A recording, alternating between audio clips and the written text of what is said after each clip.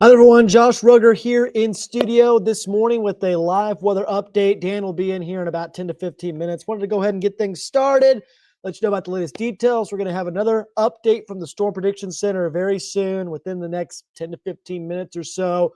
We are expecting some updates to this risk, especially along in south of Interstate 40 in the River Valley. But right now, the entire weather coverage area remains under level 2 to 5 slight risk. We'll see if that's upgraded in the River Valley. Right now, this is an evolving situation. There's a lot of things going on at this time, but let's get right to it. I see a lot of comments in here right now, a lot of folks that are ready to rock and roll, ready to know about the latest details. Hope everybody's having a great Tuesday. It's been a bit of a loud morning for some of us here in Northwest Arkansas, but not everybody has received rain so far, especially south of the Interstate 40 corridor. So let's get right to it. Let's go ahead and take a look at what is going on right now here on satellite and radar. And here's the deal, folks. We still have some shower and storm activity moving through NWA. A lot of that low-level energy is starting to kick in right now. The upper-level support is also starting to move in. And this is keeping temperatures down in Northwest Arkansas and, in my opinion, going to keep this warm front south of the Bobby Hopper Tunnel. Now, there is still the potential for this to move a little bit farther to the north, but I always think of cloud coverage as an offensive lineman, right? Think of cloud coverage as an offensive lineman. The warm front is a defensive line. It's trying to get to the quarterback, which is us right here in our area. And all that cloud coverage that's currently in place right now is keeping that warm front to the south. It is pancaking the defensive line at this time, kind of like Arkansas versus Memphis. And that's the only jab I'll make throughout this entire forecast after that game on Saturday. I've got a lot of thoughts about that, but we want to talk about the weather right now. But again, that offensive line is the cloud coverage. You've got all those clouds that are still pushing through Northwest Arkansas, long and north of the Bobby Hopper Tunnel. Still got some thunderstorms that are developing off to the west as well. So you're seeing a lot of back building right now. And that's just keeping that warm front from moving to the north. So here's the deal. Caleb, I see your question about outflow boundaries and stuff like that. Yes, you can have outflow boundaries, and that can create shear. That can create a lot of low-level wind shear especially. But if your instability is not there, if your warm front's not north, it doesn't matter. It doesn't matter. It's such a big deal. We have seen time and time again, cloud coverage keep the warm front from moving any farther to the north, and that keeps our tornado potential down. We've also got a narrow window for severe weather because this cold front out west is going to be crashing in late this afternoon into the early evening hours. So really the window is between about 2 to 7 p.m.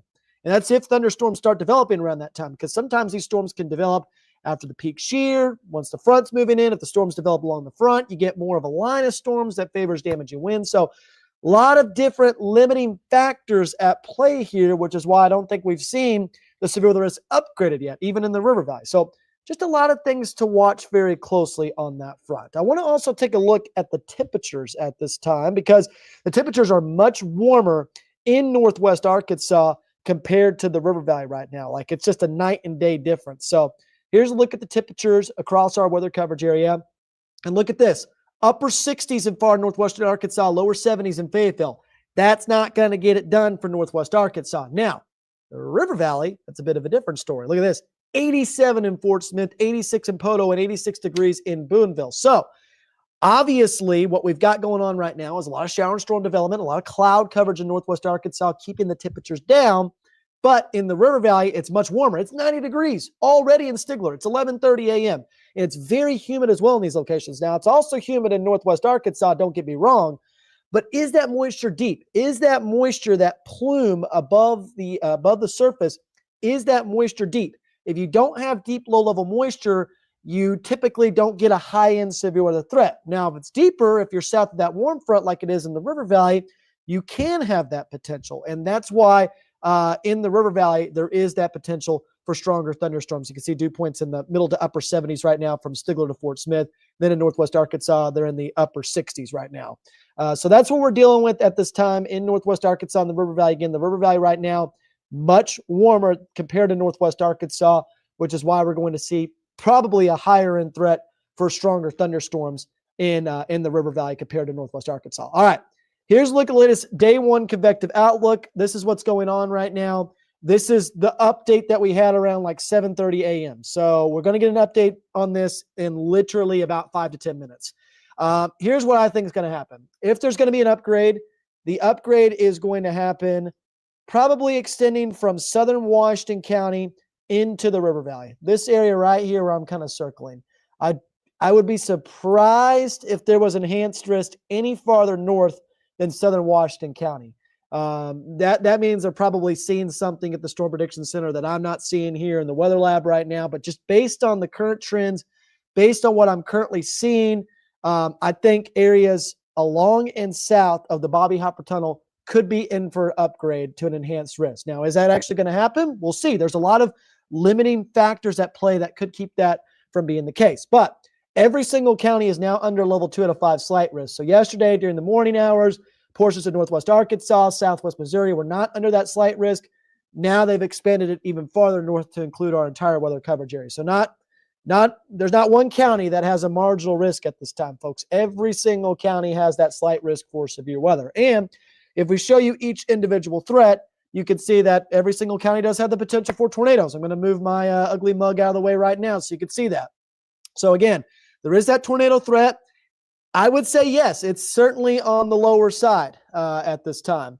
There it is, right on cue. It has just been updated, and look at that. The tornado threat has increased again. So it is a little bit farther north than maybe what I thought. I thought it would be in southern Washington County, but it's in general about the area I outlined. You can see from southern Benton County into the higher terrain areas of northwest Arkansas towards Madison County. And then as you get a little bit farther to the south towards Crawford and Sebastian County, it is under that hashed risk for tornadoes. That means there could be strong tornadoes with the storms that develop during the afternoon hours. And watch this, folks. I'm going to go back to that outlook and look at this.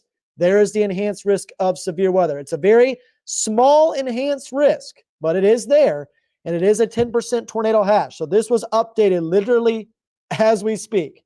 I'm putting it on the map right there. There's the level 3. There is the level 1 marginal risk that's off to our north and west. So every single county at least under a slight risk for severe weather.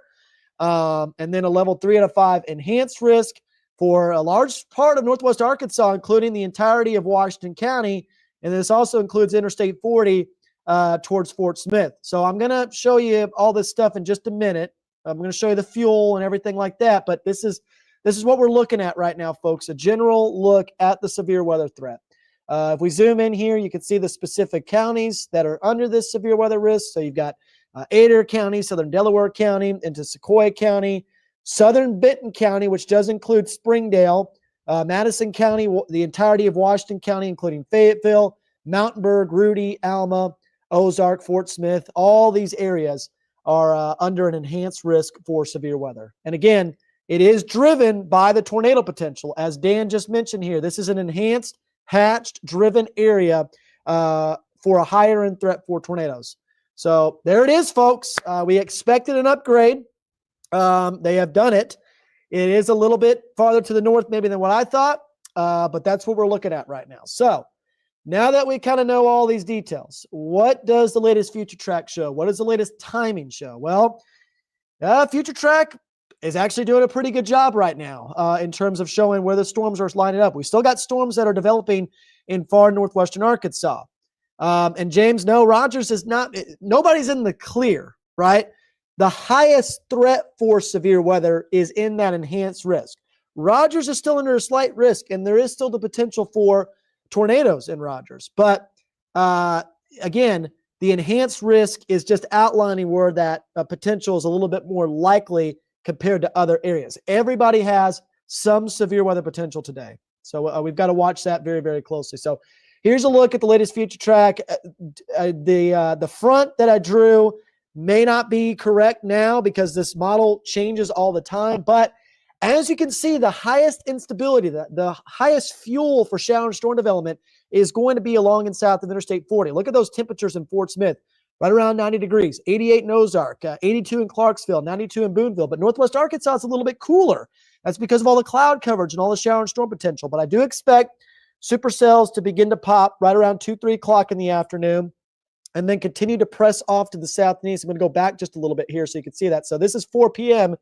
Notice how those storms are moving through northwest Arkansas. They're starting to leak into the River Valley as well. A lot of instability surging to the north in the River Valley. And look at this, right around 6, 7 o'clock, that's when we start seeing those supercells push into the River Valley. So you can see at 6 p.m. we got some very heavy rainfall going on in Fort Smith.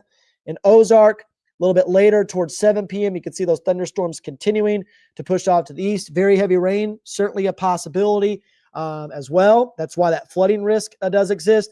I do think by 8, 9 o'clock, that cold front's going to start pushing towards our area, so we'll have a tendency to see more clusters of thunderstorms rather than more semi-discrete supercells, but certainly something we'll watch very closely there. Heavy rain still showing up at 10, 11 o'clock, but I think by this point, the severe weather risk is going to be dropping off across our area. So it is primed in Fort Smith, Cameron. You're exactly right about that. It's been mostly sunny in Fort Smith for quite a while. And now I think we're starting to see kind of a little bit more confidence in terms of where exactly that highest end severe weather threat is going to set up. And so, yeah, Emily, so here's the deal. There has been storms in Bentonville. I've been saying that all morning long as well. I think that Benton County right now, especially in northern Benton County, the instability might be lacking, which is great. If the instability is lacking, then we're going to be dealing with just more of a heavy rain event. But I think farther south, as you get towards Washington, Crawford, Sebastian County, that instability, that moisture is going to be much deeper, and that could lead to a higher end threat for severe weather. Let's go ahead and look at a couple of parameters. I want to look at the significant tornado parameter. I want to look at as well as the updraft helicity tracks as well. So let's look at the SIGTOR from the short range HRRR. Let's see how the parameter space is kind of evolving here across Northwest Arkansas and the River Valley. So it'll take a little bit to load and populate on this map, but I do expect to see some significant tornado parameters start popping up in Northwest Arkansas and the River Valley here. Hopefully this thing populates. It's been extremely slow today. Come on.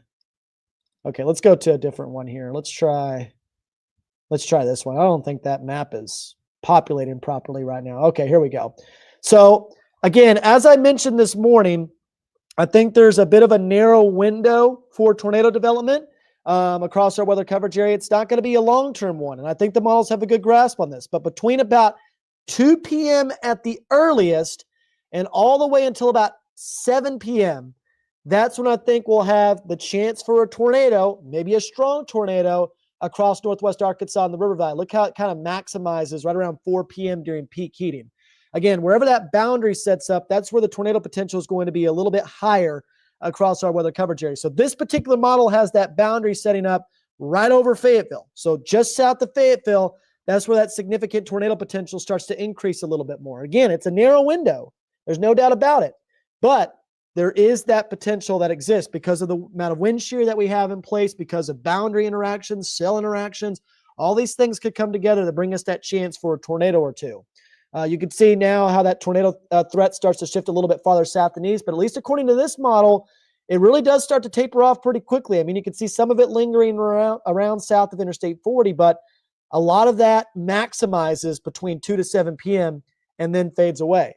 Let's go to our updraft helicity tracks. Let's look at what's going on here with the HRRR. This is a short range model. So you can see it showing some spinning thunderstorms developing in Northwest Arkansas right around 4 or 5 p.m. It lines up with that significant tornado parameter.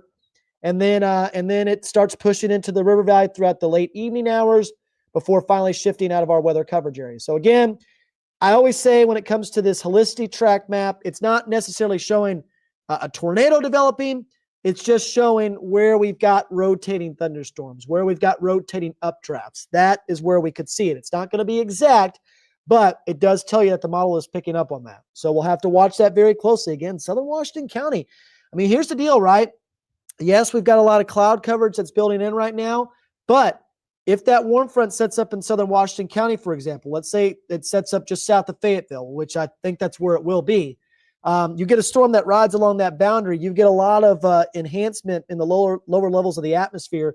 You start getting more of a spin. That's when your tornado potential begins to get maximized a little bit more. So, Brian, we've already shown it a little bit earlier. I'll show it again, but I know that. Here's a look at the day one outlook again.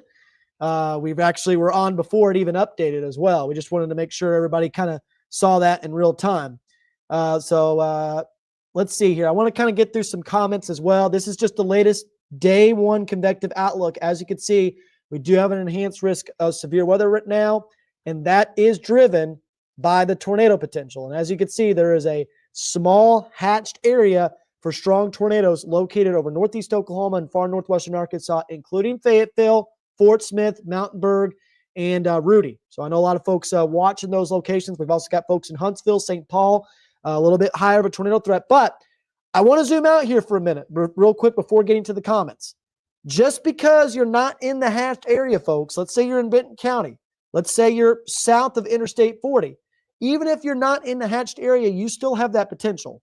It's just that it might be a little bit greater in that yellow shaded color right there. So I cannot stress that enough. I saw a few comments come in saying that, okay, we're in the clear in Rogers, we're in the clear in Waldron. Not necessarily the case. You need to stay weather aware in every single county until that front pushes out of our area. So again, this is what the SPC has pushed out. I'll be honest with you. I thought it would be a little bit farther south. Now, the best wind shear for rotating thunderstorms is located over northwest Arkansas. There's no doubt about that. But I have some questions about the moisture, how deep it's going to be, and I have some questions about the timing of the storms overlapping with the wind shear and the position of that warm front. But what they're probably looking at here is, the warm front maybe sets up, let's say, right here. And if it does, well, you get a storm that rides right along this boundary, takes the correct track. It is going to rotate rapidly. So that's probably what we're looking at right now when it comes to that. But again, a lot of uncertainty still. I know it's been upgraded. I know we're watching this very closely. I know a lot of folks are talking in the comments right now. But again, if we go back to high resolution satellite, you'll see here that there is a lot of cloud coverage north of the Bobby Hopper Tunnel. There is a lot of clearing in the river valley right now, that's for sure. And you can also see some of those waves showing up as well, just south of Interstate 40. That is a telltale sign that we've got a lot of energy pushing towards the area right now. Still not really seeing a healthy cumulus field yet, but that will probably change once we get to the early afternoon hours. All right, I want to get to some of the comments here. Again, I know people are asking about specific locations. Just what you need to know is you need to stay weather aware today, especially if you live in areas around Washington County south. That's where the highest in threat for severe weather will be today. It'll be mainly between about 2 to 7 p.m. in my opinion, but there will be the potential for more heavy rainfall as we go throughout the late evening hours as well. So Brendan is asking, is this enhanced risk out of precaution because the front isn't here yet? Brendan, I think it's out, and I expected it to be an enhanced risk anyway. It's out because, there is at least some confidence, or there at least some thought that if this warm front lifts a little bit farther to the north, that we could start seeing an enhancement of the low-level wind shear. We could see a little bit more instability work its way into northwest Arkansas, or at least southern portions of Washington County. I still think that if you're south of the Bobby Hopper Tunnel, you need to be especially weather aware because the warm front is already north of that right now. I mean, it's pretty easy to spot. I mean, the warm front can't go any farther north than where this cloud coverage is right now. So the offensive line right now is winning, but there are some indications that maybe this cloud coverage moves out just enough to where you can get it a little bit farther to the north. I don't think it gets any farther north than this line right here. I would be surprised if it did, which is why the enhanced risk is located in these spots. So it's all dependent really on where this warm front is in terms of your tornado risk. Everybody's going to have that heavy rain threat. Everybody's going to have the potential for hail, damaging winds, no doubt about it. But there are some questions about the northern extent. So Dan's in a good downpour right now. He's on his way. He's going to give us some more details on what's going on. So thank you so much, Dan, for tuning in as well. Let's see here. So Brian says the RRFS model, I think, is doing a good placement on where the storms develop, but it also depends on where the placement of the warm front is. Exactly, Brian. And see, that's the thing at this point, right? And I know everybody wants to see the models. I know everybody wants to see, what the HRRR is showing, what some of these high resolution models are showing. But the fact of the matter is, folks, is that the models are not going to be perfect on that front. They're not going to be perfect on where exactly those storms develop, on where exactly that warm front sets up. Sometimes it can't sample that system properly. So again, sometimes the models can be, a bit of a struggle bus. They can be on the struggle bus when it comes to this setup. So we'll watch it very closely. Will the shear with such high winds blow the tops off of them? No, because you actually have balanced shear. What I mean by that is you don't have too much upper level shear. You don't have too much low level wind shear. They're both kind of balanced. Normally what happens when the storms get kind of blown apart is the upper level support is lacking, right? So you'll see storms start developing. They'll start bubbling up. They reach a certain point and then they just get torn apart because there's too much wind shear below the upper levels. That is not the case with this system. We've got plenty of upper level support. So these storms, that's why there's so many that are developing right now. Yeah, I do, WDT. I do like to hear myself talk. Let's see here. Josh, there's some flooding on the roads in Bentonville and Centerton. So that's a good point right now. Thank you so much for that update there. I do want to talk about this flash flood warning that is in effect for southwestern Missouri. This includes Berry and McDonald County. This goes until 5:30 p.m., folks. And that's that's a pretty extended period of time for a flash flood warning right now. So that tells me that the National Weather Service right now is going to be issuing these flash flood warnings out of precaution, and they're going to be putting them out there for an extended period of time as well, because there's going to be more thunderstorms developing as we move throughout the rest of the morning into the afternoon hours. So this is a long-term flash flood warning in effect for Berry and McDonald County. I know some folks are saying that we've got some flash flooding that may be starting to occur in portions of Benton County. So let's go ahead and take a look at the precipitation totals, and look at that. Quite a bit of rain over the last 24 hours, especially in northwest Arkansas. If we kind of look in here and take a look at the average accumulation in and around Bentonville, where some of that street flooding is being reported, you can see about 3.4 inches of rain over the last 24 hours, with plenty more to come. So that's a little bit concerning right there. Remember, we've already had quite a bit of rain over the last several days. That's why it's not going to take a whole lot for that flooding potential to increase quite a bit. Go a little bit farther to the south. Look at all this rain that occurred in the River Valley over the last 24 hours, especially near Clarksville. Just south of Clarksville yesterday morning, folks, it was insane. East of Fort Smith, we had a ton of rainfall, a ton of flash flood warnings that were in effect in those locations. So appreciate everybody giving me an update on what's going on in Bentonville and Rogers. I did want to kind of look at what was going on with the accumulation totals there. So hopefully we get a little break in the activity so things can kind of subside. Let's see here.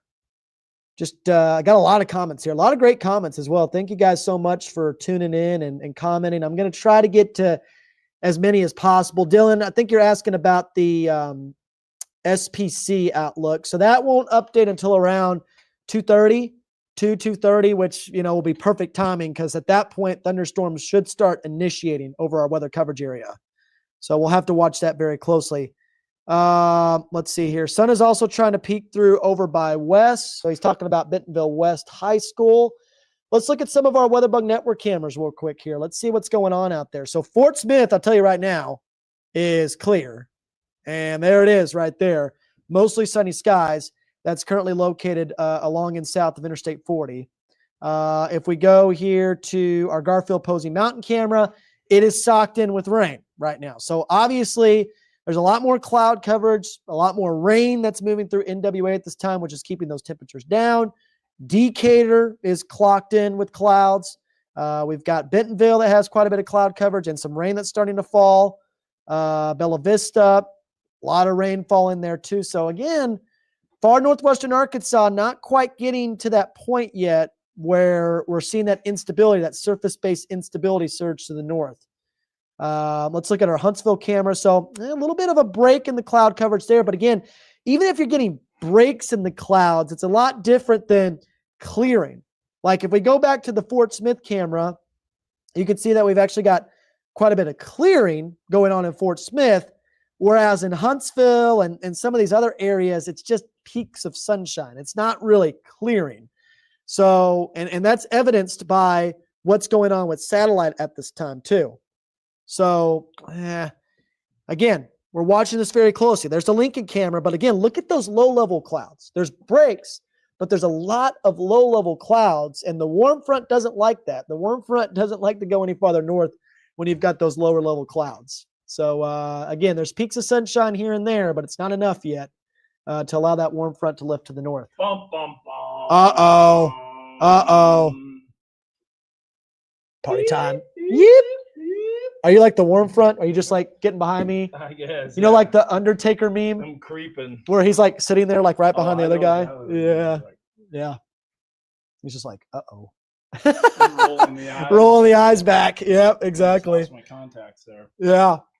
I can tell you the downpour happened, but go to the Fayetteville, Mount Sequoia. Yeah, we were on that just a minute ago. You can see there's trying to be peaks of sunshine, but as you said, this energy is swinging in, and look at this. The good news is that we didn't see severe weather from this initial line, and I know you might be getting some questions about that. Have you ever gotten any questions? Why isn't this line severe? I haven't gotten any questions yet from folks about that, but we did kind of talk about how the upper level support was lagging.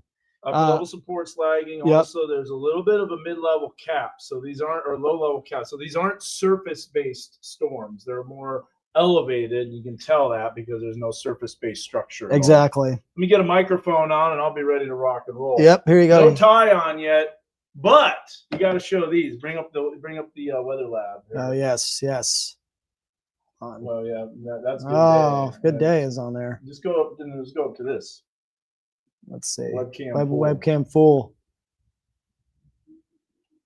Whoa! Oh my goodness, that's decked out, dude. Seen those. I have not seen those before. The dress shoes with the radar on it. Doc Martin. Yeah. Thanks to Jamie, he's the one that pointed those out. Yes, so. He's rocking and rolling right now. I haven't worn these yet. First day to wear these. Somebody said keep the tornado tie off. I know. We don't know which tornado tie is going to go on today. You think we see a tornado watch? I do. I do. 100%. Yeah, absolutely. Yeah. Now, okay, I don't know if it's going to make it as far north as what. I don't know if I necessarily agree with the northern extent of the enhanced risk. I'll be honest with you. Let me show you something here. Because Tulsa's on here, you can't see the boundary. I'm going to switch radars. Yeah. And I'm also going to decrease the cutoff for the DBZ, and you can see the front. The warm front. The convection is influencing the development of the warm front farther south. Yep. So it's actually in southern Washington County, and you'll see that here in just a second. It's about where I thought it was. That's where I lined it up. Yep. Very good. Yes. I'm going to change this to this. Yeah, so what Dan's doing right now behind the scenes is he's allowing us to see a little bit more of what's going on at the lower levels. So in order to see where this frontal boundary is, we got to bring up some of the smaller returns. Let me go ahead and throw on the mic here real quick. Whoa, glitchy camera. What? Whoa. In the world? Yeah. Trash. Get that off the screen right now. That is a has that been happening?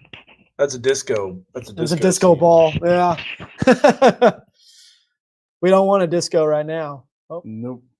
I can see you're connecting that mic. Mm-hmm. Let's turn it up. All right. Check, check, check. Yeah, we're good. I think you're rocking and rolling. Just connects instantly. Snazzy Dan. Snazzy Dan.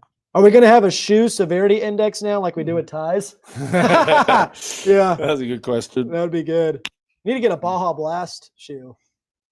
Okay, so you can kind of see if you look, right? If you go to Mega Doppler. Yep, got it pulled up. You can, let me show you the front here in the frontal position. So it's going to be, I'll just show you where the cursor is. You can see that right here. See that little line that's dropping south? That, I believe, is where the warm front is. And I would agree. So if we look at spectrum width, you'll be able to see it right there, just kind of dropping south. So that's the position of the warm front. Exactly where you said with the lack of clouds, south of the clouds. This is the Bobby Hopper Tunnel. Let's look at an iDrive camera at the Bobby Hopper Tunnel. Let's see what that looks like. Yes, absolutely. Oh, there's an accident too. Of course. So the Bobby Hopper Tunnel, as you bring up the iDrive Arkansas. So here's a look at RDOT, iDrive Arkansas. This is looking southbound. Look, that's looking where there's absolutely no clouds. Yeah, exactly. That's where the true clearing is. So the clearing's already occurring there. Let's go a little bit farther north. And that's still getting clear. And then look at that. Yeah. So just basically, this is Pittman Corner right here. Pitkin Corner, mile marker 49. and let's work our way a little bit more north. Yep. And there's where it's raining. Yeah, At exit completely socked 58. in. So once that clearing takes place, got an accident here. See that? Yeah, I On know. Highway 71. That's not even where it's raining. Yeah. One vehicle. One accident vehicle too. on Highway 71. So, anyways, But that's what we're going to be watching. And I mean, you can see where the warm front is too on visible satellite as well. I mean, now look at this. I'm starting to notice that we've got a lot Some more gravity waves. Gravity waves showing Mhm. up there. Have you looked at water vapor in a long time? I haven't looked in a while. Let's go ahead and look at that. One thing too, I want to see something. You mentioned how Springdale might be in the hatched area. Mm-hmm. I want to look at this real quick. So when you zoom in, that's great, but sometimes the 3D of the tilt of the Earth makes it look, yeah, so it still is in there. Mm-hmm. But sometimes it's best to just go straight overhead Yeah, when you zoom in. because the way that the words are going to be put on the screen. So I do not I guess it's actually working pretty good. Well, I don't know if I necessarily agree with it being that far north. Just my opinion on the matter. so here's my thinking on this, and It's gonna glitch. Yeah. Yeah. Okay, hold on. I'll take care of that. Yeah. That's all right. I can do that. Stand by. Yeah. Why is that glitching? I don't know. It's just like a disco ball, dude. Yeah, no kidding. Going back to like the 1980s here. I mean, I guess they're trying to line up with your shoes. So is there any way to do that without it glitching? No. Stand by. I Stand can by. take care of this. Woo! It's gonna get someone a heart attack. Yeah, I know. Okay. Maybe if I do this, it'll work. Please work. Nope. Lordy. Oh, brother. All right. Works perfectly when it's like sunny outside. Yeah, I know. And it's like, okay, now I'm gonna be crap. Yeah, I don't know. That's strange. Oh well, hold on, stand by.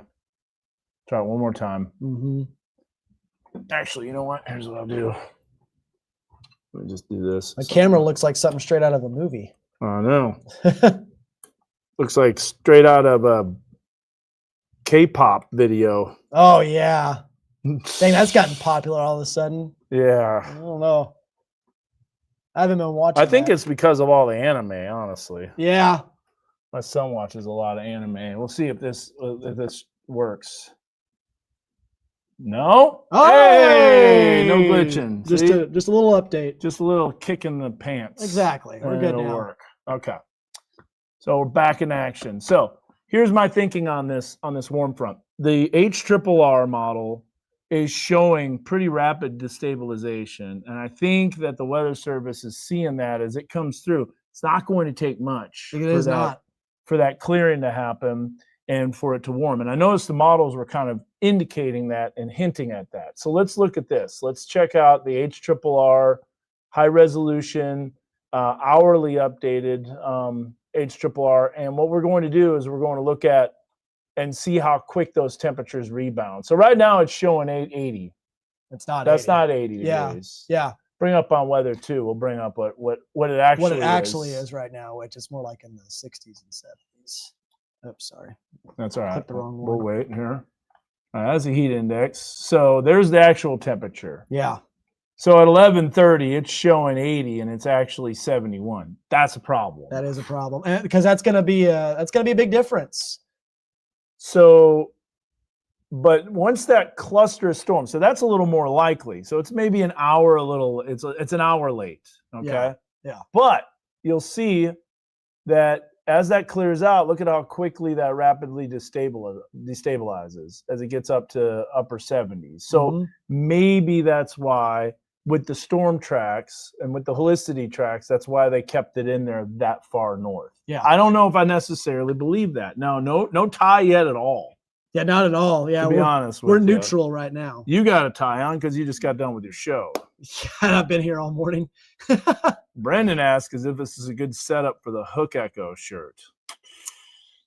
I don't know. I'm not sold on it because I'm not sure how isolated these supercells will actually be. Are they going to be clusters of supercells? I tend to favor more clusters today. Dan. Yeah, and I tend to favor no major Hook Echoes. Yeah, not like October. Not like May 26th. No. Raging supercells with incredible hooks. Yeah, I don't see that. Yeah, It's not going to be one supercell to remember. Nope. It's going to be Multiple supercells to watch. think about. Yeah, exactly. Yeah, there you go. That's the new title. Edward, what's going on, Edward? Yeah, he's watching very closely at NWAC right now. You know what's interesting is Edward said that one of the people that's in his class had our co-anchor Allie in her class, and then she remembers, and she actually used to be a producer at 5. So that's awesome, right there. Team Dominator hoodie, let's go. Hey, dominating. He's in Mountain Home, by the way. Well, that's what he said. See, I have a feeling he's fooling people. No, he's got an actual thing. Yeah, he's got an actual presentation. But I'm actually going to have it in Bentonville. Yeah. But he'd be like, "Hey, everyone, I'm going to Mountain Home," and then you see him start live streaming in Fort Smith. Yeah, right. And everybody went to Mountain Home to follow him with his teleporter. Multiple supercells to hate. Yeah. All right, let's do this. Some of the best information to look at is the mesoanalysis. Have you done that? I've been looking a little bit throughout the day. I haven't looked recently. Have you showed our lovely Facebook viewers and Weather Live viewers? Not yet. So let's do it. Let's do it. Let's check it out. Yes. I did a detail. You can go on the green screen with the live stream now. You got the mics. With the mics, you just got to bring up the camera. Mm-hmm. In PCR, so it works really well. I've been seeing you cook with that lately. Oh yeah, let them cook. All right. Oh man, okay. So let me tell you this, CJ. Before we get into that, was that musical not amazing? That was so awesome. I was thoroughly impressed with Back to the Future, the musical. You were blown away. The way they did the DeLorean, the music. The effects, it was awesome, man. I just got to say, hands down amazing. You're a big Back to the Future fan. You'll like this. Okay. Stardust, and I know Stardust Racer's got a little bit of controversy going on right now and everything, but they're going to be reopening this week. That's what I heard. And on the back of the carts, guess what's on the back of the carts? Roads. Where we're going. No. We don't need roads. No, I don't know. Flux capacitors. What? Yeah, there's flux capacitors. I noticed that little detail that they put on there. Let's go. Yeah. So Back to the Future. Probably going to have to put all sorts of warning things like warning if you have heart defects, this could really cause an issue. It's an intense ride, man. It's very intense. Well, I'll tell you this. Oh, we got some of this too. So. Here's what I'm talking about.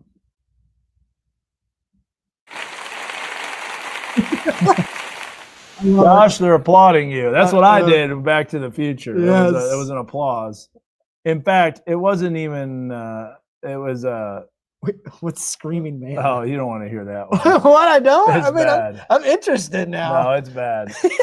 We're not going to do Screaming Man. Dang it! You showed it to me. Now I'm intrigued. We'll do it off the live stream. All right, let's get to some actual information here. Yeah. Trust me, it sounds like someone is falling from a building. It's not good. Okay, so Northwest Arkansas, instability is lacking. Let's see what the RAP. Yep. Oh, see, it lifts northward really fast. Very fast, rapid destabilization. I don't know if I buy it. Again, I don't know if I buy it. There's too much cloud cover. I love to see if it mixes out that fast. I'm looking out the window. Yep. Same here. Not looking at a model. All right, let's look at a supercell composite. Right now, really high in the river valley. Wow. This is 16 in a large area for 620. 20? Yeah, river valley's under the gun. Yeah, a lot of instability. Let's see QLCS tornadoes. What do we got? I see the shear's starting to increase too. It's very high too. So you got 30 knots. Yeah, and that's going to keep increasing. Mixed layer cape, not there. So if we look at the 0 to 3 kilometer cape, that probably will increase over time. Increase big time. Yep. Yeah.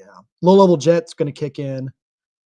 Speaking of that, let's look at the storm relative effective. So this is basically effective storm relative velocity at the inflow base. So that's where they talk about effective storm relative velocity. And you can see that's increasing over us. Wow. It's maximized over Northwest Arkansas. It really is. And that might be why they put all that. I think that's why too. Let's look at mostly unstable cape. So this is interesting. The critical angle isn't done right, but the way these photographs are kind of elongated, I could kind of see it. Now look, it's about 90 degrees. This is a tough map to read. It is very tough. I don't think it works really well because it's doing 0 to 1, and it really should do 0 to half kilometer. 0.5 kilometer, yeah. You know, I've kind of noticed this with this system. The thermodynamics are better along and south of Interstate 40, but the wind shear is way more favorable in Northwest Arkansas compared to the River Valley. And then let's see. Here's the short wave that's coming in. Uh-huh. So you can see that. Look at the 850 analysis. Starting to get a low-level jet. Look at that fetch of moisture coming in. So that's what's going to increase the low-level instability. Let's look at the lapse rates, too. Low-level lapse rates, 7. See, right now they're pretty low, which is why those updrafts aren't super intense. But over time, it actually gets worse. Well, that makes sense because the temperatures are warming. Yep. But let's check out mid-level lapse rates. So this is why maybe that hatched area for hail was taken out. Yeah, they're not as impressive as what was being modeled yesterday. Let's see, significant hail. Yeah, see, the significant hail, it's not really that great. Why don't we look at SIG-TOR? Right now it's the SIG-TOR fixed layer is pretty low. Yep. Effective layer, we can go over time, we can look at that, and you can see that increasing. And look at that. That's right when the storms are. So that right there is 5 o'clock this evening. That's which not is far away. It's just 5 hours from now. And that's right around the peak time frame that we were thinking. Yep. I was personally thinking 2 to 8 p.m., kind of in that window. Yeah. Before the cold front moves in. It's an interesting setup, man. There's a lot of flies in the ointment, but there's also a lot of very favorable things going for this system. It's interesting. Check out this. Little media alert. I like that. So if that happens, if we get something new. Or message alert. Whoa. Yeah. I like Got some different sounds. Got our soundboards. I wonder if you guys can hear the sound. Is this something that we can only hear internally? Well, let me know.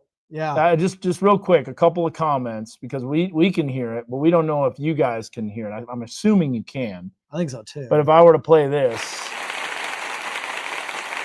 can you hear that applause? Yes.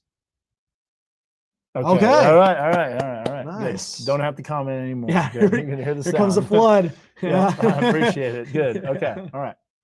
Let's go back to the real details. Let's look at the water vapor. Let's check all that out and see what we got cooking. So I'm going to bring that up over here. We've got the high resolution satellite. Do you have that in the, see, you don't. What's up? Mesosector. We've got to be in the mesosector. Oh, you want to get into the mesosector? Okay. Well, yeah. I mean, I just kind of showed a general. Let's get into the high res mesosector. It's got to be over us. I'm just going to guess. Mesosector 1. Yeah. There it is. Notice how smooth that is. So we're doing every minute updates on that. It just looks like that front is not going to make it northward. It just won't. Look at all the extra cloud cover. This is what we talk about looking out the window. Benton County, maybe some storms. I mean, I think storms are definitely a possibility, and rain and flooding, but this is where the energy and this is where we need to watch. Yeah, it's kind of like the Memphis offensive line is the cloud coverage, and the Arkansas defensive line is the warm front. And the defensive line is not getting any push against the offensive line right now. If you're talking about football, then the graph is the fumble. Yeah, the graph is the fumble. Yeah, at the 2-yard line. Yeah. How does that happen 2 weeks in a row? That's crazy. Yeah. Who knows what will happen this weekend? We'll see. Just like who knows what happens today. Exactly. So there's the energy coming in, and look at once those clouds move in, that's going to be the beginning of the storm. So let's see if we've got a mesoscale discussion. Not quite yet. So far, everything's pretty quiet. Nothing there yet. They're definitely going to wait a little longer. Let's go back to the risk here. And I'm glad that you were on that when that risk was issued. That was a good idea to be like, I think they're going to go enhanced at the 11. Oh, yep, you can't see it. Right. Yeah. You're right. You can't see it. So, yeah, okay. I didn't do too much without you. Yes. Oh, but you couldn't see the water. Oh yeah, they couldn't see the high resolution. You'll have to show meso. We will. again. We'll Yeah. get back there. All right. So this is the high resolution satellite. Yep. This is the high resolution satellite. Mhm. There's a lot of windows to pop up and all that stuff, and we Lot just of got to moving make parts. sure this is the right window. Yes. But what I'm going to do is I'm going to bring up, see how that's kind of a little bit jerky and it's not a super smooth animation. This is a much smoother animation. Notice the time lapse up at the top, the time stamp Minute by basically minute. goes every minute. Yeah. Because these are 1 minute updates. Man, you remember the days? I do. You know, it goes like 6, like where Way it was back like when. he had like 30-minute updates. Yeah, it was. You might get a full sector. I do but- remember this because I remember when I was little, I would always look at that kind of stuff, and Uh-huh. it's like I know. It's like it was that. terrible. So I'm going to take the tilt out and look. golly, You can see, and this is what I was seeing too, is that there's northerly flow, which is not going to do it it's not favorable. severe weather-wise. It just won't. Mm-hmm. Yeah, you can see the radar. That's what's cool about this is I can take that and I can put that over the sweeping radar. How about that? Yep. For some energy. And you want to And know that something? shows the heavy rain too. Guess what? There's more storms developing now along Highway 69. Yeah, and that's just not going to do it. Yeah, the energy is starting to move in now, and so now you're starting to see maybe an enhancement of low-level jet too, which is going to blossom storms everywhere. There we go. And this is like all of them. Bye. Okay, so here's the look at the satellite. What we'll do is we'll kind of pop that on and off. So there's the high resolution satellite. You were mentioning additional storms popping up, and you can see that as that energy swings in. So this is where the models can sometimes be underdone. So now you're seeing that additional development out west, and that's just not going to allow the warm front to lift any farther north. Yep. I just We don't just think get little so. peaks of sunshine, but then it gets obstructed by clouds and more rain. But not in the river valley. No. My goodness. So here's a couple things. Look at It's just completely now look at the low level winds starting to increase. much faster. Here's a good question. Is a sounding just all these parameters put together in a graph? Kind of, but think of a sounding being like think about it being like a weather balloon. So it's Mhm. going up, and the weather balloon is measuring temperature, dew point, pressure, wind speed, wind direction. So it's Yes. measuring those 5 things essentially. And then what it does is it plots it out. Now, a model sounding is what the balloon, what it thinks the balloon will measure. Would do, yes, in that situation. Yeah. Yes. Which is why when you have a contaminated sounding, you just throw it out the window every single time. Diana says, my backyard looks like a lake. I know. Yeah, I think a lot of folks are There's dealing with a that lot too. of there's a lot of rain. We just got a new flash flood warning. And Oh, I was talking about this too. I think they're going to be a little bit ahead of the curve when it comes to flash flood warnings. The one in Southwest Missouri goes Yep. until 5:30. new flash flood warning. There you go. Doo-doo-doo. So let's check that out. I'm going to show you what we're looking at. So this is just issued Yeah, I'll get to the. at 12:11, and that makes sense because it is downpouring right now. Yes. And they're going to have these last a little bit longer because there's just going to be additional development. The Bentonville Square, rain's pretty much over for the Bentonville Square. You know, Rogers, that camera has been finicky. What's been going on with that? Yeah, it's been bad. Here's Yeah. Posey Mountain, though. That is a Socked. downpour. Socked with rain. Yep. That's not going to be tornado potential. Yeah. If there's a watch that comes out, I would be willing to say Benton County won't be under it. I would agree with that. Wouldn't say bet my life entirely. It could clear out, but anyways, going back to the graphic here, there's the flash flood warning that's been issued. Goes until 3:15. That is for Benton County, and this is, by the way, observed. So you can see the way that it's a little bit darker on the warning. Yeah, excuse me. Oh, exactly. Now, I was going to say a lot of people were commenting that there was some street flooding going on in Bentonville and Rogers yeah. just a few moments ago. That's the thing, though, with this storm system. Like, it just doesn't take a lot for us to get flooding because we've had so much rain I know. over the last several days. And we've got another round coming through tonight. I mean, even if we don't see tornadoes, we'll still have thunderstorms with heavy rain. Exactly. And I know you showed the HRRR for the precipitation, and it was hefty. I mean, this is pretty hefty stuff right here. Means widespread 1 to 3 inch amounts, and there's a swath of locally higher amounts that's always popping up on the models. 3 inches in Fayetteville on top of what we've already seen. So Top of I the can foot. tell you, yeah, it's some heavy rain. Yes.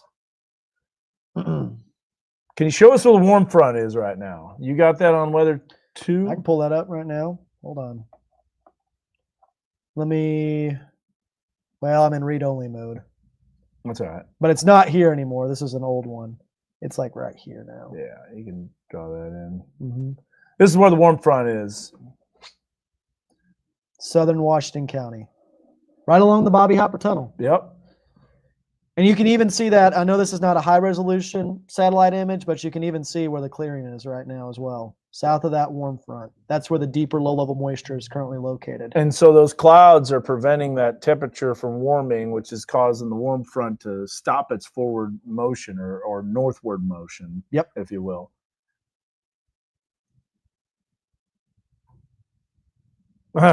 Will Springdale be getting dumped on all day? I'm freezing out here. I know that rain's probably cold, honestly. Yeah, let me go back to the Prairie Creek. Let's go ahead and I'm going to look at some mega Doppler stuff here. Yeah, it's still in the middle to upper 60s in far northwestern Arkansas, lower 70s in Fayetteville, but you get south of the Bobby Hopper Tunnel well into the 80s and 90s. That's almost like looking like a winter weather map. Man, it did get 90. Yeah. We said 90. What did we go? 89, 90? We went 90. 90. Yeah. Nice. Yeah. And that might be not enough. Yeah, it might get warmer than that, which is crazy. It's a lot of instability. What's the dew point? Low 70s still? Dew points are in the middle to upper 70s in the River Valley. Holy cow. Mid 74? Yes. That is a volatile atmosphere. Absolutely. And I know for a fact in those locations that plume of moisture is deep. Yeah. South of that warm front. Now, northwest Arkansas, you're looking at dew points. You're like, okay, well, it's very humid, upper 60s. But because the warm front's to the south, above our heads, that moisture is probably not very deep yet. And that's why those storms are also not taking off and becoming severe quite yet. Let's see here. Uh-oh. I mentioned the forbidden word and somebody's... Don't break my heart. I'm so ready for winter weather. Oh, yeah. No. Oh, boy. Done with that. Oh, boy. Kill that. Look at this. We got a wider range of weather cameras. I might as well just bring them up. Just show the array. Yeah, some of them are down, so just pardon our dust, if you will. They only go down when we're about to have something big. Yeah. But I can point out, look at Alma's in the top left. Here. Pull that full screen. Yeah.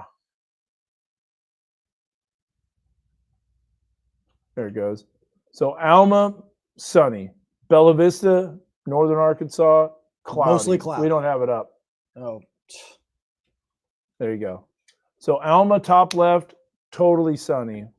Bella Vista, totally cloudy. Bentonville, raining. Midtown Building, raining. Look at Boonville.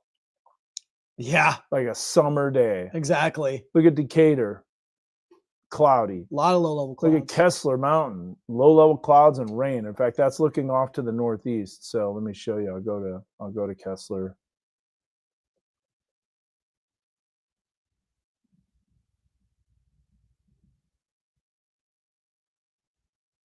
Here's a look at Kessler. What are you talking about? No recording. There it goes. What? Why is it showing the recording? Just because it's glitching. Yeah. Being mid. Yeah. Just because we're live on this stream. It'll work after we go off. Immediately. We'll let it stay. Let it cook for a minute. Let's see here. As soon as I click off of it, it'll start working. Well, let me look at the. Let me pull up the updraft helicity tracks on weather too. I'm interested to with see the newest one. With the newest one, yeah. Let's look at that. So See, it's those storms around 4 p.m. that are the problem. Look at that, Dan. Wow. You can see a pretty stout helicity track showing up there in southern Washington County, Mm-hmm. right along the boundary. And then it continues off to the south and east towards Interstate 40 before moving into central Arkansas. Again, though, I will say this, and I'm going to give the models credit on this front too, and I 100% agree with them. When you look at the significant tornado parameter as well with this system, it shows a very narrow window, and it makes sense. It is going to be a narrow window, but you can see it just kind of enhanced right around 4 or 5 o'clock. Right there over Fayetteville. You can see it right there. That significant tornado parameter starting to increase over Fayetteville as the wind shear starts to increase. We also have that warm front lifting to the north, so the instability is coming greater. And then that starts shifting south and east with that supercell into the river valley. What's interesting is that this model doesn't have a whole lot of that in the river valley, which it's probably because the wind shear is not as great south of Interstate 40. And here's the deal in the river valley, Dan. It could be more of a hail and damaging wind threat if the wind shear is lower. In our research that Cameron Nixon did, when the wind shear is lower, that typically favors more hail and damaging winds rather than tornado potential. So that could happen in the river valley. You want to see something that will be favoring everyone? I do. We got a new weather bug camera. Did you know about this? Wait, which one is this one? This is at the airport in Huntsville. What? Yep. What? Yep. So check this out. This thing is clean. This is the airport in Huntsville. So we've got the view like we normally would from the tower, but we have a totally clear obstructed view. Oh, look at those clouds. They're moving along pretty good. Yes. This is a total clearing right there. Now, the reason we're doing that is, look, there is a little bit of rotation on the leading edge of this line. Yeah. Bring it up on max 2. Mm-hmm. I'm going to bring this up full. Pull up Mega Doppler here. Now, I haven't even been able to implement this entirely into the system because I got it added not too long ago. But look, there is a little bit of rotation just to the north of Huntsville. This is looking northwest of Huntsville. There's that rotation, and that's on the leading edge of the line. Now, I think it's elevated based on what I'm seeing. However, we do have a visual on this. So we're able to see. This camera's clutch, man. Oh, this camera is major clutch. To the 9th degree. Now you can see that storm off in the distance there. That's pretty low hanging. That's it. This is it right here. Yep. Oh, look at the clouds rolling in towards the center of the storm. Let's see. Look at that. Oh, yeah, man. So that's inflow right there. I would consider that maybe even surface-based. I would agree. It's pretty low to the ground. Yeah, we'll have to watch that, dude. That's coming right over Huntsville. So let's do a track on that, if you can. We could show Mega Doppler. Yep. Let me bring up Mega Doppler on this. Yep, and I'll get that loaded up here. So let me show you what we got. We got Mega Doppler. I'm going to bring up the normalized rotation so you can see. There's those two circulations that are showing up just to the west of Huntsville. What's our speed on that? So I have 283 at 31 knots. 31 knots, okay.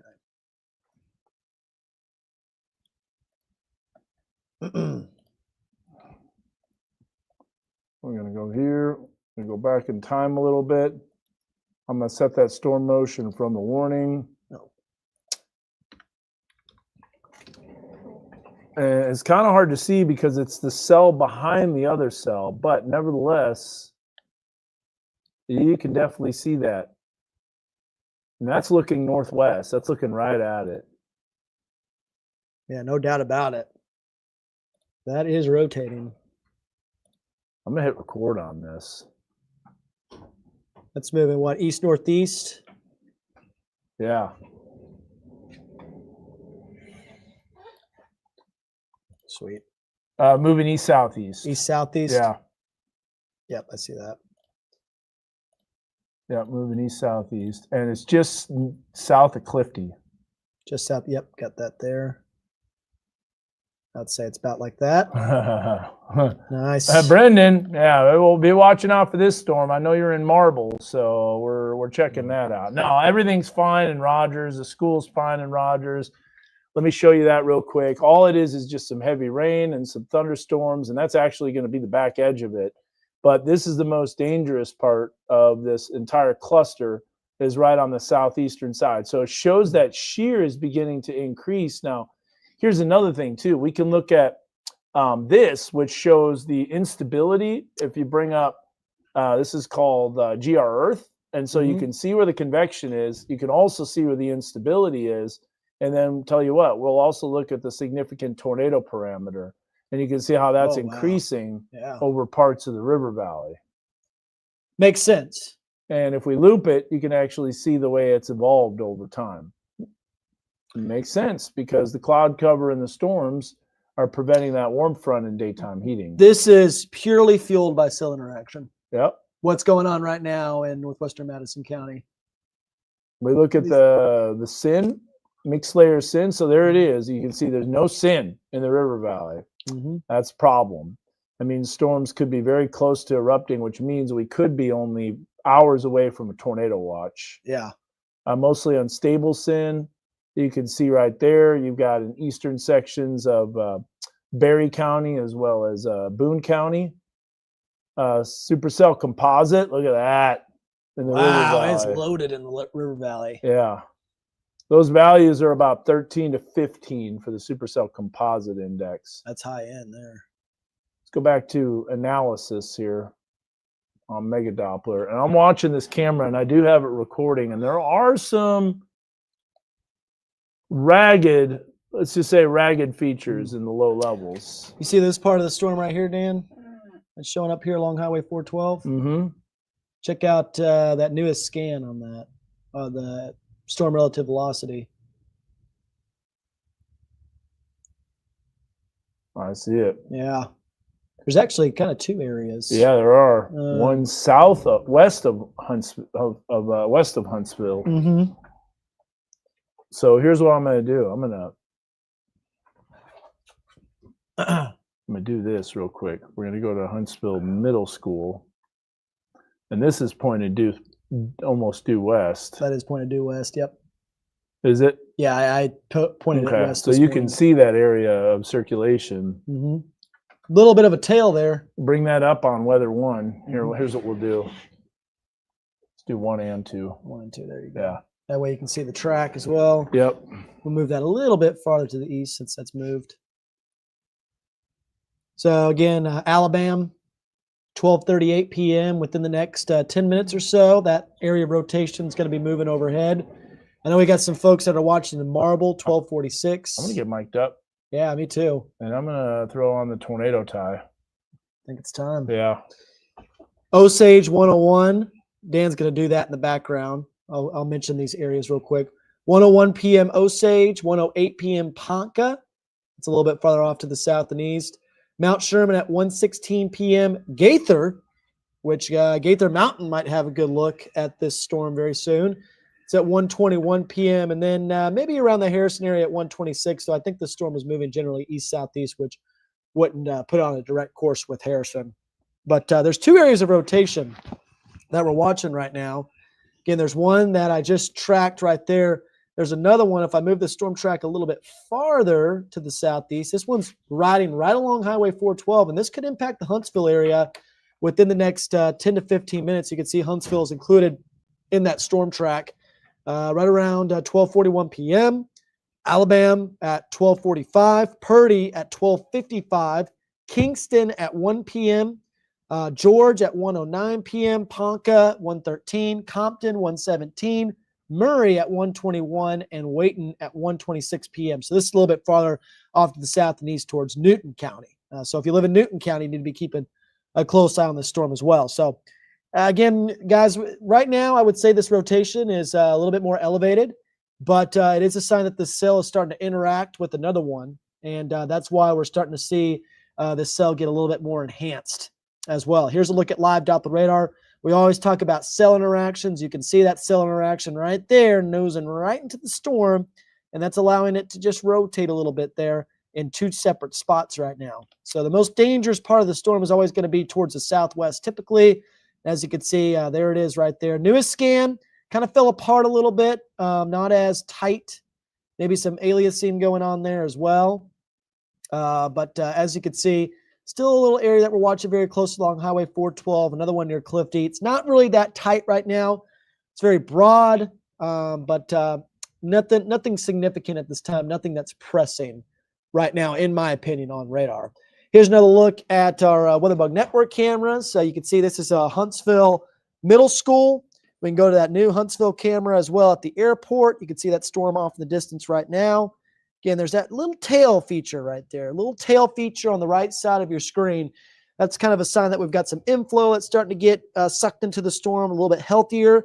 Definitely is low in terms of that base. And so that's why we're watching this one a little bit closer right now in and around the Huntsville area. I'm actually going to pull this one up full screen. That way you can get a much better view of it here without all that stuff distracting you. So there's a look at it right there. There's the base of the storm. I'm going to zoom in a little bit here so you can see what I'm talking about as well with that inflow. Look at that. It's starting to rain as well at the airport. So hopefully our view doesn't get obstructed. But there it is right there. You can see a little bit of that tail that's starting to show up right there. And that's a sign that the storm's becoming a little bit healthier with that updraft. So we'll zoom back out here just to kind of get a better view of that storm. Let's see if we got any presets set yet. Doesn't look like it. Whoop. Go back up this way. We don't want it to be facing down. So again, you can kind of see the storm off in the distance there. Dan, I think the latest scan. Starting to crank up north of Huntsville. Yep, there's one area right there southwest of Clifty. And still seeing those low bases. It's also starting to rain. Mm-hmm. So our view might get obstructed a little bit. Is that a great camera, though? It's a beautiful camera. It's cooking. I knew you'd like that. Yeah. I got to get that implemented into everything. That's a pleasant surprise. You know what I'm going to do? I'm going to switch this, Dan, to Severe 1. Mm-hmm. That way we can actually use our workspace. Microphone's a little muffled because, sorry about all the muffled sounds, but I'm putting on the tie right now. He's adjusting the stuff. You think we should move this to Weather 2, or can we keep it on this one for right now? Yeah, I think we can do severe. Well, that should be Severe Weather 1. Oh, right, that's right. This is 1. Did you see what I put on the pod 2, so you know what you're using and what you're doing? Yes, Max right 2, yeah. Max 1. Yep. That's good to have. Oh, okay. Did you reboot Weather 3? I did not. Huh. Why is that gone? That's interesting. What's going on? I'll show you. This is cool, but you can turn on the studio lights here. Oh, I think you might have had this pulled up earlier today. I just did. closed it out because I thought it was like accidentally still Oh, yeah, no. on. I didn't reboot the computer. I just thought there was something on that shouldn't be on. No. Yeah. You know the drill on that front. So I'm going to go back to Mega Doppler real quick. That way we just have it pulled up here. There's that area of interest right now that's just southwest of Clifty. We go to our normalized rotation. It's still there right now on the southwestern side of that storm. So we're watching that very closely there. Pull up Weather 1 as well. Or we could take a look at the latest scan on radar. Let's see here. Why isn't the radio siren going off in Huntsville and Kingston? Well, no warning. No warning at this time. I think it's definitely something to watch, though. Yeah. Oh, yeah. No doubt. And, you know, the Weather Service out of Little Rock covers Boone and Newton County. So there's a chance as it gets closer that they may be watching that. I'm just looking at NWS chat real quick behind the scenes. The initial severe numbers are starting to tick up. Yep, that's what Steven said. Well, and I'm glad we got a visual on that cell. Yeah, I know. I mean, that camera is just amazing. That is an incredible camera. Do you have NWS chat on this? You should. Where's the application? I don't think I have it on. Oh, you don't have it on yours? On my workspace now. I'm gonna log you out. Sweet.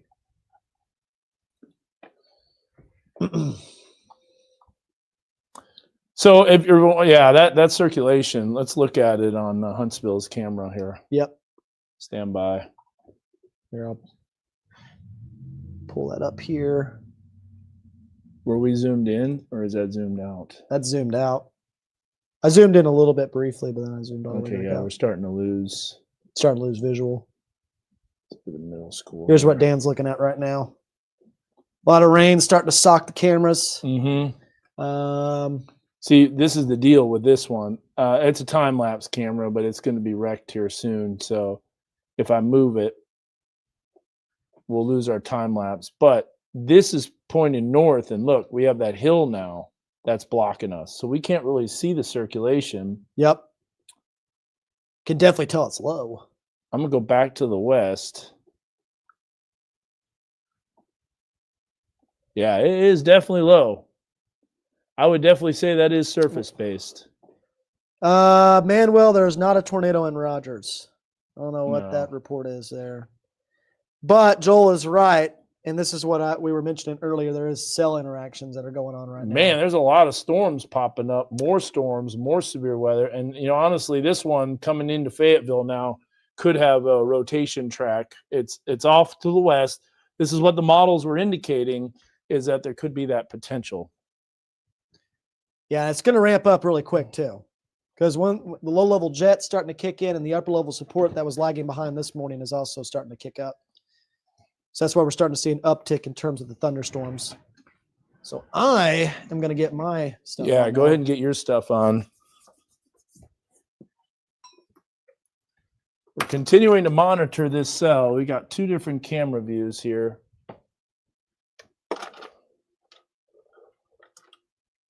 Yeah, look at that.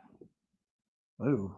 Off to the west. That's extremely low right there. It is. And that is due west, and that's that other circulation on the south side of Huntsville. But you can still, it still doesn't have quite that look. It's getting close, but it doesn't have quite that look. So that's good news in terms of that. What's going on, Ariel? I just wanted to bother you real quick. Okay. 5 p.m. stuff. We may have an issue with a 5 p.m. show. I figured. Yeah, but you never know. Plan for it, Unless, and if it doesn't happen, then great. Yeah. We are live streaming, just to let you know right now. We're in the middle of the live stream. No, you're good. You're good. Brendan, you're fine. You're asking about why this is happening north of the boundary. So even though these cells right now are north of the boundary, we've got a lot of wind shear right now. There's no doubt about it. There's a lot of wind shear in northwest Arkansas. And we've also got a lot of cell interactions going on at this time. So when you've got cell interactions, when you've got these storms that are colliding with each other, that could create some spin. We actually saw something similar to this a few days ago. We had that tornado warning that was just west of Sequoia County that was causing problems. And today, we're kind of seeing that initially, even though these storms are north of the warm front. But as we head towards later afternoon hours, that front tries to lift to the north. We get a little bit more wind shear. We get a little bit more of that low-level jet. We will see that potential start to increase a little bit more. Right now, we're kind of in the beginning stages of everything, and we're seeing these storms purely fueled by that cell interaction that I was just talking about. So Brendan was asking, he doesn't understand why this is happening north of the boundary. It's because of cell interactions. It's really kind of like what we saw. Well, and there's also environmental shear. A lot of wind shear. There's environmental shear. The energy is coming in, and that's why it's not tornado warned, is because it is north of the boundary. Yeah. So that's exactly what, yes, there's spin, there's low-level, there's low-level clouds. Obviously, we saw the soundings, is that it looks like it's even hailing a little bit in Huntsville. It is hailing. Yeah, a little bit of small hail coming down. Yep. I'll bring that up. You can see it really well. Yeah, here you go. There's a look on Weather 1. Some lightning flashes.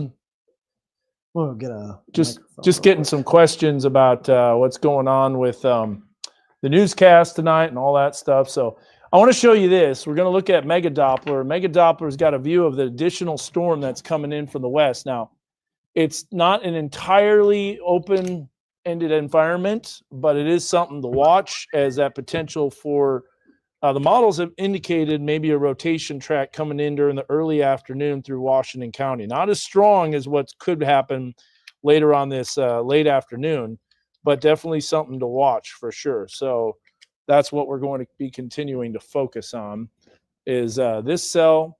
And I want to do a split screen on this. So let's do How's it going? reflectivity and velocity. And there's a little bit there and a little bit there. Let's see if that's co-located. It's kind of on the backside of the reflectivity, to be honest with you. How high up is it too?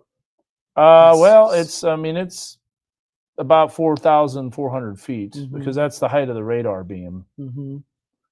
So something to watch. Spectrum width, a little bit of a noisy signal, huh? They don't have sails on. Well, that might not be a sail scan. Well, I mean, they don't have it on. Yeah, see, there's an AV set right there. So We're yeah, not they're getting a whole lot of updates. Let's see where that boundary is. Look at how fast this one popped up. Just crazy. See, this, no way is there going to be tornado potential, in my opinion, in Benton County. Me neither.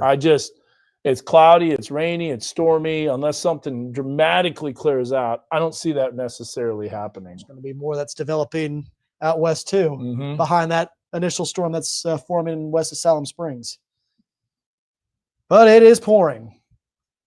There will probably be some more flash flood warnings pretty soon towards Carroll and Madison County as well, which we're watching very closely too. Dan's still getting stuff set up in the background. I guess, Dan, I'll ask you. No, I'm going to ask you a newscast question. So here's the plan. We're live streaming, just to let you know. Yeah. I've been watching since What you got? y'all started. So here's what I'm thinking. We've got Dylan this evening. I'm thinking about having him pair up with Jacob Cotner down in the River Valley, since that's the place that's. Yeah, I think that's definitely going to be the place under the gun. River Valley, I-49, south of the Bobby Hopper Tunnel. Yep. And then we'll just pivot wherever we need to with him. And then as far as any other live shots, we've got some reports of flooding in the Bentonville area. We have Brad, our photographer, checking that out. Okay. Yeah, there's a flood. There's a flash flood warning for observed flash flooding. That is from the newscast. It'll already probably started to go down since it's flash flood. Oh, the flash flooding, yeah, but the severe, we may not. That's my thought. It's a severe threat. We could be wall to wall, so we won't have a newscast. But if we don't, You're primarily looking south of the Hopper Tunnel, of the Bobby Hopper. Yeah, southern Washington County, right along the Bobby Hopper Tunnel and south. That's what I think. But I think that's a good idea to get them You guys are wall to wall down there. There's obviously they got your storm spotters, but if we hear of anything down in the River Valley, we'll pivot. Okay. We'll pivot Dylan down that direction. I think that's definitely a good plan. I think they're 90 degrees right now and sunny, which is a big difference. If we do have a 5 o'clock newscast, we'll go down to him and he can just tell us what does it feel like. Yeah, what's the conditions exactly before the storms roll in. Sounds good. If you need me holler, I'll go back to watch. Will do. All right. Well, Man. here's what we're gonna do, Josh. Yes, sir. We're gonna go over to the weather lab here. Okay, weather lab shot. Yeah, come on over here. Yeah. So this is our weather lab shot, and I think we've got that on the stream. Yes, we do. So, Yes. yeah, we're watching this cell pretty closely. So that was Josh Harbison, our news director, recently married. I Josh know. Harbison. And the weather was nice Congratulations for his wedding. Everything cleared out beautifully. Let's go ahead and we'll bring this up. We'll look at. So let's bring up. You must have what do you have up? We have weather 3 up, don't we? Yeah, weather 3's up there. Yep. Okay, let's go. Bring up an Alma camera so you can see that Nice. sunshine. Yes. All right. Up, new flash flood warning, right on cue, as I expected. Eastern Benton County, northern Madison Man, look County, at how and sunny it is. the entirety of Carroll County. Let's take a look at that here. Let's bring that up.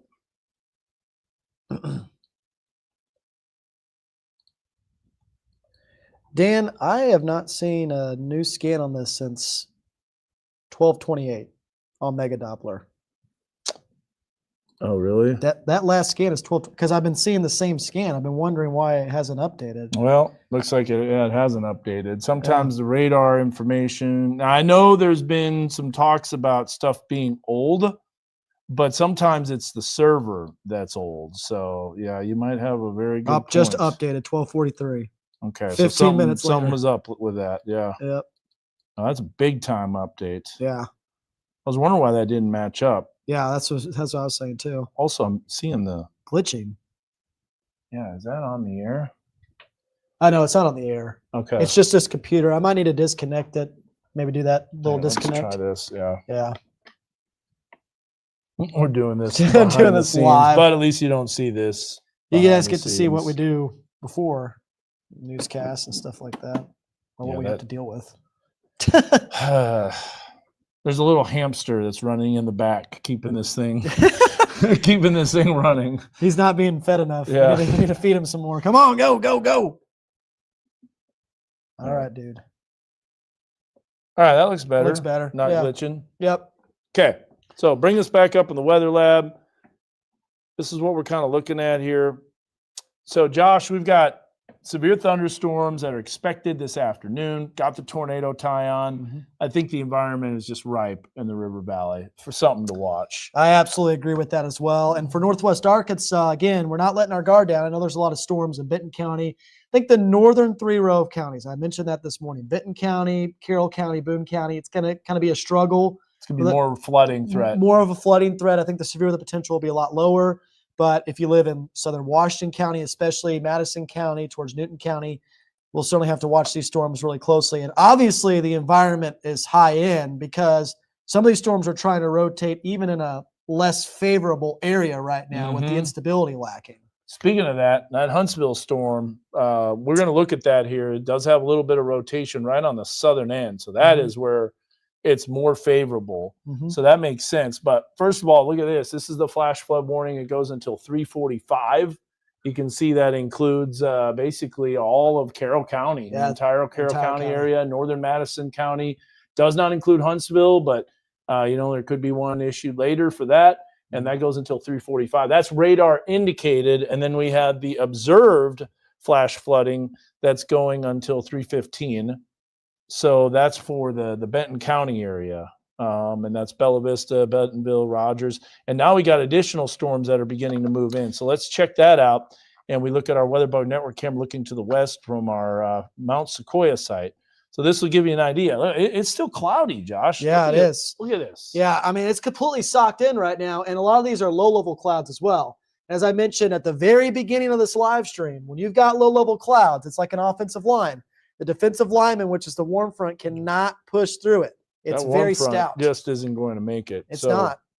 And I've also seen with past systems as well. I'm just kind of going back to some of our past systems, very similar to this. A lot of times the warm front is very slow. Yeah. it's not fast. It isn't. Yes. And so it's just doesn't line up. Now, south of that warm front, like we've been talking about and stressing over the last 24 hours in the river valley, we do have to watch this very close. So we're going to have some problems with some of these storms. I'm going to make a storm track on Pretty this good storm. winds right now coming through the Huntsville area. Yep. And About check 40 this miles out. per hour.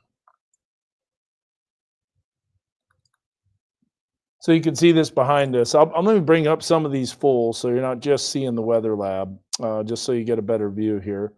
That's a Huntsville Weather Bug Network camera, but let me bring up this. We're not able to see a whole lot of comments. Whoops, that's not right. What is going on there? Glitching. Oh, Wait, what? Oh, yeah. That's right. Yeah. Oh, we because you're showing can't- the Weather 3 source. Yeah. Hold on just a sec. Stand by. You want me to move it off of that? Show something No, different? there we Okay, go. there we go. Now, here's one thing I'm noticing with the storm right now, Dan, too. There's a lot of lightning that's starting to pop up around the area of rotation that we're watching in Huntsville. So that's something that I always look at. It's kind of a telltale sign. There's at least some small hail that's still falling south of Huntsville, too. We've been watching that. Very small hail. It's below severe limits. I would say pea-sized hail. Yeah, you can see it coming down. Look at that. Yep. Wow. It's a torrential downpour With some hail. with some hail. So that's that system that's coming through Huntsville, which I would say has a little bit of rear flank downdraft, has a little bit of RFD. And that's looking almost straight south. Because this camera is on the northwest side of that tower. So southeast view, not so good. But northwest, west, all that stuff looking good. I know you got a storm track on that. Let's tell Yep. people where that's headed. Yep. So I'm moving this storm to the east southeast at about 40 miles per hour. Okay. And then with the storm track here, I think we've got that pulled up. 1:04 p.m. in Kingston, 1:14 p.m. in George, 1:17 p.m. in Ponca. We talked about that just a few moments ago. 1:24 in Murray. So now we're starting to move into portions of Newton County.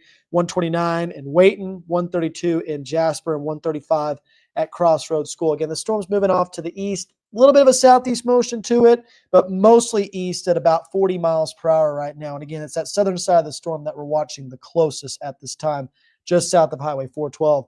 I was looking at Mega Doppler 2, Dan, just to make sure the area of rotation's co-located with reflectivity, and it still looks like it's there. It is. Just south of Huntsville right now, just south of Highway 412 along State Highway 23. That's where your area of rotation is. And there's Max 2. So go back to Mega Doppler. There's a circulation that's south of Huntsville. So, yeah, we got additional storms that are moving in. Yep. Let's zoom out a little bit. Yep. And now we've got some stuff coming into Wow. Fayetteville. Yeah, it's taking off now. That's probably because the low-level jet's kicking in. So here's Harbor High School. That's looking straight west. And my goodness, that's not going to do it. You're not going to get any severe weather and tornadoes in Washington County, or especially in the Fayetteville, along and north of 412. Forget about it. Yeah, it's not warming up. But the flooding threat's certainly there. Then this is what something said, starting to get cloudy again in North Van Buren. Now that's interesting. Why would it get cloudy in North Van Buren? Let's look. That's what I'm wondering too.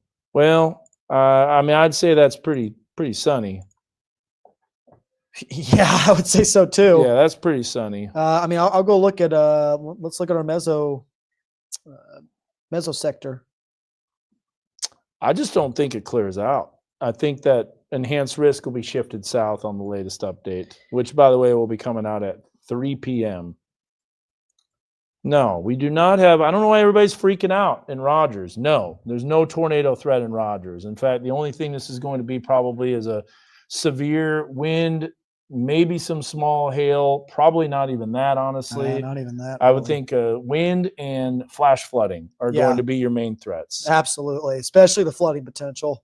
I don't know who keeps saying the Rogers is under a tornado. It doesn't. Where is that? Somebody made one comment and then it just went nuts after that. Yeah, no, not tornadoes. happening. No tornadoes Unless it clears out. But right now, don't see any clearing. I see additional storms popping up. They continue to pop up. Upper level energy is moving in. That's just going to keep everything really cool. But boy, that Huntsville storm is cranking. And there's more storms that are bubbling. We got to watch this one because this might be starting to increase more and more. Yeah, kind of fell apart in terms of the circulation, which makes sense. It's north of the front. Yeah. South of Huntsville. So, but if it takes more of an east-southeasterly motion, it will start catching up to that front. So we'll have to watch that maybe a little farther south and east towards Newton County. If you're in Jasper, I would say in about 30 minutes or so, you're going to be experiencing some very heavy rain, and that's where that storm's going to be pushing in very soon. I mean, I get that. Here's a comment right here. People in Rogers are probably just a bit on edge with what happened, obviously, from the past, and that makes sense. With May 26th, but there's got to be something out there that's spreading this information that people are freaking out, because we never said anything about Rogers being under the tornado threat. In fact, they're not even under the hatched area, and it's cloudy, it's raining right now. I mean, we look at Rogers. Too cool. It's way too cool right now. Yes. In fact, look at the Bentonville Square. Cloudy, cool, rainy.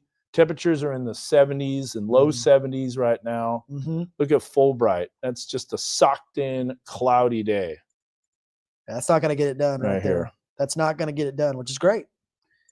And I can actually look at the latest temperatures, too, for our area. 66 in Bentonville. Here you go. This is the culprit. Some person on YouTube draw a circle around Rogers today. Yeah. Social media, man. It's got to contend with it. It's tough. By the way, 91 in Stigler. And if anybody's doing that, they ought to be ashamed, because you can't draw a circle over a city 6 hours, 24 hours in some 24 cases. hours out. Yeah. And say this is where a tornado is going to hit. That's irresponsible. It's not good. and it's bad practice. It's not meteorologically sound. No. Yeah, I mean, especially when it comes to severe weather events like this. I mean, everything's happening second by second. Now, when there's a Yeah. rotating storm, Yeah. and then you track it, Mhm. that's very sound. Yeah. And that's what you're supposed to do. Yeah, But we don't know where those supercells are going to pop up. exactly. We just have a general idea of what the environment looks Yeah. like, maybe 24 hours out. Maybe we know that the environment could be favorable for tornadoes, but we don't know exactly where those parameters are going to set up. But we also knew too that, you know, the northern row of counties in northwest Arkansas will probably be removed from the greatest severe weather potential. Absolutely. We did. We knew We that. do. We said that yesterday. Yes. And look, the We've been very temperatures right consistent. now are in the 60s, Yeah. 66 in Bentonville. Yeah. Let's zoom in a little bit on that and look at some of the others temperatures here. Do you have a zoom? Yeah, here's a There's zoomed in right there. view. Yeah. 68 in Rogers. It's not going to get it done. So this tornado tie does not represent what's happening in the city that you live in per se. Yeah, exactly. You know? Exactly. Shows you that there's ingredients for severe weather, and I think it does deserve the tornado tie because look at what the temperatures are as we get into the river valley. 90 Yeah, degrees. it's very hot and humid. And I want to show you something too. We've got this as well. This is something that maybe you've shown or maybe you didn't, but we got the instability with the Cape, and I think this is a Yes. good thing to display here. It's a great map. So it'll show you where the greatest instability is. So here's an example of where the greatest severe weather potential is going to be. So this is the radar with the Cape underlaid. So you got the radar over top, the Cape underneath. The brighter the colors, the more instability. And you'll notice that isn't even showing up. That says it all right there. Low. Yes, Not zero, but low. exactly. Oh, brother. I accidentally clicked off of that. Stand by. That is the one downside of WSI. If you don't have Max. it loaded, yeah. Yeah. Okay, so there's the Cape, greater potential in the river valley. If we go over time, watch it try to lift northward, and it's trying, but then additional storms come in and choking it off. But notice that one storm that's riding the boundary in eastern Madison County that you're watching and that we're checking out on Mega Doppler, that is something that we do have to watch, and that is a circulation that is showing up, and it's been pretty persistent. It's just kind of been sticking around there. It hasn't really tightened up, but it's definitely there. And, you know, I always look for this, Dan, around the area of rotation. Look at all that lightning that's going on, too. That's always a sign that it's strengthening a little bit. So it's starting to tap into maybe a little bit more instability, a little bit more wind shear along the boundary. It's trying. That's why we can't let our guard down on it.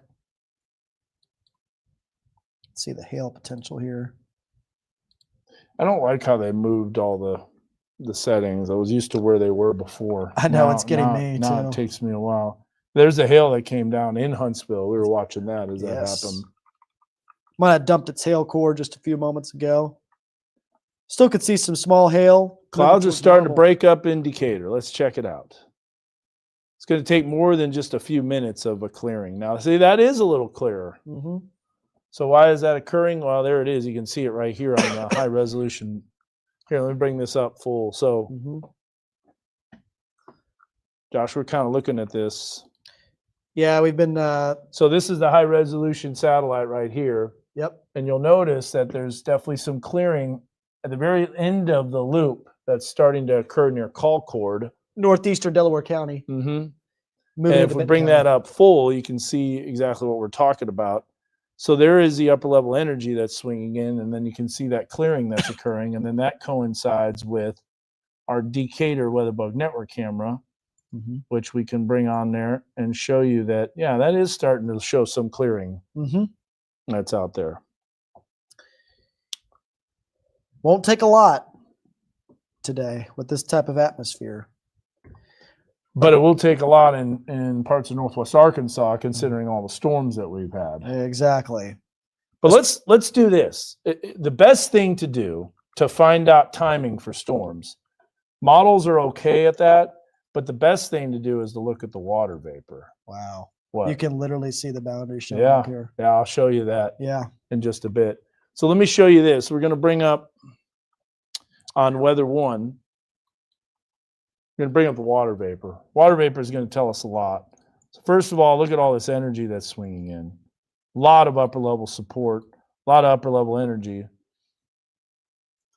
And if we zoom in here, you can see the next round of storms that's going to be developing. These are going to be your supercells right A here. dry punch. Mm-hmm. That's the That's leading edge of the classic. dry punch. Yeah. It's going to this. This is over the last 24 hours. So there's the upper level support. And your development is going to occur right in here. Which kind of lines up with. Let's see if it's if it's actually developing. I think it is. I thought I there. saw some fields there starting to develop. Yeah, see, this is the development Mm-hmm. right here. And if we look at the dew points in that area, we definitely have them. We look at the regional dew points. There's your cold front / dry line. Man, Yeah. golly, that is some moisture. That's juiced. Yeah, it is. Another flash. Oh, severe thunderstorm warning actually just Okay. issued for that storm in northern Madison County.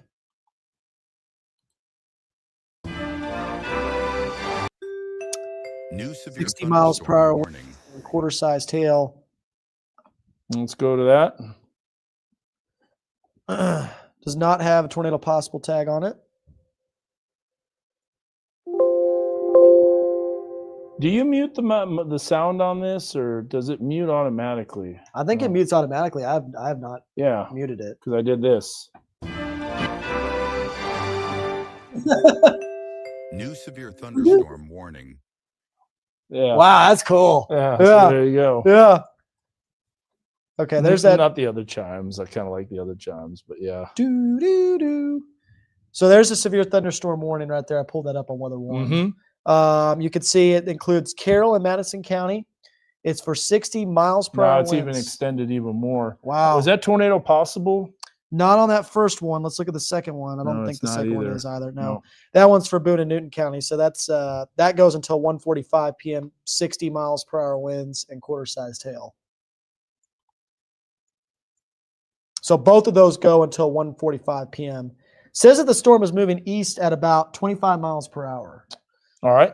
So if we're doing that, Yep. we can do a track on this. Now, I don't have that one up. I'm just bringing up the reflectivity. So let's bring, a new flash flood warning too. That's that same one? That's the same one. Okay, Yeah, it's just that's extending overlapping. down. So what I'm going to do is I'm going to tick that off, Yeah. and then I'm going to make our storm track here. So again, it's moving off to the east at about 25 miles per hour. I'd agree with that. And I'm actually going to make the storm track from the most dangerous part of the storm that we have to watch the closest. So this There's is going to be a lot of storms to watch today. yes. This is a real suspect here. This is starting to look real suspect. Ooh, that is co-located too. Kingston. Yeah, I was about to just say Kingston, the storm's right on top of you right now. But you go a little bit farther to the east towards Ponca at 136, Compton at 143. Compton, you're actually right in the path of the storm. We're going to have eyes on it. Yep. Jasper, you need to be watching the storm as well at 2 o'clock. Dog Patch at 2:06.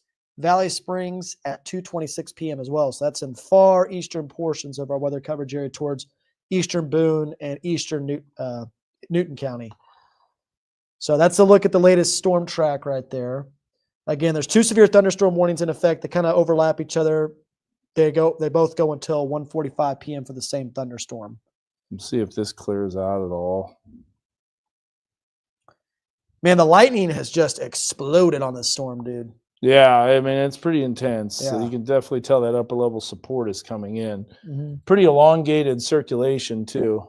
Absolutely. Let me see what we have showing. Okay, so yeah, I don't know if that's a hook yet. Not quite. No, I would agree. no, it's an appendage, but it's not a hook.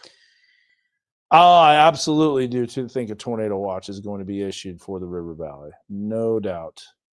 Wondering if we're going to get a mesoscale discussion pretty soon. I haven't seen an update yet on that. Some popped out 70 degrees in Little Flock. There's going to be peaks of sunshine, but it's got to be sunny for a couple hours for it to do what, we're expecting for the river valley. Yeah, it can't just be a few minutes. Yeah. Let's watch this storm. Yeah, but I'm keeping an eye on it like a hawk.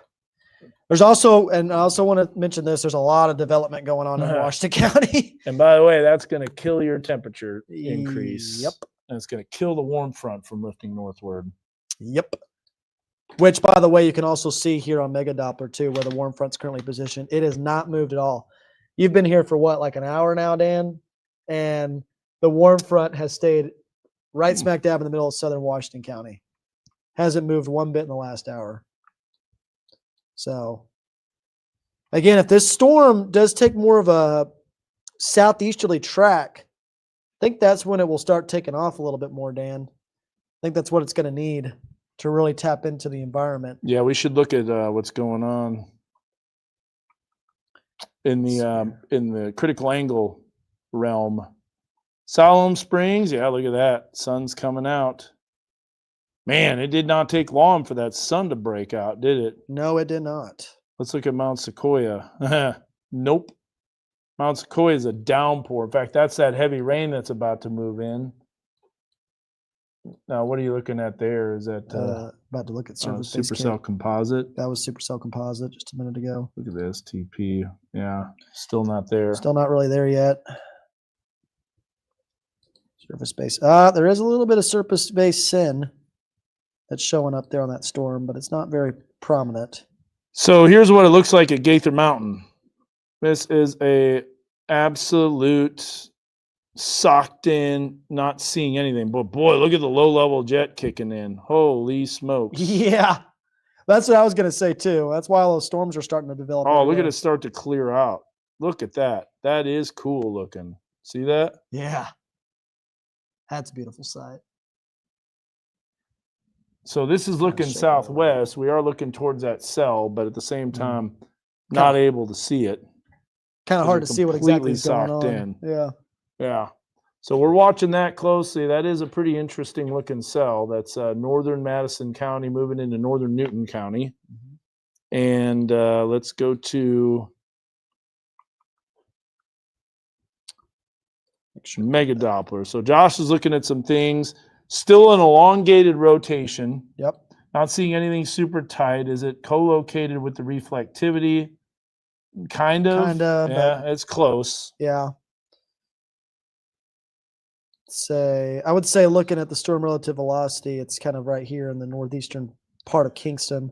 So we got a lot of people that are wondering what's happening right now. And what's going to happen later on throughout the rest of the evening. So people are asking about Springdale, Siloam Springs.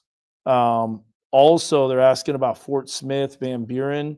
And I think this might be a good time to kind of go, hey, let's take a look at maybe see what the latest computer model forecasts are showing. Yeah, let's pull that up here. I got that. So you let me know when you got that on Weather One. Before. Let's look at the graph 3 kilometer. Yeah. Just to see. All right, when do we bring that up? Got it pulled up here. Yeah, a little underdone. A little underdone. A lot overdone, a lot underdone, and then garbage. Just toss that out the window. Toss that out. That's way too late. Too late and too underdone at first. Yep. Here's a look at the latest HRRR. Look at those cells. Now, the HRRR is doing a good job of what's going on right now. And look at those cells that start popping off in southern Washington County. Again, right along that boundary. See those storms near Ozark. Now, if this actually comes to pass, remember, this is just a computer model. This is just a scenario that could happen. But if that supercell actually does take off in southern Madison County and southern Washington County, that would be trouble right there, because that would be riding right along the warm front. That's the most ideal kind of track for supercells to really take off and start spinning. But look at all this development that goes on right around 6, 7 o'clock in the evening as well. You got quite a few thunderstorms forming in the river valley. And then as the cold front starts to move in, and this is what we always talk about, Dan and I were actually talking about this behind the scenes, but at 9 p.m., what you're seeing here is a crashing cold front. That's why the storms are becoming big clusters, and that's why they're becoming like a big kind of line. That's more of a heavy rain event right there. That would lower your tornado potential quite a bit. But before that, look at those discrete cells. You got a discrete cell developing there near Ozark. Then you got another one that forms just east of Fort Smith, right along Interstate 40. So How as we is- mentioned, Go ahead. Sorry. go yeah, on. as we mentioned before, 2 to 8 p.m. is kind of the time frame. How is that doing in terms of what's happening right now? I think it's doing a pretty good job. Yeah, right it really now. actually is. Yeah. Check that out. It shows the cluster of storms. And the temperatures are pretty spot on. Now Then it shows additional storms. yeah. But yeah, if you're wondering about 3:30, 4 o'clock, so a couple hours from now, all the way through about, that's a bad storm. That's a right bad there. storm. Right about 7, 8 o'clock. So from 3, if you're wondering about the river valley, from 3 until I would say 9 p.m. Yep. is your time. Because window. look what happens at 9 p.m. here. Yeah, we got to redraw that warm I know front. that warm front's way late. Yeah. But it kind of gives you a general idea because at this point at 9 p.m. the cold front's moving in. Yeah. And that's why these storms are becoming big clusters. Damaging wind potential. Yeah. Woo, heavy rain event. All right, so back to Mega Doppler. I'm going to bring this up on Weather 2, Max 2 with that split. that's got some circulation with it, some rear flank downdraft Let's look at this. energy. Still kind of Yeah. there. Yep. I think that there's just the ingredients aren't quite there. If we were warmer, boy, that would be tornado warned. Oh, 100%. If that warm front was just a little bit farther north, I think it would be tornado warned. But like if I go here to this, you can see clearly it's not in the most favorable environment in terms of instability. Nope. Because it's north of the warm front still. Now here's something interesting. Look at how the warm front's kind of being shaped right now, though. You got those little breaks in the cloud coverage that we were talking about in western Benton County. Mm-hmm. Now you got a little nose of instability starting to pop up there. Well, it's not going to take long. Maybe a couple hours of sunshine, and then we'll be good. Yep. So here's a question. Any hail coming to Springdale? If it is, it's going to be pretty small hail, but let's check that out. There's a lot of thunderstorms. That's not going to be really producing any hail. It would be pea size at best. I don't see any hail with the storms there in Springdale. Yeah, they're not. There's not enough focus for a thunderstorm. Now that one is severe, and that's moving through Kingston. So I wonder what Laura Walden has. Let's see. Is she on here? Thought I saw her on there. Laura Earlier. Walden, that storm's basically right over you. Are you seeing anything? Are you starting to see some storms? Can you discuss Northwest Arkansas during school dismissal times between 3 to 4? So I think what you're seeing here is additional storms, and if that continues in Northwest Arkansas, I don't think there's going to be, besides heavy rain and some gusty winds, I just don't see the tornado potential making it into the big four: Fayetteville, Springdale, Rogers, Bentonville. I agree. The school districts. I just don't, I unless agree. it totally clears out, and I'm not seeing that. I see some clearing, see the warm front lifting northward a little bit, but as soon as it does, additional storms pop up, and that's killing the instability. It would Look at have to that. be a dramatic change. That is looking west from Springdale. Yeah. That's not happening. No way. Salem Springs looking west. Now that's a little clearer, but then again, some clouds rolling in. Big time rapid changes in the environment. Hey, Cartwright is working for once. For Look at once. That's a minor miracle. Bella Vista, cloudy and rainy with some breaks in the sunshine. Now Decatur, a little bit sunnier. And that kind of lines up with what I was seeing on GR. With that warm front that was lifting north. It's shaped kind of weird right now, and it makes sense. Kessler's a downpour. All right, special weather statement issued for Benton County, Madison County. Posey Mountain's a downpour. This is a wild camera. Look at this. Gaither Mountain. Watch those clouds. Moisture right in the mountains. So here's XNA. Very close to it. Yeah. So a little bit of clearing. Little breaks. But as soon as those breaks happen, additional storms move in. So yeah, see, I'm seeing these little showers starting to develop in northeast Oklahoma too. So there's a break in the activity right now. And then it just pops up again. Yeah, right along Highway 59. But you already see the showers redeveloping just to the southwest of Colcord. Very heavy rain moving through Fayetteville now, though, and Springdale, Johnson. Yeah, a little bit of small hail, too, Yep. over Tawnytown. Yep. Actually, there it is right there. Just very, very tiny. Let me bring that up. Mm-hmm. Right just to the south of Oak Grove. moving towards the Springdale area right now. Actually, north of Arvest ballpark. Well, and that's exactly what we were seeing. Yep.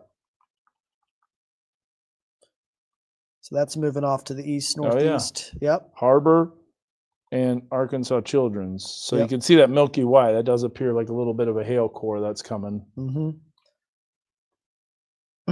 And then the bigger hail right now in eastern Madison County towards Kingston, now starting to move into Newton County right now near Ponca. I mentioned Ponca about 15 minutes ago. Get ready. It's going to get loud in Ponca, and you're probably going to experience some hail pretty soon too.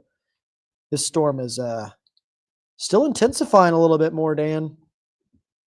Definitely one to watch. Yep. I mean, look at all that lightning. Very intense lightning right now. You can't see it. Totally socked in with the clouds at Gaither. Well, wait a minute. Might finally start to be able to see some structure there. Yeah, Reed Timmers in Springdale.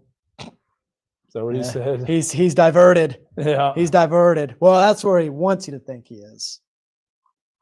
He'll actually end up like in Waldron or Fort Smith out of nowhere. Do you want to get a future radar? That is, by the way, looking. Yeah, that's looking southwest. Let me see here. Oh, yeah, look at that. That's pretty low base there. That is a low base.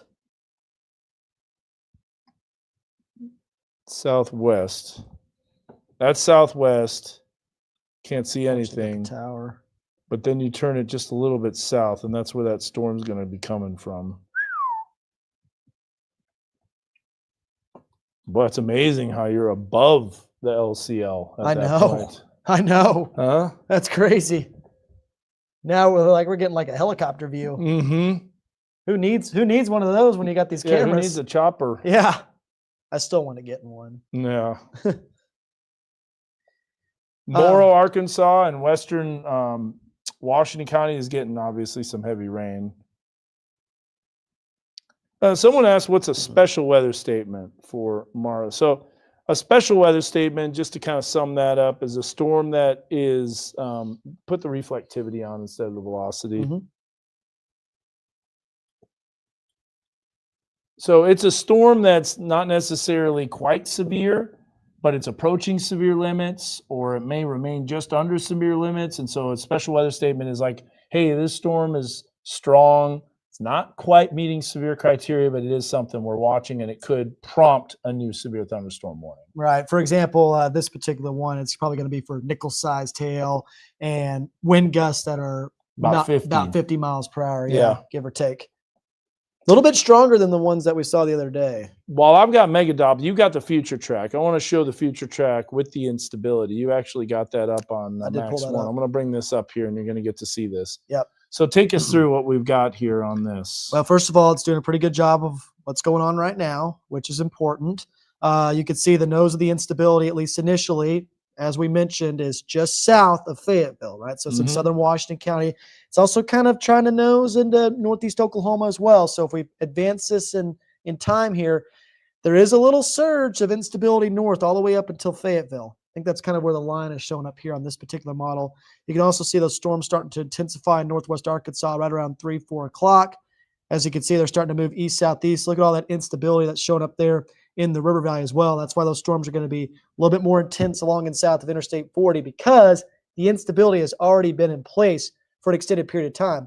It's almost like, Dan, a winter weather event where, you already want the temperatures to be below 32 degrees for an extended period of time to get the most amount of snow. Yeah. Well, with severe weather, if you've got the instability already in place for an extended period of time, the storms typically are stronger than if it's just in time moisture. Yeah. Like northwest Arkansas is going to see. So these storms are intensifying at 4 or 5 o'clock in the river valley, and they will remain intense through about 9 p.m. or so.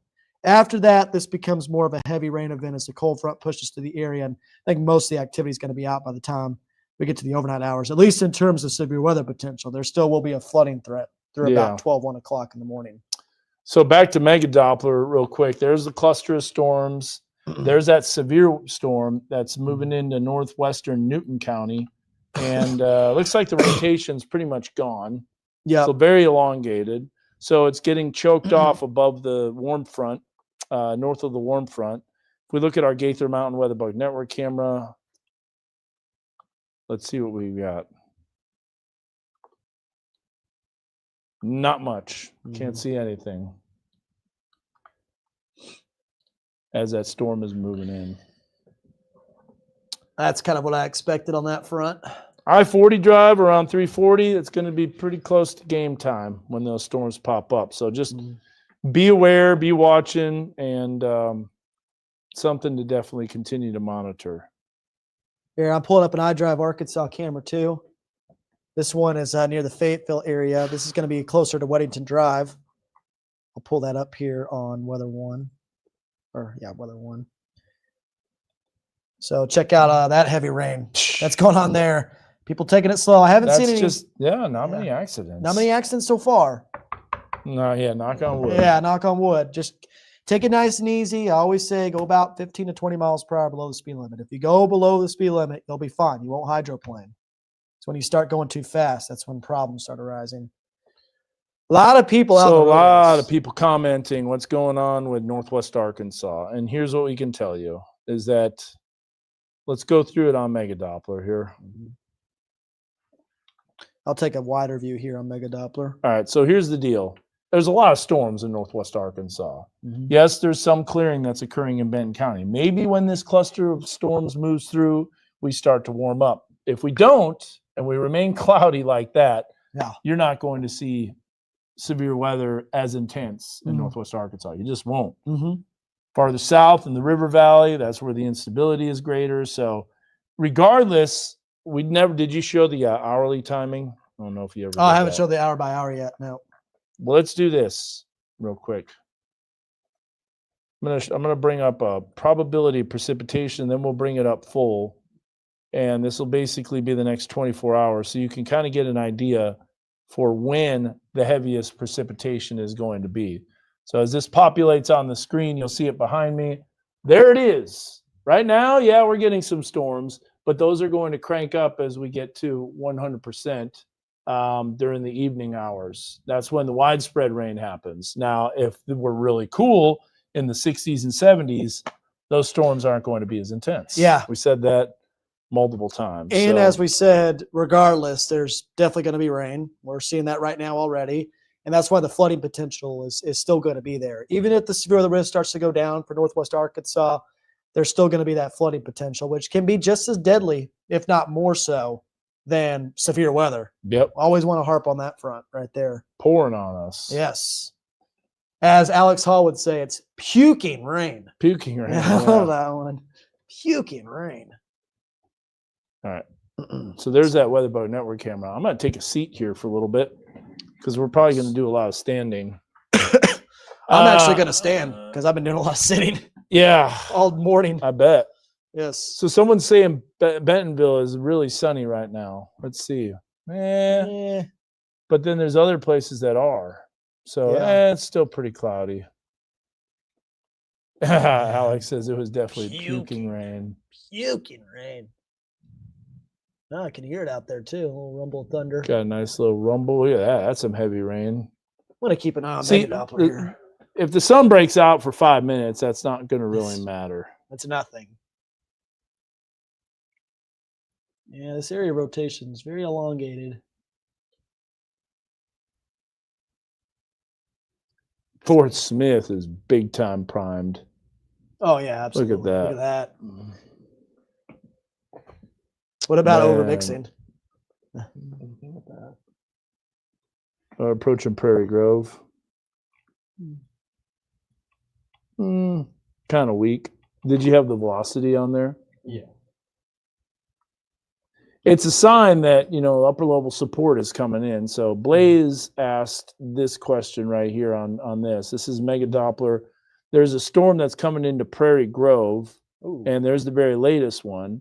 And so it kind of shows that it's got a little bit more of circulation. At the moment, some inflow that's developing. Go to the reflectivity and see what that looks like on reflectivity. So, yeah, something to watch. As of now, not super concerning, but definitely a sign that, maybe things could be ramping up here pretty shortly. I'm just going up in tilts, just seeing it through the whole way. And it would really be problems if we were a lot warmer. Right now, though, we're only in the low 70s and upper 60s from all that cloud cover and rain. And that shows you just how intense this environment is. So when I drive Arkansas camera, Blaze, if you want to bring that up on that computer on Weather 2, then what we can do is let's go like south of Greenland and let's see if we can catch that storm as it crosses I-49. So near the Greenland area. There's one. There's a good camera if you go all the way down here. Okay. And then, yep, that one's going to be near Greenland. It's a pretty good one. So that storm is going to be moving right over Greenland. Yep. It has really uptrended in terms of lightning as well over the last few scans. So that's always a sign that it's strengthening. A little bit of cell interaction going on too. You can hear the downpour. Yeah. What is that view right there? Exit 58 near Greenland.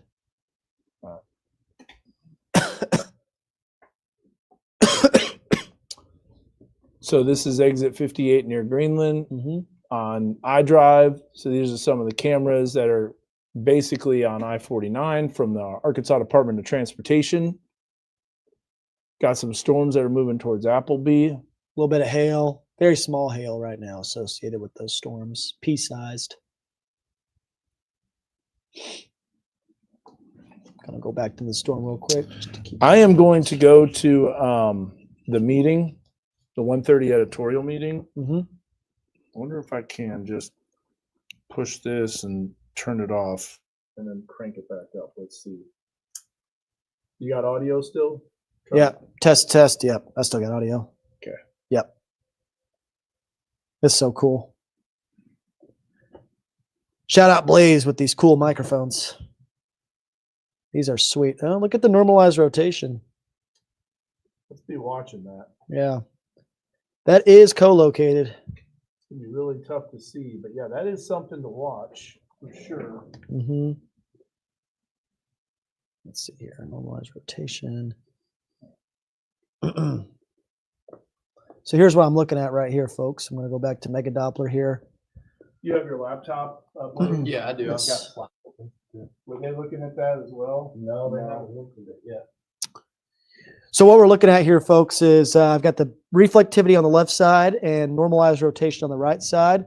So what we look for a lot of times with these storms is does the area of rotation line up with reflectivity? Basically, is it co-located? Because if it's not really a true area of rotation. But this storm right here, wherever that little nub that's showing up right there, that is where, it would be favorable. And there's Yeah. cell interactions too. there is. So someone from 911 just asked, anyone seen rotation south of Farmington? So the National Weather Service has been asked about it. Okay, guess what? We've got our camera that's located at, we'll have a good view of this if it's working. Dan, your mic's off, by the way, too, Oh, so yeah. it's very distant. Oh, you just keep talking. Yeah. I'm going to bring this up and see if there's anything to see. Basically, what we're looking at right now is we're going to be looking at some WeatherBug Network cameras. That's what Dan is doing behind the scenes right now.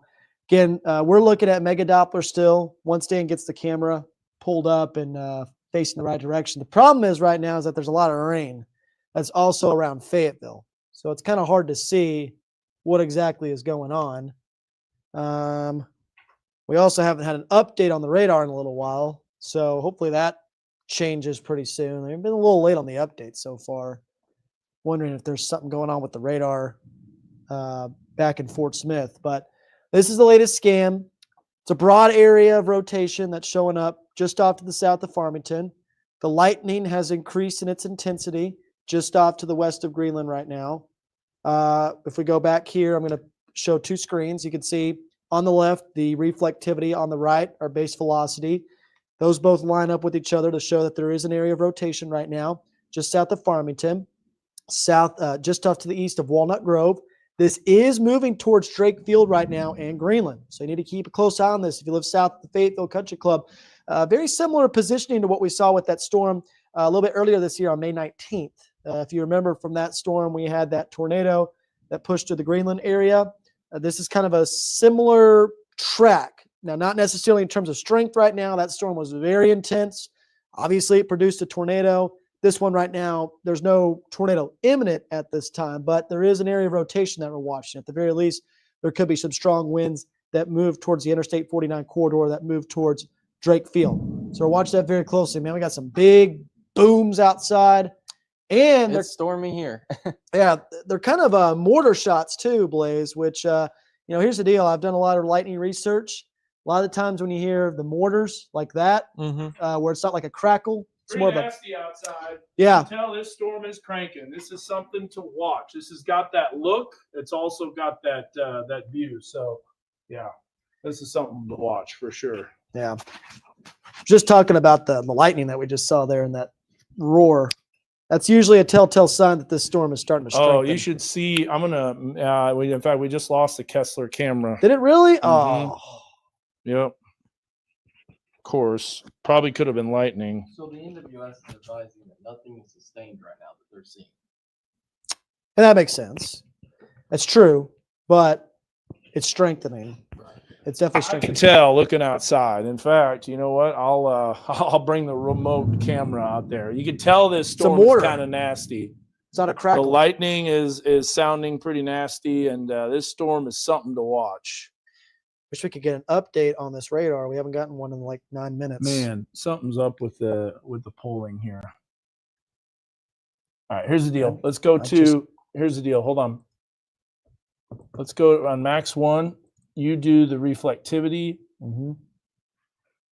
Yeah, go back over here. something's wrong with this. I'm gonna go back over here. So we're going to go to weather 1. Mm-hmm. Do weather 1 and work with it on that. I'm Yep. gonna configure the polling on this. Yeah, figure that out. All right, we're gonna go back here. We're looking on. Hold on. Dan's doing that. I'm gonna pull it up max 1 here. Mm-hmm. That way we've got that for you guys, so you can see what's going on. So we're watching this storm right now. That's moving over Farmington. It's pushing towards the Greenland area. Right now, again, there's a broad area of rotation at this time.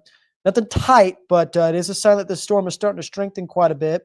We've been hearing a lot of lightning outside. Yeah, as really well. broad. It's extremely broad. So nothing imminent. Can't stress that enough. Nothing imminent from the storm, but it's taken like almost the same exact track as that tornado we had earlier this year. I know. In terms of storm track, but thankfully no tornado at this time. There's nothing that's imminent. Definitely was maybe a little bit tighter earlier. But you can see that lightning that's exploding off of the storm right now. I'm actually going to make a storm track on this one as well. So I'm going to pull reflectivity back up. This storm's moving off to the east at about 25 to 30 miles per hour. So if I zoom out here, we're going to push the storm track to the east near Greenland. And as you can see, this storm's going to be moving back into Madison County as well. So a little bit later on down the road, we're going to see the storm move into Madison County. Right now, we're expecting the storm to arrive Drake Field within the next minute or so, Harris at 150, Elkins at 154, Wesley at 206, Asher at 216, and Japton at 221, which was just impacted by that storm that moved through a few moments ago. Again, this storm right now producing a lot of lightning. There is a little bit of small hail that's been reported as well. That's showing up here on radar. Oh, Dan, you're still. Yeah. Hold on, I got it. I'm gonna make sure that we've got good polling because something's wrong with the radar location. That's just not really. Yeah, something's up with giving me Fort good Smith. polling. Hey, new flash flood warning just issued too. So I'm going to pull this up right now. So here's the new flash flood warning. I kind of had a feeling this would be issued, but it does include Central Washington County as well as much as Madison County. So this goes until 5:30 p.m. This flash flood warning does include Farmington, Fayetteville, and Huntsville. Also includes the northern side of Elkins. Looks like Greenland is also included in that flash flood warning as well. Goshen, Mayfield, Spring Valley. So again, flash flood warning just issued. Springdale is also under that flash flood warning as well that was just issued. Notice how this is radar indicated. So we've got a lot of radar indicated flash flood warnings. Got a new TBS on TBS the showing up southern there. end of this Yep. cell. How about iDrives? Yep. So Dan's kind of doing that behind the Okay. scenes. So I just did a new polling. This should update a lot faster. Okay, perfect. Wondering why it was going so slow. Iowa State. Yeah. Something wrong with the server. Something wrong with the server. Of course. It's ironic. There was talks about that happening, and here it is actually happening. Works great on July 30th when it's sunny and 105. Yeah. Okay, Greenland, south of Greenland. So, yeah, it's northbound. It's looking the wrong way. iDrive cameras always looking the wrong way. Let's see here. You can bring that up on Mega Doppler now. Yeah, I'm Look at pulling that. up. Yep, I'm pulling up. Elongated. Hold on just a sec. Look at that. There's the circulation right along the leading edge, right on the southern edge. So we got that on Mega Doppler, just to let you know, Josh. Yeah, I'm also looking at the Tulsa radar too. I know it's a little farther away, but I just want to look at the Tulsa radar as well, just to kind of see what's showing up there. It's broad. So just to let you know, there is a 95% chance of a watch. Mesoscale discussion just came out. So we'll look at that. That just got issued really, really recently. So I'll bring it up on now my favorite site here. Here's something interesting. There's no graphic yet because it just came out. 131, 95% of a watch, but this is the discussion, okay? At 18Z, and you can't really see this, but you know what? I'll tell you what. Pulled up? No, I'll tell you what I will, though. Okay, so let me go here. Here's the discussion. Okay, you can see the radar at the same time. I'll tell you what, we'll put them kind of side by side. So there you go. The discussion we can make smaller, and we can keep the radar up there. Remember, we got Mega Doppler live on. So at 18Z, a surface low cold front was located across central Oklahoma. An outflow boundary extends west and east, and dew points in the upper 60s, lower 70s. Wind profile data shows curved low-level photographs becoming elongated straight aloft. Low-level storm relative is expected to increase, maximize. Tornado watch is likely for this area. Further south, vertical shear is expected to be weaker, less favorable. And that is along and south of the front. So let's see if we can get that graphic coming up here. Dan, we just got a new scan on There it Mega is. Doppler Yeah. too. Right there. Oh, that thing's cranking, man. I know. We may have a tornado warning coming really soon. Do we have that full? I don't nope. think we do. Nope. Make sure on StreamYard. Stand by. I'm just going to bring that up full. Yep.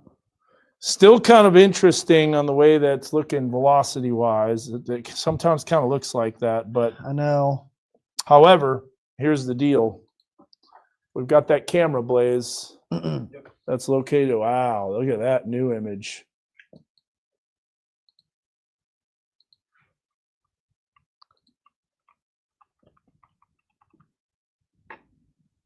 So what does NWS chat say about this? Nothing. Nothing.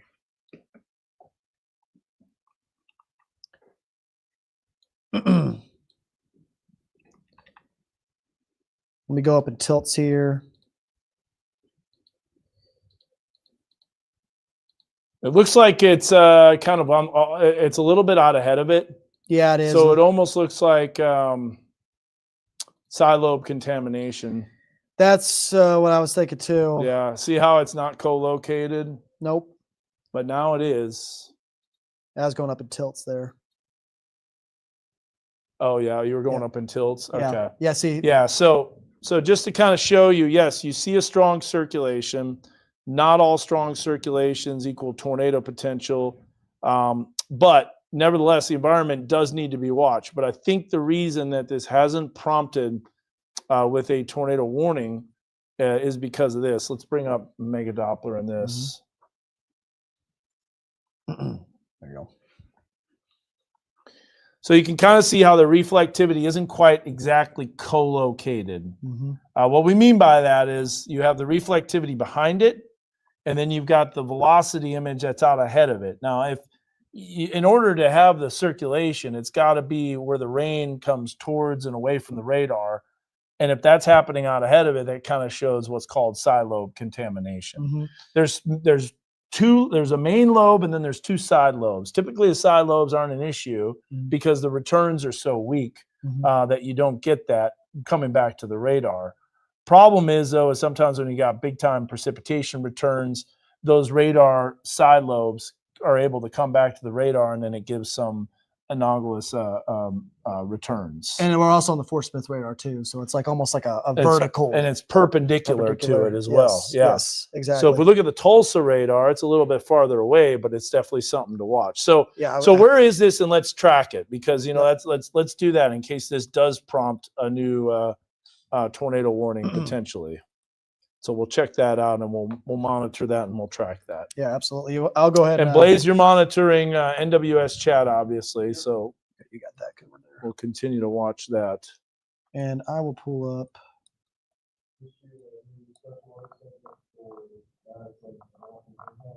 For that cell? Yeah. Okay, I've got a new radar image.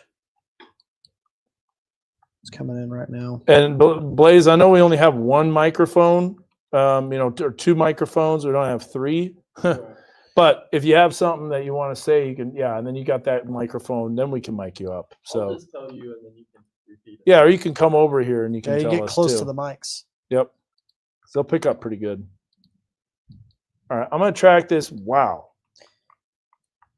I haven't got a new velocity image yet. We'll just wait. Yeah. New severe thunderstorm warning in Marion and Newton County. So here's the track of that cell moving east-southeast. Definitely something to watch. This storm moving through the Fayetteville area. Look at it, even has some hail now associated with it. So that storm, that's not even the same storm. There's two different storms. I was looking at the one that was located in Newton County. That's a new severe thunderstorm warning. All right, so there's the track. Bad flooding in Springdale. I know the rain was coming down. Doug, you came from that area. Was it coming down pretty good? Yeah. Yeah. But I didn't see. I was just in the wagon wheel area. Yeah. Flooding there. Just kind of Get watching that pulled up there. It's tough to see any type of structure from this far away. So we can look at Huntsville. There's the weather camera looking west, and you just aren't going to be able to see anything this far away. And you got so much cloud coverage too. Yep. Rain that's blocking the view. So going again back to Mega Doppler, there's the circulation. It's pretty elongated, but it is starting to get a little more co-located. Look at the normalized rotation, Josh. Yeah, and you can see that it definitely is in there. Maybe starts wrapping up a little bit more. So if you're watching this live stream, there's no tornado warning officially, but this is the type of storm that could prompt one if it continues to remain sustained and continuing to move into a favorable environment. We know that, the conditions are there for the shear. It's very close to the warm front. Yeah, it is. It's dangerously close to the warm front. A lot of times you get what I like to call boundary riders too, where the storm starts moving right along the warm front, right along the boundary. And that's how you get your stronger tornado potential too, with a setup like this, because that creates a little bit more low-level spin, and that can ramp up the storm really quickly. So we'll have to watch that. If it tracks a little bit more east-southeast, it's going to hit that warm front. It is. New severe thunderstorm warning. So we got a new severe thunderstorm warning. It was just issued for Newton County. Yep, it's that one right here. Pull that up here. Some pretty big hail. It was actually saying about 1.5 inches. Yeah, But, man, look at even that. bigger. Even bigger now. 2.5. That's like tennis ball size. Yeah, that's big time. Mhm. That's that same cell that we saw that was coming over Huntsville. And now that it's starting to crank up a little bit more, and look, you can't see anything. This is from our WeatherBug network camera. Look at this. That is like socked in. Socked in. And that's looking south-southwest, so we can't see that at all. Mm-mm. So we want to give you the update on where that's headed and when. Yeah. And so there's a look at the track of that one cell. We'll track the other cell too in just a second, but there's the severe thunderstorm warning. Let's kind of go through some of the latest on those warnings. Yeah. So here's the new severe thunderstorm warning right here. This is including Newton County in our weather coverage area. It's also in the Little Rock market as well. It goes until 2:30 p.m. It's for 60 miles per hour winds and 1.5-inch hail, though the radar is estimating that the hail could be even greater in size. So this could become what's called a considerable severe thunderstorm warning, or known as an extreme severe thunderstorm by Weather Call Next Gen. Yes. And that would let you know and alert you that, hey, this storm is moving in. Yeah. Gotta It's be definitely watching it. strengthening right now. And I want to actually zoom in on this one day, and I want to do a storm track on it real quick as well, just so people know where the most dangerous part of the storm is. And is that rotating too? I imagine it could is. There's some broad rotation. Yeah. Okay. Wow. Starting to get the black dot on there. Yeah. And that's got the look of a supercell right there. So we don't have, we're getting the latest information here. It's just now I loading had a in. power surge just now. You know what, Dan? I'll tell you what this storm is doing. It's starting to move east-southeast. Correct. The one that Yep. is in Newton County. So I'm going to make a track that has it moving east-southeast. Now, we'll be getting out of our weather coverage area pretty soon, but I know there might be some family or stuff like that that are watching. In the Marshall area? Yeah. Blaze, I know. come on in here. Shout out Marshall. In the Yeah, Blaze, watching that, I was like, it's in the Marshall area. Who do we know from there? Yeah. Quite a few people. I still think that's a little north of the warm front, which is why that's not taken off. But could you imagine if that warm front really did make it that far north? Oh, man. That Would be rough. big So this time. is starting to wind down a little bit, coming towards Elkins. It's still, side load. it is. It is. It truly is. Mm-hmm. But it's still much stronger. But new flash flood warning too. Yeah, that's the one we discussed until 5:30 p.m. Yeah. And that includes a large part of Washington County and Madison County, including Springdale, Johnson. So all this stuff kind of coming out. That must have came out while I was doing my editorial meeting, editorial meeting. Yeah, we talked about that real quick. Boy, I'll tell you what, I went outside, I saw that storm. You could just tell the energy's coming in. It's got that storm had descending rapid, rain curtains on the backside. Mm-hmm. You could tell it was a rear flank downdraft. The lightning sounded just, a little bit different, like this storm is angry. Mortars. Yeah, Yes. exactly. So you can tell this storm had some energy with it. Elkins, there's a rotation that's coming. And you let us know, what are you guys experiencing? Is it dead calm right now? Is that storm's coming over your area? Let me go back to Mega Doppler real quick, and we can bring that up on Max 1. And so, Mega Doppler, that storm's coming right over you, and it shows rotation, but it is not co-located. Nope. It's not. So it's still, again, side lobe contamination. I'm going to line that up with normalized rotation there so you can see that, what we're talking about. So you can see that the TVS, or what it's showing as a TVS. And make sure both products are the same time, too. That's sometimes a big thing. Yeah, they are. They're both the same. There's just a few seconds later. So, it's not co-located. Exactly. So it's not really a true TVS. Nope. Basically. Even though it's showing it. And we do have a mesoscale discussion, and they said a 95% chance of a watch. Let me show you where that MCD is located real quick, because we're getting some comments about that. So here's the MCD, and it does include basically our entire weather coverage area except for southwest Missouri. Well, because the warm front's not even going to come close to that. Not even close. Man, there's a lot of cloud coverage now because these storms are starting to develop now. You're starting to see cloud coverage even south of Fayetteville towards West Fork, Winslow, Mountainburg. It is going to be tough for that front to overcome that. Yeah, I don't think it's going to be making it that far north. But there's the MCD, and we already read the discussion, but I'll do it again for you real quick as we look. And now we've got the official one on the SPC, so you can actually see.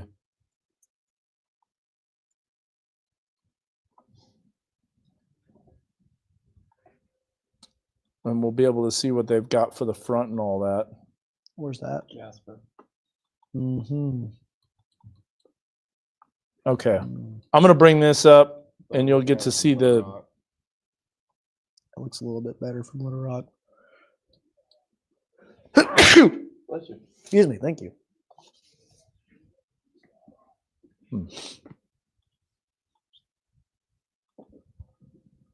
All right. What happened here?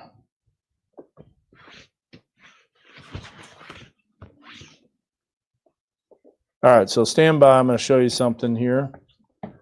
This is the Storm Prediction Center meso-analysis. Where are you? Well, we're not. Yeah.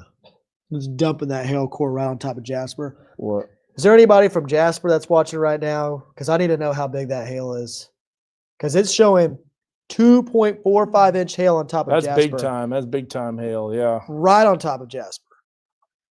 Man, that has the look of a big hailstorm. Just with that reflectivity image right there. There's also some smaller hail moving towards Western Grove. Not as big as what's going on in Jasper, but still could get a little bit loud. Very intense storm. That is moving right towards your neck of the woods, Blaze. Are we seeing anything on the en route? Not really from Fort Smith. Gotcha. I bet it would be different on Little Rock's side of things.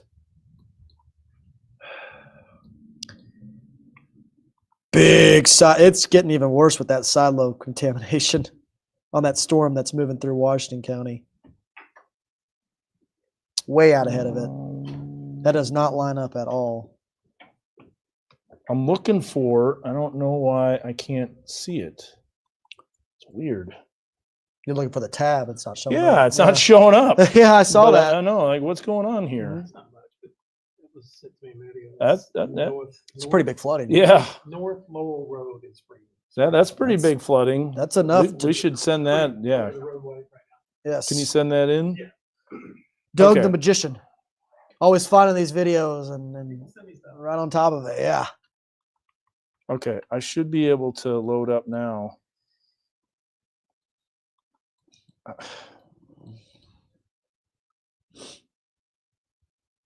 I'm having the worst time trying to load this tab, and I don't understand why. It's like not even allowing you to see it. Now, where did that go?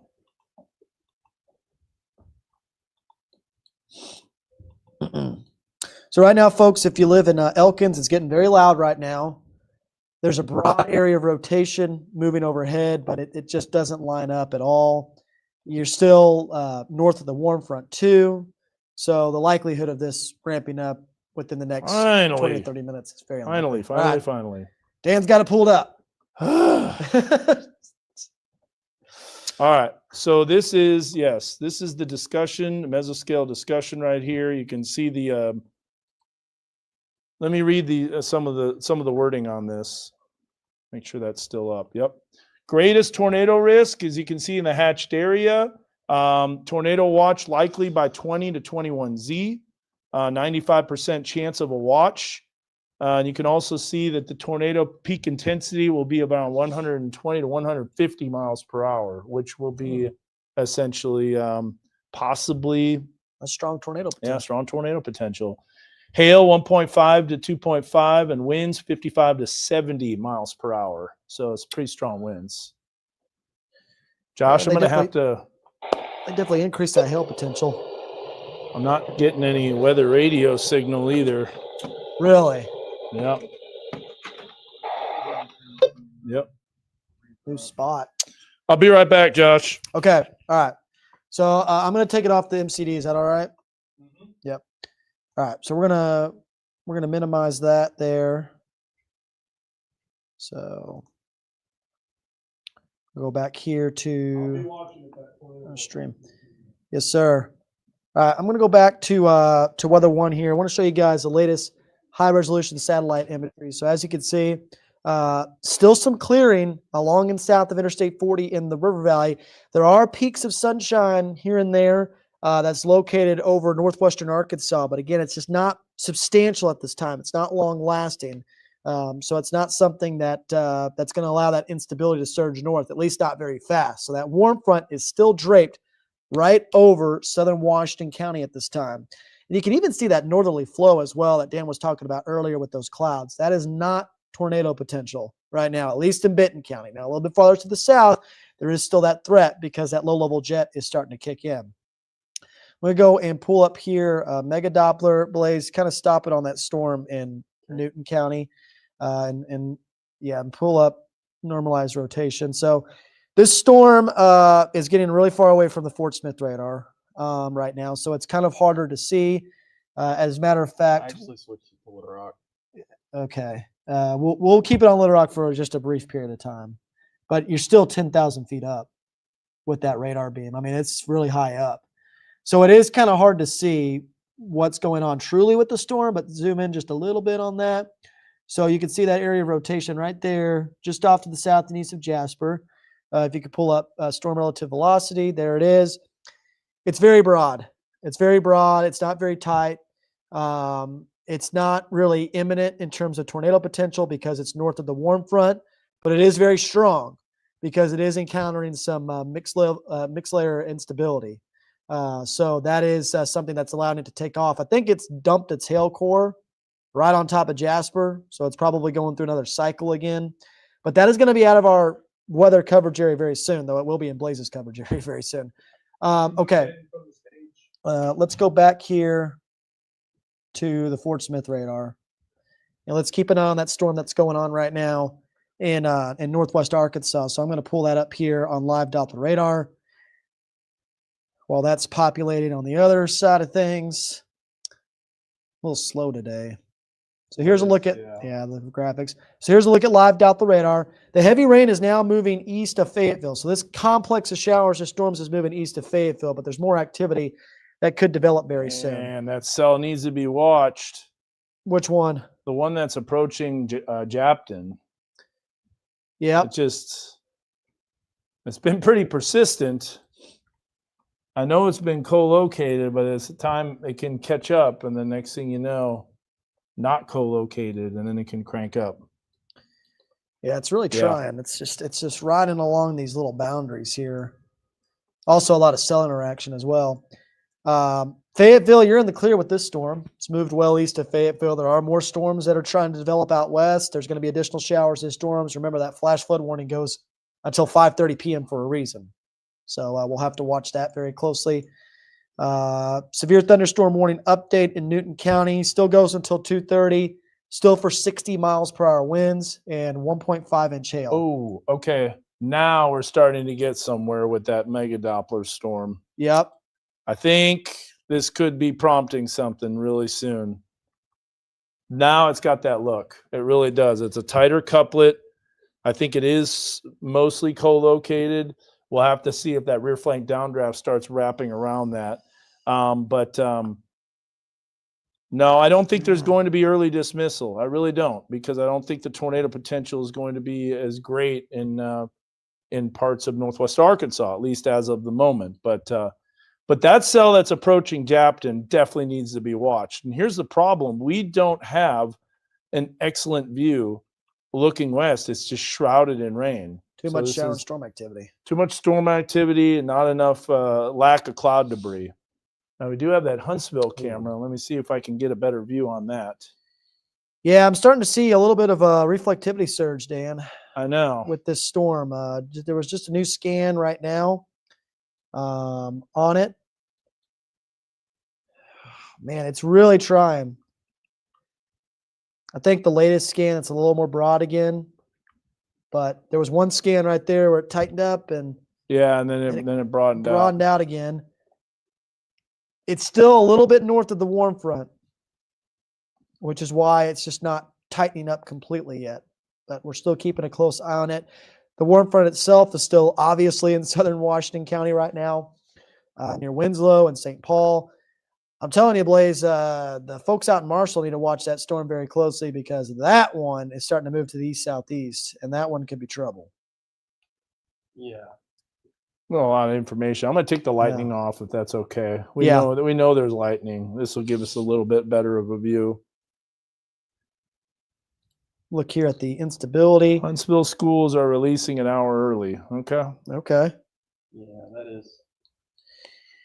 A little bit more instability work with the storm in Elkins. By the time they release, all the storms will be out of there before we get our next round. But exactly, it's tough. This is what makes severe weather forecasting and timing of severe weather So difficult. Really does. Absolutely. Man, there's a lot of instability in the river valley right now near Fort Smith. We're about to get the new, wow. That's like 5,000 Cape. Whoa. It's like 5,000. Yeah. You know, I think we really need to stress that. Yeah. So, yeah, I'm going to bring this up here real quick. We need to stress this because people maybe in the river valley are like, it's a beautiful sunny day. We're Yep. good. No problems. Yep. There will likely be a tornado watch that's coming out really soon. Not only that, you've got extreme in conditions in terms of instability that's really starting to crank up. And then on top of that, you've got conditions for tornado potential. And it's all in the river valley. And I mean, this could be a pretty serious day. Absolutely. Down there. In It's fact, kind of a textbook fall severe weather setup day. look at this here. This is a Howell Heating Cooling Mega Doppler. We're going to bring this up. You're going to get to see. There's the storm that's coming through northwest Arkansas. But look at the river valley. Totally storm free. Absolutely nothing going on. 2 o'clock. Instability is approaching 5,000. 5,000 Cape right over Fort Smith. And the reason for that? Well, there's good reason. It's totally sunny. In fact, there hasn't been a storm or a cloud in the sky. And this is, I got to be honest, the models did a pretty good job on that. They did. You can see kind of that cumulus field that's off in the distance. Now, there's some of the other ingredients that we're looking at. There's a supercell composite index. Then Maximized. And notice how it kind of lags behind this line of storms. So once the first line of storms comes through, we still have more energy. In fact, let's look at this. Let's look at a satellite radar loop, and you can see the energy swinging in. So these are going to be your cells that develop here pretty soon. Right in here. There's that field. Yep. And if we look, man, it's racing in quick. It is. Yes. So there's not much time. No way does the front. I mean, there might be some pockets of warming, but that's not the true warm front. Exactly. But boy, it's lifting close to Fayetteville, isn't it? It's trying as it might to do it, which is why that storm is taking off now as it heads towards Japton in Madison County. And this is what you're talking about. So going back to that again, real quick, you can see this line right there of the yellow and oranges. So that's the instability. South of that is where you have really great instability. North of that, not as much. So the storms aren't as strong. Look at how that storm in Newton County is riding the boundary, has a little bit of a rotation with it, and some hail size as well. And that's severe thunderstorm warned. The other storm, not quite severe warned. Are they talking about it, Blaze, at all on NWS chat? No. The sun is already shining out in southeast Fayetteville.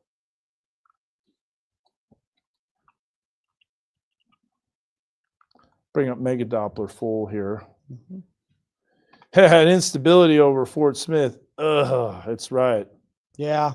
It probably feels like when you step outside, it's so humid and What's hot. the supercell composite on that? Yeah, let me go back to that. It was around the higher end. A significant tornado potential. That's a supercell composite. And then what's the significant tornado potential?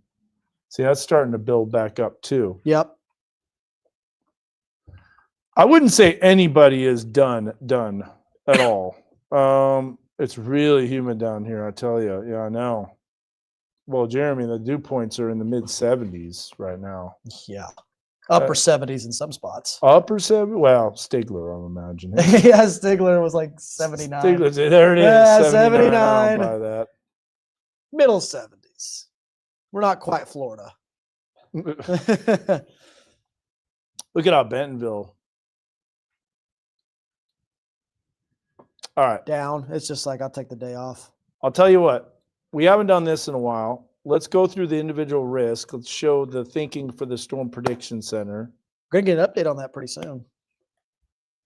Yeah, we'll get the new update at 3 p.m. So within the next hour. Probably will be a watch by then. I'm imagining a tornado watch will be coming out soon. Well, we got to change that all around. That is from like June. Yeah. That's not the one from this morning. So I'm going to save this so we got that. But there is the newest risk that was issued at 11:30. So we've got a level 1, basically not even in our area anymore. That's north. Level 2 and level 3 over us for the majority of it. That level 3, by the way, that's the enhanced risk. If you're wondering about the enhanced risk, here's the individual threats. So you've got a hatched area for tornadoes, and that means strong, potentially violent tornadoes. That means stronger tornadoes. I do not think this will be a PDS watch if you're asking. Let's look at that rotation now a little bit more. See, it shows up, but yeah, here's the thing. It's not true. Caitlin, it's not true circulation. It's on the leading edge, and it's way out ahead of it. So it's not, it's what we call side lobe contamination. Classic. Look at how far out ahead of it is. Yeah. Yeah, doesn't line up. Now, I tell you what, if south of Durham starts to circulate and you see a strong circulation in this area right in here, that's what you're going to have to watch. Reflectivity surge.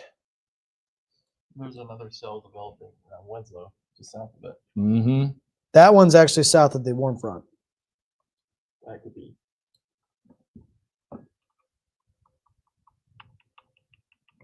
It's also lifting northeast. So back to this. Let's look at the individual threats for wind. Obviously, that doesn't tell you much. It just shows you a medium risk for wind, and a large hail risk is basically over the entire area. The mesoscale discussion that's been released, if you're just joining us, came out a few minutes ago. And what it shows is the potential for, what is going on here? We have the wrong. What? What's this? I wonder I couldn't find it. Here's the mesoscale discussion. This is showing the potential for a watch, 95% potential for a watch. So you're saying there's a chance. There's a chance. Notice how it completely cuts off, though, in southwest Yeah. Missouri. Just cuts off. Well, that's because of all the extra storms. Exactly. Now, let's do this. Let's look at the velocity for that cell from INX. Not really there. Not much of a couplet. SRX, yeah, it shows up, but again, side lobe contamination. And then Springfield shows up on the back edge. So we know the storm's kind of rotating a little bit, but if we look at the shear tracks, you'll see a little bit of circulation. See, it does show up there. Kind of came right through the south side of Greenland. Look at that. Mm-hmm. Very similar to where May 19th went through. It's like literally almost the same. It is almost the same exact track. Yes. Thankfully, that didn't touch down, apparently. Yes. There's a circulation that kind of died out to the northwest of Jasper. Let's go through all the latest warnings here real fast. So we got a severe thunderstorm warning, goes until 2:30. That has now been downgraded to a regular severe thunderstorm warning. Remember, that warm front just isn't far enough north to bring that extra storm activity. And that goes, like I said, for Newton County and Searcy County. You alerting your peeps, Blaze? That Jasper storm, looking at it from Little Rock, it does look like it might be tightening up. Yeah. Then you got a flash flood warning that's in effect. This is for Boone County, central and western Boone County, and that goes until 4:30. Flash flood warning for until 3:45 for Benton, Carroll, Madison, and Washington. And then you got this last one here that's until 5:30. So what about additional development? Is there? Not really. So if this comes through, Josh, and then that's it, what type of clearing are we going to see? Well, That's the key. That's the key. And there is some clearing going on. I mean, it's a weird day. It is a very weird day. I mean, like I said at the beginning of this live stream, it's a very interesting setup because you could see how intense the environment is, especially when it comes to the wind shear. But there's also a lot of kind of flies in the ointment, as you would say, that could limit it. And I think that's why it took a little bit longer for the Storm Prediction Center to issue an enhanced risk, because they wanted to see how things kind of evolved earlier in the day before pulling the plug on that. But yeah, it still, makes total sense. I mean, everything with this particular event is happening second by second. I mean, it's a rapidly evolving situation. So we're just doing a lot of nowcasting right now, doing a lot of looking out the window. And man, when you look out the window in the river valley, that is primed. That is a prime environment. Look at that little cumulus field too developing as well. Yeah, you Right can see there. that out west. In fact, this might be the development of some cells. Mm-hmm. Look at this, right near Salisaw. Yep. That might be your storm that's starting to prime.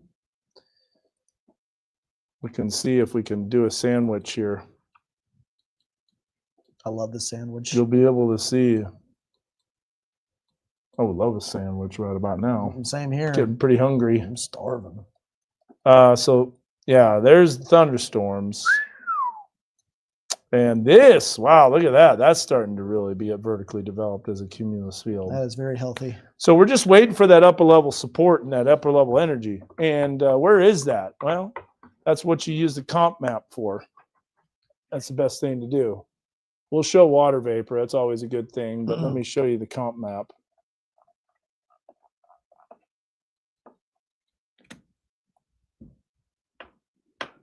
We actually gonna have visual on that Newton County storm camera.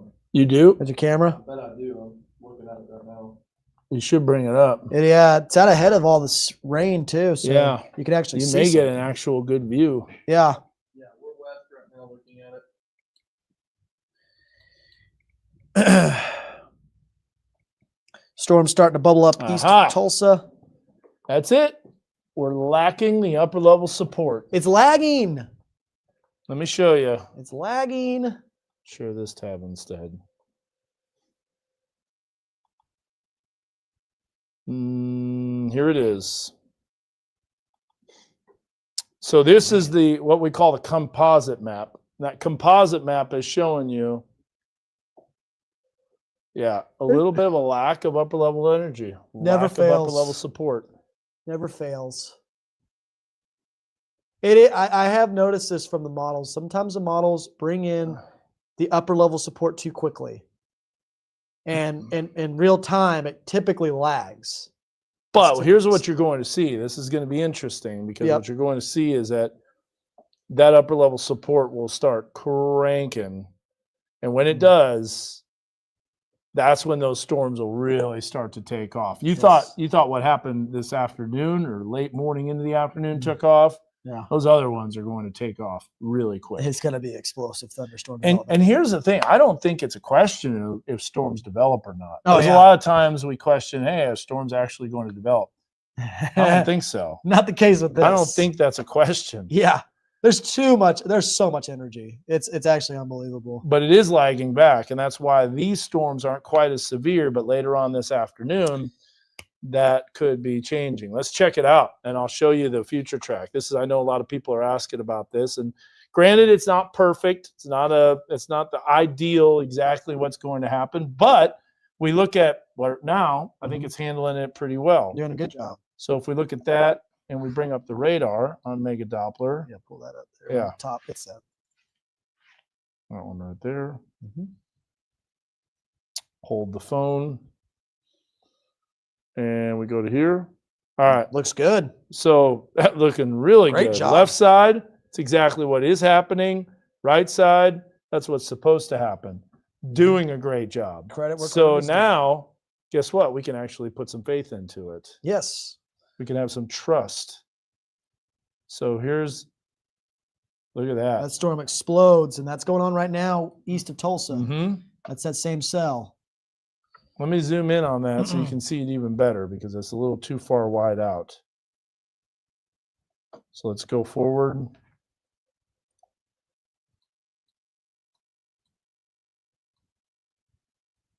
And if you Look at that. pull up that double 4. screen again real quick, just so we can look at Mega Doppler, because I want to show that specific Oh, okay. storm that you're looking at there. That's happening right now. So this is the storm currently that eventually bubbles up into the one that you're seeing there over northwest Arkansas at 4 or 5 o'clock. It's a pretty nasty storm, man. And that's where some clearing is taking place too. Yeah, that's going to be something to watch. Mm-hmm. Then I'll bring this up again full here. Mm-hmm. So now let's step through this. There's 4 o'clock. That's pretty much riding the boundary on what just happened with that other Yes. cell. Yes.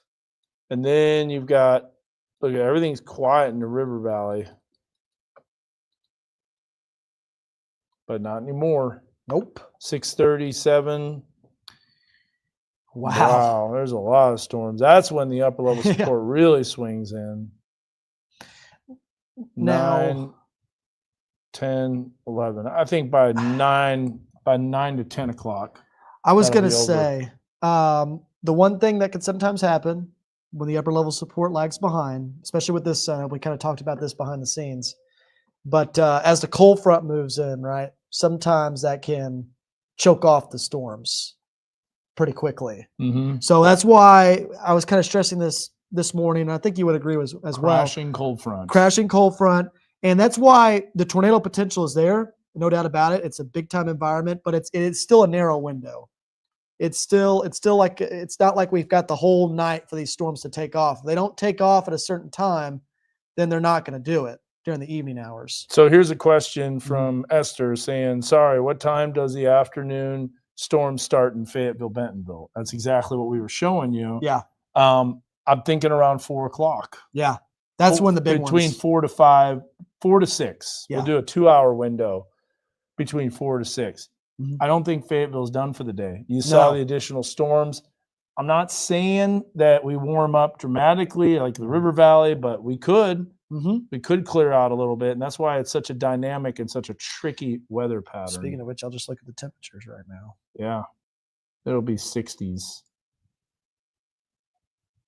No way, I don't want that one. This one. It'll be in the 60s. Yeah. Well, Yeah. a little warmer. 69 in Rogers. Yeah, upper 60s to lower 70s.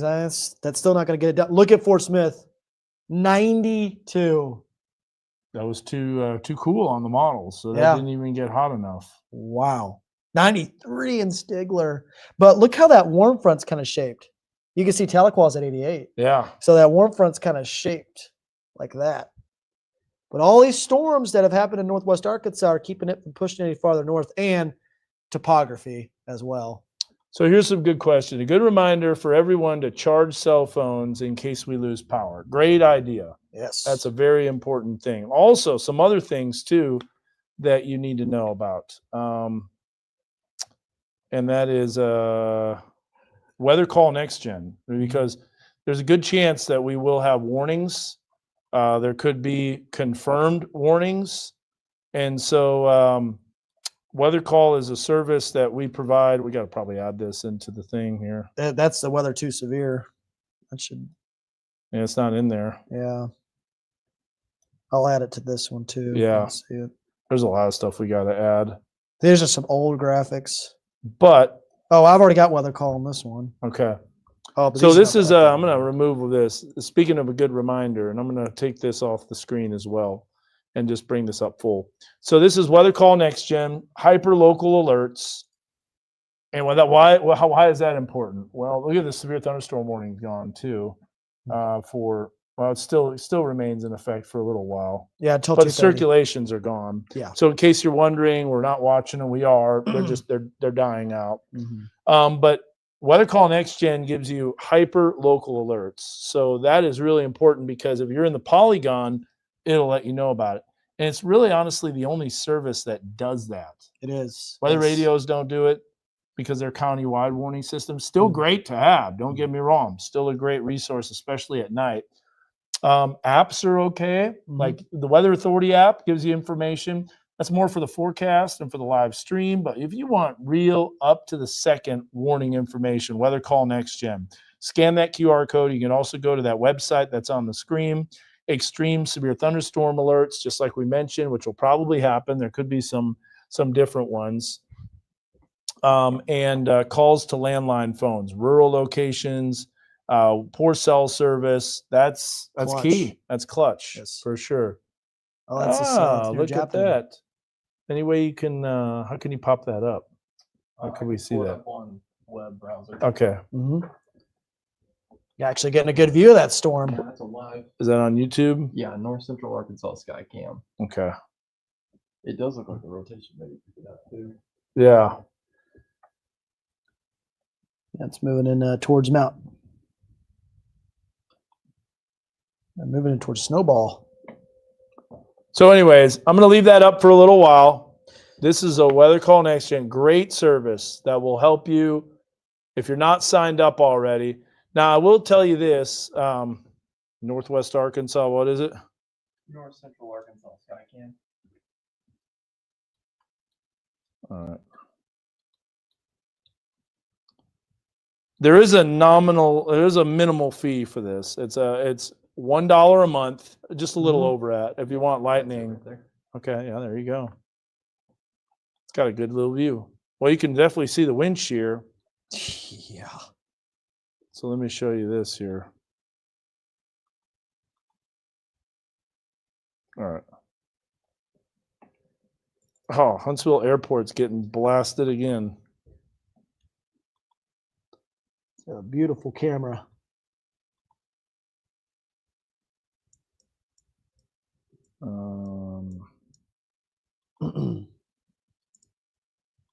Okay.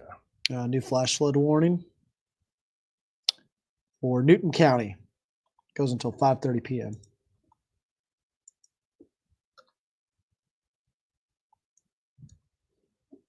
All right, here's a view of that cell. So I'm going to go back here.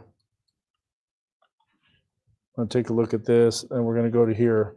So here's Blaze's Central Arkansas Skycam. Bring that up full.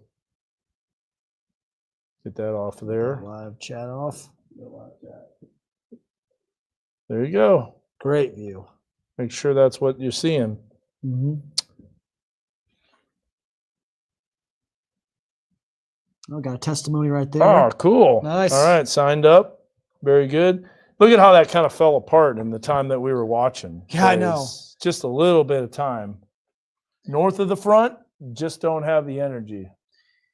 It like just doesn't have that structure anymore. It's amazing how fast it's kind of collapsed. But It ramps up and it dies down really quickly. Can't sustain itself. so get ready for the tornado watch to be coming out.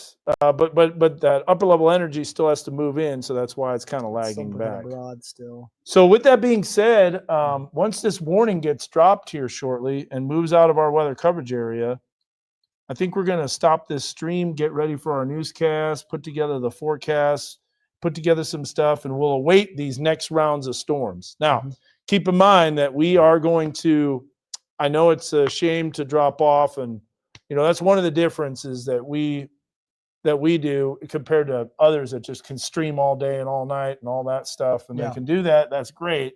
We've got newscasts that we got to put on. That is our number one priority. Exactly. And keeping people safe. But in order to get ready for the newscast, we got a lot of stuff that we got to do, including forecasting, so you can know what to expect, breaking down the timing, putting together a presentation, so we can do that.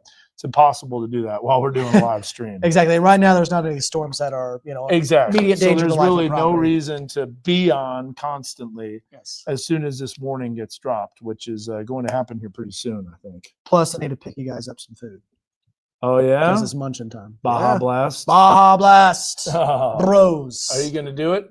Come on. Blaze? Come on. Get on here. No, You're probably off just the water, street. probably just water. Zach Gilday 2.0. I knew Zach would never Sorry. leave. No Baja Blast? No, What? Just water.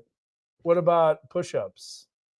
Okay, I might do push-ups. Okay. make it wanna do push-ups. push-ups? Push-ups or Baja Blast? Both. Push-ups. Yeah. No, it's like pre-workout. That's Yeah. why I tell Zach Gilday. I don't know. It's pre-workout, Is man. It gives you a good. sugar rush. Have you ever had it? Baja Blast. At Maybe Baja one time. Blast Freezy? Freezy. Probably one time, but Make it two. it's got caffeine, and I stay away from. See, I don't caffeine. like caffeine either, but I mean, Well, I kind of need it or I'm going to fall asleep. St. Paul, it's got TBS. Is that starting to tighten up before we let it go? No. no, it's still that side lobe, It's still man. side lobe contamination. It's crazy. Look at all that stuff. That's Yeah, that's really bad. that's trash. We'll get you to drink it. We'll get you. You can have a sip. I got Zach Gilday to get a sip. Yeah. The pressure is on. Maybe Maybe. Blaze I won't. have been Maybe Blaze won't caffeine-free. succumb to the The peer pressure. I have been caffeine free for like 2 years. Is it caffeine or is it just sugar? No, it's got caffeine. Does it? Does the Any kind of Freezy have mountain- caffeine? Any kind of Mountain Dew is going to have caffeine. And sugar. And sugar. If you can find me a non-caffeine, Oh, I well, will there's drink it. yeah, there's non-caffeine. Well, okay. we can yeah. find a way. We'll find a way. If there's a will, there's a way. We'll suck the caffeine There's out of a there. severe thunderstorm warning. Of course. Of course, right? When we want to go get a Baja Blast. Yep. That's going to And be that's for that cell. that cell. 223. You know what's just got interesting? issued. Why, let me ask you this. Why aren't we seeing the alerts popping up? That's what I'm saying too, because it's set for KW alerts left side. It's got the right setting. Is there a bug with the new update? I bet there is. Well, I do have the new severe thunderstorm warning popped up on Weather One. okay. New severe thunderstorm warning. Frustrating. So it goes until 3 p.m. So it's kind of a short-lived severe thunderstorm warning. It's for 60 miles per hour winds and for quarter-size hail. What's interesting, Dan, this is just funny to me, and I want to pull this up on Mega Doppler real quick. We were looking at that side lobe. Oh, look. Oh, nice. New severe thunderstorm warning. Yep. I love that. Here's something interesting. I'm going to pull this up on Mega Doppler. So we're talking about the side lobe. The side lobe part of the storm is not even in the severe thunderstorm warning. It's all this stuff up here. That's actually severe at this time. But it does have 60 miles per hour winds. I'm actually going to pull up the split view again, and I'm going to show the normalized rotation. I bet it has stuff here. It just doesn't line up. It's not co-located. That's why, I yeah. think of probably a lot of other streamers and stuff like that will be going, oh, look at this rotation, and this is pretty nasty, and watch out for this. And, a lot of people have access to radar. Not everybody knows how to read the radar. So, again, this is how you can get your information for your warning alerts and your services and stuff like that. But this is what Josh was talking about with that circulation. Yeah. Because it's showing a TVS on radar, and you might be thinking, all right, well, we got to watch that part really closely, but that's not a true TVS. It does not line up with the base reflectivity whatsoever. Nope. So no rotation there. All right. Got to stay on that though. While you're doing that, I'm gonna start working on the forecast sheets. Sweet. All right. If I see something, I'll jump in and chime in.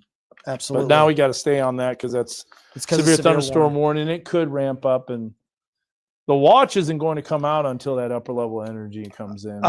Here's a look at the Huntsville Middle School weather bug network camera right now, and look at that sunshine out west. Got some sunshine out west, yes. And we've already seen quite a bit of rain. Now that storm's actually moving out of the Huntsville area. What's interesting is Huntsville's included in the severe thunderstorm warning, but the severe part of the storm has pretty much moved out of Huntsville. New severe thunderstorm warning for Newton and Boone County. Okay. And I see that. So what you're seeing here, Blaze, is that we have the severe thunderstorm warning that was issued from Tulsa. Okay, and now the Little Rock office is also issuing a warning on that storm. So that's what you're seeing. So I'm actually going to pull that up here on Live Doppler Radar. Something's wrong with those overlays. It's not showing us the new warnings. I know. That could be a problem. That's something we got to get fixed before all this stuff comes through. Yes, because that's bugging me. Yes. New severe thunderstorm warning. That's working. So the severe thunderstorm warning, by the way, that was just issued, Blaze, that you mentioned, does go a little bit longer, which makes sense. It goes until 3:15 p.m. It's for 60 miles per hour winds, quarter-size tail. You can see that there. It's located in most of Newton County and southern Boone County. In fact, I'm turning off my mic and I'm going to call on that. Yeah. So Dan's doing some stuff behind the scenes. What's going on right now is Dan's getting the forecast ready for later on this evening. So he's going to be doing a lot of work behind the scenes. If there's anything that's concerning, he'll be back on here and talking about some of these storms. But right now, what we've got is just a couple of severe thunderstorm warnings that are in effect right now over our weather coverage area. They're basically for the same storm. It's just that Tulsa has issued a warning on one side of the storm, and Little Rock's kind of filled in the gaps there on the polygon. So I don't see anything from the storm, Blaze, that's really all that concerning at this time in terms of rotation. There definitely is some strong winds that are trying to develop right now near Witter, southwest of Weathers, but nothing that's out of the ordinary there that's too concerning at this time. Let's see the hail situation. Not even a whole lot of hail showing up at this time with the storm, which is interesting. There was quite a bit of hail initially, just off to the south and west of Huntsville, but that's since dropped off. So really, Blaze, what we're seeing is more of a damaging wind threat with this particular storm.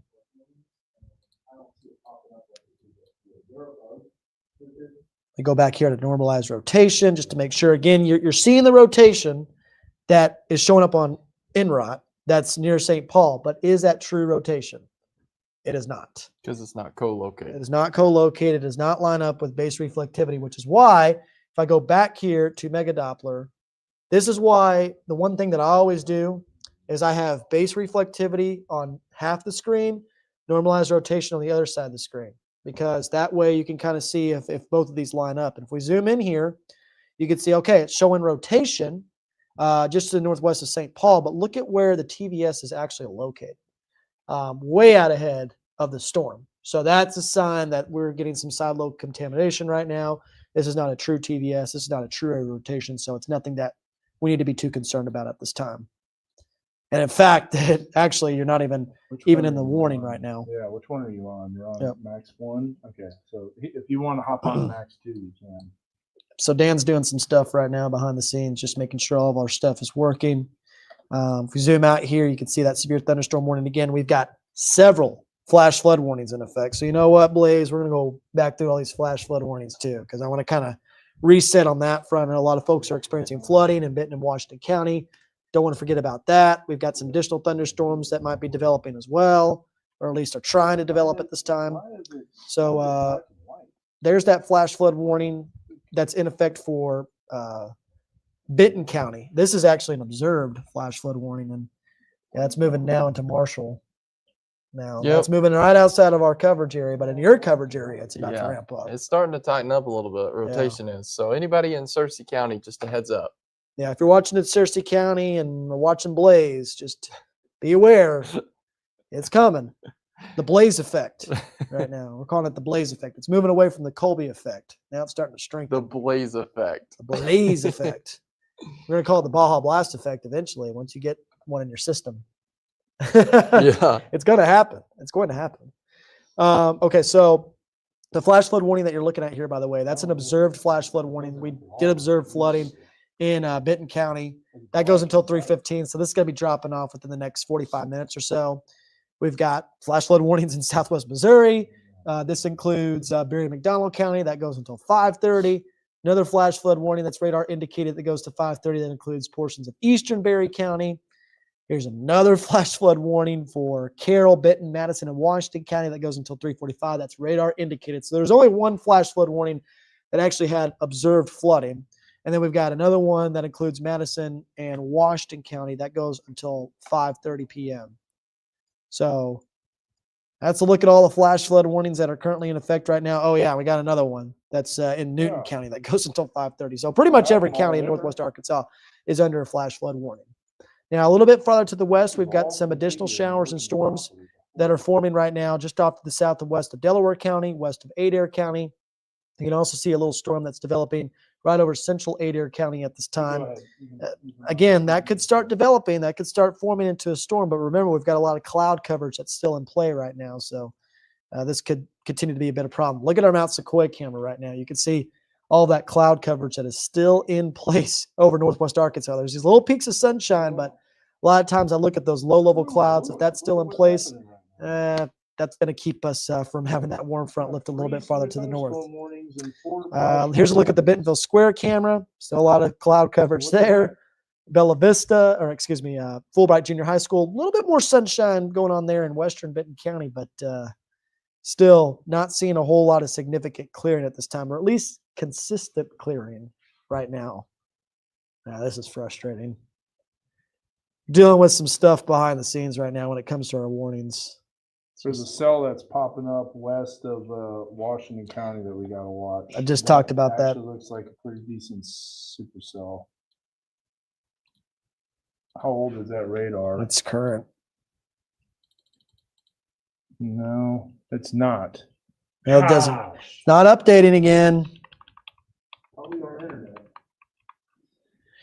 I was seeing that on live Doppler radar, but it's not showing up on Mega Doppler. Trash.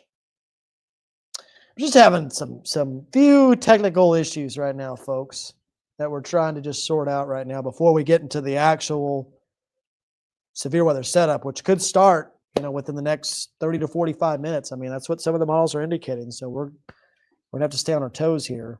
I bet you it's on internet because our internet has been so slow lately. It's been ridiculous. Yes. So mega Doppler's still populating right now. So I'm going to go back to live Doppler radar. I'm actually going to show an INX sweep. So I'm going to go to the Tulsa radar to take a look at this new cell it's developing. So it's taking a little while to load. So just bear with me here. So here's a look at the Tulsa radar. And there's that cell that Dan was talking about right now. This is not high resolution. This is nothing like mega Doppler, but as you can see, that cell is forming north of Westville, and that might be a new storm that gives us more heavy rain potential or maybe even severe weather potential. It's also developing in a nose of instability as well. If I go to a look at radar with instability overlapped, you can see that there's some instability there, but it's also about to get into an environment that doesn't have as much instability. So again, a lot of these storms that are forming right now are forming out of the main instability axis, which is why we haven't been seeing, any of those crazy thunderstorms yet over northwest Arkansas. So we're watching that very, very closely right now. So there's a look at the storm again. It's kind of trying right now, but it's struggling a little bit north of Westville. But we'll have to watch that very closely and see if it takes off. I guess mega Doppler just doesn't want to populate. Yeah, I don't know what's going on. It's like it's crazy. But I also know that Max is saying that we haven't had any alerts or any severe weather according to this, and we've had 4 or 5. Yeah. Yeah, this is still old. This is still 919. I mean, my goodness. It's not even in the same realm. Still monitoring NWS chat, nothing. Nothing yet. I mean, it From makes Tulsa. sense. I haven't seen the tornado watch get issued yet either. Nope. So we'll keep an eye on that. NWS chat if anybody else's GR is lagging. Yeah, that's a good question right there. Yeah, go ahead and type that up. There it is. Let's go ahead and look at some comments here. Make sure everybody's doing all right. Feels so hot outside. You're probably in River Valley right now. I mean, my goodness, this is like a intense summer day. We got intense heat and humidity, temperatures in the lower 90s, dew points in the upper 60s, middle 70s along and south of Interstate 40. Mount Sequoia camera is misleading. It's sunny on the other side of those low-level clouds. So let's go here and let's look at our mesosector again. So yes, there is some peaks of sunshine that are showing up there on the mesosector, but Zach, what we're seeing right now is still just enough low-level cloud coverage to keep that warm front from lifting north. So yeah, there's peaks of sunshine, there's a lot of sun, but there's still a lot of low-level clouds as well. So there's just not that instability that's surging to the north quite yet. That warm front is still to the south. So we'll keep a close eye on it. I'm keeping an eye on the temperatures as well. It is definitely warming up just a little bit over portions of northwest Arkansas. Let's see here. Rain keeps starting and stopping in Prairie Grove. So you see those on and off showers and storms there in Prairie Grove right now. Let's see. I see the sun in Decatur. Sunny and temps rising. Well, not completely sunny. There's still clouds. I mean, there's still clouds that are hanging around right now. Up 8 degrees in Centerton from an hour ago. So a lot of folks saying that it's getting warmer around them right now, and I do believe that. We have had, especially in Benton County. Benton County hasn't had as much shower and storm development over the last few hours. Now look at these temperatures right now. So this is you can see that temperatures are now in the lower to middle 70s in northwest Arkansas. So it's warmed up quite a bit along and north of the Bobby Harper Tunnel.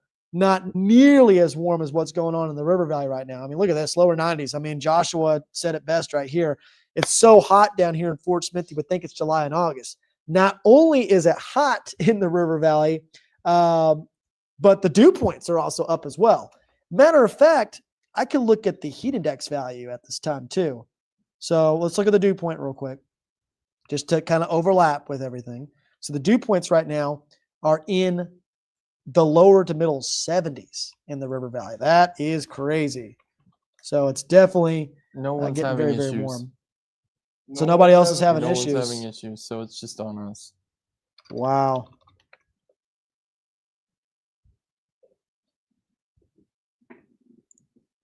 That's so crazy to me. how the internet can just struggle so much. DR is not lagging at all. Nope. Yeah, so we're still So trying they to have figure the some stuff out behind the IOC. scenes right now. Cars says it's 90 degrees where I'm at in Rudy, says Charles Peak, which is, by the way, fantastic storm chaser. He's got some fantastic shows, works for the Weather Channel, does some work for us.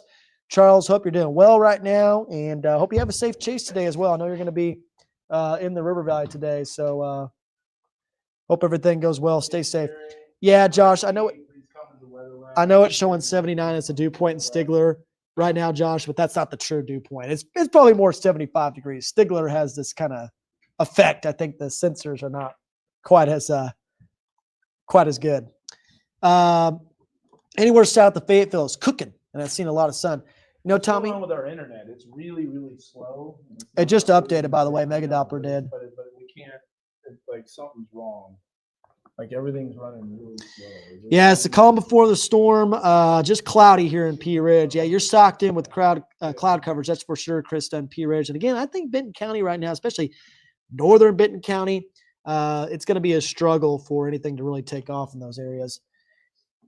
Blaze, I'm still keeping an eye on these storms on live Doppler radar right now. Mega Doppler's kind of under the weather.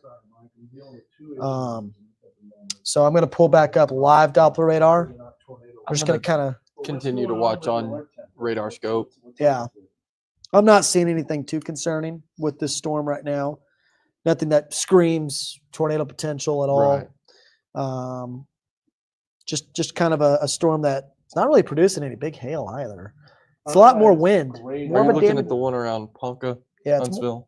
more damaging wind potential right now with this storm, which makes sense. It's still warm north of the warm front. Right. So here's a look at some of the live radar winds as well. You can see some of those brighter greens that are showing up east of St. Paul, which is interesting because it's actually south of the severe thunderstorm warning. That's actually where I believe the strongest winds are at this time. So if you're near St. Paul right now, you might experience some strong winds. It might get very loud as well in those locations. I'm going to move this out of the way here, and I'm going to make a new storm track as well. So how fast are these storms moving right now, Blaze? I didn't get a chance to look at that. Let me see. Yeah, just look at that warning and give me kind of a look at that. I'm actually going to make a kind of a line.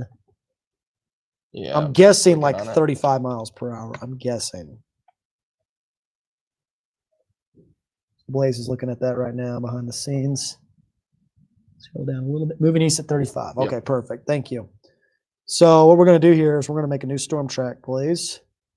We're going to move it right along this line here. So they're not moving too fast. Not moving too fast, and they're moving east. That's very important as well. They actually are moving due east. So that means that it's going to stay north of the warm front. Right. If it's not moving southeast, it's going to stay north of the warm front. So Murray, 245. You've actually got rain going on right now in Murray. 251 in Jasper. Limestone at 314. I mentioned Limestone a little bit earlier. Fort Douglas at 324. Gilbert at 336. And Ben-Hur at 346, which sounds like a comic book character. Ben-Hur. I'm about to ride Yes. into a chariot and start cracking some skulls here. You're gonna be like Thor. Yeah. Get your hammer out, Yeah. Thor. So there's a little bit of development to the we're north of still live Ozark. streaming, yeah. We'll be live streaming until the storm Yeah, go away. we're watching that too.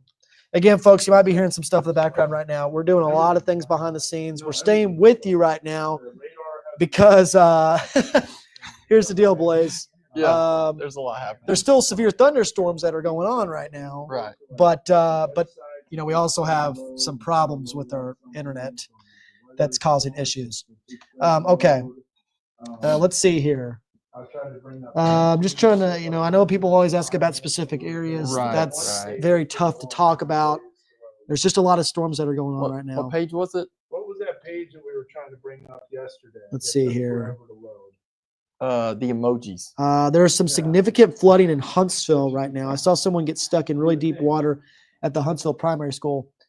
Blaze, did you hear that? What'd you say? Sorry. So there's a report from Brendan, who actually lives near Madison County. He says there's some significant flooding in Huntsville. They saw someone stuck in really deep water at the Huntsville Primary School. Remember, they're releasing early. Oh no, that's not And thankfully, Huntsville, for at least now, the rain is starting to wind down a little bit more. I'm going to move this storm track out of the way here. good. Yeah, there's one little cell right around Watts Community, but I think according to that track, it's showing to the northeast. So Huntsville is probably going to dry out Yeah, Huntsville's drying out for now. for now. There will be yeah. more storms later, but at least there is a lull. And a lot of the times with the flooding, unless it's significant flooding, which I doubt it's like, like completely flooded like a river or something Right, like right. that, flooded over. Usually it goes down right after the rain stops. So whatever flooding's going on in Huntsville will likely subside relatively quickly here. I'm showing 92 for a temperature at Fort Smith. Yeah, that's correct. That is very warm. Yeah. I mean, the heat index is almost in the triple digits. That's crazy. Yeah. Let's see here. So I'm going to scroll down here. I'm not seeing any other newer comments right now. I'm going up here. Does radar not load for anybody else on the phone? That's what somebody said on I have the been live using stream. Radar Scope and Radar Omega on the phone Oh, it pulled up. It's working. It just got popped up. Hey, it pulled You see up. that? Yeah, I do see for that. Franklin, Got a Madison. new alert. Well, but that's what we want to see right there. New severe thunderstorm warning. Okay. As Blaze just mentioned, Franklin and Madison So- County. So it Now actually under a severe triggered. thunderstorm Why? What's It's that up with southern all the side of other the storm ones? that we What talked did you about. do? Did you do anything to change So it? 60 miles per hour winds, quarter-sized hail. This only goes until 3 p.m., but Blaze, I can guarantee you right now Okay. that there's about to be a new warning that's issued for Newton County. That's going to be extension of this one because the National Weather Service office in Little Rock will take over. I think you're right. I guarantee it. And it's the same area. Yeah.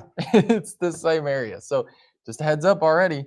Marshall, Searcy County, Jasper. There's a Yep. reason why It's- the microphone there is it is. picking up a bunch of ruffling. There's a lot of ruffling of our feathers right now on our technical Yeah. side that's we're trying to fix. So Yeah. I don't have a microphone on me. That's why it's ruffling. So just to let you Yeah, know. you're just hearing a lot of background stuff Yeah. because we got a lot of stuff going on behind the scenes that we're trying to fix. So it looks like Dan's controlling Mega Doppler right now. We got that pulled up. You can see all that lightning going on at this time. Just curious, when do you think it will ramp up again later this evening in the Fayetteville area? I actually think it could ramp up in the next hour. I mean, that's the kind of environment that we've got going on right now here in Northwest Arkansas and the River Valley. These storms with the upper level support that's starting to kick in right now are going to take off very quickly. So within the next hour, maybe even before that, there could be storms ramping back up in Fayetteville. I'm hoping everybody gets home safely from work and school before that happens because we're kind of getting a lull in the activity along I-49, but obviously there's some smaller schools out towards Huntsville, Jasper, St. Paul that are dealing with very heavy rainfall. So yeah, got to make sure you're taking it nice and easy as you head back home. Don't want to see any accidents or anything. Blaze, I'm looking at storm relative velocity right now, Mega Doppler, not seeing anything. Good deal. That's concerning right now. Maybe a little bit of elongated rotation there. That's showing up just to the south of St. Paul, which is actually the most concerning part of the storm right now. Here's what the NWS is saying. 2 p.m. show the thinnest cap. Storms currently the best. The triangle roughly from prior to telecall to Wagner. So that's currently. So that will overlap with us soon. Here's the deal, though. I think that warm front, you think it'll be able to rise? I don't think so. You don't think I so? don't think so. I think it's going to be a big struggle for that warm front to rise. And here's why, Blaze.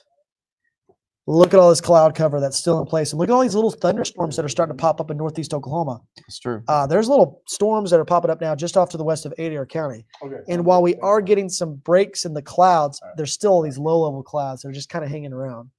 So it's going to be tough. But I am starting to see some more development right now, Dan, in northeast Oklahoma. Yeah, and it's got lightning already, and that shows you these storms are starting to pop a little bit. Yes. So yeah. Exactly. Starting to take All right, off. we got some stuff fixed. So there was a problem with with a server, and the server was fixed, and so now hopefully it will work. Good. Good deal. But we got more severe thunderstorm warnings. Well, they're popping up, and I mean Yep. this is a good thing to do now, Yep. considering what's happening later on this afternoon. Yep. And I'm imagining now that we're starting to see a little more energy moving in, we're starting to see those cells popping up a little bit more. would not be surprised in the least if we start getting tornado watch. Yeah, it's very imminent. It's coming out pretty soon. Yes. 95% chance of a watch. That tornado watch will be across the entire area, I think. Pretty I think much. Benton County will be included in that as well. Yeah. Is the greatest tornado potential going to be there? Depends on where the cells track.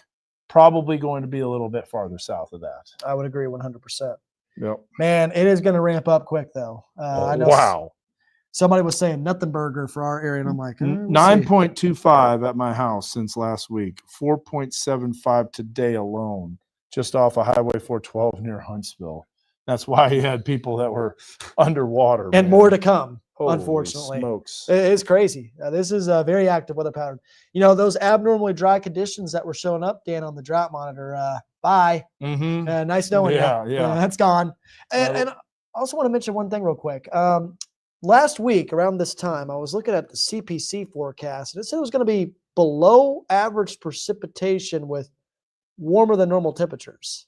That didn't make sense at all. That did not happen. No. As a matter of fact, this might be the most active stretch all year.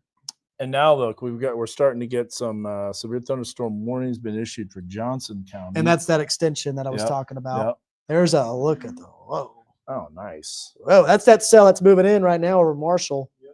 Think I can bring that up, Blaze. Mm-hmm. There was just a really nice lightning bolt. Yeah, so that storm's out of our coverage area now, but what Dan's going to show you is a storm that's moving into Marshall that's really starting to strengthen. Mm-hmm. So that one is severe storm warned. So that is a North Central Arkansas Skycam network, and that is Blaze's camera that he's streaming online. And so that is from the Marshall area. That's looking west towards that cell. Can definitely see a shelf cloud, some pretty heavy precipitation behind it that will cause possibly some flooding. Yeah, that's a pretty big system right there. That is big time. Very impressive little storm. Blaze, tell us exactly, come on into the weather lab shop. Where is that camera exactly located at? So it overlooks Marshall. Mhm. So there's a mountain called South Mountain, and that camera is on South Mountain. Okay. So it has a direct shot to Marshall. Okay. Mm-hmm. If Well, I good zoom deal. in, you can pretty much see where the elementary school is. It's a great camera. So a lot of people are just joining in, considering we've been on here 3.5 hours, which, hey, Yeah. I get it. There's things going on. Right. Let's update Ashley on what's happening, shall we? It's reset. So this is Ashley said, just joining. Y'all were saying for the Bentonville area, how's the tornado potential looking after the day progressed? So I still think those temperatures are pretty cool, but let's take a look at what's happening outside for the Bentonville area. So there's the Bentonville Square, still cloudy. A little bit of sunshine starting to peek out from Fulbright Junior High looking west. Justin Story said, "What's up, Blaze?" Just to let you know. Yeah, I know, Justin. Okay. There we go. Got some Marshall folks. Clinton Yeah, folks. there's a bunch of Marshall people jumping on right now because it's It's Got to get coming active. your It's way. coming down. Yeah. Well, I'll tell you what, we're going to be able to let people Marshall know right here on our live stream. And is your thing added to this? No, but I shared it, and I'll Okay. share it again. Hey, on Okta, did you set a schedule an event? I did not. It won't work. I think they did it though behind the scenes. Okay, they did. Yeah. Yeah, because it doesn't just automate anymore, unfortunately. Yeah, I'm gonna go ahead and do this. I didn't know that. Blaze, you can stand by Josh and give the latest update on that Marshall storm. I want to see. Since how to it's do your this real peeps. quick. So this is an example, Chris. Look at how slow this is going. Yeah. Trying to load up my website, and it's taking 10 minutes. Not even pulling up. So Blaze, wanna what's see- going on? Let's Finally let's see what's updated. going on here. Let's see. That's a pretty strong storm. Mhm. That's pretty intense, and it looks like it's right over Marshall right now. Mm-hmm. Between Gilbert, it just passed St. Joe, but yeah, this is pretty intense. Which we're still looking at it from the Tulsa radar site. So It's trying to rotate, but it's just very broad and very weak. do you mind if I switch it to Little Rock? Let's do this. Let's Switch it over there. do live Doppler radar on Little Rock. That way Gotcha. we're just keeping our, because I don't want to risk it, Right. with how volatile the whole situation is. So here's a look at live Doppler radar from Little Rock. So we're getting a better view at that storm. There's a severe thunderstorm warning. Goes until 3:15. 60 miles per hour winds and quarter-sized hail. This is just in effect for Searcy County. And let's look at Little Rock's velocity image. It's elongated. It's broad. It's not very strong at this time, but it's still there. Right. And we're not going to let our guard down on the storm because it is still moving kind of east-southeast. It's been ebbing and flowing. I would say It's been trying. I would say it was a little bit more impressive about 30 minutes ago. I would agree with that. Yes. It was a little bit more impressive about 30 minutes ago, but But it's still gonna pack a punch for Yeah. Marshall people. My watch is going crazy right now. People are messaging me because they're in the middle of it. yeah, I know. I mean, it has a history of dropping some pretty big hail. Right. And it dropped 2-inch hail just southeast of Jasper. So we'll have to watch that one very closely as it moves through Searcy County because it's Go on ahead and send it strong. back out again. I'm going to show off the camera real quick. I'm showing off your camera, Blaze. Look at this. Look at this camera image from Blaze's area. Where is this located again? Just north of Marshall. Just north of Marshall. So the storm is moving into Marshall right now. And look at that thing go. There's a lot of lightning too. Mm-hmm. Notice how low the bases are as well. So it does have low bases, which doesn't necessarily mean it's tornadic. Right. But it shows you that these storms are surface-based. And so they're tapping into the surface-based instability that is available for it. And there's a little bit that's in play, but I'm not seeing anything too concerning there yet. But, man, that storm is nasty. So a little bit of broad rotation right on top of Marshall. Oh, man. Mm-hmm. Blaze, that's coming right at the camera. Yeah, it is. Woo. Look at that lightning strike. I'm Woo! always looking at that. I'm like, don't knock out the camera. Yeah, let's hope that doesn't happen. Everything mixed around ready, so tell us when this is Cool. mic'd up. So far, I think you have strong mic too. I'm not mic'd up yet, but I will I'm on be. mic I mean, too. I'm mic'd up. I'm mic'd up internally, but not on the Okay, board. we have those on standby for when you're ready. All right. Sweet. Let's just keep it on this camera for a minute. Oh yeah. Just We're keep not. it We're not there. going to move that. Yeah, just keep it there. Got the radar source on there, so you can see that as I well. think the rotation's starting to pick up. Right around the Marshall area. So, Well, look at the velocity and look at the reflectivity. see if it lines up. See if it's co-located. Yeah. Yep. Yeah. It's rotating. This is a tough spot to forecast. This isn't a radar hole, though. New Where severe is thunderstorm warning. so which way is that camera facing? It's facing west. West? Yes. So you probably want to drop it south, right? Southwest? Yeah. Because you're looking at the line, and Yeah, if the that's- circulation is going to be happening, it would be on the.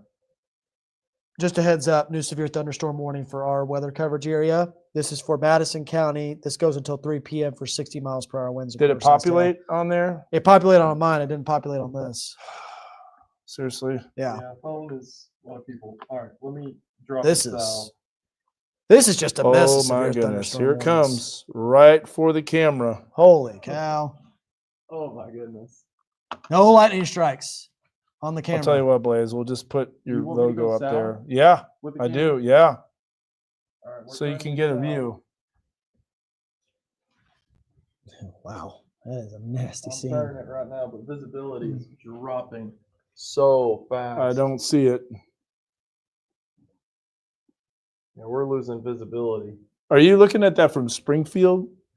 No, that's Little Rock. That's Little Rock. Okay, it is. Okay. This is Fort Smith. is I'm Fort keeping it Smith. on Fort Smith because Yeah. I'm not risking it. Yeah. No. I think that thing could go warned. Oh yeah. For Searcy County, So anybody in Searcy County, just heads up. This is it's a pretty strong definitely storm. trending. It is. Yeah. Yeah, that's a strong storm. Wonder what the Little Rock Weather Service is saying. So you moved it? You moved the camera? Yeah. Can't see anything But the anymore. visibility is terrible. Well, it wasn't there for a little while. That's why storm chasing, you got to be in the right place at the right time. In that area, oh yeah. So we're on High Heat and Cooling Mega Doppler. We're showing that on the live stream right now. And I'm watching these other storms right now as well that are in our weather coverage area. These are damaging wind storms. Yeah. Right now. No tornado No potential. tornado potential at all right now. Now, and I want to mention this, Dan, real quick. There are a bunch of storms starting to develop in Yep. northeast Oklahoma. These are gonna go severe warning pretty soon. I bet. Lightning, positive. Any positive strikes? Let's look. Oh yeah. Oh yeah. Oh, yeah. Well, you know what? We got our Lincoln Weatherbug Network camera that could see that. Yeah, let me pull that up here. There we go. Let's make sure we're Skadoosh. pointed the right way. Yeah, point that baby to the west. Everybody's saying it's here in Marshall. Wow. Coming Yeah, down. it is coming down. Big time storm.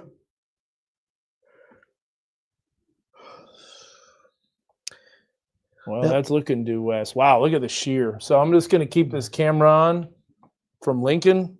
It's a beautiful camera. Yeah, it is. And that is looking due west. And so that's at those cells that are popping. And look at the wind shear too. You can see the low level winds are really cranking up. Let's do an analysis here and see what our supercell composite as well as our significant tornado potential is. Yeah, let's look at that here on GR Earth. I'm pulling that up right now. So it is increasing. Behind it, yep, Behind which it. is exactly where this cell will be entering into. Yep. Here's We'll take a look here. I'm showing you. I just want to hold on this camera just for a little bit longer. And we're on max 1. Yep, and I'm pulling up Mega Doppler right now. All right. So give it a little bit of Stand time. by. So what you're going to see here is the supercell composite first. You can see that it's increasing area wide. Then here's our significant tornado parameter space. So it does include Benton County. Yep. Oh. Let's look at. I'm going to go back to that camera real quick because we still have that loaded. I just saw a huge lightning bolt too. On the live camera. Yeah. We could do kind of like a little split screen. Look at that instability nosing into western Benton County and into southwestern Washington County. That's definitely nosed in there. Yes. Wow. Yep. This is what the model showed: rapid destabilization, and maybe we do clear out. But here's the thing: the models were showing storms already by 3. Too fast. Yeah. Not good time. And this is exactly why when we tell you we can't give you the exact time a storm's rolling in. What time do the storms hit? Well, the models were showing 3 p.m. last night, and yeah, we had some storms, but we haven't had all of them yet. That's why we give a time frame. Mhm. There's a time frame. There's a window for those storms. to There's a develop. window. Yes. Got to be a window. And the thing that the models always do is they bring in the upper level support too quickly. And obviously, as we saw, it's lagging behind a little bit. So going back to this, some people are asking what time those storms are going to arrive, and that rightfully so. Let's do this real quick. Yeah, there's a new severe thunderstorm warning That did populate. populated on mine too. So I'll let you do that it. service had to be re-fired up, had to be reawoken, if you will. Reawoken. Yeah, Right. seriously, that's Yes. really what it was. Right. Like, New Hi, severe I'm out. thunderstorm warning. right. Lazarus. It's not sleeping, or it's not dead, just sleeping. Oh, tornado warning issued. Oh. Nope. That was No? wrong. Wrong button. Oh. Wrong button. Nope. You guys had me perking up for a minute Yeah, there. We're gonna have to- Instant adrenaline I was rush. like, where? We're gonna have to put I didn't that- see anything. I was We're gonna have to like, put that quite a ways away from the button yeah. because we don't want that to pop up when Mm. it doesn't need to. I'm just waiting for the first person to comment about it. Look at that cluster of storms, though. So, yeah, we can move the gray box. I just wanted to see the storms, so Yeah, it's let's go. We'll bring this up full. Okay, so first of all, let's do a break. Wow, look at the storms over Fayetteville now. Here They're we go. already popping up. more flooding potential, man. Just constant training of these cells, just nonstop. Look at that. Wow. Woo! Now look at this might have some structure with it. Yeah. Seriously. That happened like in an instant. That really did. I mean, This literally. time lapse will be unbelievable. I'm gonna move it. Oh my goodness, Dan! Look at this. This is 2:44. Yeah. This is 15 minutes. Yeah. So let's show what we're looking at here. Oh, that's crazy. Okay, So I'm going to move this. Let's get radar all the back. warnings off of there for the time being. We already know there's Yeah. flooding and stuff like that. Oops. Whoops. No, you're fine. I messed up there. Okay, let me go back to windshield. And yeah, my bad. I got a little too excited. Okay, so this is 240. Mm-hmm. As you can see, we've got a little storm popping up south of Salem Springs, but watch this explosive thunderstorm development. I mean, Wow. you snap your fingers, dude, boom. Yeah. I would And then say, this is what it looks like as it comes in. yeah. So you just got to be on guard the entire day today. Mm-hmm. That's all there's to it. Wow, look at that. I mean, that's crazy. That's got some structure with it. That, I think it's safe to say the upper level support has arrived. No tornado warning. No tornado warning. No tornado warning for anywhere. But problem is that upper level support is coming. Wrong lever. At the tornado. Yeah. It wasn't me. Why do we even have that lever? Behind the scenes. Yes. Why do we have that? That's what he said. Yeah. It's funny. Gotta Yeah. give people now. If you saw what that storm did, look at what this one's doing in Lincoln. We have liftoff. Big time explosive thunderstorm development. Well, I think this is going to be about a 7-hour live stream now. Yeah. So keep going. No breaks. How's Marshall doing, Blaze? Mm-hmm. Yeah. No tornado warning. It's kind of elongated. It's north of the boundary. I don't think it's going to do it there. I can just stare at these cameras all day. It's that Lincoln camera right now. Just got to do that and bounce back and forth between that and the radar. Yep. That's what we'll do here. So there's the Lincoln WeatherBug Network camera. Here's a look at Mega Doppler again. I'm actually going to take it off GR Earth, kind of get the idea. The instability's nosing in right now. We do have several severe thunderstorm warnings that remain in effect for the higher train areas of northwest Arkansas, including Madison. We got an alert there. So we've got severe thunderstorm warnings. Hey, at least going into conference with SPC, I think that's the watch. Yep. Tornado watch. Tornado watch has just now been issued. So we're going to see that populate very soon. Everybody in the comments section saying tornado watch, tornado watch, tornado watch. Yep. Like 40 comments. Just got issued. Yep. And I guarantee you it's going to include Benton County. Yeah. I think I would agree with that. So again, a lot of storms going on right now in the higher train areas of northwest Arkansas that are severe warned, but these storms right now are not posing any tornado potential. These are more of a damaging wind threat at this time.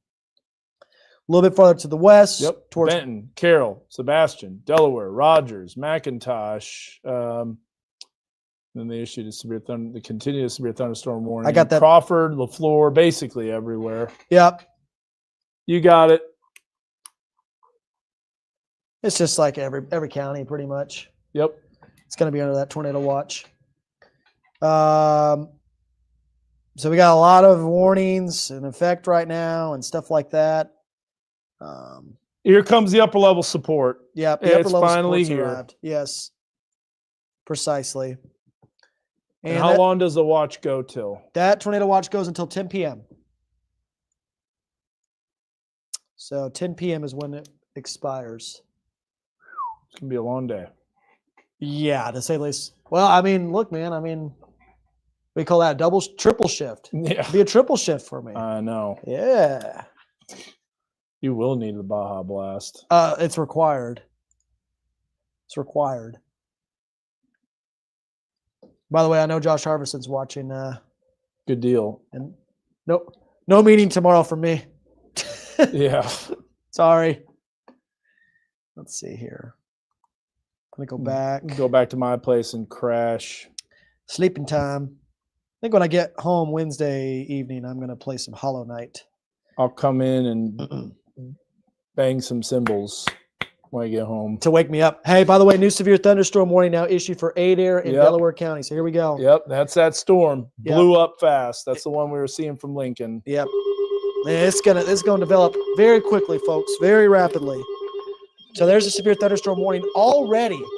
1.25 inch hail. So they didn't even go quarter size. They went a little bit above that. 60 miles per hour winds, and it goes until 4 p.m. So this severe thunderstorm right now is just outside of our weather coverage area. but it will likely include portions of Benton and Washington County very soon. So this storm is going to be tracking off to the east-northeast very quickly. Matter of fact, let's look here at the severe thunderstorm warning. So this storm is moving off to the east at 25 miles per hour. $half sized hail being reported with that. I'm actually going to make a storm track right now on this particular storm. So we're going to make sure we've got the right track. 663 people out of power in Carroll County. Okay. Okay. Thank you for the report, That's a good Blaze. report. 663 customers without power Yes. in Carroll County. Mercy County has 46, according to what we're seeing. Okay. That sometimes could be a little delayed too. Don't forget. I've got mine. 771. Okay. I do not have mine. I'm going to take Real quick, Blaze, I'm just going to get Wait, some town Mike, names do we have with this new IFB? severe thunderstorm We have warning. 3A. 450 and then we have two Chance, sports. 4 So the only o'clock ones that have Westville, 411 Summers, 420 Lincoln, 434 Prairie Grove, 444 in Farmington, 450 in Tontitown, and 456 in Fayetteville. And there's a look at that latest storm track on that severe thunderstorm warning. And that's got the look already. It of does. a supercell. 771 people out of power in Benton County now. 117 Yeah. out in Washington. That's gonna track crank right up. across Washington County, guys. Hey, this is already rotating, man. Yeah, and it is. It's already rotating, and that's gonna be having the look. Look at that. Wow. Yeah. Yep. Get ready, folks. Now is the time. So thankfully it's a little bit before school lets out that it's off to the west. All kinds of boxes ready. You guys can pitch each other. You can go to any of these three spots right here. Just give us a heads up if you want what. Nice. And then we have literally all of the boxes set up. So we'll follow you. Just give us a heads up. Sweet. Thank you. That was our director, Michaela. She was just telling us, because let's face it, we got kind of a new setup here. Hasn't gone for a test run, really. I yet. know. This is the first time. This is the first real test run. Yes. So we're watching this. We're watching storms. I know people are probably posting stuff on social media. By the way, I'm gonna put a picture on here or a QR code for sending us photos and pictures. That's going to be really, really key here. Be very important to tell the weather story. A new SBC risk. Okay. Enhanced risk has expanded. All right. Okay. Northward all the way to Benton County. I'll pull this up. It does look like the southern part of Benton County's in it now. Southern part of Benton County was included. Yeah. Previous. It's actually expanded south. It's south, yeah. Yeah. East. Oh, yeah. Now the Yeah. tornado potential is the same. I believe the damaging wind threat is why it expanded south, and that is why. So the tornado threat is the same right now as what we had previously, but the damaging wind potential has now reached enhanced criteria in portions of the river valley. So that's the newest update there. So there you go. You can scan that QR code, take a snapshot of that on your laptop or on your not on your laptop, on your phone, on your tablet, on your mobile device, and then that way that'll scan and go directly to our site where you can submit your photos. So there's going to be a lot of pictures coming in with a lot of storms.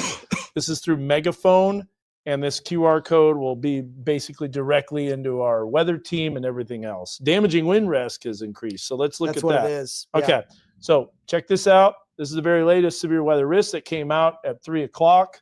Josh, take us through that. Yes, absolutely. So as we mentioned before, the enhanced risk has expanded a little bit more. It's farther south now, so it does include pretty much the entirety of the river valley along the Interstate 40 corridor. Now, the tornado threat, which we talked about at the beginning of this live stream, I can't believe we started this live stream with the newest update, but now we've got a newer one. Same tornado potential as before, Blaze. You can still see that hatched area for tornadoes that basically draped along the Interstate 40 corridor and then points to areas north and east. Now, the damaging wind potential has expanded farther south. So this is enhanced criteria damaging wind potential. It is not hatched. However, we could see damaging wind gusts up to 70 miles per hour with some of these thunderstorms, especially, and I think this is why it was upgraded, especially as the front moves through the area. Once the front moves through, you're going to see more clusters and line segments that favor more damaging wind potential. So that's why that risk will start increasing quite a bit. But tornado potential remains the same. It has not expanded farther south. Kind of makes sense at this time, but it still includes southern Benton County, then all the way down towards the Fort Smith area. So that's a look at the latest enhanced. You said it hasn't expanded south, but you mean it hasn't expanded farther north, right? The tornado risk? Yeah. Yeah, the tornado risk has not expanded farther north. But it did go farther south, or is it about No, the same? It's the same exact tornado threat. Okay. Okay. It's the damaging wind threat that's driving the enhanced risk south of Interstate 40. Got it. Yes. That's basically what we're seeing right now. Okay. But again, I would say south of I-40 is still under the gun right now because of the amount of instability. I know the hatched area for tornadoes is not located in the river valley, or at least south of Interstate 40 in the river valley, but I still would not completely discount that risk at this time. I'm going to go back to Mega Doppler here because we got to keep an eye on this storm that's going on near Westville. It's unbelievable how quickly this storm went severe. It's only Tuesday. If we go back a few scans, this was at 2:44 p.m. and it's speaking now. That was a positive CG. It's speaking to us at this time. I mean, it's unbelievable how explosive that thunderstorm development is. As you can see, Dan, it's rotating. Energy coming in. It's rotating. Both of them. Yeah, both of these cells. storms are rotating.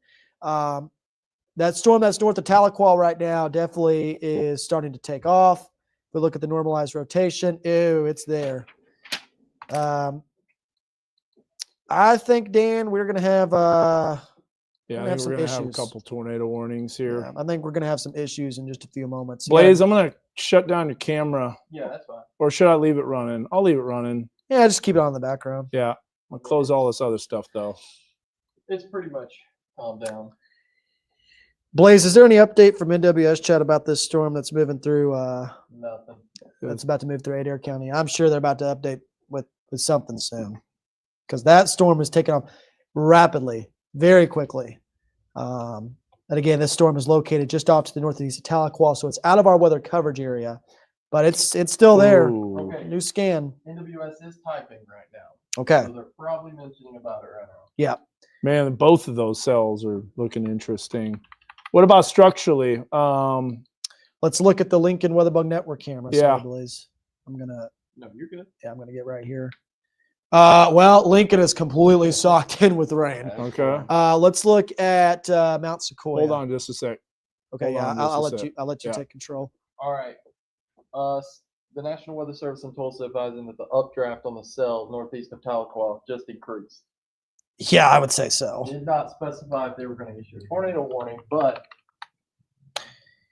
I mean, it's pretty rapid, man. This Yeah. is rapidly strengthening very quickly. That's the kind of environment that we have. It's broad. I will say that it's still very broad rotation, but it is becoming more prominent. It's becoming stronger. It lines up, co-locates. Interestingly enough, you go up and tilts, and it doesn't look maybe as impressive, but that's normal as it continues to. What's the strengthen. storm direction and storm speed? I'm doing a critical angle analysis here. Storm direction, let's see here. We are 248 degrees by 23 knots. 248 at 23. Yes, sir. Okay. It is tightening up. So we just got a new scan. It's a little bit stronger now.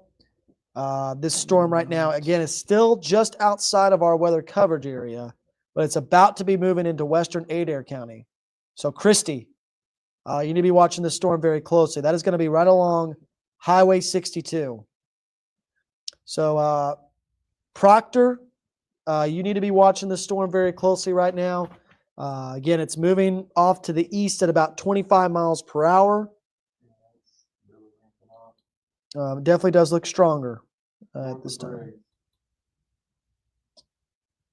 Not seeing the low level shear increasing yet, but I agree. What I mean by that is on the photograph, on the VAD. Mm-hmm. Yeah, I see you got that pulled up. Yeah, I'm checking out the photograph analysis tool. So special weather statement for Madison and Franklin. Okay.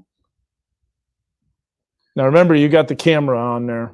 from Lincoln. Look at how Yeah. it's clearing out again. Yeah, it's clearing out very quickly, and that might give us a view of that storm. That other cell. Yeah, which would be clutch because I really want to see it. Now, here's the deal, Dan. Unfortunately, it's actually not going to give us a view because look at all the storms that are in front There's of it. out ahead of it. Yeah. Yeah, this is going to be the Cell problem. interactions. Yep. Circulating clouds east of Prairie Grove Middle School. Just got a comment. Okay. So let's look at our. Now, it doesn't look like where it's at, according to what I see. Let's go ahead and bring up. Remember, we didn't have anything loaded. We had the camera loaded over here. So we got to look at what Josh is looking at on Mega Doppler. Mm-hmm. I'm taking kind of a wider view so you can see all the storms. Mm-hmm. I mean, look at this. You got a little bit of rotation here, northwest of Greenland. Not too tight yet. This one right here is broad. Man, it's definitely rotating and it is increasing a little bit, but it's still. Notice how the reds and greens are there. It's like a big red and green blob right now that you're seeing on Mega Doppler. That means it's rotating, but the rotation is not very tight. What you want to see is that couplet become maybe a little bit smaller and those winds to get enhanced a little bit more. But look at the wraparound. Look at the on the left side, the reflectivity is starting to create that basically RFD wrapping around, and it's starting to tighten and brighten. Yep. Tighten and brighten. Here's a look at the track of this cell, in case you're wondering where it's going. These are the areas that are going to be impacted: Prairie Grove, Farmington, Fayetteville, 447. So just before 5 o'clock in the evening. I'm going to pull this up here. I'm still getting mic. Blaze, are you mic'd up? Okay. There's your mic pack. There's your IFB. I got to say the hail with this is starting to increase as well. Well, they have 1.25. They have $half size right now. Yeah. But radar estimates are 2.45. Oh, wow. Yeah. Radar estimates. I have not seen this. I mean, I don't know remember, if this that's- is some pretty explosive convection. Yes, exactly. I mean, it's rapid. I mean, it is rapid. Very quick. Okay. There's the newest scan right there. Can you guys hear me in the control room? Still showing Just up. making sure you can hear me in the control room. Check, check, check. They got it. They got you. I want to do a quick mic check. Can you mic me up as if we were on the air? Okay. Just go ahead and we'll Yeah, I'm on. Okay. So if I do this and I go with this on the mic input, can you guys hear? Is it kind of canceling out? Is it being echoey? Is it really bad because we've got one mic and we've got two mic sources? So, or is it okay to have both mics going at the same time? That's okay. It sounds clean to them. How does it sound like to you guys? Just saw a report. Yeah, I know you can hear, but is it good, clear audio? Yeah. Because we haven't done this with, we got these wireless mics, and then we've got the other mic packs that go through the TV and through the audio board. Some folks saying sounds great. Sounds great. I'll make it All good. right, Okay. we'll leave it at that. Blaze, we Blaze need a is mic check on you. hooking up right now. Can you hear me? Awesome. Gotcha. It's a little tighter now. Wait, can you hear Blaze? Go ahead and see if you can hear Blaze. Check 1, 2. I know that, but I'm talking about on the audio. Let me know if you guys can hear stream. Blaze. On the live stream. Can you guys hear Blaze on the live stream? Blaze, keep talking. Test, test, test. They said yep. So Okay. Okay, good. check 1, Okay. 2. All right, then Okay, we're all good. set. So we don't Sweet. have to turn off the mic input then ever. Good. And I guess PCR source is in there too. Yeah. And it sounds good. Perfect. Cooking, All right. Cooking. Okay. All right, back Considerable. to the map. Considerable severe thunderstorm warning now, Dan. 2-inch hail. We're going to start doing some coverage here pretty soon. So we got 2-inch hail being reported with the storm now. Okay. And 60 miles per hour wind gust. Let's see here. Don't see tornado possible on that storm yet, but man, it is ramped up quick. Lines up with what we were seeing on radar too. If we've got it on the Mega Doppler source, I'm going to show you this here. This is a look at the estimated hail size, 2.63 inches. Is there anything in the river valley? Because there's a report that Zach Hall said a tornado is coming towards Fort Smith. I No. don't see a single storm in the river Nothing. valley. So it's just basically saying there's tornado potential. Maybe someone's taking that and running with it, Yeah. saying a tornado's headed there. There's no storm in Fort Smith right now. Not one. Okay, go ahead, Blaze. The National Weather Service has told us is advising that the tornado potential on the Powerful storm is increasing. Okay. Okay. So they're watching it very closely. All right. Here's what I'm going to do. We're going to bring up PCR full, and we're just going to keep this on right now for the live stream. And let's go ahead and let's do a rundown. I'm going to do a rundown at the wall. So if you want, you can bring up the weather wall, please, in the control room. Yeah. So there we go. Yeah, we'll leave weather 1 on this. So showing up there. yeah. So on the live stream, we should see us on the wall. You're good. We're I all see ya. good. Okay. Yep. So Howe Heating Cooling Mega Doppler. This is a supercell that is pretty stout, and we want to continue to track this. Now, we're not on the air on television, but this storm is considerable, and it is approaching northwest Arkansas. And we're doing the live stream because here is the Adair County line. You can see how it's a little bit west of Adair County, but this storm means business. Will it have the environment and the ingredients to produce a tornado? That remains to be seen, but we do have that tornado watch that's in effect. Let's zoom out a little bit wider, and also on Weather 1, I know that you are going to be doing a track on this, but there's a look at Howe Heating Cooling Mega Doppler. Excuse me, you've got that thunderstorm. Let's go ahead and flip to Weather 2 if we can. Yep. And then we'll bring that up as Mega Doppler. But we've got flash flooding. We got reports of flooding. A lot of people are sending in photos. Here's that circulation. This is a supercell. And notice if we put it into motion, you'll see it tracking. And then, Josh, on Weather 1, we want to do a storm track. Look to at let that people rapid know. development. Look at how explosive that thunderstorm development was. It's unbelievable. Yeah, that shows you the upper level energies coming in. And while we're focused on this cell, there's additional cells that are popping up, Stillwell, Tahlequah. We showed you the instability and how it's really starting to increase across the area. These storms are going to be able to tap into that. Will it be, too rainy of an environment to produce tornado? That remains to be seen. But nevertheless, we're going to be watching this. We're going to be watching this cell closely. Let's pan down to the south just a little bit, and we'll see what's going on in the river valley. Nothing, absolutely nothing now.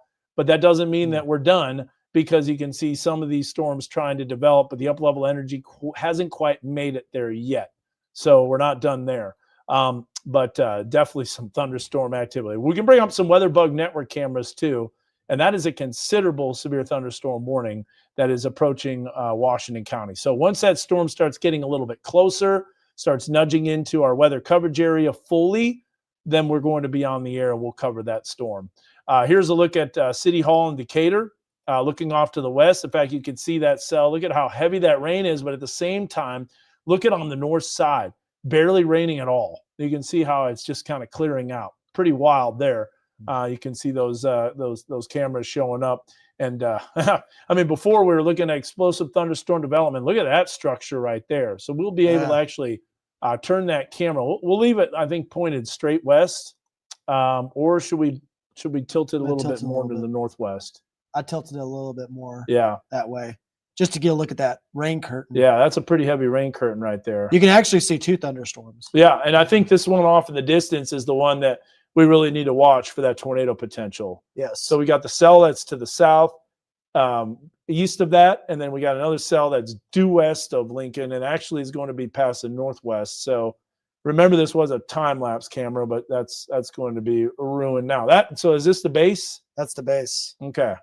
Yeah. Look at the rotation. Yeah. You can already see the broad rotation. You got rain curtains that are going from north to south. So that's basically going from right to left. And then you can see the upper level clouds that are going from left to right. So already a circulation that's beginning to develop. That is going to be something to watch for sure as it moves in. I'm still watching Mega Doppler very closely too. And that storm continues to increase in intensity. That's located in Adair County now. And someone said the rotation went over Prairie Grove not too long ago as well. So now you get to see we've got Mega Doppler. We're looking at that camera. We're not on the air. We're focused on this storm, but now we're starting to get into on-air mode. We're starting to get closer to providing like we said, continuous severe weather coverage. I want to pull up Weather One Full and take a look at this track that I made here. Yeah. That way we can kind of talk about this most dangerous storm that's pushing to the area. Again, there's a severe thunderstorm warning with the considerable tag attached to it for 2-inch hail. That's Hennig size. 3:52 p.m. Westville. I feel like we always mention Westville with every severe weather event. So Seems like it. Yeah, exactly. That's Highway 59 too. As storm chasers try to travel and report and see any type of visuals, they don't get anything. Yeah, I mean, I got into a couple things there before. Yeah. But, it was hard. You couldn't see anything until it was on top of you. Exactly. It was quite hard. Yeah. 4:12 p.m. in Lincoln, which, I mean, I think we're going to get a fabulous view over that Lincoln camera as we go throughout this event. 4:20 p.m. Bob Kidd Lake, 4:26 Prairie Grove, 4:36 in Farmington, and yes, 4:48 p.m. in Fayetteville. So I know right now in Fayetteville we've got some thunderstorms pushing through the area, but this stronger storm might be moving through Fayetteville within the next hour or so. We've also got Sonora. I know we got some folks that watch in Sonora that are watching. Trying to understand this camera. So let's go back to weather 2 if we can. Bring that up full, and I'll kind of highlight what we've got, and then I can show the radar on top of that. But here we've got essentially a heavy rain core, but the base of the thunderstorm that we're wanting to watch is this one that's a little bit farther west of that. Yeah. It's by Christie. We know Christie, November 4th of 2024, when that tornado came through that area. So we'll be watching this really closely. And then there's that rain curtain for the cell that's to the southeast of that. So it's a lot closer to the radar. And you actually have multiple circulation. Josh is pointing them out. Yeah. Let me go to Mega Doppler on here on weather 2. We'll keep it on weather 2 control room. And so we're good. Now, check this out. I'm going to point this out. So let's do, first of all, the velocity. So this is a storm relative velocity. And you can bring me up on the wall for max 2. Okay. So we've got right here, circulation that's southeast of Fayetteville, not necessarily super strong, but something to watch. Let's put the reflectivity on that so we can see what it's looking like. So yeah, there's the rotation that's happening there. A lot of cells. And here's one thing that's actually a blessing for a lot of cells. This is where we don't get the one isolated thunderstorm that's the supercell that has all the environment to work with. So this is going to kind of feed into some rain cooled air into the forward flank of this storm, which could in fact weaken it and could disrupt the rotation potential.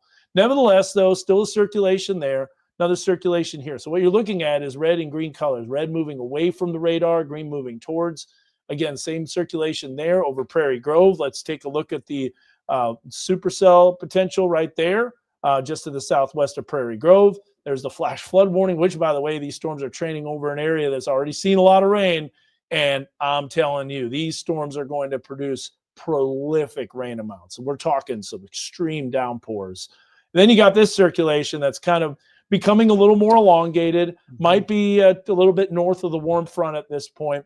But, at any point, this type of atmosphere can interact with these type of cells. And so that's what we're going to be watching. Crazy. Look at this. This is rough right here for rain totals. So even though there may not be a tornado warning, but we'll watch this cell. This would be the one storm that would have that potential to do that because it's got the largest hail. It's the most intense storm. It's got the heaviest rain core.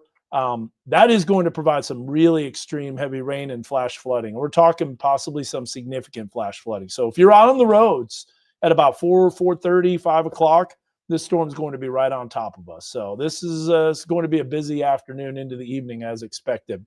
Josh, on weather 1, we can do a track on this. And then I also want to show the tornado watch and then also do an update for those that are just getting on here.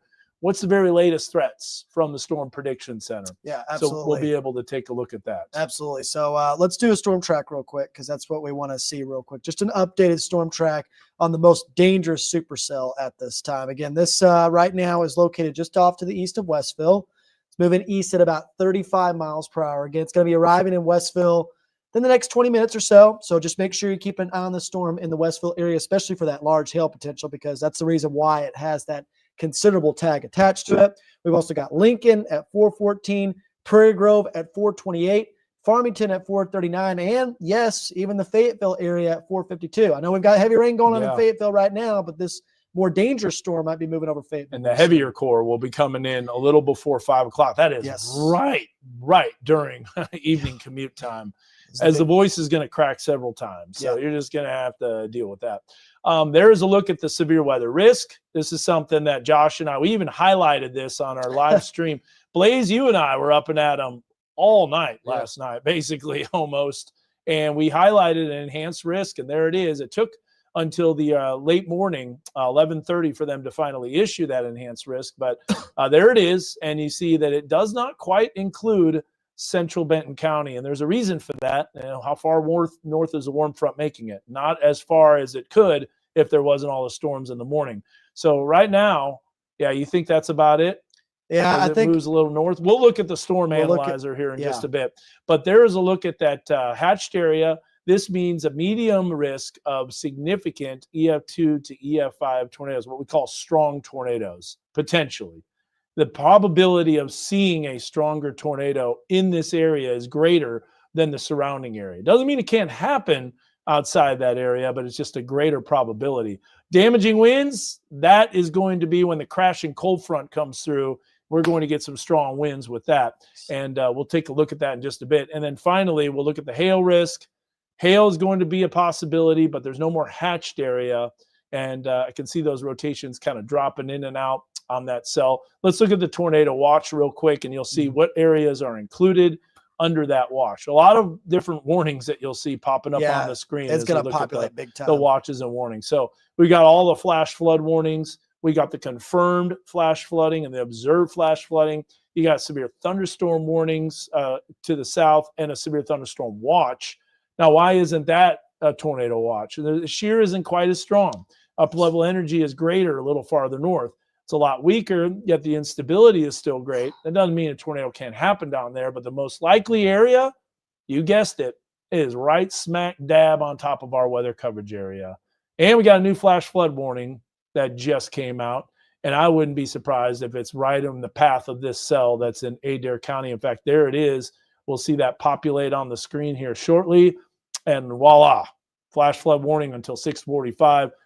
This is going to cause some issues on 412, on Highway 62, you name it, man. Yeah, That's absolutely. going to be an issue. I will say the severe thunderstorm warning with the newest update has dropped the considerable tag. Okay. That hail core has been dumped, obviously. So now the hail has dropped off to 1.5 inches in diameter. Still pretty large hail right there, and 60 miles per hour winds. But I want to stress this as well, Dan. No tornado possible tag attached to that storm quite Yes, yet. And it yes. makes sense. The rotation's kind of struggling right now because there's, you know what, this might be a blessing. You know, obviously we've got a lot of storms that are moving through, which can cause flooding potential, but also the more storms you have, the lesser sometimes that tornado risk can be. And speaking of the more storms, look, we can't even see that base anymore now because that rain is coming in. That's the Lincoln WeatherBug Network camera that you see at the top right of your screen. And that, by the way, is that's just actually preventing all thunderstorms from popping up. So let's see what kind of comments we got on here. Is call cord in the path of this storm. So this is on the live stream, by the way. You can't see the comments on what you're seeing right now. We're not even on television yet. We'll see if this storm actually prompts that. I have to remind myself of that. I know. I feel like I'm on air. This is a real deal stream here. Yeah. Right here. We're kicking it up a notch, as George Costanza would say. New severe thunderstorm warning for Madison and Franklin County. Thank you, Blaze. We Yes. see the population right there. We'll click on that. Boy, that's a beautiful shot of That that is camera. a very pretty shot. Should we Yes. start recording some of those? I think we should. I don't want to record all of them because, well, we have the ingest already, Michaela, on our stream. So yeah, we're good. So we can clip that anytime. What we can't do though is we can't record these cameras unless we hit record. So I'm gonna do that. We're gonna see this come in waves. This is gonna be a wild time lapse. It is. Yeah, there's that new severe thunderstorm warning, by the way, which if you're wondering why it looks so interesting, it's because it's overlapped with the Little Rock office. So Tulsa just issued this warning until 4 p.m. for Franklin and Madison County. And I guarantee you that Little Rock's going to issue another warning that kind of fills in that polygon. For a little bit northern more. Johnson County. Exactly. Yep. Yeah. Because that's outside of Tulsa's kind of coverage area there. But Yeah. still, no tornado possible. They'll fill it in and it'll become kind of a typical polygon, if Yeah. you will. But like you said, base severe thunderstorm warning for that. Yes. It is really unbelievable how many flash flood warnings are in effect right now. I mean, they just decided to put the whole area under one. Well, and rightfully so. These are Yes. thunderstorms that are training. When they train like railroad cars on a train track, you've got heavy rain that's coming over and over and over and over and over, and that's exactly what we're seeing. But one thing too is because that training is happening, the environment is kind of overworked. It's not as strong. Yes. And, we talked about this too. I mean, we've already seen like 7-8 inches of rain in these areas anyway before today.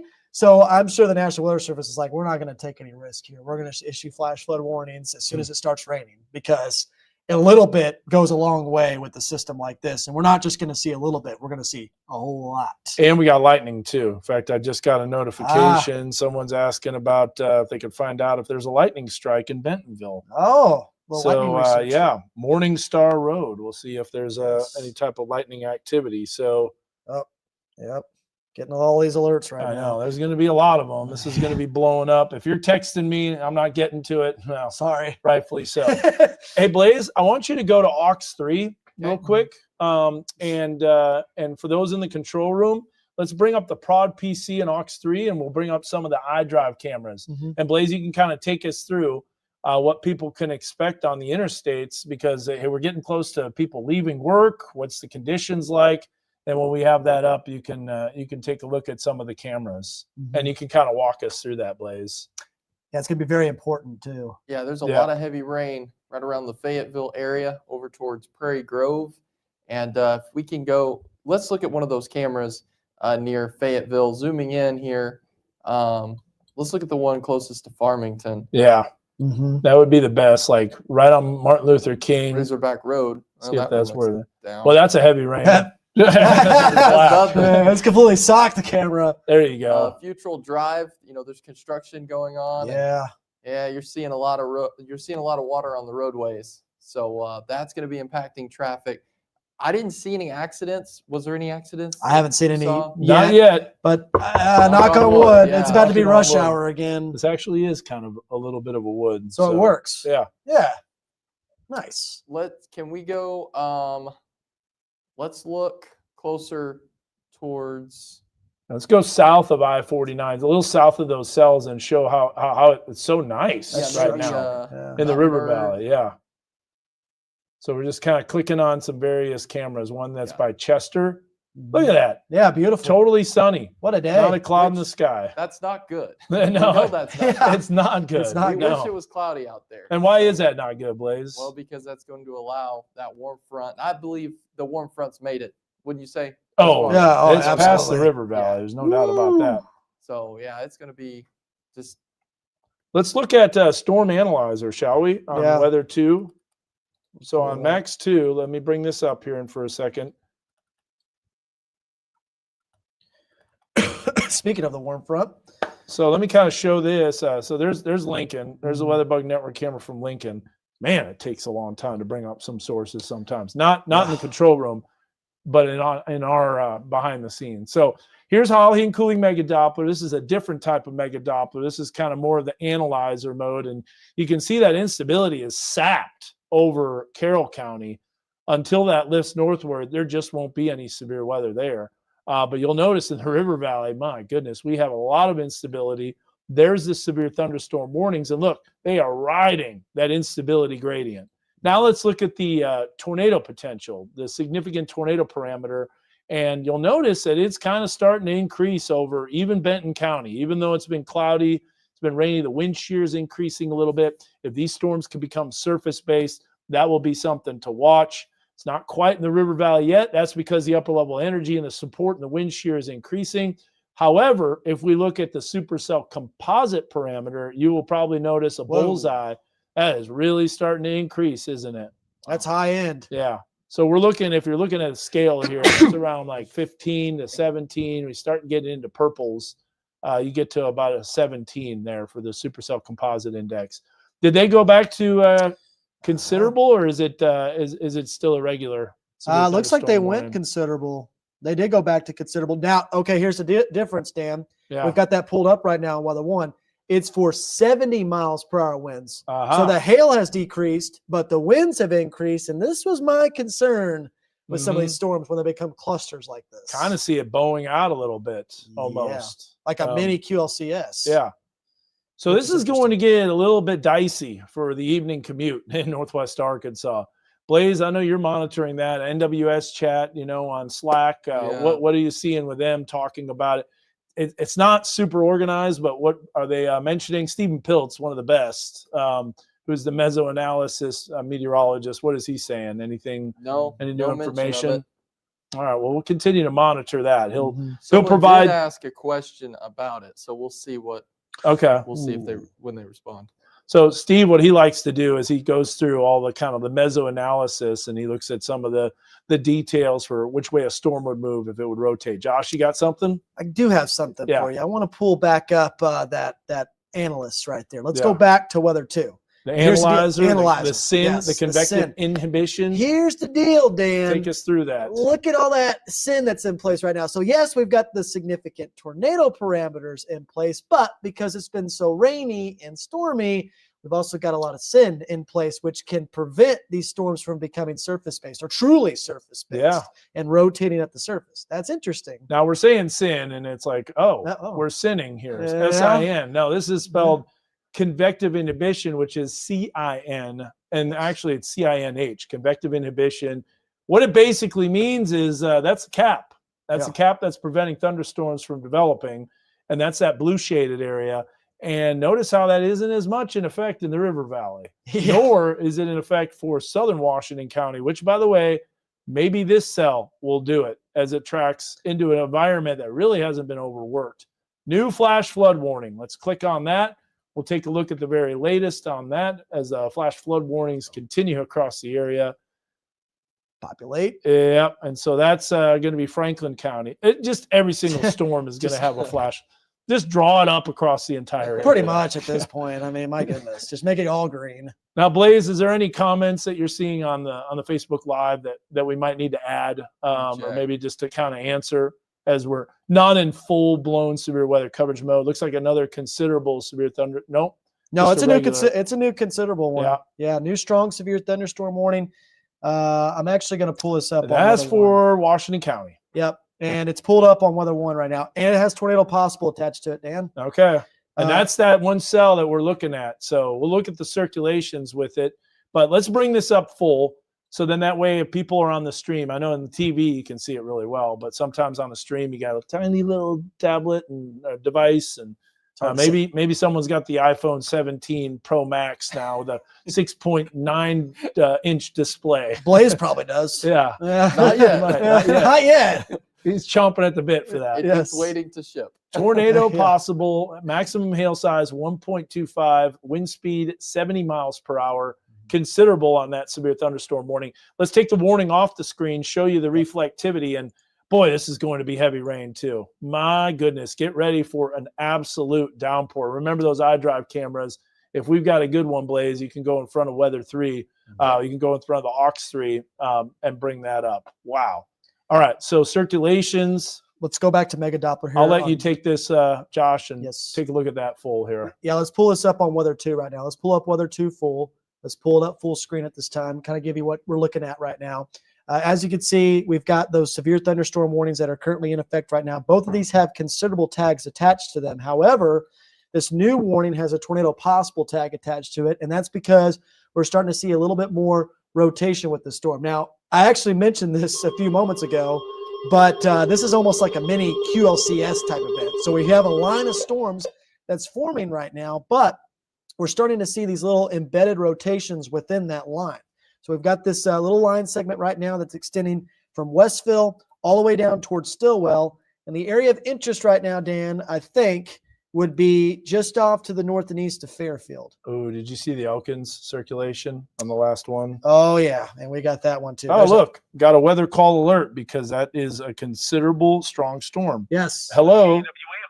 Chief Meteorologist Dan Scoff. The National Weather Service has issued an extreme severe thunderstorm warning for your immediate location for a storm producing hurricane force winds and or at least golf ball size hail. Seek immediate shelter in a sturdy building and stay away from windows. Repeating, you're in the You get the idea. You get the idea. All right. So, anyways, that tells you a weather call alert. And look, we are in the path of that storm. We so are. I am in the polygon. But if you're in Winslow, your weather radio is going off, but weather call wouldn't call you because Exactly. you're not in the polygon. Yes. Just an amazing, great We're service. starting to see the winds picking up at Siloam Springs. Well, yeah, we're also starting to see a circulation west of West Fork. Yeah, that's a but pretty yeah, good rotation. I appreciate that, Blaze. We want to bring that up in Siloam.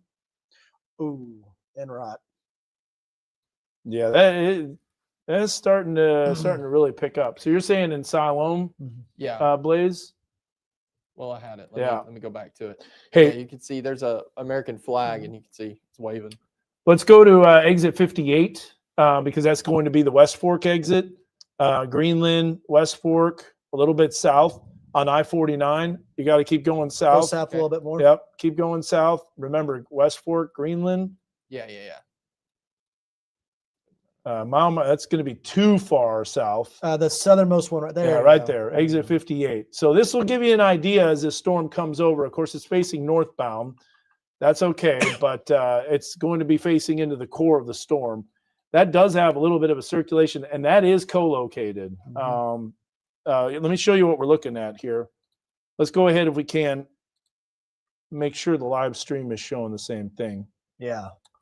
Yep, it is. Yep. Okay, on the live stream, we need to bring up Max 2. Yes. So weather 2, please. And well, you got all of them, so you can get to see. Let's keep that camera up. But now you're getting to see Mega Doppler, West Fork. There's a circulation. You need to be watching this because this is riding that boundary. This is where that tornado potential is going to be greatest. And that's something that we definitely need to watch. Yeah, absolutely. I'm going to have to watch it like a hawk too, because really I'm treating this like a QLCS type event, Dan. Yeah. I mean, this could ramp up very rapidly. It's almost like a line of storms right now. And there's also an area of rotation that I'm kind of watching on the backside too. It's not nearly as strong, but there's also a little elongated area of rotation here southeast of Westville as well. Yeah. Here's iDrive Arkansas, right around the Greenland area. Yeah.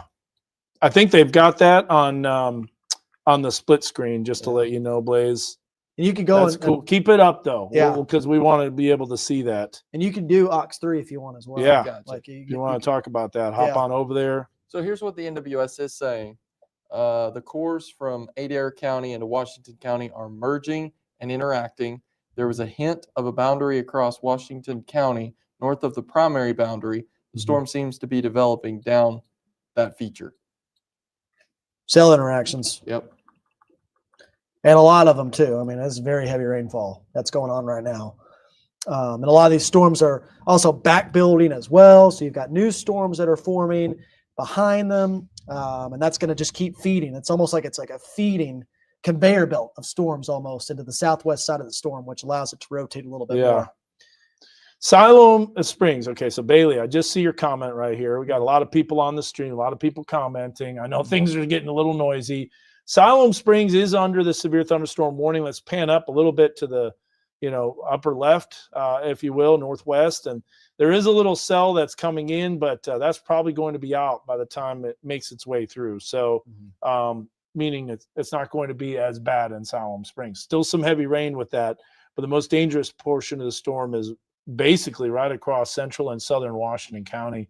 Speaking of that, I-49 about to be a downpour. Probably going to see some people with their hazards on, Blaze, and right on cue. Already seeing some vehicles with hazards and very heavy rain. So if you have to travel or you're in this area, take it nice and easy, but I would not recommend traveling.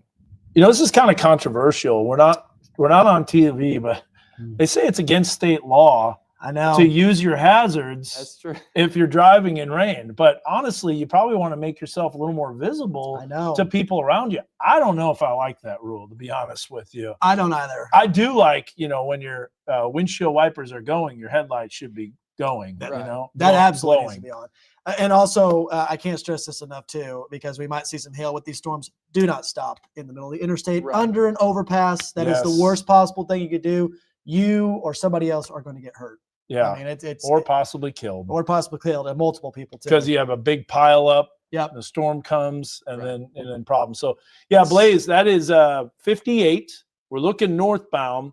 That circulation will actually be a little south of the camera, but you might see some winds starting to pick up and move from left to right. We're seeing a lot of traffic increasing, and I mean traffic's flowing pretty nicely out there, but a lot of heavy rain. So It's rush visibility hour. is coming down. This is not the best time, but thankfully, I think a lot of kids are out of school. Buses are still traveling, and we're going to have deals with flooding and roads that are flooded.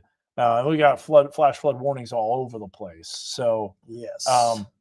Continue to watch that circulation pretty closely. And Blaze, we got to bring up some other cameras as well. We appreciate that from iDrive Arkansas, just to let people know what's kind of going on. Let's see. Hailing on I-49, Fayetteville to Greenland. There it is. Just got a report from that. Thanks, Joel. There's the hail core on the right side. You can see that. Rogers, guys, you guys are good. I think Rogers is going to be a little south, and I wouldn't be surprised if that tornado watch gets cropped out. You saw the convective inhibition. This cluster of storms will by no means let the warm front lift northward all the way.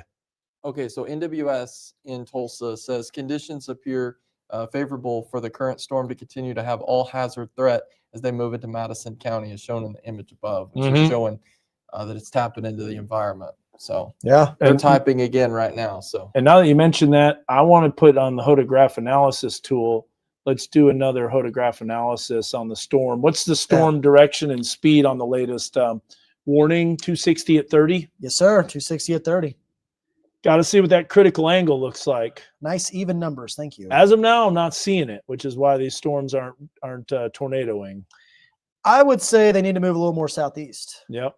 in order to really tap into the environment. Well, and the shear needs to get stronger too. Yep.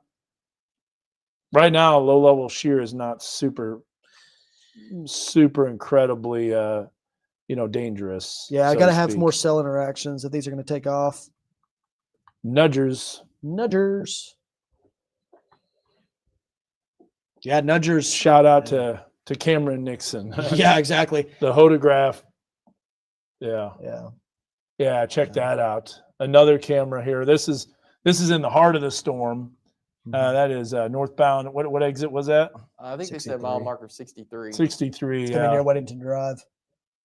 Very Yep. close to Weddington. That's A just lot of north. vehicles with flashers on, it looks like.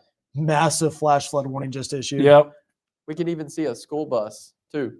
Yeah, so we know schools are out there for sure. Thanks, Blaze. That's the flash flood warning that was just issued, and it's going to be a big one too. I'm about to pull it up for y'all. Okay, get ready for this. Okay, flash flood warning in effect until 7 p.m. Yeah. So we got 4 hours, 3 or 4 hours. Adair, Cherokee, Madison, and Washington County. So it's a really big flash flood warning. I'm actually going to move this out of the way so you can see it. Look how elongated that is. It stretches all the way from Tahlequah to St. Paul and Japton. Just put the whole thing under there. Yeah, massive flash flood warning. That's good. That's going to be the name of the game in the River Valley too very soon. We're going to start seeing a lot of flash flood warnings in the River Valley again. I know it's quiet in the River Valley right now. I mean, I take a wider view here. You're not seeing a whole lot of activity, but look, we've got a few thunderstorms that are starting to pop south of Interstate 40 right now that we're going to be watching very closely, and eventually we will see storms start to push into the River Valley. So I know some folks have been commenting this, Dan, in the River Valley saying, oh, nothing in Fort Smith, big bust. That's not going to be the case within the next couple of hours. We are going to see storms in the River Valley very soon. Right now, though, the focus is on Northwest Arkansas. Oh, look at the exit 58 camera now from Greenland as that core comes right overhead. So you can bring that up. Same one. You can barely even see the cars now. Oh my goodness. So yeah, we're going to bring that up. Exit 58. It's just a little south of Fayetteville, and it's going to be right in the heart of the southernmost camera on that stretch. Yep, right there. Go ahead and bring that up. That's exit 58 in Greenland. Blaze, you can step in front. Look at how heavy the rain is too. You can see the rooster tail, if you will, as people are driving. We're seeing an increase, Yeah. like Dan was saying, a lot of heavy rain out here, very strong thunderstorm. Yeah, we're losing visibility. I mean, we've almost lost You can't even see some of Yeah. the cars off in the distance. Yeah. Puking rain, as Alex Hall would say. Yeah. Yes. You can see some car lights. And here's the thing: if you're traveling in this, you need to have your headlights on. Highly recommend that. Yeah, you better. Oh man, you're not gonna be able to see anything if you don't have them on. Right. And We've got a couple of storm spotters. We got James Hilger that's out there. He's live streaming, so we'll bring him up. Yeah, we'll take a look at this. I'm going to bring this up on internally, guys, in the control room. We're going to bring this up on Max 2, but not yet. Give me just a couple minutes to set this up here. yeah, we're just kind of scrolling through some cameras, completely socked in with the rain. Can't see any structure whatsoever on these storms. Still watching the leading edge of that storm that is moving over West Fork right now. So if you're wondering where that rotation is at this time, it has moved over the interstate. It's moving right along Interstate 49 right now, just to the east of West Fork now.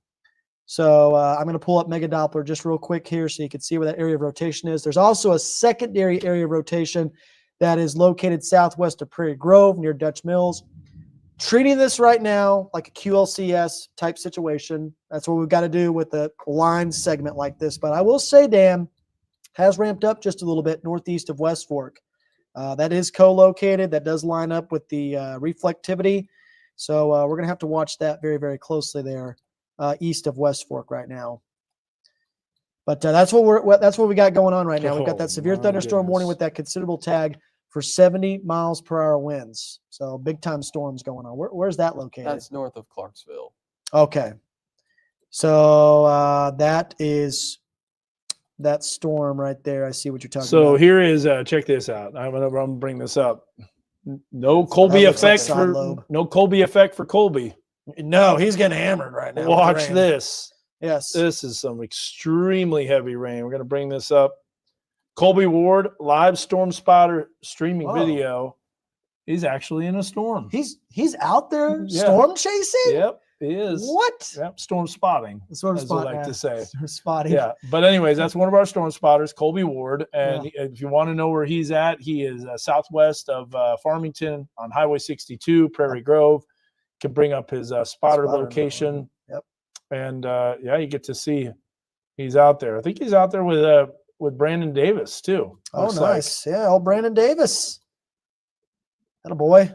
So south of Prairie Grove, he's in the core now. It's going to start clearing out, and then it's going to pick up again, which is exactly what we're seeing right there. Yes. There's kind of like two storms, really. There's two separate storms.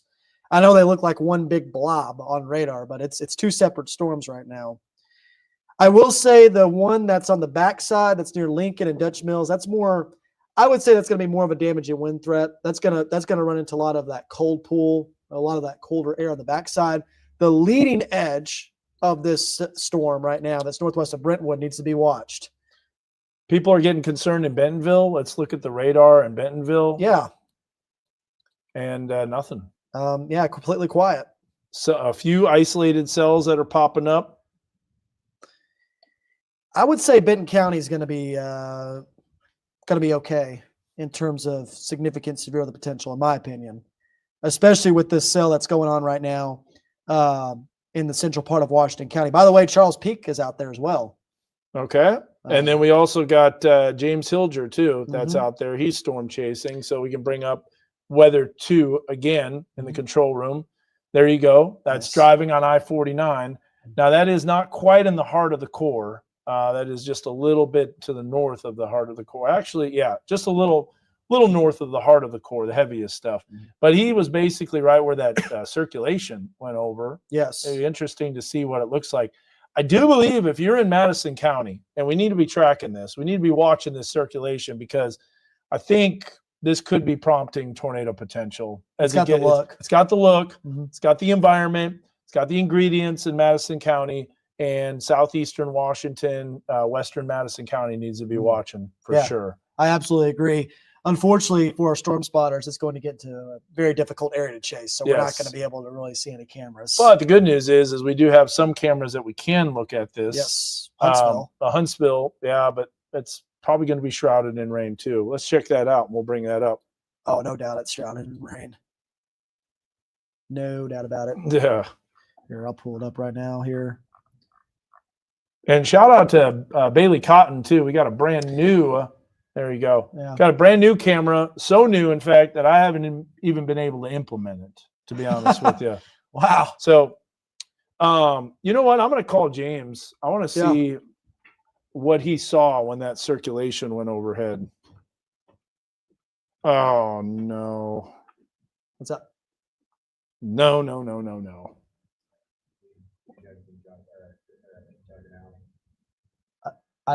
What's up? Pardon me? Sorry, what are you saying? Do you guys need Doug and Allie to give you a spell at all? Give you a breather? Is there any information hold they on, can he's talking to Jake provide? real quick. We're not on television. We're just streaming, because it's not super major at this point. We're still watching, still flash flooding, all that stuff. But I think, if they have some important information to provide, I'd love for them to do that. Yeah, they could do that. They were asking if you wanted your mic down while you're calling somebody. No, I actually, I was just seeing a report that our pool's muddy again. Oh, no. Yep. Yep. Never can't catch a break with that. That mudslide, man. Well, this is going to be an issue. Yeah, I know why. Yeah, I mean, this cell right now, Dan, has definitely got that look. Definitely. Oh, boy. Yep. Oh, boy. I know what you're talking about, too. All right. Well, anyways, For we'll leave it charity. at that. For charity. Put on the gloves. Wow, we got a lot of comments on here. Yeah. It did not extend the watch from what I've seen, but I will say this. Here's what we got to do. Got to do a track on this. Yeah. We see the storm spotter video. You do a track on one. I'll go to Mega Doppler. I'll get in front of the wall, and we'll take a look at this cell that we've really got to watch. Sweet. Yeah, ping pong sized hail now updated on that. Storm was 70 miles per hour. And the gust. circulation too. Yeah, yep. Still got that tornado possible. By the way, this is observed. There was ping pong sized hail reported southwest of Lincoln. So that's official. That's an observed severe thunderstorm warning. Okay. This storm's moving east at about 35 miles per hour, so it has increased in speed a little bit. What I'm going to do here is I'm actually going to make this a little line because this whole little line right here is moving off to the east very quickly. So that's the leading edge of it. You can see there some of those towns that are showing up and populated on that map. The most dangerous part of the storm is going to be moving over Elkins within the next 5 to 10 minutes. There's already some rain going on in Elkins, but the more dangerous part of the storm is going to be moving overhead very soon. We've got Durham at 4:15, Crosses at 4:22. Japton has just been getting hammered with storm after storm so far, 4:31. Witter at 4:43, Venus at 4:51, and Loy at 4:55 p.m. So that's the latest track. This storm's going to be moving into Madison County within the next 5 to 10 minutes or so. So just make sure you're staying weather aware, especially in and around Japton, Huntsville, and maybe even towards the St. Paul area, just in case that storm moves off to the south and east. But she's speaking to us outside right now, Dan. Yeah, the storm. Yep. Yeah. Yep. Just received reports. There's 327 people out of power in Madison County now. Okay. Yeah, there's going to be more. Yeah. As the storm comes through, because this is a pretty stout storm. Let's see what kind of view we've got from Huntsville. So you looked at that earlier. I did. You want to pull it up on this computer? Yeah, you know what? I'm going to bring up our new one. Unfortunately, it's going to be a little hard to get on the air. Here, let me pull up a Weather 3 source on this. Yeah, hold on just a sec. You got the Weather 3 source? I'll pull it up as soon as you get the camera. Okay. Yeah. Let's see what we got. So, all right. Okay. So this is our newest camera. It's a Huntsville Airport, and it's got a bird's eye view on top of everything. But as you can see, there's not much to see right now. However, we'll see if we get any type of structure, any type of inkling of what's happening. A lot of rain coming down. You can see some of those low-level clouds. This is, by the way, mounted, as I said, at the Huntsville Airport. Earlier, it had a beautiful view of that first cell that was coming. Whoa! Did you see that lightning I bolt? did see that lightning strike. All right, so we'll leave it right on that. Yeah, I think that's a good spot right there. It's a good spot. Looking southwest, that's right towards the most dangerous portion of the storm. So we're watching that closely. See if they're going to trigger anything. I do believe Madison County needs to be watching it. Let's do a track on that. We haven't done that in a while. Another one here. Oh, have we done one? We just recently? did one. Yeah, we just did one on Oh, that was on that is storm. that when I was looking at the pool? Yeah. Oh, sorry about that. A little distracted. Yeah. Understandably so. I saw the video. It's frustrating. You need to ask Grok what to do about Yeah, that, that's true. like you did yesterday. I will. I thought he was gonna, Grok was pretty impressive. I got to be honest with you. he gave him the 1-2 combo like Mike Tyson and Yeah. Mike Tyson's punch out. Yeah, he did. Sandman. He was worried about the 1-2 combo. He for was. me. He was a little concerned. Now, Yeah. for me, he was actually jabbing back at me because he knew I was a weakling. He knows to pick his fights. He picked it digitally. It was pretty impressive. I know. That was. He pretty still impressive. wanted to work on that issue too that we had. Yes. All right, back to the coverage here. Yep. It's a little more laid back, a little more relaxed when we're in the middle of it. I know it's serious, obviously, but when we're not on television, it's just a little more. What's the word I'm looking for? Loose. Yeah, loose. Yeah. They're just trying to make everybody relax. There's nothing that's right now that's. But we can, in the meantime, because of that, we can answer a bunch of questions. Yeah, here. exactly. I'm going to pull up Mega Doppler again. Yeah, sounds good. That way we have that source up there so we can see that. I'm just going to keep an eye on it because I don't want to let my guard down. The winds are getting strong near Brentwood. If you're in Brentwood, get ready because we're about to see some very strong winds there. Durham, Elkins, very similar story. A little bit farther east, St. Paul, Japton, Witter. I mentioned those spots just a few moments ago in our storm track. It looks like that cell's kind of falling apart. Here's my problem. We have a 5 o'clock newscast unless we have tornado warnings. Yeah. And I don't have anything made. I just realized that. Radio done. I haven't made the forecast. I guess I'm sticking with yours. Yeah. Which is Enjoy. awesome. I mean, that's right. Yeah. I'm not worried about it. Enjoy. But just in case anything changed, Yeah. I don't know. So It's crazy because I'm thinking about how long I've been in this room. well, it's 3 a.m. Yeah. until now. I mean, I might as well get the cot out. Okay, here's a question. Let's start answer. We can answer some of these questions that people have. Do you think there will be more development north of the Bobby or south of the Bobby Hopper Tunnel? Yes. Yes. Absolutely, there will be. I would agree. Yes. Anything for Gravit rest of the day? I don't know. I'm thinking that upper level energy is coming through, and I think Benton County is really kind of out of this.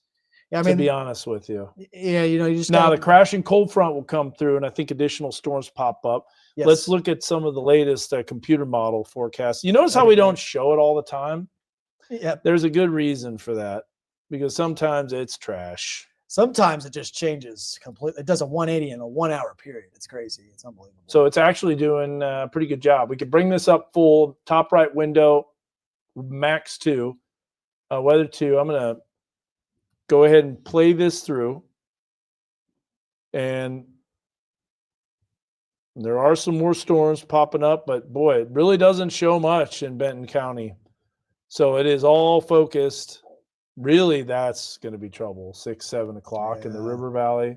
Low level chat. Maybe nothing will develop until the crashing cold front. By the way, that went Yes. considerable now for that severe thunderstorm warning, right? Oh, but it's been that way. Oh, has It's it? been considerable for 70 miles per hour winds. Okay. Yeah.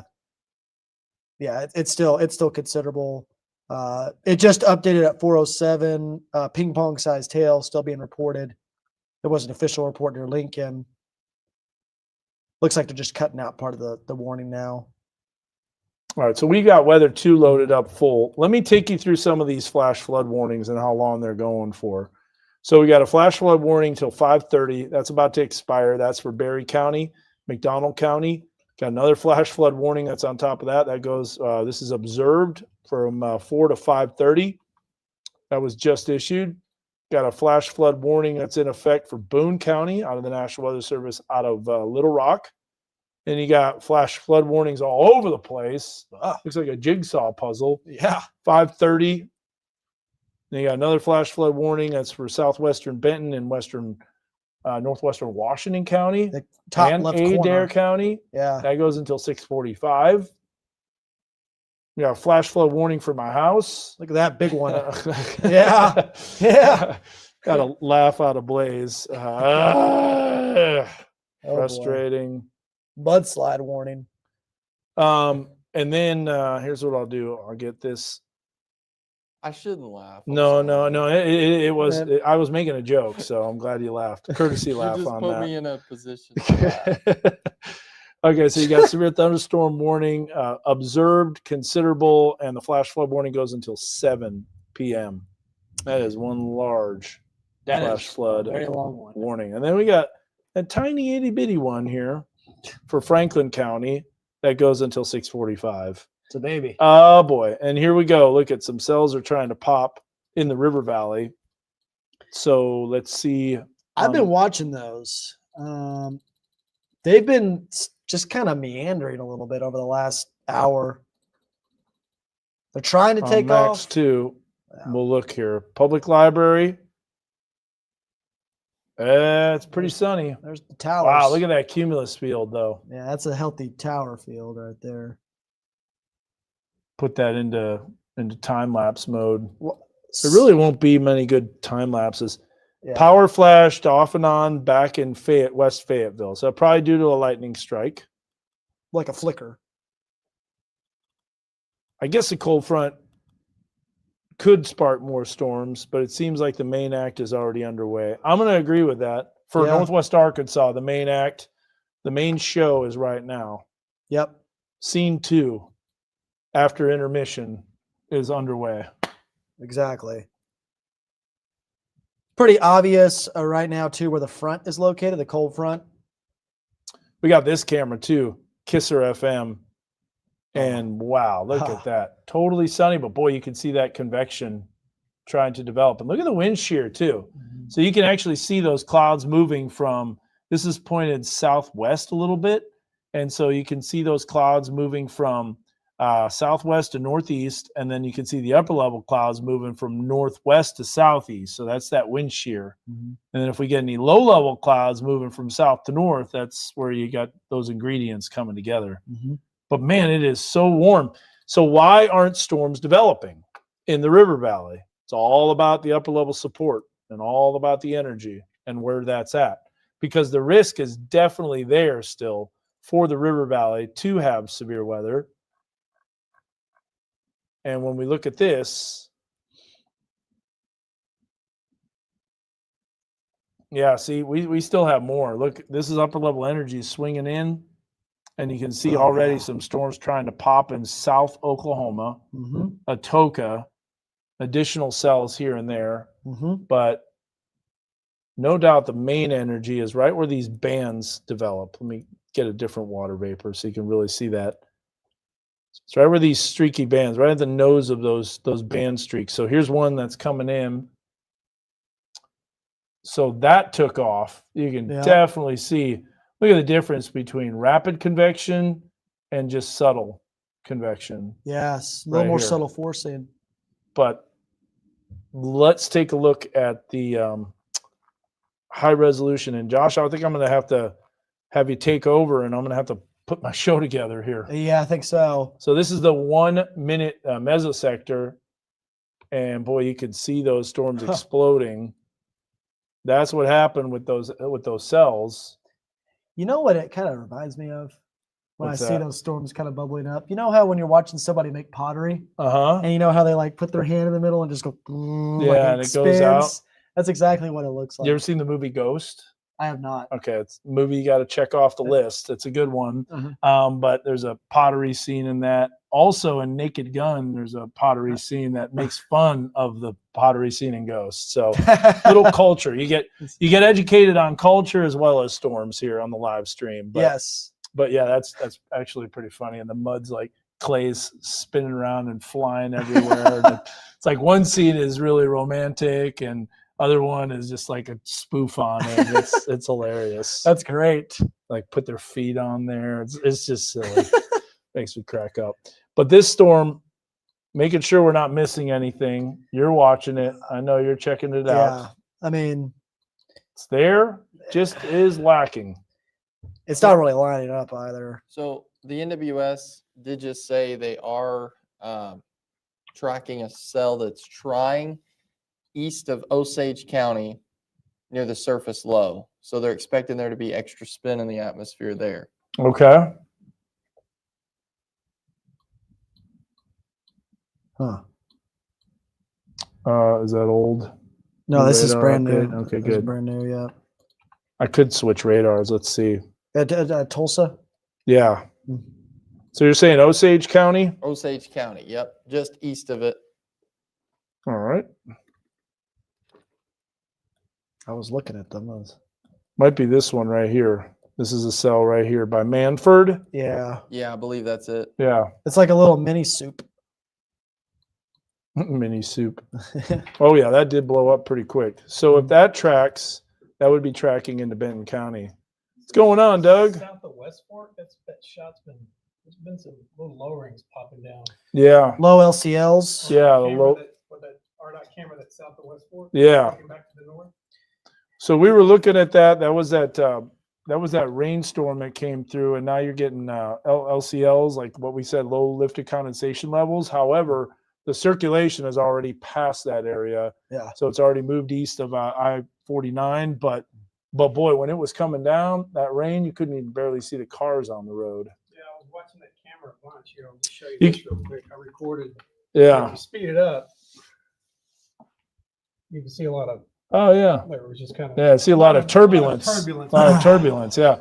How many, do you have power outages at all? Anything reported? I mean, I know it's only a handful. It's not a super abundant amount. Mhm. Really, honestly, this is what boils down to this event so far.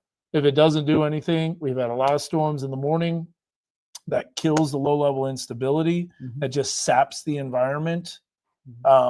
I always kind of attribute it. I told Blaze this yesterday. If you're boiling a hot pot of water and you throw macaroni and cheese in there, what happens to the water? It stops boiling. Yeah. Until it starts kicking back in a little bit. Yeah. That's kind of like these storms. You got a boiling pot of water, which would produce some severe weather, but instead you got some extra ingredients that are added, kills the boiling water, which is essentially what weakens the instability. And the next thing you know, you got storms that are tapping into that environment that don't have as much. Too much Mac. About 300 Too in much Madison and 600 or 700 in Searcy. Yeah. Yeah. Okay. Sweet. We appreciate that.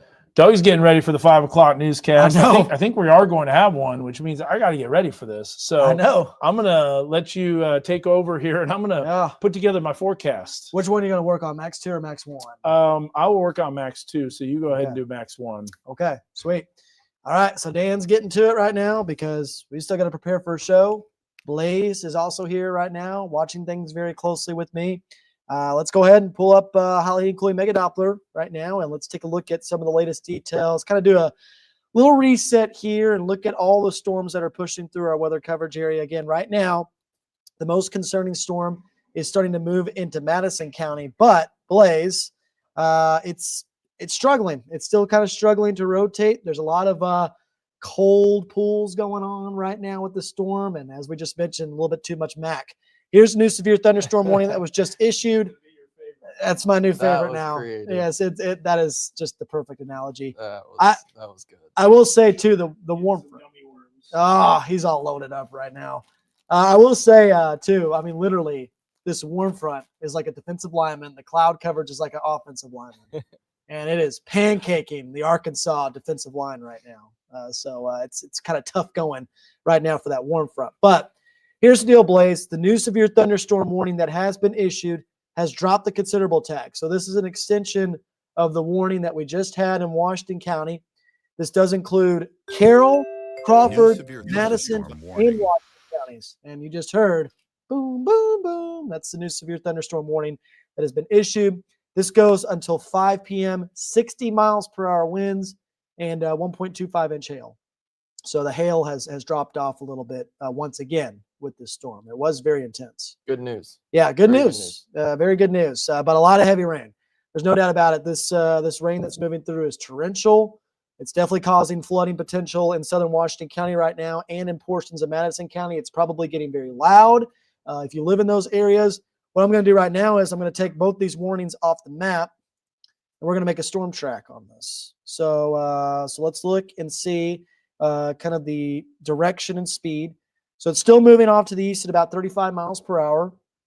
So we'll take this storm right now, Blaze, and we're going to make kind of a more of a elongated track because I feel like, I'm treating this like a big line of storms at this point. So we're going to take this through Madison County, through Japton, through St. Paul, push that baby east. I'll just push it through our entire weather coverage area at this point. It's moving very quickly. Again, the leading edge of this storm is the most dangerous part of the storm. The backside is running into cold pools, which is going to kill the severe weather potential. But we've got Witter at 427. You're probably already experiencing heavy rain, but you're about to experience some stronger winds. St. Paul, 435. Boston at 450. 457 in Dogpatch, 509 in Jasper. My goodness, Newton County has been getting a ton of storms. And so Jasper, I feel like I've mentioned Jasper like 5 times since 3 o'clock. Western Grove at 517. And Bass, 541, which is in far eastern Newton County. Just keeps taking the same track. Yep. This is like the 3rd storm that's done that. It's training thunderstorms, man. Yeah. That's what it is right there. And the models did a good job. They're not going to be perfect in terms of pinpointing where exactly the heaviest rain core sets up, but it does do a good job in terms of saying, hey, like, watch out, there will be a heavy rain band somewhere. So that's why we said this morning, I said 1 to 3 inches for most spots, but there is going to be a spot or two that gets like 4 or 5, maybe even 6 inches of rain. And this is probably where it's going to be. As a matter of fact, that's exactly what I was going to do. What I was going to do right there. Dan was right on top of it. So let's go ahead and take a look at the radar estimated rainfall totals. So we're going to pull that up. It's going to take a little while to populate on the screen, but look at that. Quite a bit of rainfall, Blaze, especially in the northern part of our weather coverage area. That makes sense. That's where a lot of the storms were initially earlier this morning into the early afternoon hours. Look at that WeatherBug Network camera. Can you pull that WeatherBug Network camera onto the side as well? Just kind of have a split box view. That way we can see the camera and also see the precipitation totals. So there you go, right there. That's perfect. Nice. Yeah, that's a nice downpour. And you can also see the clearing. That's the Lincoln WeatherBug Network camera right there. And yeah, look at that rain shaft too off on the left side of the screen. That is a beautiful view right there of that storm that's pushing through. But a lot of clearing west of Lincoln. And here's the deal. I mean, we're not exactly done with this system yet, even in western Washington County. I mean, we still got some energy. The cold front's still off to the west. I mean, we could see more storms. So I'm watching one storm right now around Salisaw. It's not severe, but it is really getting its act together. Makes sense. That's where the most of the instability is at this time. That's in Sequoia County. So we're going to have to watch that storm very closely. Before we do that, real quick, Blaze, I just want to go through the precipitation totals real quick for Northwest Arkansas. We're going to make a little box here in Carroll County and northern Madison County. I mean, over 3.5 inches of rain on average in those areas.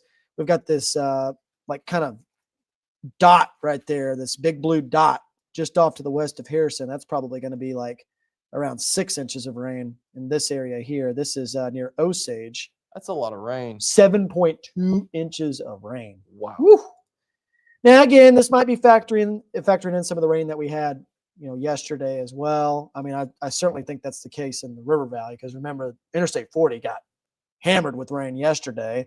But look at south of Clarksville. And again, there's going to be more storms that hit these areas very soon. So like the River Valley right now, I know it's quiet, but that's not going to be the case within the next hour or so. I really think we're about to see that energy kick in. But I just want to see the rainfall totals here south of Clarksville. 9.1 inches of rain. That is crazy. Ton of rain there. That's going to be like near State Highway 109 as well. And I know the Arkansas River also flows through there, which can be a problem. You sometimes see some flooding there and a lot of issues near State Highway 109. They have a great WeatherBug Network camera that's near that area, and I am sure it is socked with rain. Below normal precipitation. Yeah, definitely. Way below normal, right? The most active weather pattern of the entire year, below normal precip. Yeah. For sure. Well, that's why I said I beg to differ. And I think what you have said has come to fruition for sure, Dan. All right, so NWS in Tulsa is now talking about the Sallisaw storm. Yep. Said that it is getting strong. And And I've got that pulled up here on high heating cooling mega Doppler. So let's look at storm relative velocity real quick. I wouldn't be surprised to see this thing go severe pretty quick. So it's going to go severe. Doesn't really quite have any, I would say, rotational properties quite yet, but it's getting closer. Dan, you got something to add? Just a bunch of gummy worms. Just a bunch of gummy worms right there. Delicious. I'm trying to get the show ready, but I was going to say use a kisser camera. Yes. Let's look at the That's kisser going to have a camera. great view of that cell. Yep. I'm going to pull that up right now here real quick. So we're going to go to the Kisser FM Weatherbug Network camera. So here's a look at the Kisser camera. Woo! There's your storm blaze right there. A beautiful structure on that.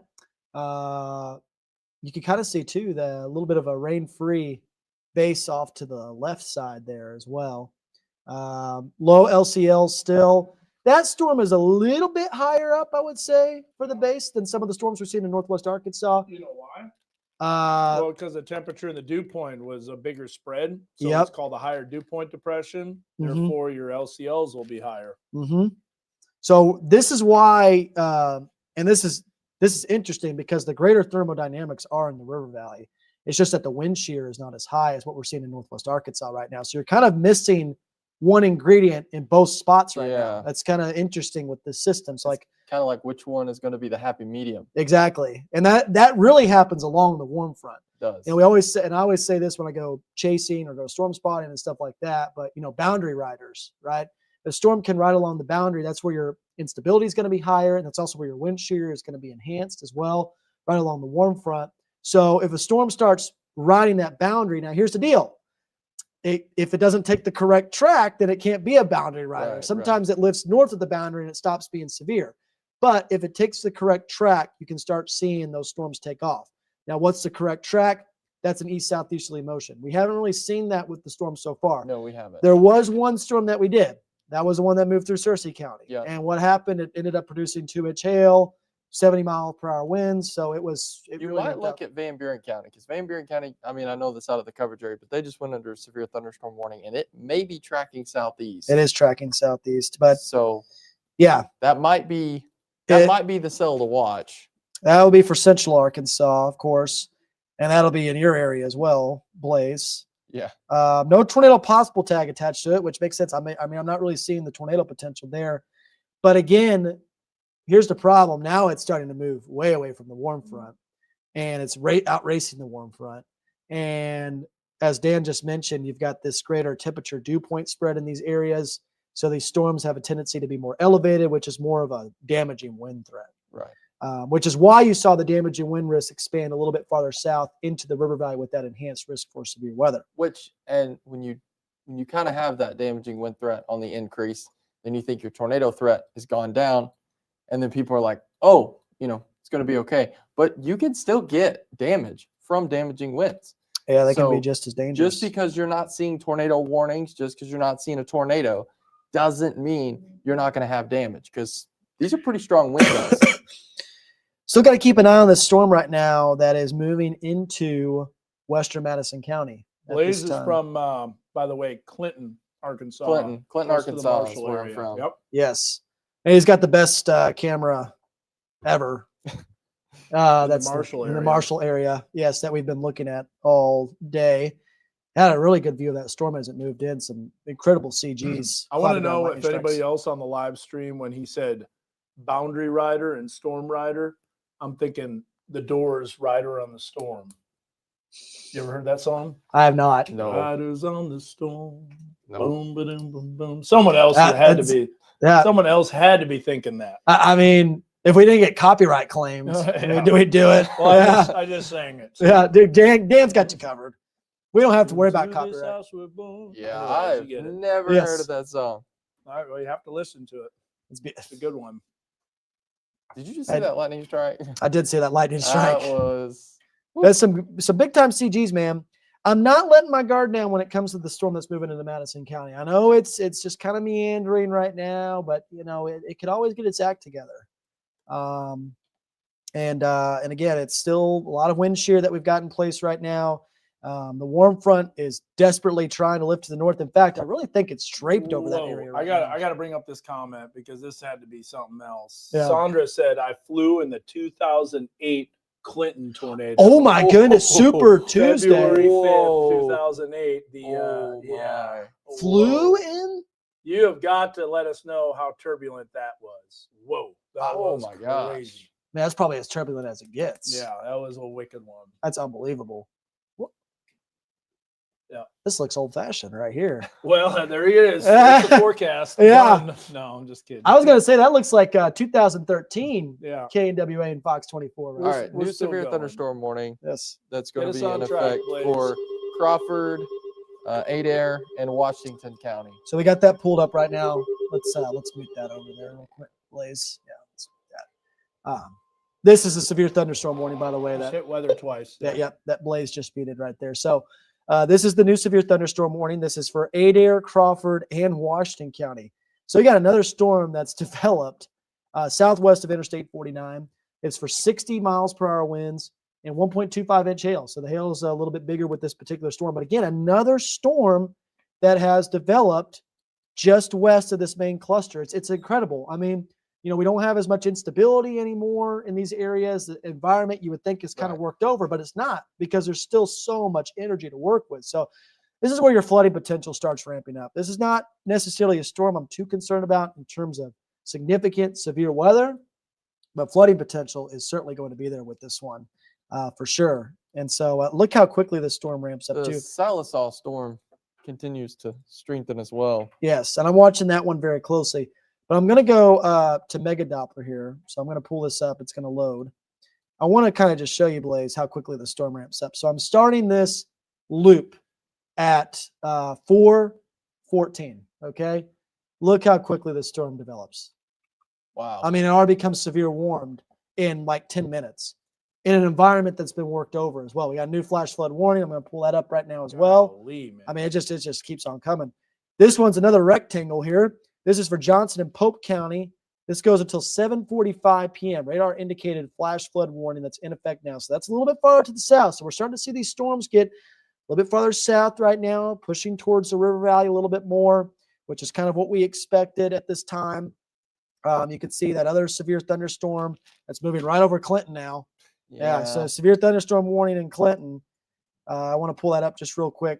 That goes until 5:15 for 60 miles per hour winds. Hail size has dropped off just a little bit on that storm. Yeah, there's a little bit of rotation with it too. It's very broad. Make sure you're watching all those cells out west because they just are blowing up really fast. Yeah, they I'm are. concerned. I'm getting this done as fast as possible. Yeah, Dan's getting ready to rock. I mean, Dan's got to prepare for a show, and he's also watching the storms. It's like, my goodness. Singing the Doors. Singing the Doors. Getting our paycheck today. That's for sure.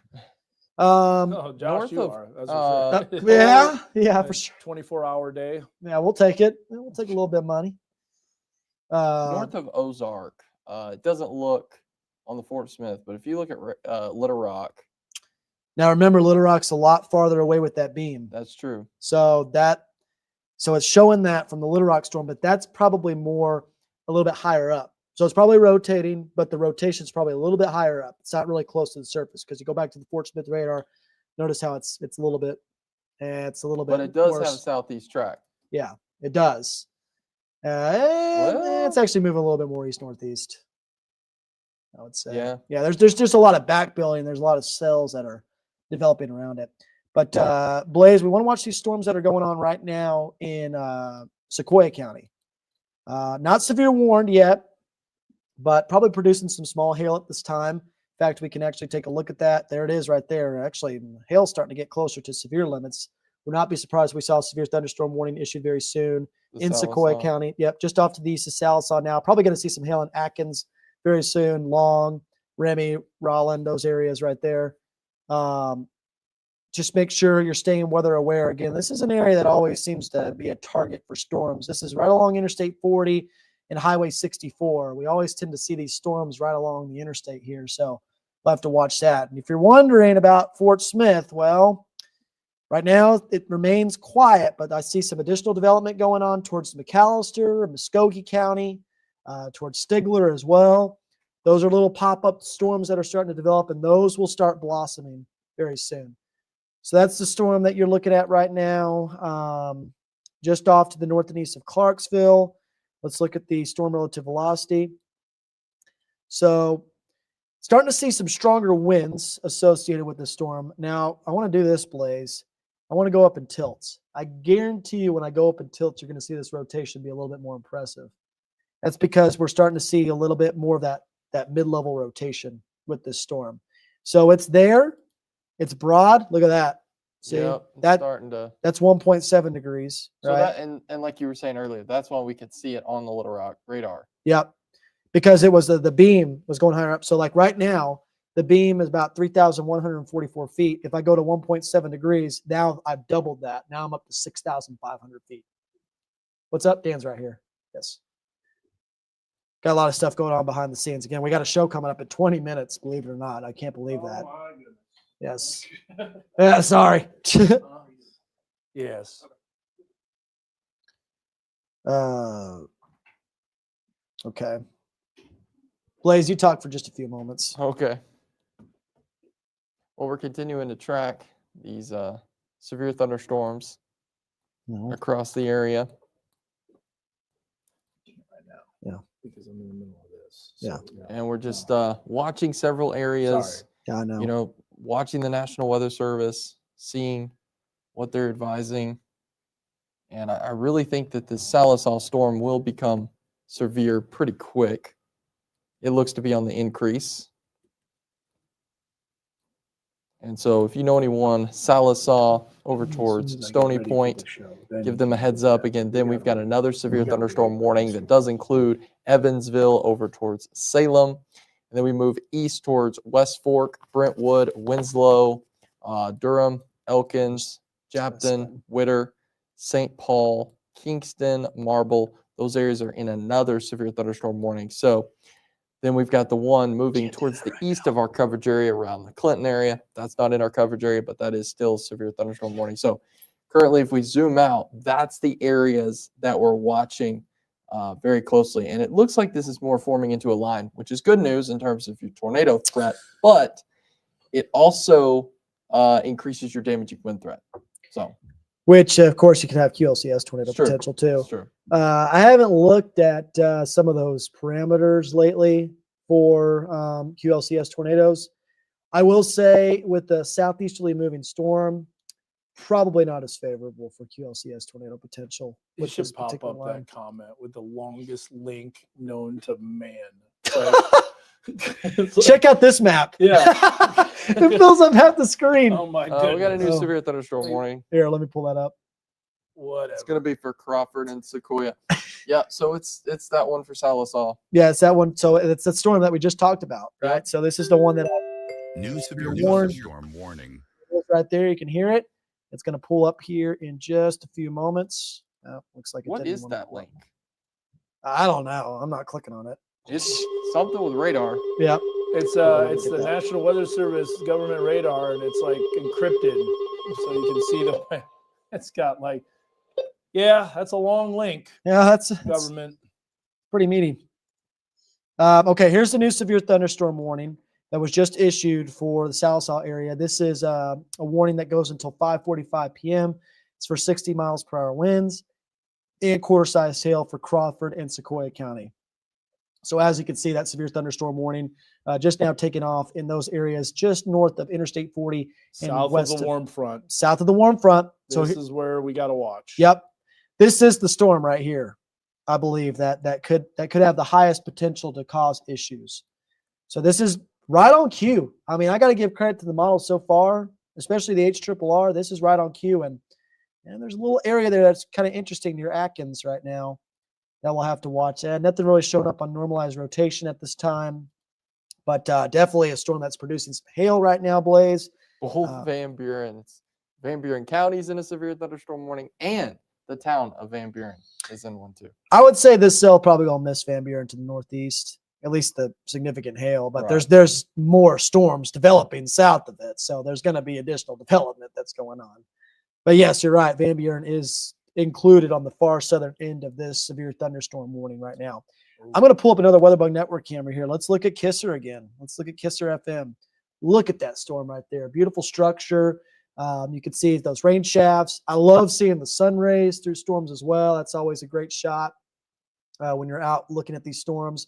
I'm not seeing a lower base still with this storm, and that makes sense. The temperatures have been very hot in these areas. We've had temperatures in the lower to middle 90s in some spots, dew points in the lower to middle 70s as well. So you're still getting a pretty big temperature dew point spread. What you can see with these storms a lot of the time too, though, if they encounter, maybe something that chokes them off, I always call it storm's last gasp. And if the storm dies off, it could produce very intense wind gust, especially when you have a big temperature dew point spread. You get that kind of on a sounding, you get like what's called an inverted V kind of look, and it tells you that you've got that microburst potential. So that's something to watch pretty closely with the storm as well. So that's the new severe thunderstorm warning. That's a look at it from the cameras. Let's look at the Fort Smith Public Library camera as well. Starting to see a lot more of a cumulus field develop there, Blaze. You can see that on the camera. You can see now we're starting to get some gray skies right now. I'm starting to see a little bit more thunderstorm activity bubble up. That's a very healthy cumulus field that's going on there in the Fort Smith area. And then let's take a look at the Miss Laura's camera. A little bit more clear there, but obviously we're starting to see a little bit more of a bubbly towers that are starting to form there, a bubbly cumulus field. All right, let's go ahead and reset here. So that's the newest severe thunderstorm warning. I'm going to go back to high heating cooling mega Doppler. That way you guys can see kind of what's going on. I'm going to take a wide view here. That way you can see everything that's going on across our entire weather coverage area. Again, we've got several flash flood warnings in effect. Now, here's something interesting. Including me making the 7-day in the background, too. Yes, and Just then a few minutes before the show. you can see that in the background right here. You're seeing everything that's going on behind the scenes. It's incredible what Dan is doing, because usually this takes like 2-3 hours to do. He's doing it right now like 30 minutes, so it's crazy. We got a quiet weather pattern after this system. Yeah. Thank After a little goodness. bit of rain tomorrow. Thank goodness. Make sure that helmet's tiny. Yep. Oh, Look, you got to do what you got to do. You Oh. got to do what you got to do. Come boys. on, they're going to win. They're going to win. I hope Saturday, restart, new season. It's going to happen. they earn a bigger helmet. That's what they do. They earn a bigger Okay, helmet. For okay. now, it's Josh, tiny. I gotta let you know I laughed out loud when I saw that. Yeah, because I knew you were going to do it anyway, but I'm like, I'm just going to get going right now on Saturday, right after the Razorback game. I had a lot of thoughts. Anyway, I don't think you were the only one. then, you didn't want to see me. Colby knows what I did because Colby was at my house. Yeah. Let's just say I keep a little stack of pillows by me so I can slam my fist down on them. And those pillows are getting worked out, man. I was like, Pound pillows. Yeah. So this storm by Sallisaw really, it's trying. It's It is trying. trying all it can right now. Well, it's definitely got some very big hail that's trying to develop Mhm. right now. That is for sure. In terms of like tornado potential, you can see that area of rotation northwest of Long right now. It's very broad. It's not very strong. It's pretty weak. I go up in tilts though, and it's just not really there quite yet, Blaze. But it is something we're going to be watching very closely. We go to normalized rotation, not really Plus, showing up at this time. It's still tracking to the northeast. Yeah, that's Don't not a favorable forget too, track. it's close to the radar. It New is severe very close. thunderstorm Yes. warning. I'm pulling that up right now. So you're going to see that populate on the screen in just a few moments here. That's going to be for Johnson, Newton, Pope, and Searcy. New severe Yep. thunderstorm warning. Yeah, warning. that does. That's so that storm right now is severe warned for 60 miles per hour winds, 1.25 inch hail. As Blaze just mentioned, it's for Johnson, Newton, Pope, and Searcy counties. This goes until 5:30 p.m. So this is the newest severe thunderstorm warning. It's not quite showing up on Mega Doppler yet, but that's going to change in just a few moments. Yeah, there is some rotation with it too. Sure looks like it. You know what? I'm going to look at GR Analyst here, and I want to see what our surface space instability looks like over that warning. Highway 215, it looks like. Highway 215. So check this out. So I'm going to pull up GR Analyst here, Blaze. And what you're going to see here is that we've actually got the warm front is located right on top of these storms. So these storms are riding right along the front right now. And that's why they are a little bit more intense at this time. We've also got quite a bit of instability. So these two storms will need to be watched. Yeah, that could be Yeah, we could have a problem on our hands. Of course, it'll What's- start right at the newscast, like it typically Well, does. that's how it works. Yeah. You know, that's just the rules, right? Well, and another thing is they're isolated too. That's something that's a concern as well. Semi-discrete for sure. Now, this is the STP that we're looking at here. So this is a significant tornado parameter. It's actually not overlapped with those areas, which is interesting. I don't know if I necessarily believe that. Yeah, I'm gonna have to agree with you on that. Yeah, I don't know if I necessarily believe that. So again, anytime these storms right along the boundaries, I mean, they can cause problems. So we'll have to watch those very closely there. They're also taking a favorable track. They're in a good environment. They're also going to be moving out of our weather coverage area within the next 30 minutes too. So we'll watch them very closely here. Let's go back. Might be our first trouble. So Yeah, we've had about 5 or 6 trouble cells. well, I mean, like Yeah. you know, we've not had any tornado warnings. Knock on wood. Yeah. I mean, but this one right here, again, you can see some strong winds that are going on right now near Yale, west of Ozone. There's another cell right there, south of Fort Douglas. Man, this must be producing some pretty big hail right now, and it is. Especially the storm that's south of Fort Douglas. That's probably going to be the strongest storm because it's the leading storm. It is showing radar estimated 2-inch hail. So I wouldn't be surprised if we saw a considerable tag attached to this pretty soon there south of Fort Douglas. Also want to talk about these other storms too, Blaze, because we don't want to let our guard down on these other storms that are going on. We've got hail cores south of Winslow right now. That's producing 1.4-inch hail. Another hail core that's northwest of Natural Dam that's got some hail with it. And then, of course, that storm in Sequoia County. So we've got several of these storms that are producing hail right now that are moving over the same areas that have already seen thunderstorm activity. So we got very heavy rain in southern Washington County right now as well with that storm. Oh, man, they're just struggling right now when it comes to rotation a little bit. It does look like Keep both struggling. those two. Yep. Both those two storms or cells that we're watching that was just issued for the severe thunderstorm warning, it might be starting to change track just a little bit. Get more of a southeast turn to them.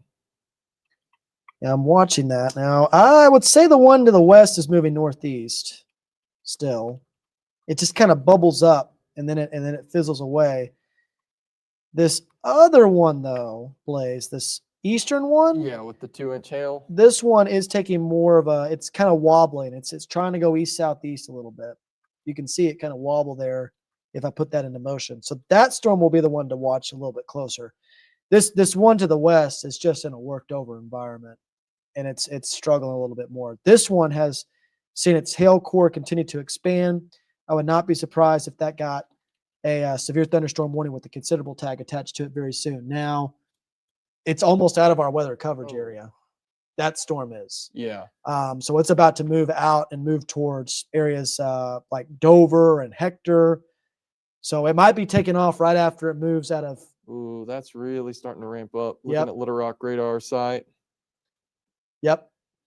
But it's about to become a Little Rock storm too. It's true. Yeah. But if If you're living in these areas or you know people here, they need to be watching this one very closely.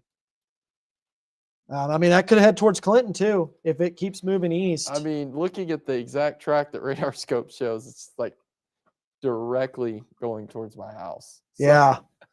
So is your camera going to have a view of that? Marshall's a little north of that, isn't it? Yeah, Yeah. so we probably won't have visual of it. Didn't you have another camera though? No, I wish. Yeah. Maybe one of these days I'll put one up in Clinton. I wish. Yeah, I mean, I think this storm's taking a track towards Clinton. Definitely going to have to watch that very closely. Yeah, I don't like how it looks. Starting to get more of a supercellular look to it. It's got some rotation with it. So if you know some folks, you know what? Let's make a storm track for folks.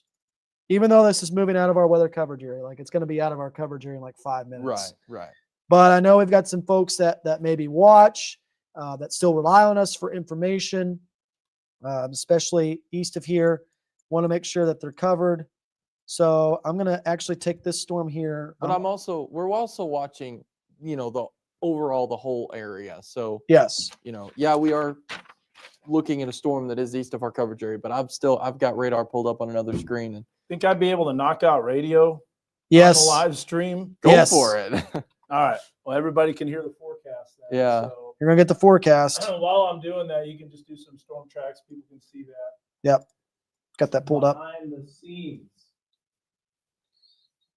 Everyone, it's been an active Tuesday across the area, and overnight tonight, those thunderstorms are going to shift east. Morning lows on Wednesday will start off in the mid-60s. Thank you so much, weather radio, for going. Well, let me mention this real quick, Dan. Yeah, you New guys- severe thunderstorm. New severe thunderstorm warning that goes until 5:30 p.m. and right on cue, it's got a considerable tag attached to it for 70 miles per hour winds. This includes Crawford, Franklin, Madison, and Washington counties. So a very large severe thunderstorm warning that's just been issued. All right. Yep. Appreciate that.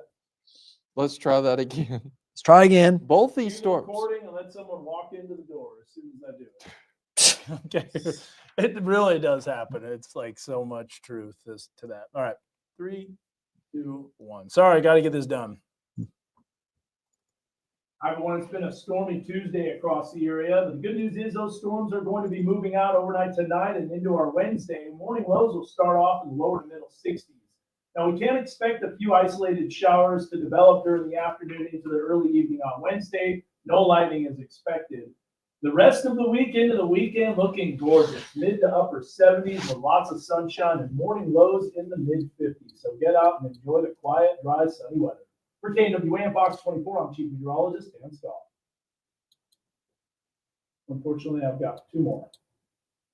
Good morning, everyone. This is your weather forecast as the stormy activity has finally shifted off to the east.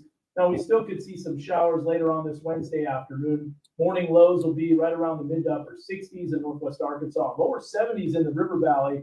And we are expecting a few isolated showers to develop on the backside of that large system moving through. Look for highs to be in the mid to upper 70s. Thursday, Friday, Saturday, and Sunday, we will continue to be below normal in the mid to upper 70s in northwest Arkansas, lower 80s in the River Valley with abundant sunshine. So get out and enjoy. 2 more. Here's your forecast for the River Valley on your Wednesday, September 24th. High temperatures climbing to around 80 degrees during the afternoon, and we can't discount an isolated straight shower, but definitely nothing like the storm activity we saw on Tuesday. As that storm system swings out, beautiful weather expected the rest of the work week, highs in the upper 70s to lower 80s, morning lows in the lower 60s with abundant sunshine. For KWA Box 24, I'm Chief Meteorologist Dan Scott. And then I've got 1 more. Hi, everyone. It's been an active Alexa weather forecast, but thankfully we've got quieter weather ahead for the northwest Arkansas River Valley area. I'm KWA Box 24 Chief Meteorologist Dan Scott. High temperatures are going to be a little below where we should be for this time of the year. Wednesday's high in the mid to upper 70s across northwest Arkansas and the River Valley. We still could see a few isolated showers during the afternoon into the evening, but that will push out overnight Wednesday into Thursday morning. The rest of the week, just abundant wall-to-wall sunshine. So get out and enjoy with high temperatures in the upper 70s to lower 80s. In fact, the dry weather continues even to the early part of next week. For KWA Box 24, I'm Chief Meteorologist Dan Scott. So, All right, just in time for a new severe thunderstorm warning. Yep. So let's check this out real quick here. So this severe thunderstorm warning is in effect for LaFleur and Sequoia County. This goes until 5:45 p.m. This is for 60 miles per hour winds and quarter-sized hail. So we're going to be watching this warning very closely there. New severe thunderstorm warning. Okay. Yeah. A lot of roof damage looks like at a couple of places, roads being blocked off. Not sure what happened there. that's where that storm was Start to see images and starting to videos. take off. Yep. Very strong. Whew. Yeah, you can see it ramp up there on velocity Oh, for a boy. brief moment there. This show is going to be interesting. I don't have anything done. There's so much stuff. I think really, Dan, you just make it a I'm just radar going to do a tour. radar tour. Yeah. That's what I do. Yeah. I'll just control it behind the scenes for you. Radar tour, risk. Just live coverage. Yeah. I mean, you've got so many storms to cover. Just bring up whatever. Here's the deal, folks. So I'm going to pull up Mega Doppler again, and I just want to kind of reset for a minute because I know there's so many storms going on. I know there's probably so many questions about what's going on in far northwestern Arkansas. Here's the deal. I'm looking at northwest Arkansas right now, and you see where these lines of storms are kind of setting up at this time. I really think the main severe weather potential is going to stay along and south of the Bobby Hopper Tunnel at this point. Just looking at the latest, just looking at how everything is setting up right now, we've got some additional thunderstorms that are developing west of Tulsa. But at that point, once those storms reach northwest Arkansas, we've got that cold front moving to the area. Those won't move in until around like 7, 8 o'clock, if at all. There are still some questions about that. Now, in the River Valley, things are about to take off. I know a lot of folks were saying, well, we're going to get nothing in Fort Smith. Well, Fort Smith is about to get quite a bit of shower and storm activity with that new severe thunderstorm warning again. The most dangerous storm right now is located southeast of Winslow, near St. Paul. That's where that severe thunderstorm warning with that considerable tag is attached to it. That's for 70 miles per hour winds. But again, Dan, it's crazy. There's just so many warnings. Relentless. Yeah, relentless. So we're going to be watching all this very closely. Let's bring up Weather One. We're 90 out to our show. Yep. Do me a favor and let's do Weather One, and you just give me the radar tour and just set up a show real quick. Yep. Okay, I'll do that. We got a forecast first here.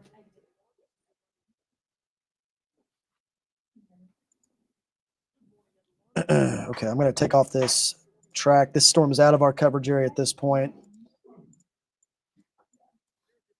By the way, Blaze, that storm near Clinton has a tornado possible tag attached to it now. Right on cue. Man. Right on cue.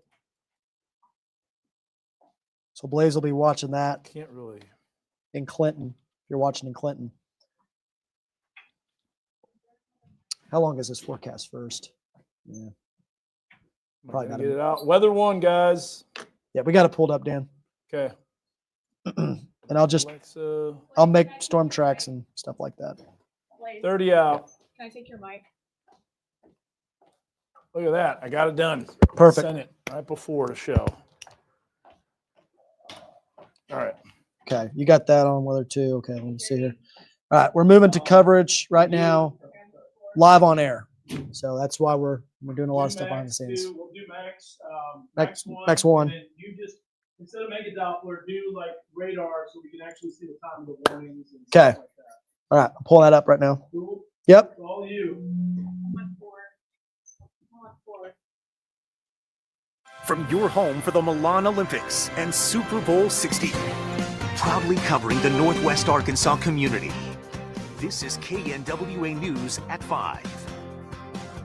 All right, for hours now, we've been under the gun with severe weather across Northwest Arkansas. We've had flooding, reports of some hail, but we're far from done. Good evening. Thanks for joining us here at 5 o'clock. I'm Doug Warner. And I'm Allie Lynch. And some of that flooding has led to road closures. Chief Meteorologist Dan Scoff joins us now. And Dan, you've been tracking these storms all day for us. What can you tell us at this hour? We're not done. That's what I can tell you, Doug and Allie. Unfortunately, more storms expected in the River Valley. Now, Northwest Arkansas is starting to see some storms begin to wind down, but we've got a lot of flash flood warnings that are still in effect. And we'll take a look at the storm activity as it starts to shift a little bit farther south. This is what we're going to have to watch. There are a multitude of isolated cells that have developed. We got a severe thunderstorm warning. Let's start off on the farther west one. This goes until 5:45. You got 60 miles per hour winds, quarter size hail. We've had several considerable severe thunderstorm warnings. Work our way to the northeast. This is a storm that's just north of Fort Smith. We've got a lot of cameras. We've been watching it. We're also providing live streaming coverage, and we're doing that on our website, knwa.com,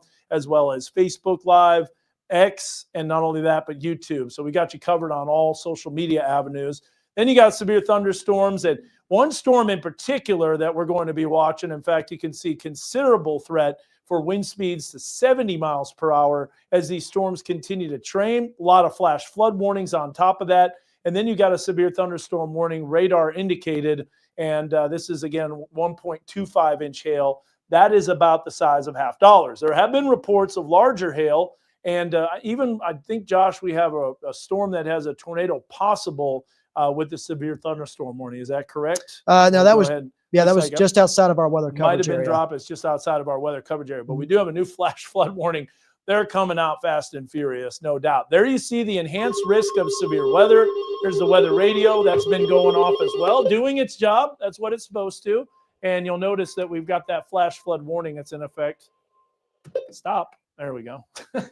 Until 8 o'clock, and that does include the River Valley. So basically, if you're in the Northwest Arkansas River Valley area, you'll probably see the threat for flooding because we've got it. We've got more storms rolling in. That goes until 8 p.m. this evening. Let's go back to that risk and show you that we do have that, enhanced risk of severe weather that covers a good portion of the area. I do believe that Benton County and Washington County now at this point, including Madison County, the risk is starting to shift south. However, officially, if we look at the tornado watch, this does go until 10 o'clock. There's the tornado risk. That hatched area for strong tornadoes needs to be watched. And then finally, as we look at that tornado watch that covers a good portion of our weather coverage area, that goes until 10 o'clock tonight. Wow, a lot going on, no doubt about that. We'll break it down a little bit more in detail. Here's the good news. I was putting together the forecast. We've got sunshine and sunny skies over the next several days after this system moves through the rest of the evening. Back to you guys. All right. Like Ali had mentioned earlier, we've seen some flooding in our area. We've got crews all around near Elk Road and Rogers. So we got you covered there. I believe we have some images from that area where the water was over the roadway. It led to a lot of problems for drivers. Benton County, there's a good look at it. The Benton County Road Department, they've got a number of closures. I know an area north of Little Flock, Gooseberry Road, I think, at that bridge area, that creek, it was underwater as well. And the department has those closures available on its website for you to keep up to date. And while we've seen a lot of activity here in Northwest Arkansas, the storms are still moving into the River Valley now. KNWA's Dylan Nooner is down there right now. He joins us now live, if we can bring him up now. Dylan, what's it look like down there? Yeah, Doug, Allie, I'm on Towson Avenue, which I'm being told has a history of being prone to flooding. Obviously, that is not the case quite yet, although as Dan and the weather team has been talking all afternoon that it may be changing very soon. Now, I will say I got down here about 2 hours ago, and it was very hot, very humid. The sun was out, hardly a cloud in the sky. And really, and I'll step out of the way, and you guys can see kind of the scene down Towson now. This has really changed in the past 30 minutes or so. I believe that is in the direction of Van Buren, where those storms that the weather team is predicting are starting to kind of develop over there. And you can kind of see the winds, the tops of the trees starting to blow, just giving you an idea of just how quickly that storm is coming in. But like I said, still dry right now. There's been a few light raindrops here and there, but I will say I talked to the Sebastian County Director of Emergency Management, Travis Cooper. He says they're fully prepared for severe weather. Their emergency crews have a protocol in place and are on standby for any assistance. And guys, it sounds like about an hour ago when we checked back in, things might be a little different story, but we'll continue to monitor it here. But let's send things back to you. All right, Dylan, keeping his eyes on it for us, because that will be our next area of concern. We've received a lot of images from you across the area. Here's another look. This is West Brush Creek Drive, just north of Little Flock in Benton County, washed out earlier today by some fast-moving water. If you have photos or images you'd like to share with us, videos included, take it safely. Then you can scan this QR code right there, and that sends it directly to us, and we'll be able to share on air. Well, the escape of state prison inmate Grant Harden, a former law enforcement officer convicted of rape and murder in Benton County, has left many asking questions about how something like this could happen. And you may remember he escaped from the North Central Unit in Calico Rock with a fake badge and clothes he said he colored with a marker. Today, lawmakers met with the escape and recapture again to go over the critical incident review from the Department of Corrections and investigation from the Arkansas State Police. Now, one of the biggest focuses in this report was Harden's classification in the prison. Officials say he should have been classified higher and placed in a different prison. They also looked at the corrective actions being taken by the prison to prevent an escape from happening like this in the future. Well, tonight an update on upgrades at the Benton County Jail that the sheriff says put the care of the inmates as a priority, as it should be. This includes expanding the medical and intake areas. KNWA's Gabriella Phelan, one of the first to get a behind-the-scenes look at these improvements. Gabby, walk us through it. Doug, BCSO says when the jail was originally built in 1996, an area dedicated to providing medical care was not front of mind. But now that a $2 million expansion project is complete, inmates will be able to receive state-of-the-art medical care at the jail. Within the expanded area, there's also areas to provide dental services as well as address mental health needs.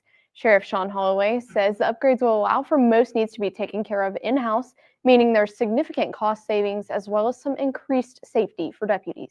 So being able to provide that in-house obviously is a safety measure for us, but also there's a savings in cost by doing it in-house. I remember early on in my career down in Washington County, they had a deputy that had taken an individual to a clinic, and the deputy ended up losing his life when he lost control of his gun. So if we can limit any type of risk like that, certainly it's smarter to do it here. Holloway tells us the intake area of the jail was also improved, with the Sally Port being expanded and full body scanners were added to reduce the flow of contraband into the jail. And tonight at 6, we'll tell you how the sheriff's office got this project done. Doug and Allie, back to you. All right, Gabriella, thank you so much. Well, one pill can kill. That's a reminder Arkansas Attorney General Tim Griffin took to the University of Arkansas Pine Bluff today. It's part of his initiative, which educates students on the dangers of fentanyl and other opioids. This is the third campus where AG Griffin has launched the program, hoping to decrease opioid usage throughout the state. KNWA's Paige Riley reports. Attorney General Griffin shared a family experience with opioids. His brother passed away back in March after becoming addicted to prescription painkillers following a back surgery. And he shared this story with students to show why the One Pill Can Kill initiative starts with prevention. From Fayetteville to Little Rock and now Pine Bluff, the One Pill Can Kill initiative is spreading across college campuses throughout the natural state.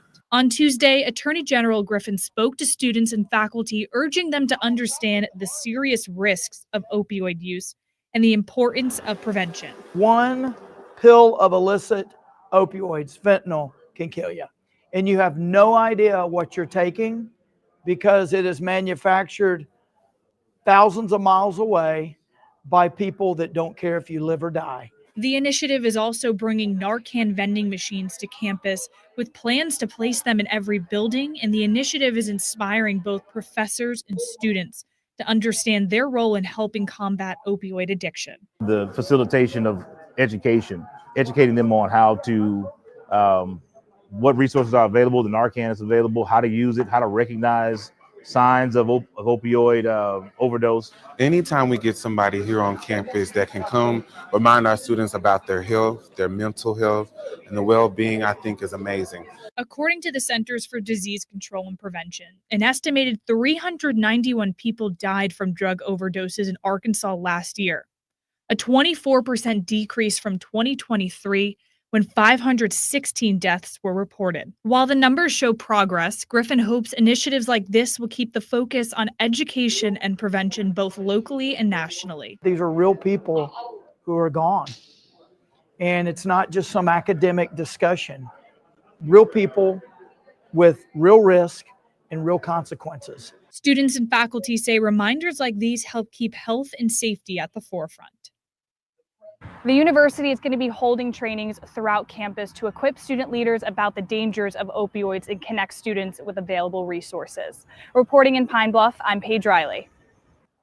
Well, tonight, a local food bank is charting a new path forward after losing access to a food insecurity report the USDA has published for over 3 decades. And we first brought you this story Monday. Tonight, KNWA's Phoebe Kramer visited a Northwest Arkansas food bank to find out if recent events are affecting their operations, and if so, how they plan to move forward. Phoebe. Well, Doug and Allie, I visited Samaritan Community Center and talked with Executive Director Debbie Rambo. She says they will not be affected in the short term, but they could be affected in the long-term impacts.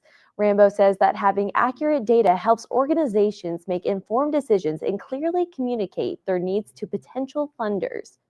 For nonprofits like ours, up-to-date information is essential when addressing hunger and food insecurity, especially when writing grants or requesting funding. We feel like it gave you an accurate assessment of what's going on, just like so many other reports that are out there. The news isn't always pleasant, but it is important to know what trends are happening. Rambo says she saw a 26% increase in families seeking help last year.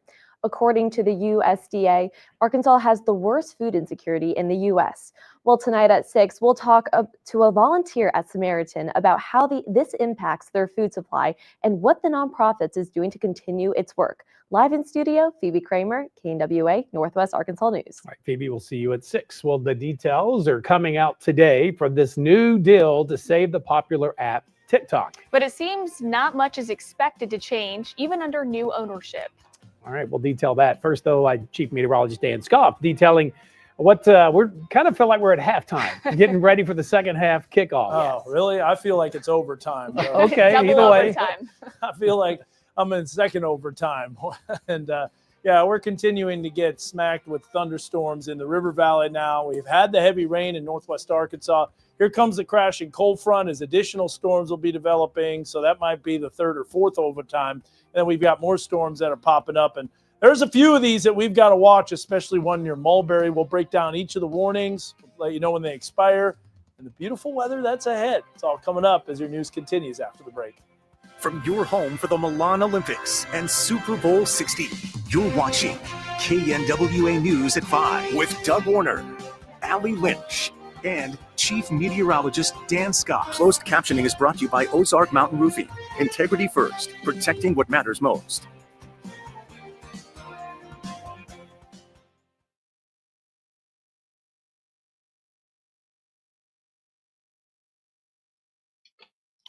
Sorry, we got a lot cooking.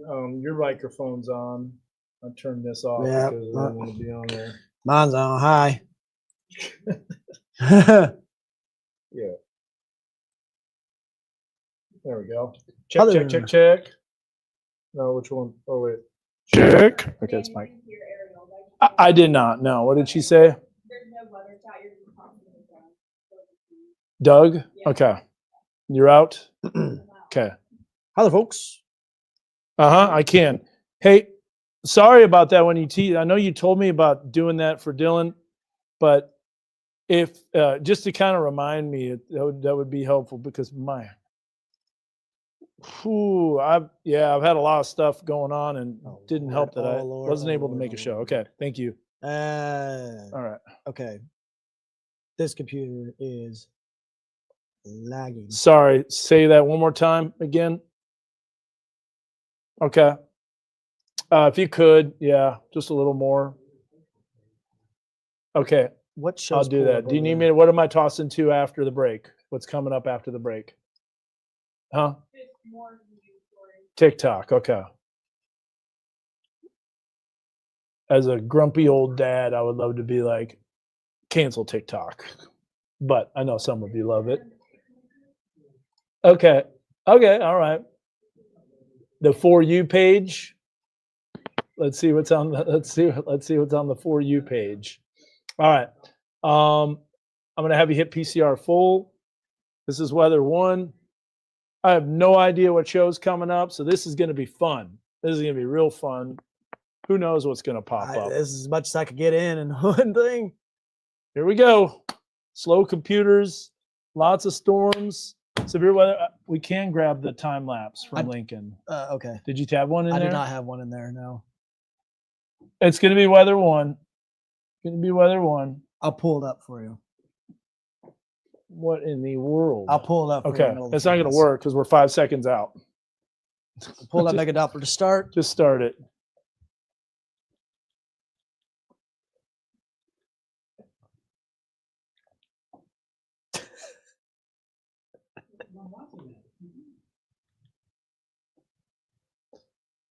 Oh, go ahead and hit PCR too on the live stream, Josh, as well. So we've got the view of the weathercast, so you can get to see that. All right, here we go. A lot of things going on behind the scenes. You are watching the 5 o'clock newscast. Behind the scenes, it's been an interesting one because we have been covering storms really since about 11:30, and we continued all the way through this time, and storms continue to develop. Now, here's the good news. As far as the tornado potential in northwest Arkansas, I think this is starting to wind down south of the Bobby Hopper Tunnel. We still have storms that we're going to be watching very, very closely.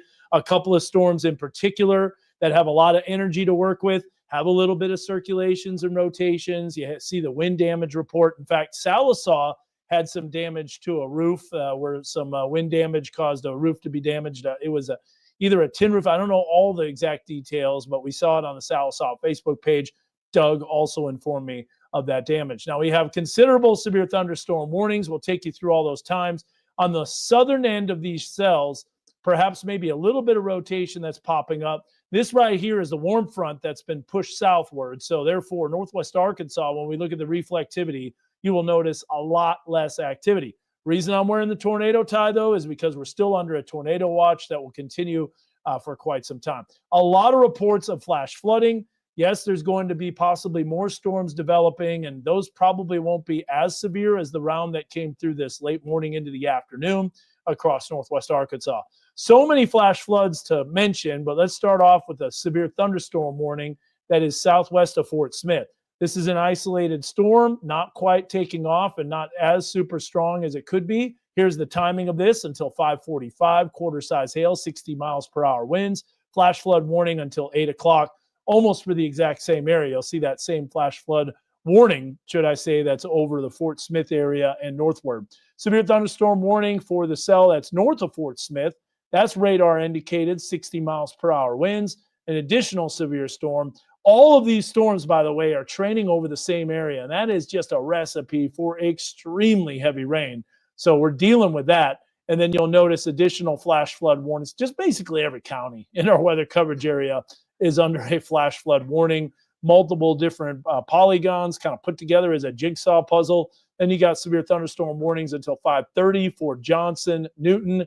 Brand new severe thunderstorm warning just got issued. This is for Franklin County. Might be an extension of the one. Then you've got just east of our weather coverage area. This is going to be in eastern Johnson and Pope County. Something to watch as a considerable severe thunderstorm warning. Now, why are the storms not as bad in northwest Arkansas if we see them?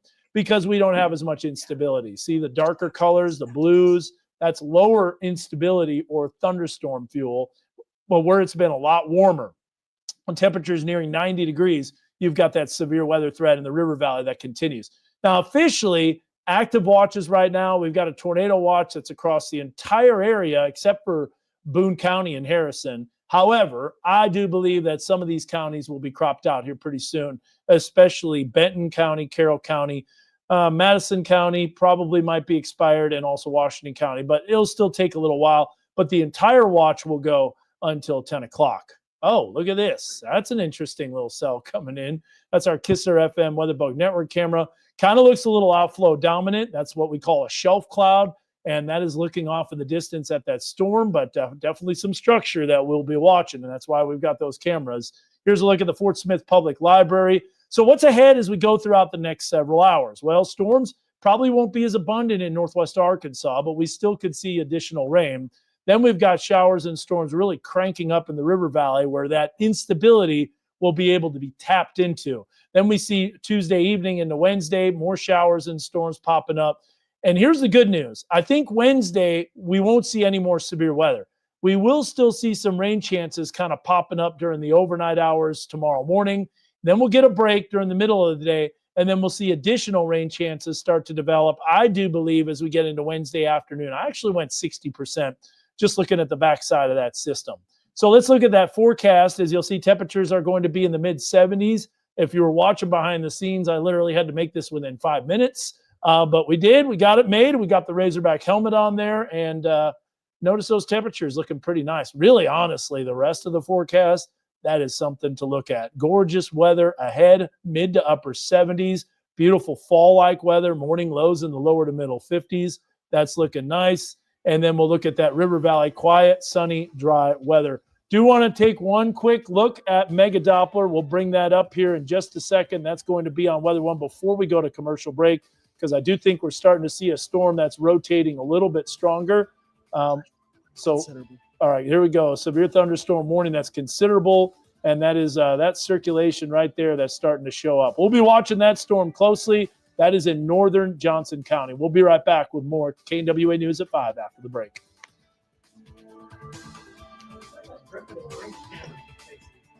Southwest. Yeah, I had that new flash flood warning that popped up was considerable. Oh, which is why I just wanted to flash show that. flood Yeah. warning. Okay, Yeah. I saw that considerable. Yes.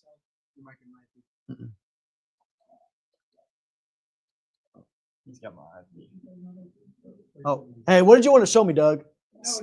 Oh, no, I can see it now.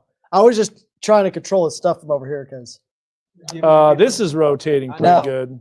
I know. That storm's definitely got it. Look at the hook. Mm-hmm. Hector. Oh, bring up the. Oh yeah. Oh, Another yeah. one full. Sequoia Okay. County.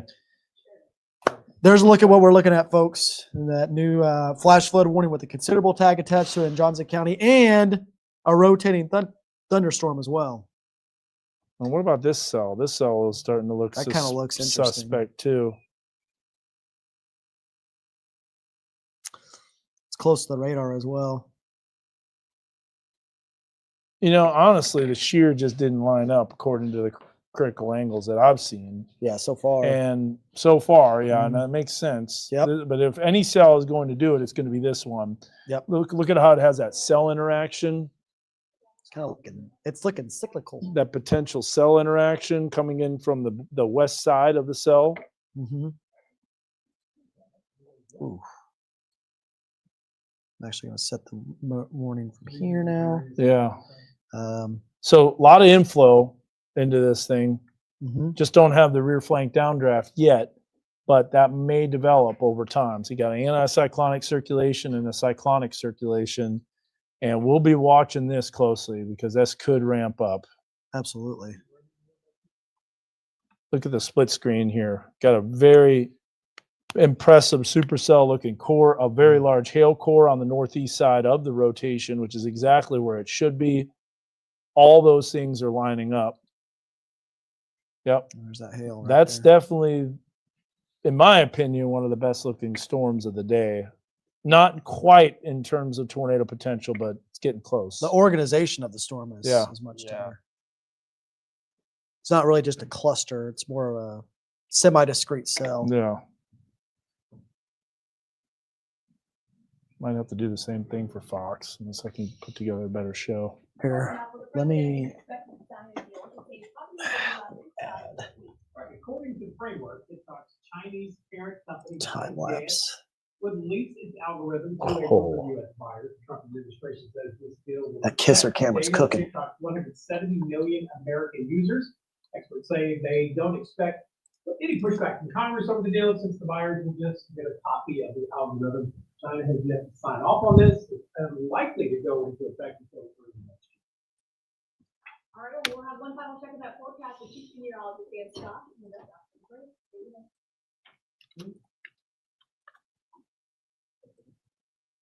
Hey, Ariel, can you hear me? Is there any chance for this last block that we could pull up and prod Allie's email that she just sent out with our first images out of South that we can legally use? We can use? Yeah, she got it from the chair. Okay. So that doesn't mean you don't need. There, we're good. We don't need. All right. Oh, was it? Thank you. It's northeast of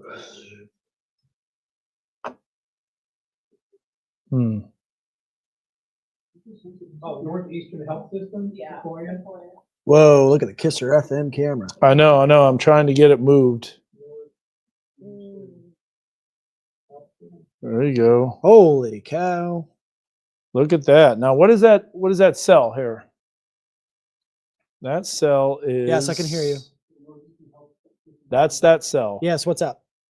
Eastern Sequoia. Yep. Look at that. Okay.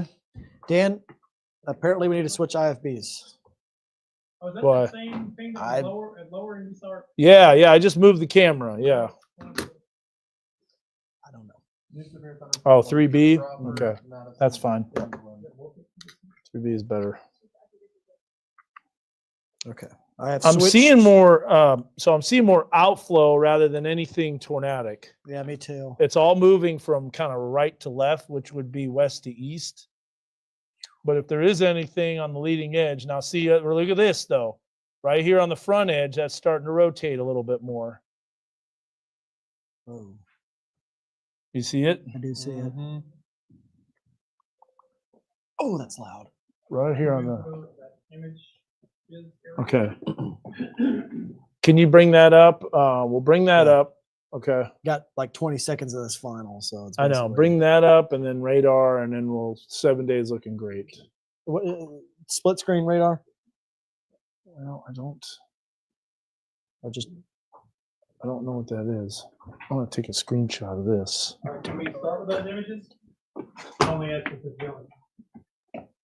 We'll just show the best of one of the ones. We'll make the hospital roof. Yeah, the roof ripped off. We'll make quick mention and. Whoa, that's 15. rotating. 15 seconds. That's rotating.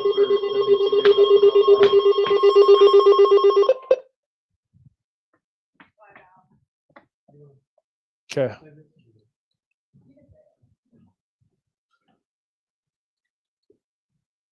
Real quick, just some of our first images. That's damage. Yeah, at I the saw that. hospital there in Salisaw. I think it's the Northeastern Health System Yeah. building. And we just got these photos in from Sheriff Larry Lane in Sequoia County. So he said New severe thunderstorm. We go to weather one real quick, and we'll show you a wall cloud that's starting to rotate a little bit, and that's moving in towards the river valley. We'll have more on Fox 24 News at 5:30, our sister station. Sweet. All right. What's up, fools? Okay. I will say on radar it looks outflow dominant. Yep, it is. It collapsed. It was weak rotation. It was. But it was and there. it just fell apart. Yep. Just absolutely quickly fell apart.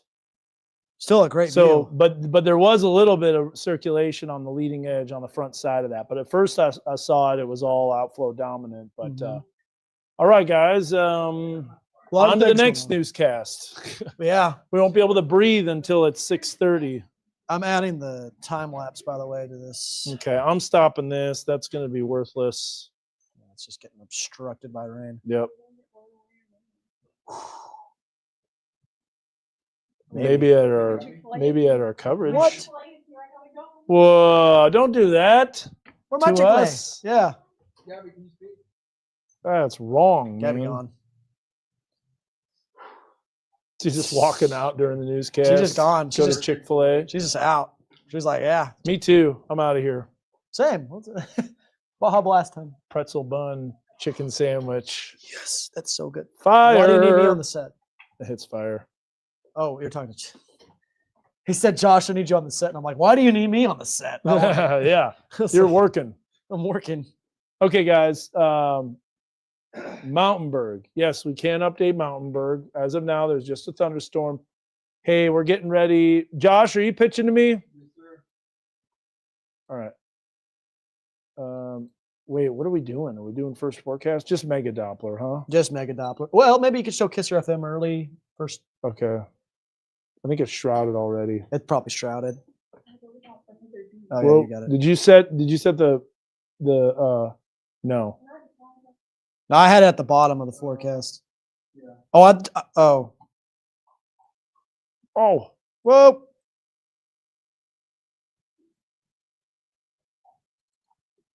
Time lapse. Well, it's been an active weather day here in our community, from severe thunderstorms to flooding. Thank you for joining us at 5:30. I'm Joshua Pineda, and we've even received reports of storm damage in Salisaw. But let's go ahead and bring in Chief Meteorologist Dan Scoff. Dan, kind of take us through what we've seen and what's to come. Fast flowing situation. There's no doubt about that, Josh. A lot going on. Earlier, just a few seconds ago, we could see a lowering, not necessarily rotating, but definitely a base of a thunderstorm that is moving into the Van Buren area. This is our Dripping Springs WeatherBug Network camera. And before you had a view, now a few seconds later, totally shrouded in rain. So it shows you how quickly developing this type of weather system is. Let's take a look here at what we've got on some of the radar sources, and you'll see, golly, it's a lot of rain. In fact, you got a multitude of severe thunderstorm warnings. Good news is we haven't had any tornado warnings, and we haven't had storms that have been able to prompt those tornado warnings, but we're still watching that closely. You've got several severe thunderstorm warnings that are in effect, including one in the River Valley, got one that's in northern Lafleur County and southern Salisaw County. We'll take you through all of that. There's a storm that's got a little bit of wind. We just had on our live stream wondering about the Mountainburg area. So let's go ahead and we'll bring back up the reflectivity, and we'll take a look here as that storm is beginning to move into Mountainburg. A severe thunderstorm warning, but that would not be where the rotation is. We will have to watch this southern end of the line. Also, we got a considerable flash flood warning, and you can see why. All of these thunderstorms providing some heavy rain. But let's move into northwest Arkansas really quickly and show you how there's just not really a whole lot of storm activity for Benton, for Washington, even for Madison County, except for southern Madison County. However, there still are some storms that are beginning to pop up to the northwest. And so this will be additional development, probably not as significant as the round we saw this afternoon into the early evening. Nevertheless, though, this is the crashing cold front as additional rain will be moving in. And then once that all moves through, Josh, we've got a fantastic Fox 20 forecast coming up. And dare I say it, a Foxy Friday ahead. I think we all need a Foxy Friday. Yeah, no Thank you. kidding. Absolutely. And we'll take you through more of that severe weather coming up. Now, we do want to mention that we do have a crew heading out to Salisal right now, and we'll bring you the latest, of course, tonight at 9. But take a look at some of these flooding pictures and video that we had. This was taken on Elk Road in Rogers around noon today after storms swept through, bringing heavy rain and flooding. And the flooding did lead to some water rescues up in Benton County. But right now, take a look at your screen. This is a map of roads that are closed due to flooding up in Benton County. As of now, 10 roads are considered impassable. You can stay up to date with closures in your neighborhood on the Benton County government's website. Well, new at 5:30, the Benton County Sheriff's Office has postponed tonight's Parents' Night Out event due to the weather. It will now be combined with next week's event at Bentonville High School next Tuesday. Parents' Night Out takes parents deeper into the dangers children face while online. Now, if you're already signed up for tonight's event and would like to attend next week, you will need to sign up using the office's new link. You can find more information on the Sheriff's Office Facebook page. But scan this QR code that you see on your screen right now because it'll direct you to download our free Weather Authority app. And that way Dan and the entire weather team can keep you updated once storms roll through our community. And you can also find ways to send us your weather photos that we'd love to see. Well, the escape of Grant Hardin left many with questions about how something like this could even happen. You may remember he escaped from prison with a fake badge and clothes he said he colored with a marker. Now, lawmakers are discussing his escape and recapture again today. Our Caroline Derby details the incident report. The first concern of the report is the classification of Grant Hardin. Officials say he should have been classified higher and placed in a different prison. Grant Hardin was interviewed about his escape. He told investigators in the initial interviews he took black markers left lying around the kitchen to color his clothes.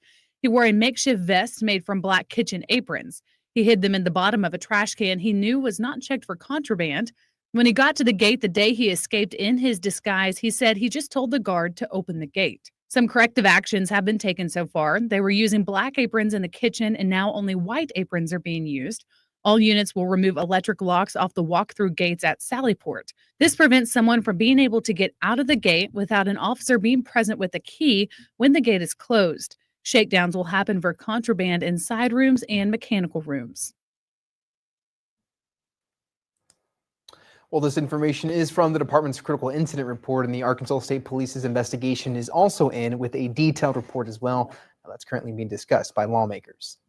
And Attorney General Tim Griffin is continuing his One Pill Can Kill initiative, educating students and bringing a call to action to the dangers of fentanyl and other opioids. Now, today he was at the University of Arkansas at Pine Bluff, following stops at UA Little Rock and at the University of Arkansas here in Fayetteville.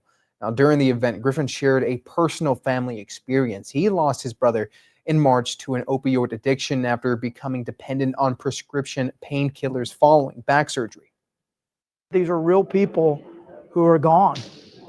And it's not just some academic discussion. Real people with real risk and real consequences. Now, the CDC says an estimated 391 people died from drug overdoses in Arkansas last year, which is a decrease from 24% in 2023. Now, while the numbers show progress, Griffin hopes initiatives like this will keep the focus on education and prevention both locally and nationally. And 2 local nonprofits are teaming up to improve access to harm reduction resources in Northwest Arkansas. The Arkansas Justice Reform Coalition and NWA Harm Reduction have announced a partnership aimed at providing materials like naloxone to the community. Now, a naloxone distribution box is now available outside AGRC's office on North College Avenue in Fayetteville. The box, accessible 24/7, contains naloxone, usage instructions, fentanyl testing strips, and information about NWA harm reduction. Now, we have an update tonight on upgrades at the Benton County Jail that the sheriff says puts the care of the inmates a priority. Now, this includes expanding the medical and intake areas. Fox 24's Gabriella Phelan was one of the first to get a behind-the-scenes look. Gabby, walk us through it. Josh, BCSO says when the jail was originally built in 1996, an area dedicated to providing medical care was not front of mind. But now a $2 million expansion project is complete and inmates will be able to receive state-of-the-art medical care at the jail. Within the expanded area, there's also areas to provide dental services as well as address mental health needs. Sheriff Sean Holloway says the upgrades will allow for most needs to be taken care of in-house, meaning there's significant cost savings as well as increased safety for deputies. So being able to provide that in-house obviously is a safety measure for us, but also there's a savings in cost by doing it in-house. I remember early on in my career down in Washington County, they had a deputy that had taken an individual to a clinic, and the deputy ended up losing his life when he lost control of his gun. So if we can limit any type of risk like that, certainly it's smarter to do it here. Now, Holloway tells us the intake area of the jail was also improved. The Sally Port was expanded and full body scanners were added to reduce the flow of contraband into the jail. Tonight at 9, we'll tell you how the sheriff's office got this project done. Josh, back to you. All right, thank you, Gabby. A local food bank is charting a new path forward after losing access to a food insecurity report the USDA has published for over 3 decades. Now, the Samaritan Community Center says having accurate data helps organizations make informed decisions and clearly communicate their needs to potential partners. For nonprofits like Samaritan, up-to-date information is essential when addressing hunger and food insecurity, especially when writing grants or requesting funding. We feel like it gave you an accurate assessment of what's going on, just like so many other reports that are out there. The news isn't always pleasant, but it is important to know what trends are happening. According to the USDA, Arkansas has the worst food insecurity in the U.S., and Rambo says she saw a 26% increase in families seeking help last year. Tonight at 9, we'll talk to a volunteer at Samaritan about how this impacts the food supply and what the nonprofit is doing to continue its mission. Stick around. Your news at 5:30 continues after the break. You're watching Fox 24 News at 5:30 with Joshua Pinetta, Chief Meteorologist Dan Scott, and your Pig Trail Nation report with Trey Dare. Closed captioning is brought to you by Ozark Mountain Roofing. Integrity first, protecting what matters most.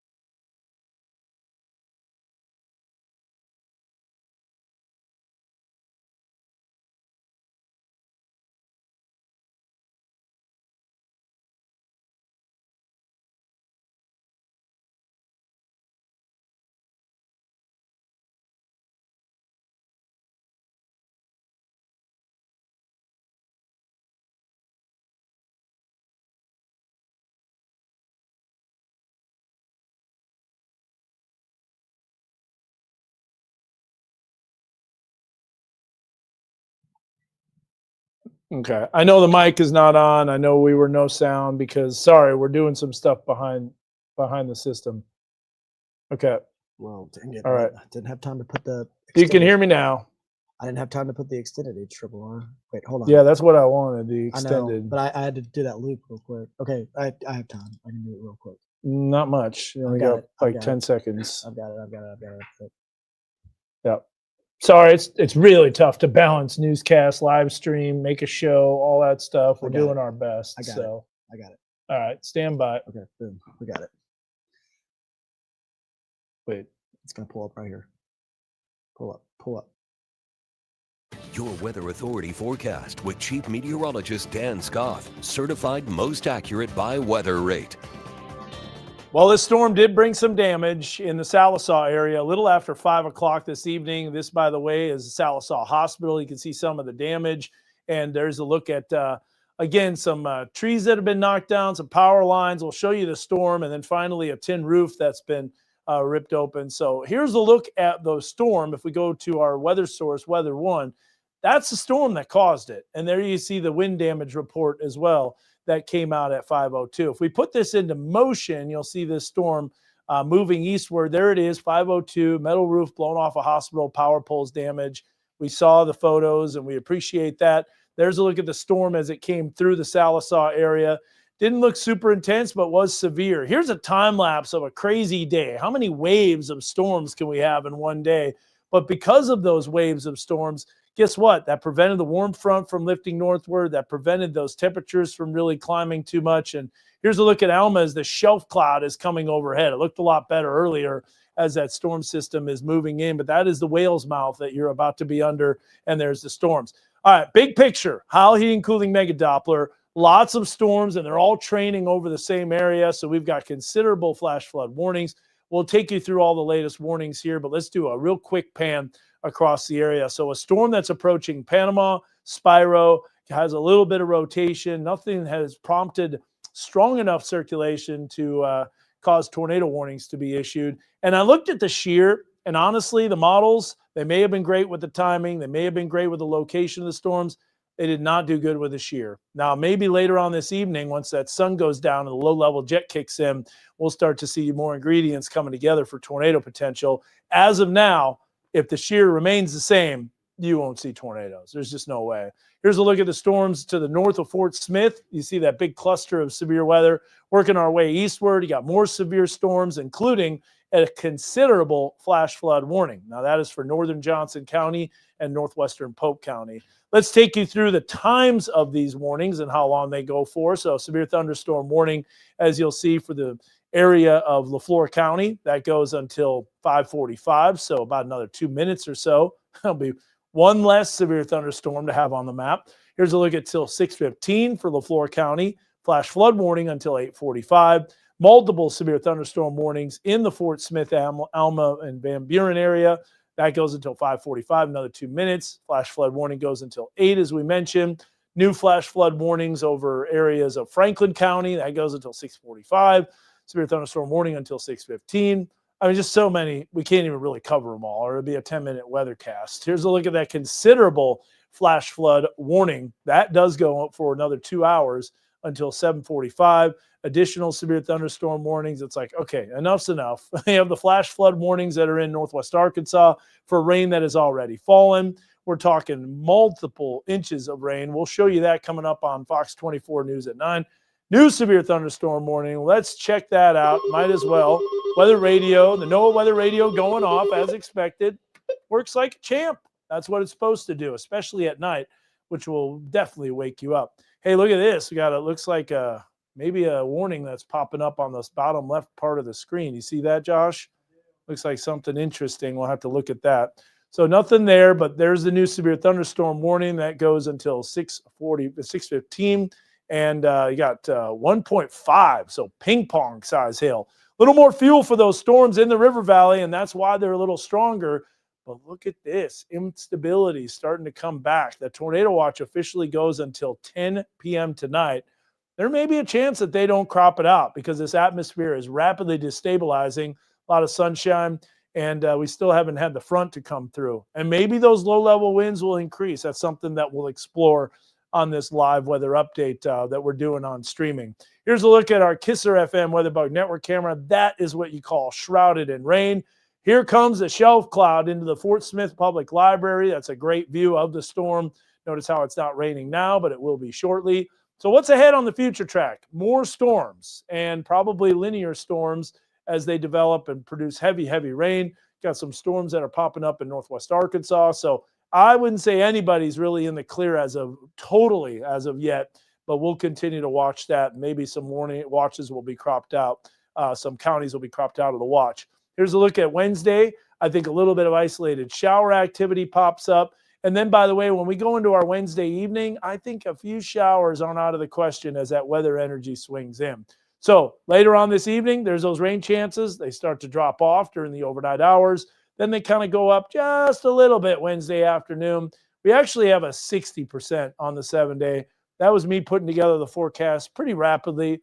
But I will say that I think the upper level energy is strong enough where a few stray showers will develop. Now, it won't be at all times 60%, but overall, the coverage of the showers will probably be around 60%, honestly, tomorrow. So if you're going to Blink 182, no lightning, but there could be some rain when the gates open. Yeah. Kickoff looking great. Next week, still nice. Yeah. And look at that. Quiet, sunny, dry weather. I think we need that. I think And everybody it right now explains wants that everything. right Yeah, now. no I feel like kidding. these last 2 weeks, it's been showers, Ooh. and now we're dealing with severe weather. Yeah, like heavy downpours too today. But you know what? Can you imagine this on Saturday? It's not going to be that way. Great weather. Can't wait for it. Yes. And for more on that game, Trey Dare joins us now for a look at what's ahead in your Patreon Nation report, Trey. The Razorbacks get ready for one of the biggest home games in recent memory. People may be down on the Hogs, but Sam Pittman, he likes his chances this weekend. And if anything happens to Pittman, what are the odds that this guy is the next head coach? That's coming up next in your Patreon Nation report.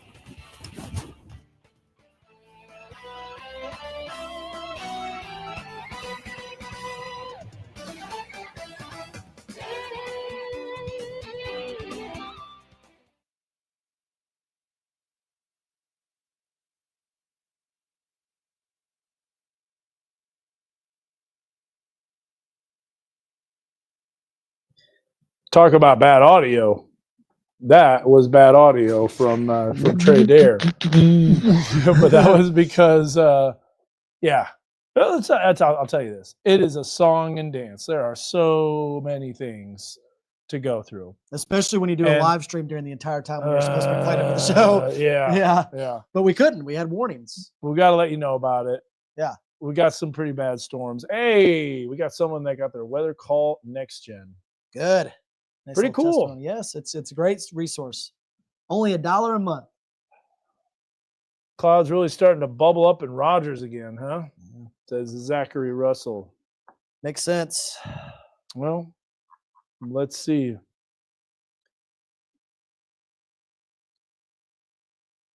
Yeah. I wouldn't be surprised if more storms develop. Yeah. Did you see that instability coming back? It's racing back in right now.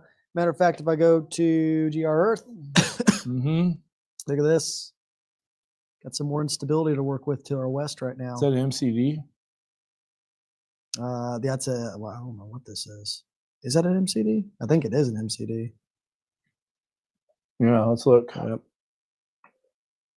Ooh, man. This has been a day. Now, I will say this, Josh. Yes, sir. After this, you can go. Really? Mm-hmm. Go to my house. If something tornado warns and goes nuts, then you can swing on back. Okay. Deal? Deal. I'll But call what you about back. Baja Blast? Ooh, I'll take it. I'll take it. Oh, look at this. We got multiple Baja I'll Blasters. take it along with the dollar menu, a box, man. Oh man, those things are elite. If you get the app, you can get some online Yeah. exclusives as well. So here's the new MCD. Strong severe thunderstorm development may continue to increase at least into the 7 to 8 p.m. time frame. So it's basically an extension of the original MCD. Tornado has dropped off just a little bit in terms of maximum winds. Winds still 55 to 70 miles per hour, but you can see that focus is mainly in the river valley. And there's the Yeah. front right there. Huh.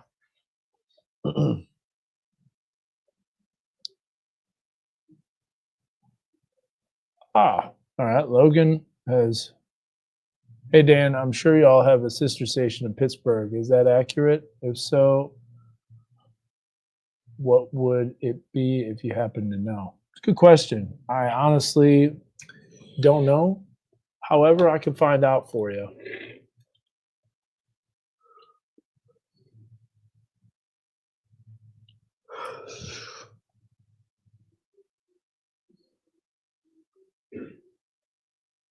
What?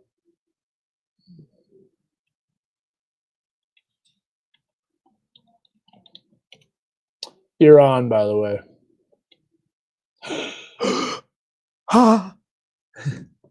Shocked. No. Oh no. Oh yeah. Oh, I just saw that. Mateer How breaks did he his break his hand. hand? Out a month? What? Yeah, there goes the season. Well, who do they play next? Arkansas? I mean, he'll be fine. I don't know.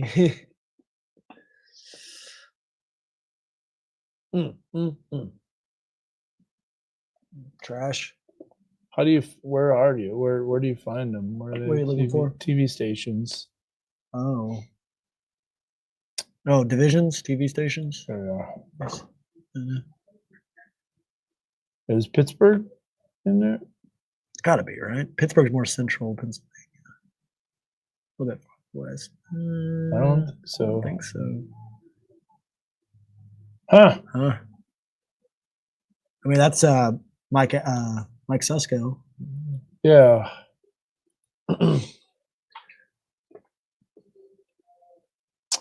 I don't think so. I don't think Pittsburgh has a Harrisburg, Pennsylvania. But no Pittsburgh, Pennsylvania. No, Southwest PA. That's what Logan says.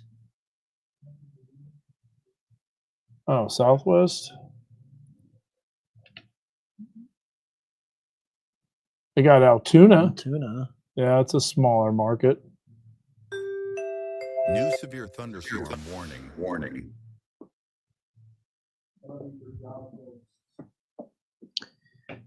Lord have mercy. Can you imagine how many posts are going out for all these warnings? Algorithm is going to be like, what? That's what you get, Grok. Uh-huh. That's our punchback. That's our swing. Yep. It's our jab.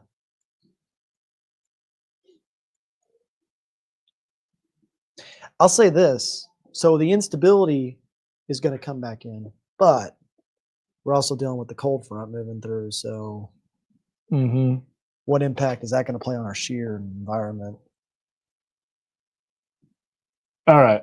So, oh, wow. Can I give a little shout out real quick to these microphones? Yeah. I mean, we've been doing a live stream for almost 7 hours and they're still cooking. I know. That's shout out Blaze on that front. Blaze knows ball. Wyatt Puck says the 8-ball ain't looking too good right now. It isn't. What was it saying yesterday? Oh, it said tornadoes for sure. What?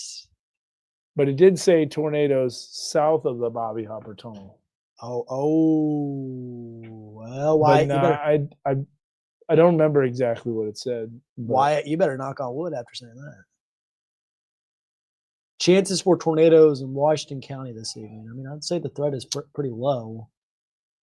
We're not letting our guard down because the instability is trying to return, but I mean, it's just struggling.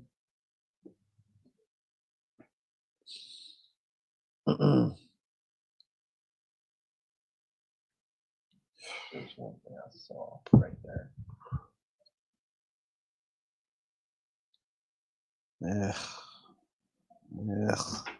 New severe thunderstorm warning just now? Yeah, in Johnson, Logan County, Hope County. So it's far eastern areas. Now the question is what is the storm's going to do? I don't know. Pull up like a Doppler again here.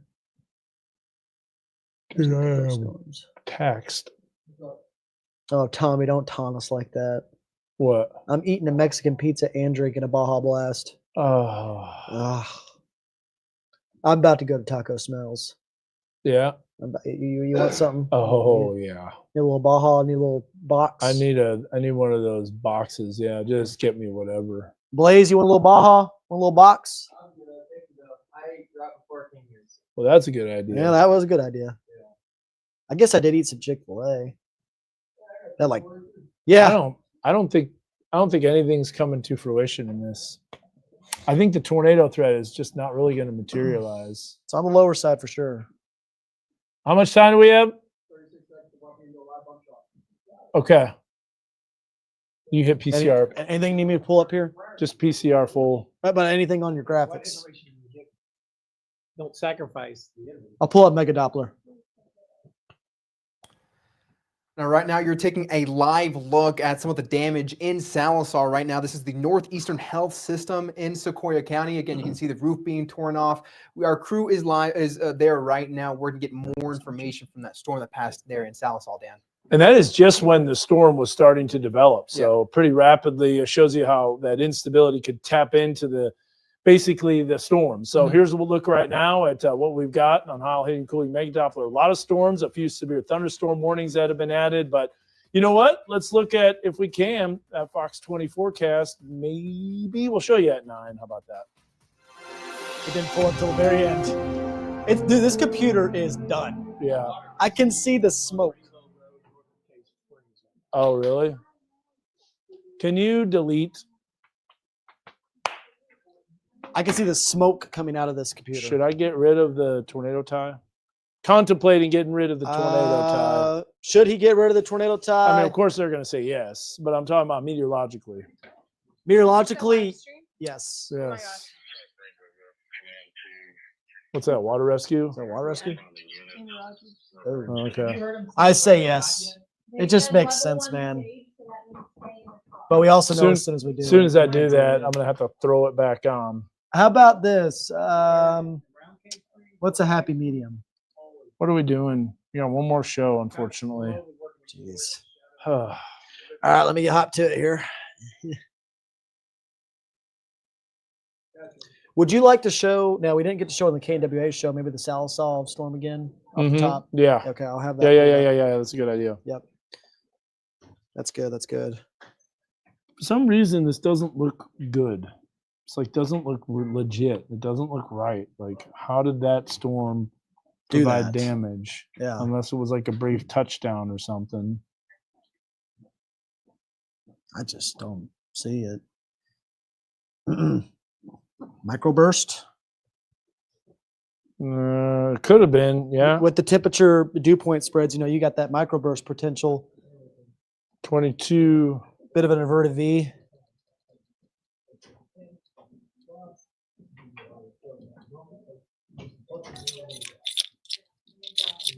Okay. Let me make sure this is off the top here. Oh, let me switch also your source to KNWA Severe.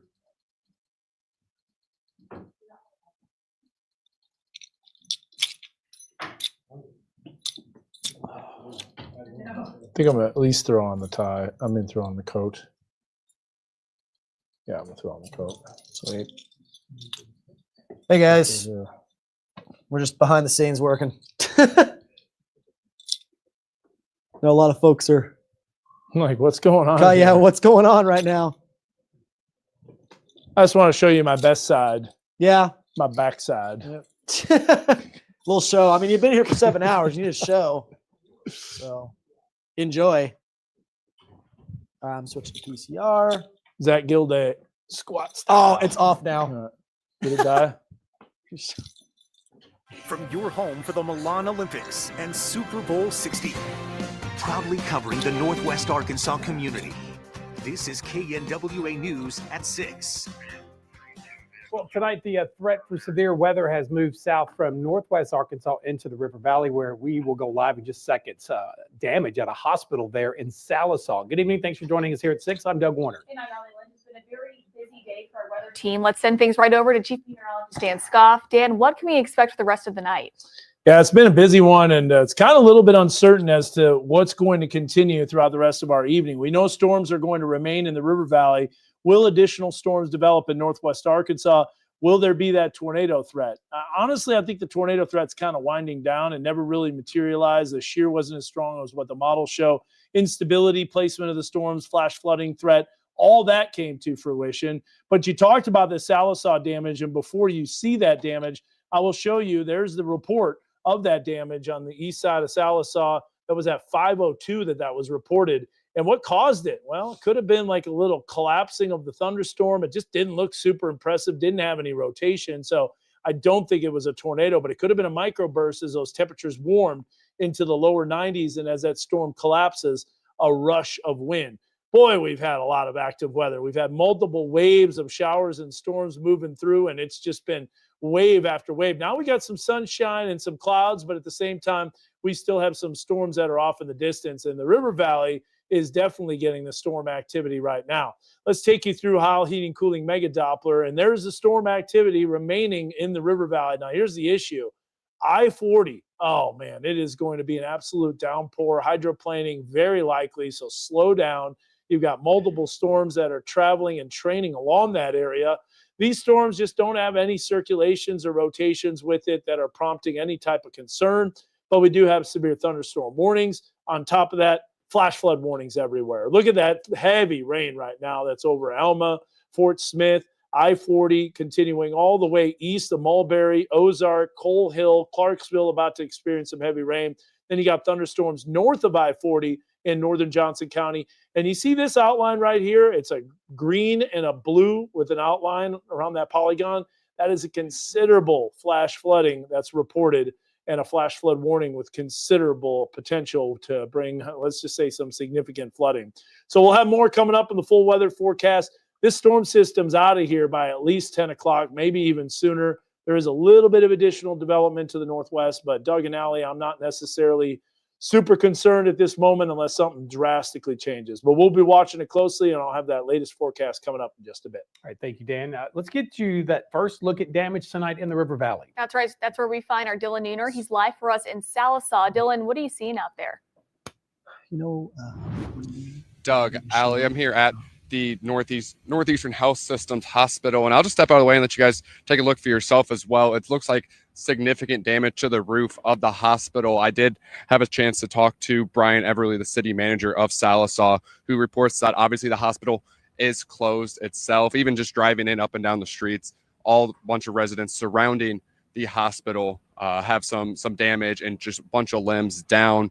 Everly was also able to confirm that there's no injuries to any of the residents either, but the hospital itself took significant damage. Actually had a chance right before a couple minutes ago to walk inside the hospital. Obviously the power completely out. Staff is still in there tending to patients. There's been a couple, looks like families or friends coming in to check on patients as well. Still trying to collect any information as far as injuries inside the hospital. We'll have that for you a little bit later.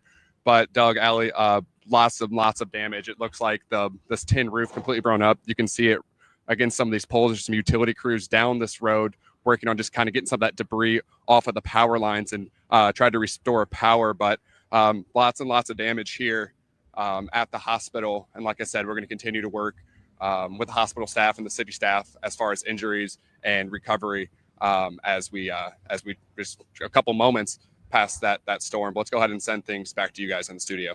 All right, Dylan, thank you so much for that report. We'll check in with you tonight at 7 o'clock. Well, tonight, the Benton County Sheriff's Office is sharing how it saved hundreds of thousands of dollars on a project to expand its jail. KNWA's Gabriella Phelan toured the jail today and learned more about how this all came together. Allie, Sheriff Sean Holloway says this project costs over $2 million, but the Sheriff's Office was able to save a large amount of money by using inmates skilled in construction. Take a look.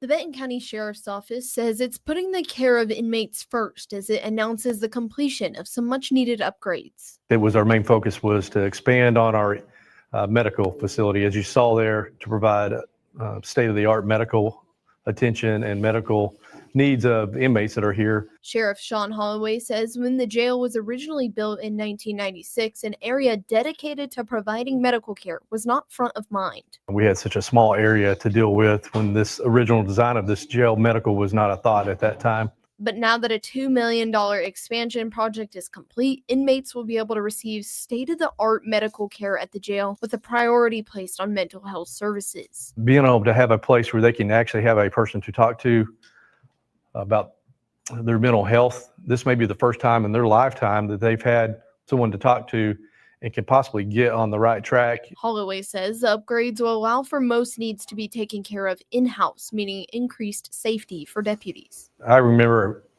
early on in my career down in Washington County, they had a deputy that had taken an individual to a clinic, and the deputy ended up losing his life when he lost control of his gun. So if we can limit any type of risk like that, certainly it's smarter to do it here. The intake area of the jail was also improved, with the Sally Port being expanded and full body scanners added. Now we can assure that we're not having contraband and things of that nature coming into the facility. But while keeping the inmates' best interest in mind, BCSO says it found a way to save hundreds of thousands of dollars on the project. We had the inmates build the concrete wall and the booking stations in there, benches for inmates to sit on during various stages of the process of being booked in. Anything that we could do with that to try to save money to the taxpayers But not only that, While the use of inmate labor has brought controversy before, Holloway says it's something they choose to embrace. the inmates enjoy doing things of that nature, staying busy. Our work detail crews, I've always been an advocate of that, giving them something to do that is constructive and helpful. Anything that we can do, anytime we do a project, if we can do it with the inmates and employees that we have here that are knowledgeable in construction, we will take advantage of that. Well, you can read much more about the jail expansion and its capabilities over on our website, knwa.com. Doug and Allie, back to you. All right, Gabby, thank you so much. The U.S. Department of Agriculture has announced it will discontinue future household food security reports after 30 years. Yeah, we first told you about this last night. New tonight, a local nonprofit that helps feed those in need in our area tells us losing some of that important data could impact some of their long-term planning. KWA's Phoebe Kramer in studio, and you visited with Samaritan Community Center. What did they tell you tonight? Well, Doug, I spoke with Executive Director Debbie Rambo. She says that these reports matter a lot to their nonprofit. While they will not have an immediate impact, the reports are important for the organization's long-term planning. Food insecurity is on the rise here in Arkansas, and we always seem to be right at that number 1 or number 2 spot in the nation as to having the most severe levels of food insecurity. Executive Director Debbie Rambo says she has seen a 26% increase in the number of families that are coming to Samaritan Community Center and seeking assistance. To the work of nonprofits like ours that address the issues of hunger and food insecurity, information that is current and accurate is critical in our ability to write grants, to request funding. Rambo says this decision will not have an immediate impact, but it will affect them over time. She adds that having accurate data helps them make informed decisions and share their needs with potential funders. I do think that awareness is a key factor into fighting issues like hunger and food insecurity, and the less information that's made public, it kind of becomes a back burner issue for a lot of people if it's not affecting them directly. Melissa Hokie has volunteered at Samaritan for nearly a decade and has noticed more people struggling with food insecurity. She says they served over 500 meals a day this summer, but this will not impact their ability to provide food. We get food from the garden, from our own garden. So our garden people, they work really hard to provide fresh fruit and vegetables and stuff like that. So we're going to be okay. It's going to be tough, but ultimately we're going to be fine. Hokie says this termination will make things more difficult for Samaritan, especially when it comes to getting food supplies from donors. So we're gonna make it. We're gonna have to tighten the belt, but our neighbors are not gonna do without. Debbie Rambo says they track every client that comes in and limits as to when people can come in once a month as the general rule, ensuring they run a fair operation. Live in studio, Phoebe Kramer, KNWA, Northwest Arkansas News. Phoebe, good to see you moving forward. And when we come back, we are still tracking storms in the area. Your Weather Authority team's all over it next. Keep it here. From your home for the Milan Olympics and Super Bowl 60, you're watching KNWA News at 6 with Doug Warner, Allie Lynch, Chief Meteorologist Dan Scott, and your Pig Trail Nation report with Trey Dare. Closed captioning is brought to you by Ozark Mountain Roofing. Integrity first, protecting what matters most.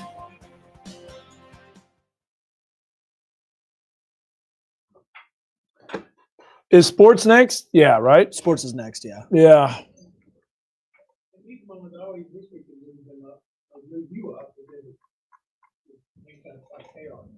Yeah. There's a few storms trying.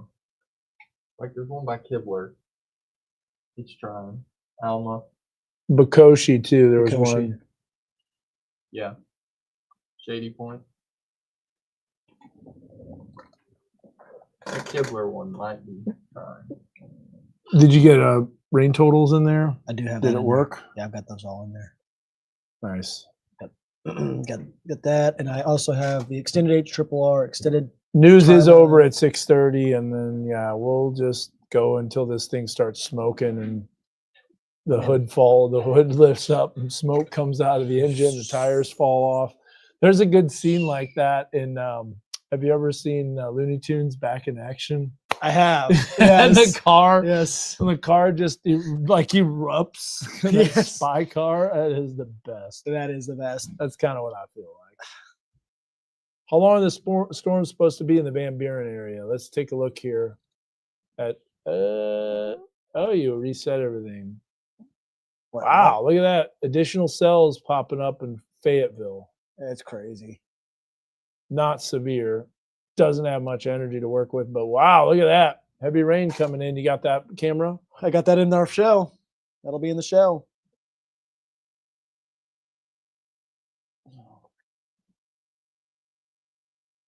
You know what? I want to add something good to this show too. We got time. I'll give you something good. Blaze, I don't know. I'm glad it's not going to do it, but we still got some time. But I know a lot of people are asking about Northwest Arkansas, about Rogers, about Bentonville. I think personally, as far as tornado potential, I think you're done. Yeah. As far as more thunderstorms, not necessarily. We still have additional storms. Yeah, there'll still be some pockets of heavy rain and stuff like that, but in terms of significant severe weather potential, I think that is winding down for Northwest Arkansas, especially with the front moving through the area. Kind of like my energy. You know what will give you some more energy? Baja Blast Freezy.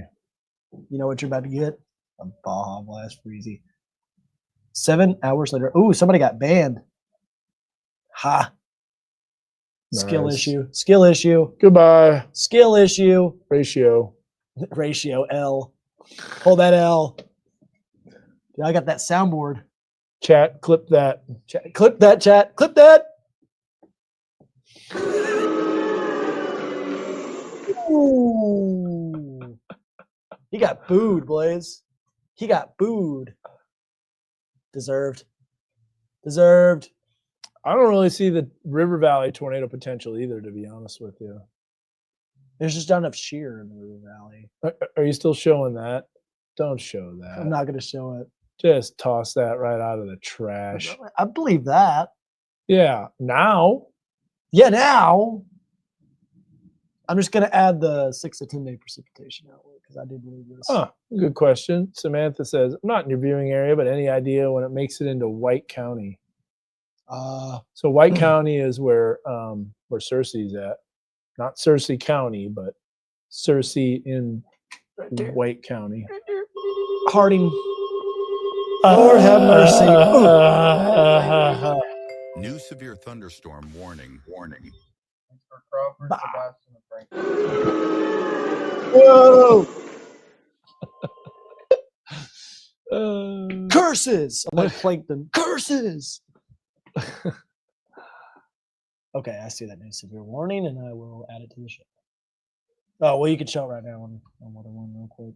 There's your new severe thunderstorm warning. 60 miles per hour winds. Let's just put let's just put 27 warnings on top of each other. That makes sense. That'd be great. It's like stacking cards in a card deck. Yeah. Oh, you know what? I'm not after the commercial break. I'm actually after sports. Oh, whoa. Okay. That's not updated. Blah, blah. A lot of stuff going on, but you hit PCR and I'll be ready to rock and roll. And this is what you call graphics roulette.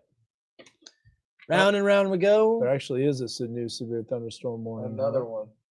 Are you serious? I think I just got that one actually.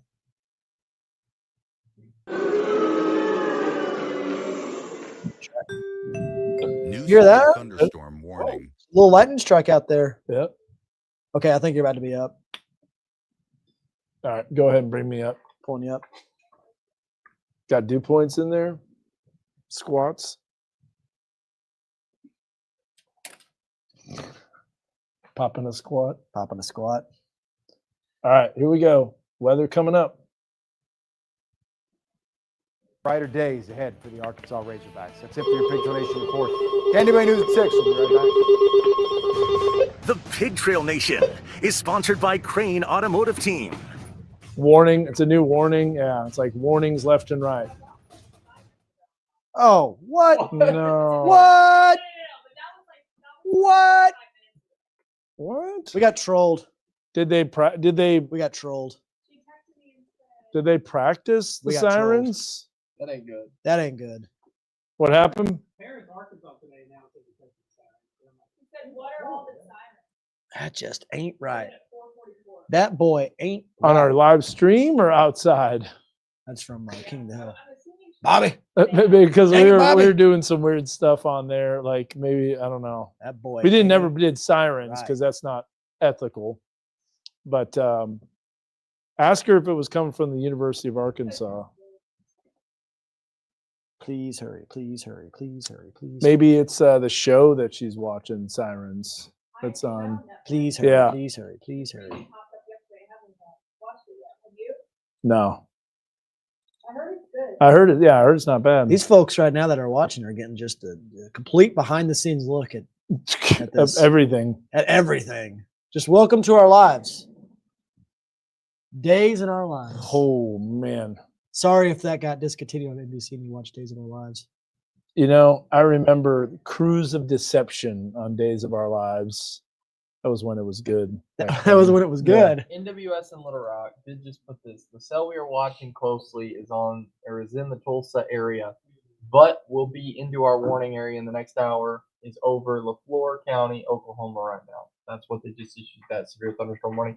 Says it has a good chance of interacting with an outflow boundary coming down from the northeast in the next hour, so we will be monitoring that cell closely. All right. Okay. Okay. I updated this. So that might be the So is this what we're starting with, or are we showing, what are we doing? We're starting off with this unless you want me to start with That's the camera. good. That's good. Okay. Because I got Mount Sequoia. Do we have any I've got- I mean, cameras? I do. Okay. I've got Mount Sequoia and I've got Kisser FM. All right. Here we go. Stand by. Your Weather Authority forecast with Chief Meteorologist Dan Scoff, certified most accurate by Weather Rate.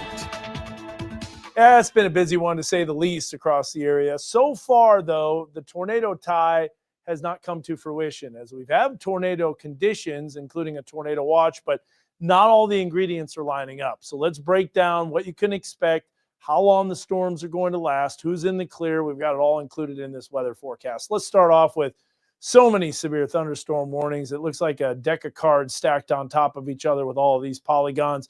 Here you see a severe thunderstorm warning for LaFleur County. In fact, the National Weather Service out of Little Rock is watching this closely because maybe it interacts with an outflow boundary. In fact, check this out. You can actually see that outflow boundary that is surging south. Let's put the reflectivity on and let's play that, and you'll see those two outflow boundaries that are dropping south. So what happens? Well, along those boundaries, you get these storms that will enhance the low-level rotation because of this moving in. And so this is something that we'll have to watch as it drops south. This is what we call kind of mesoscale meteorology. Then you got some storms that are north of Charleston by Mulberry, Coal Hill, Clarksville, Harmony.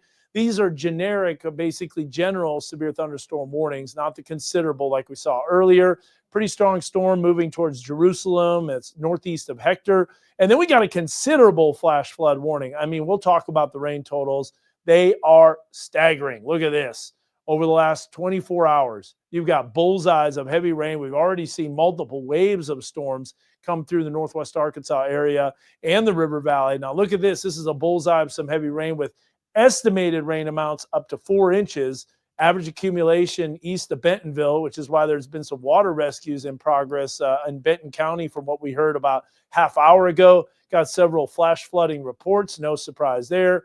My pool flooded again, so say goodbye to the crystal blue water. It's a mud pit again, and there's a look at the considerable flash flood warning that's in effect for that heavy accumulation. Average accumulation in that area, 5.7. But look at this, south of Clarksville. My goodness, eastern Logan County, just a little north of Mount Magazine, 8.6 estimated rainfall inches. That's a lot. Here's a look at the flash flood warning, goes until 8:45. New severe thunderstorm warning, that's watching a little bit of rotation. If it rides that boundary as it drops south, something to watch. That would be still in our weather coverage area. Severe thunderstorm warning until 7:15 for that storm, till 7 o'clock for Crawford, Franklin, Sebastian County. That is for quarter-size hail, 60 miles per hour winds, Got additional severe thunderstorm warnings until 6:30. This is the north side and northeast side of Fort Smith and Alma. Got severe thunderstorm warnings in Franklin County, flash flood warnings. There's that considerable warning, goes for a little over an hour from now. Got additional severe storms now, as we mentioned, in just to the east of Johnson County, and we're looking at Pope County. It just barely clips Johnson County, and then more storms moving through Pope County. But that's out of our weather coverage area. However, I know Blaze is watching that closely for his hometown. What about Northwest Arkansas? Are there any more storms? Well, yes, we're starting to see a little bit of pop-up development. Notice how that's not nearly as strong nor severe, but we still have the front to come through. And look at this. We still have some instability that is definitely popped up. However, notice the lack of instability over Northwest Arkansas. So I would not be surprised if this tornado watch starts getting cropped out here soon over Carroll County, over Benton County, possibly even Washington and Madison County. Of course, we'll let you know on our live stream as we continue to track these storms and watch this, but officially this goes until 10 o'clock. Now, here's the surface map. There is that warm front, which, by the way, is pushing south pretty quickly as this cluster of storms moves out. But once that front moves in, that's going to be the end of our severe weather potential. Look at this, though. This is our WeatherBug network camera from Mount Sequoia. The city of Fayetteville is under there. Probably you're going to hear a huge crack of thunder here soon. But that's a look at a heavy rainstorm. Had some structure on some of the storms coming over the Kisser FM WeatherBug network camera. And here's a look at the future track throughout the rest of the night. A lot of storms in the River Valley. Northwest Arkansas could still see some additional storms, but the severity will probably be less. More energy moves in, so we'll have to watch all that activity. That's going to lead to more flooding potential south of I-40. And then as we go into the rest of our day tomorrow, we can take a breath of sigh of relief, if you will. A breath of fresh air is coming. Now, we do have still a little bit of showers that will be popping up. There you see them developing during the afternoon into the early evening. Should be dry, though, for Blink 182. If it does rain, it would be right as the gates open and then nothing else after that. There's a little pop-up of that 40%, maybe a little bit during the afternoon, but it's looking a lot better as that jet stream starts to shift eastward. And boy, do we have some smooth sailing, gorgeous weather. And I do think, how about that? The 6 to 10 day outlook looking like dry weather. That's something definitely needed. Here's that 7-day forecast. And really the only chance of rain in the 7 days are going to be tomorrow morning into the afternoon. We're talking light amounts too. No flooding potential. Gorgeous weather ahead. Kickoff at 11 o'clock on Saturday. River Valley, quiet, sunny, dry weather. Beautiful conditions. Anything to let them know about, guys, on the radar, or are we all good and can pitch it to break? All right, we'll be right back after the break. Stephen A. Smith on Cuomo, tonight, 8/7 Central on News Nation. Bill O'Reilly on Cuomo. So I'm going to save you from yourself once again. America's favorite sparring duo. Well, there was a big crack of thunder. But of course it had to happen after the weathercast was over. Crack-a-lackin'. That was a big one. Yes. Oh. Fruity, wiggly worms. I destroyed that. Those are bag. done.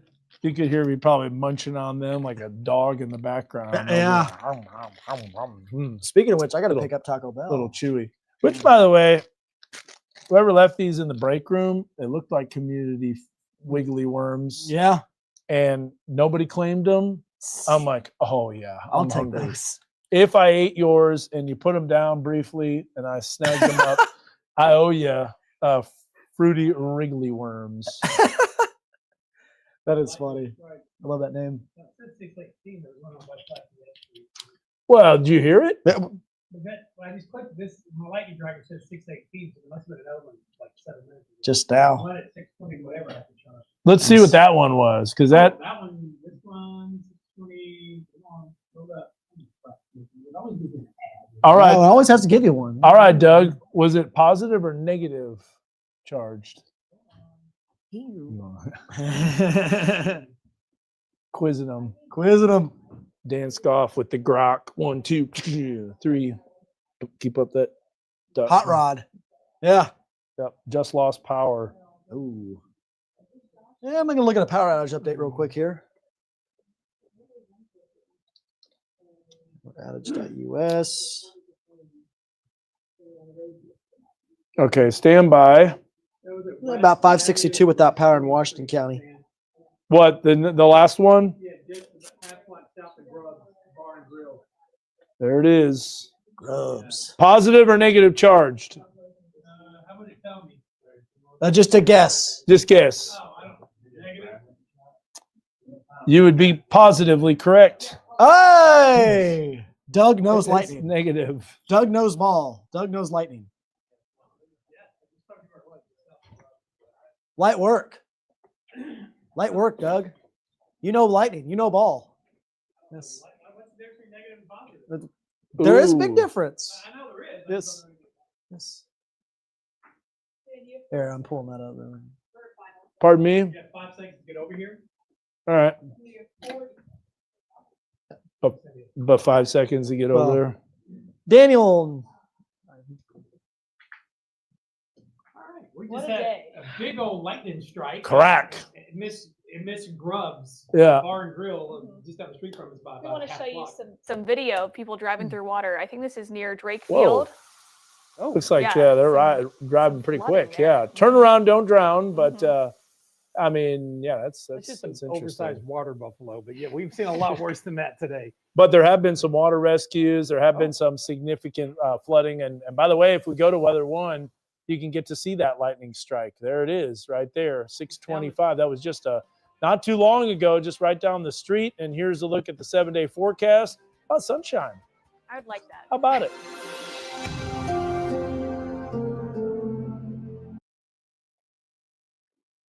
How about it? Guess what?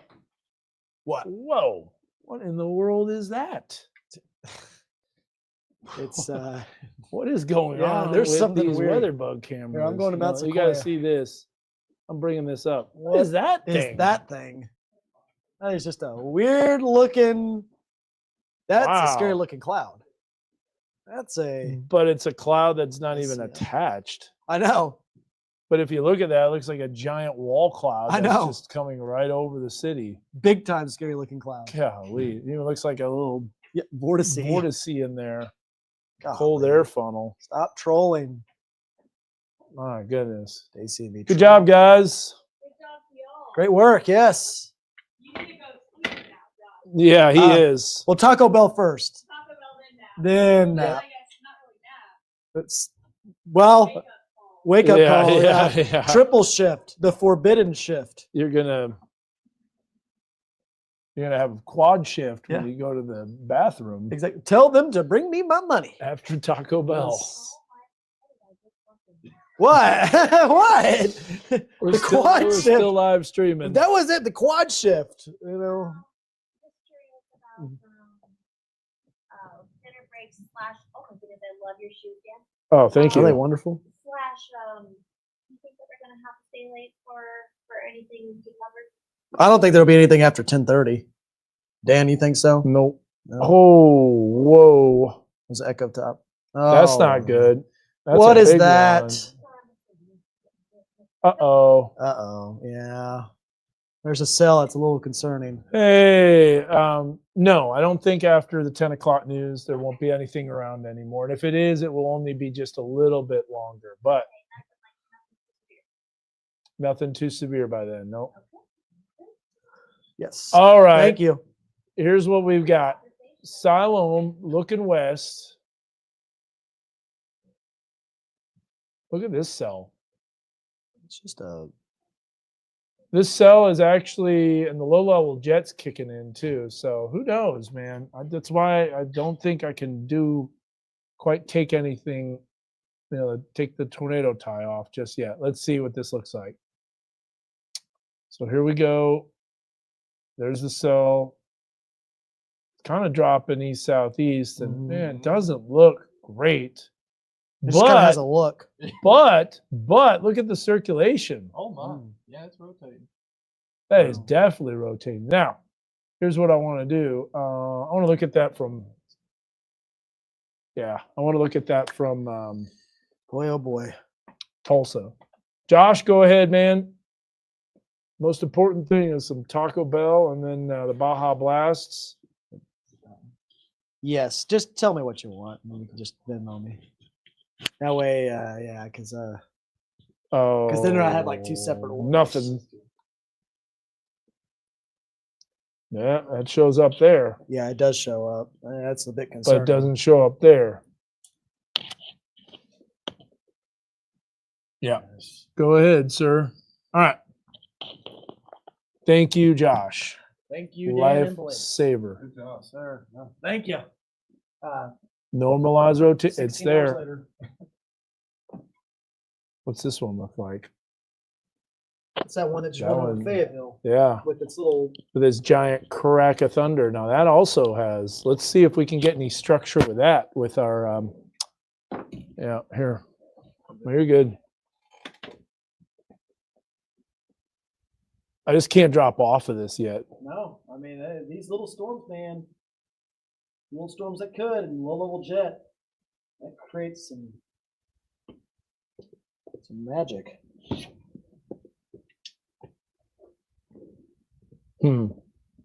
Doesn't look great.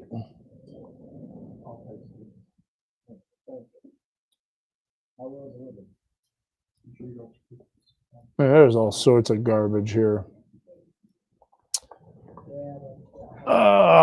No, I don't know, man. It's like,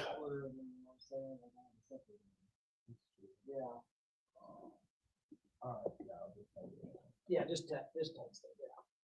oh, look I at know that. the app gives you coins. Logan says maximum amperage was 19 amps. And just to think, 16 milliamps AC alternating current is what it takes to cause muscles to contract involuntarily, freezing a person to the power source and making it impossible to let go. Impressive electricity produced by Mother Nature. And that, honestly, to be 100% honest, Logan, is one of the weaker bolts. 19 amps. That's pretty weak, yeah. That's Now, actually, I take it back. That's actually 19 kiloamps. Mhm. So it's actually 19,000 amps. Yeah. Which is Just to high, let yeah. you know. Exactly. Yeah. But What's up, crazy. Ariel? Hi there. Sorry, bother. No worries. Checking in for 7. I'm gonna call in sick for the 7. No. What? No, I got the Look at 7. Blaze jockey. You know how much time you're wanting? Or? Just the regular, yeah. So, what we have been doing for Yeah. the double show, so about 2 minutes for the first and then 5. Yep. All right. Yeah, that sounds great, Ariel. Yeah, we'll do that. Can you throw up the damage photos from Salisaw? Those should be with Dylan. Okay. Dylan's doing it? Yeah. Okay. Dylan and Salisaw, like. New severe thunderstorm warning. Good time. Golly, that's the west side of Fort Smith. Okay. Sounds good. Sounds good. Thank you. Thank you. Appreciate it, Ariel. Thank you. No, Marcus, we talked about that on the news. Blink 182 is going to be great. I don't think it's going to rain. I think it might rain before the concert just a little bit, maybe a few showers when the gates open. But overall, Blink 182 is looking good. That's I'm really laying back here. All right.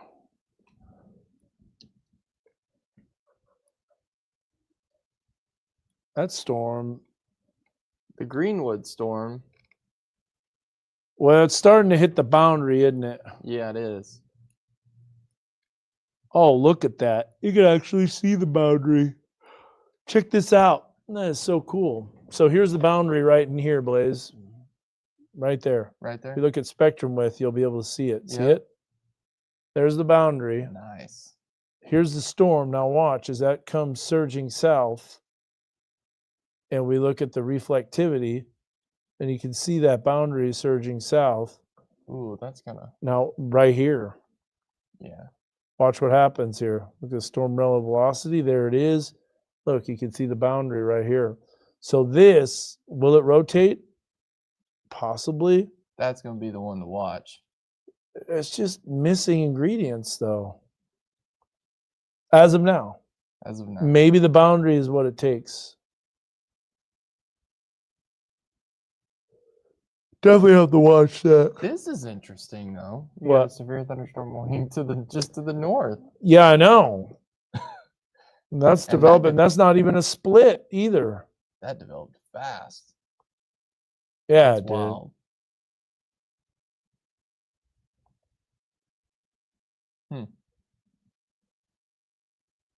Yeah, that thing's got 2-inch hail, according to radar. Tall thunderstorm, too. Man. Boys, you got a microphone on or no? Yeah. Did you take it? Yeah, I got Josh's. I got to call my wife because I got to figure out what happened to the house. Okay. With the pool? Yes. So you want me to cover for a little bit? Yeah, cover for a little bit. All right. And bring up comments. And now, hopefully, I'm going to turn this off. Within 5 minutes, I hope we're not, active tornado warnings.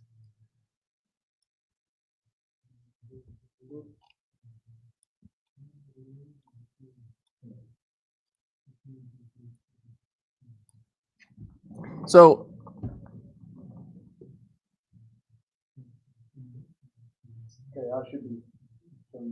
okay. So let's do a radar tour, and I'm monitoring NWS chat to see what they're thinking here. And we can see that we've got a severe thunderstorm warning that's just east of our coverage area over towards the Dover, Russellville, Atkins area. Now, Dover and Russellville is not in the severe thunderstorm warning, but Hector and Jerusalem is. Then moving west, we see a new severe thunderstorm warning that's in effect for Ozark, over towards Cecil, Charleston, Lavaca. Pretty strong thunderstorm here that we're tracking. It's just to the north of Paris, over towards Drake's. So I think there's going to be heavy rain that's going to be moving through the area. I know that you're getting heavy rain in Charleston, over towards Ozark, Coal Hill, Harmony, Clarksville. Very heavy rain that we're seeing on radar right now. We're continuing to watch this. There is some hail. It's small, but there is a little bit of hail to the northwest of Charleston.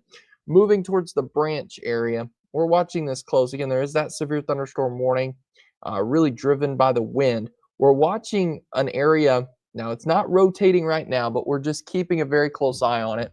And it's going to be to the north of Mansfield, over towards Huntington, south of Greenwood, east of Hackett, and just north of Midland. Continuing to watch this area because where the boundary is, these thunderstorms are able to, this one in particular is trying to tap into that. But so far, we've seen thunderstorms try to rotate, but they haven't been successful, which is great news, which is really good news. We're also watching, a very strong severe storm right around the Brent area over towards Roland, Remy, Long. That is going to be, and if we put this into motion, you kind of see the track on this and where this is going to be moving towards. And I think this particular storm, will be heading towards the Fort Smith area. Let's see what the National Weather Service is doing here. Okay, so here's what the National Weather Service is advising. They're closely watching the storm in Leflore County, Sebastian County, exactly where we're watching right now. They do state that if either of those storms can latch onto the boundary, a tornado could spin up really quickly. We're watching those storms closely as they approach Logan and Scott counties. So that is what we're continuing to watch, because as these storms, if they tap into that boundary, they tap into that, the ingredients that we've got, then we could potentially see some rotation building. I don't see anything that's catching my attention right now on the velocity scan, so that's great news. But it's kind of one of those things, as this continues to move to the east, especially southeast, and as these storms continue to head towards this direction. And so we're continuing to watch this here. Just the main focus right now that we have is three severe thunderstorm warnings for Arkansas, and then Oklahoma we're seeing And we're also watching another storm developing. This is something that Dan mentioned just a few minutes ago to the south of Locust Grove, or over towards Kansas, Colcord.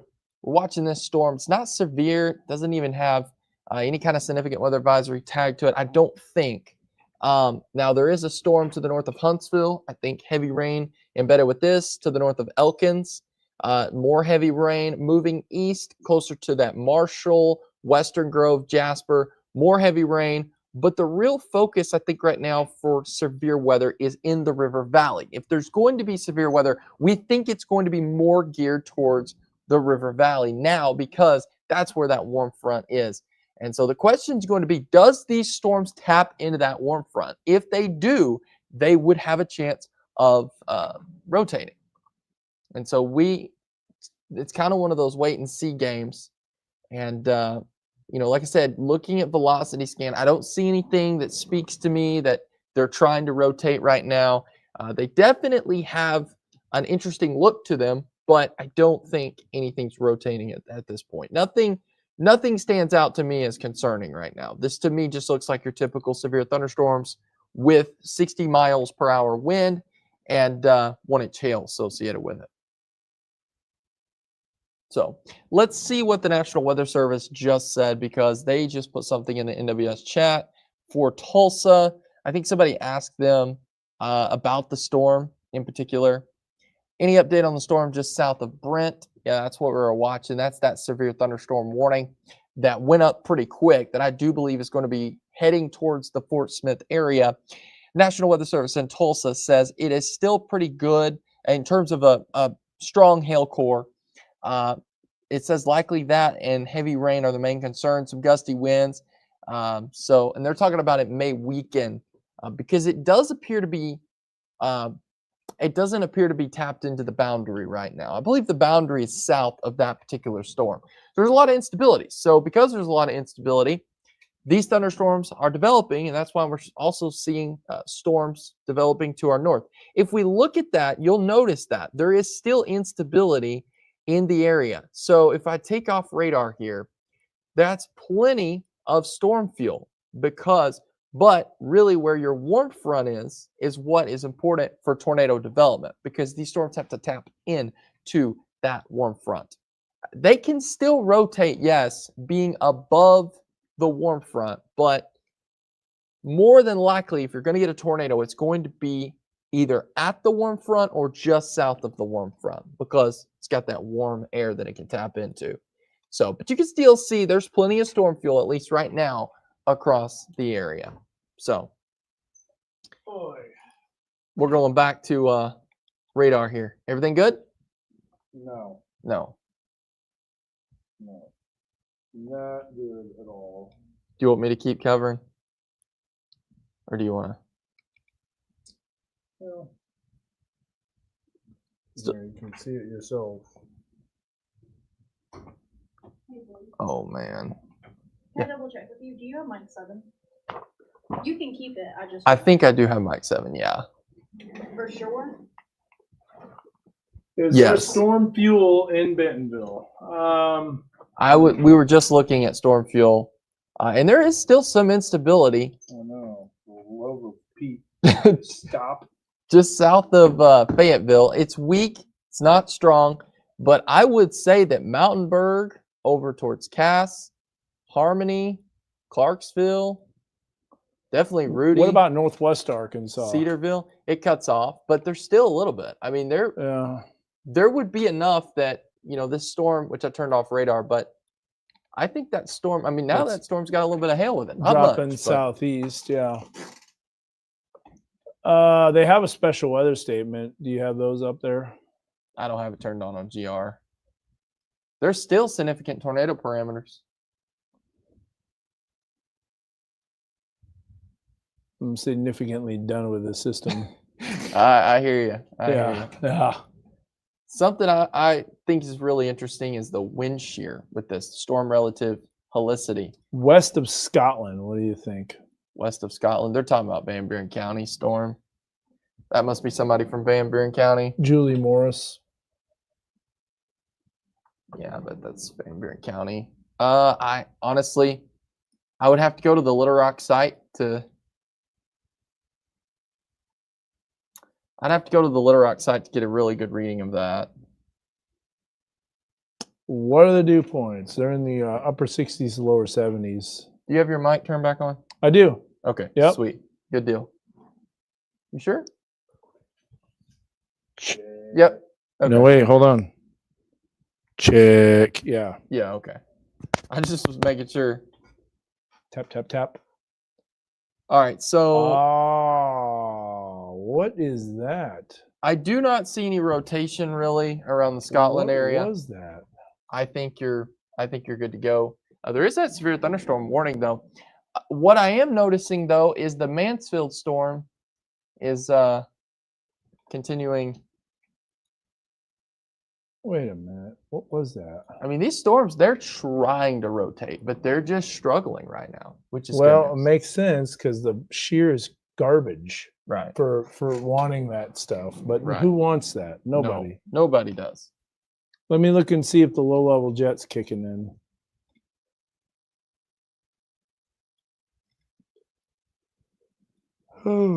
I do notice we have an increase of wind shear up here. But, you know. Little bit better shear, little bit better, not great, little bit better. Where is that for? Fort Smith. Fort Smith, okay. The Fort Smith radar with a Fayetteville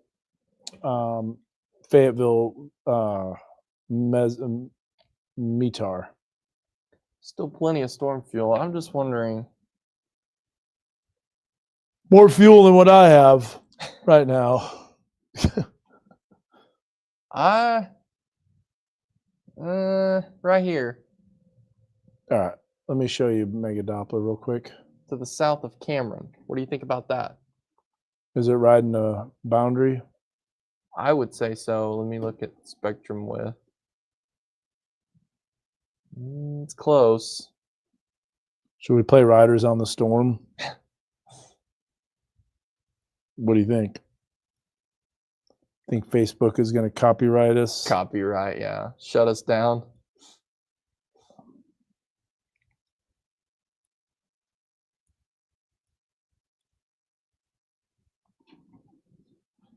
Think there's a lot of turbulence. Don't think there's anything too nasty.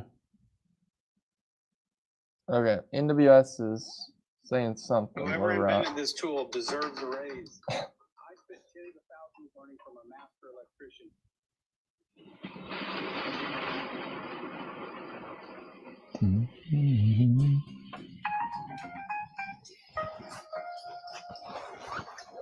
I'm wondering if this is starting to. I think this may be starting to tap into the boundary. I'd be interested to see how this plays So that out. must mean they have adjusted when you get a weather notification. They've Riders on the storm. Into this house we're born. Look at Jason Frazier. Can the kids get an excuse for their late homework tomorrow? That's funny. New severe thunderstorm warning for Logan and Scott County. Yay. New severe thunderstorm warning. Yeah, this is really starting to look a little interesting, Dan. To the north of Monroe. Let me set the storm motion from. That's in northeastern LaFleur County. It's looking. Looks pretty outflow dominant to me. Yeah, there might be some cell interactions. Go look at go loop the radar. Do a split screen. It's always good to have a hit 3, and we can do reflectivity and velocity. Nah. It kind of looks like it drops south.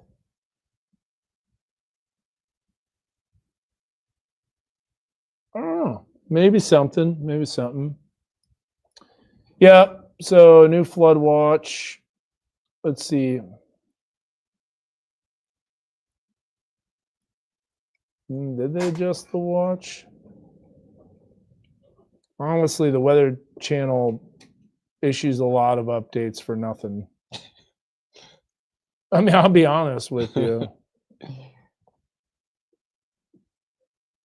Well, I'm gonna plug in my computer so that it's charging, but I'll still be able to look at it.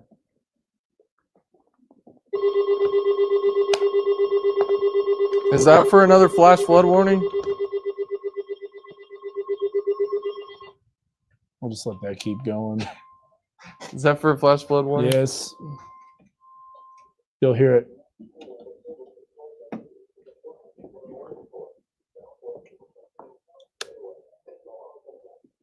And they just issued a flood advisory too. Flash flood warnings, flash flood advisories.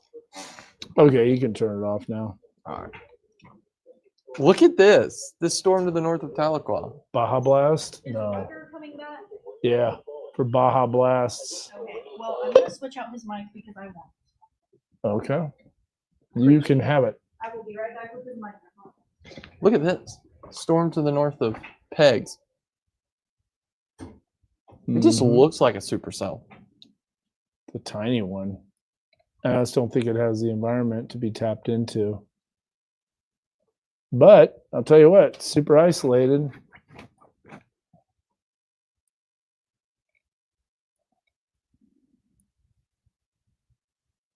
Riders on the storm.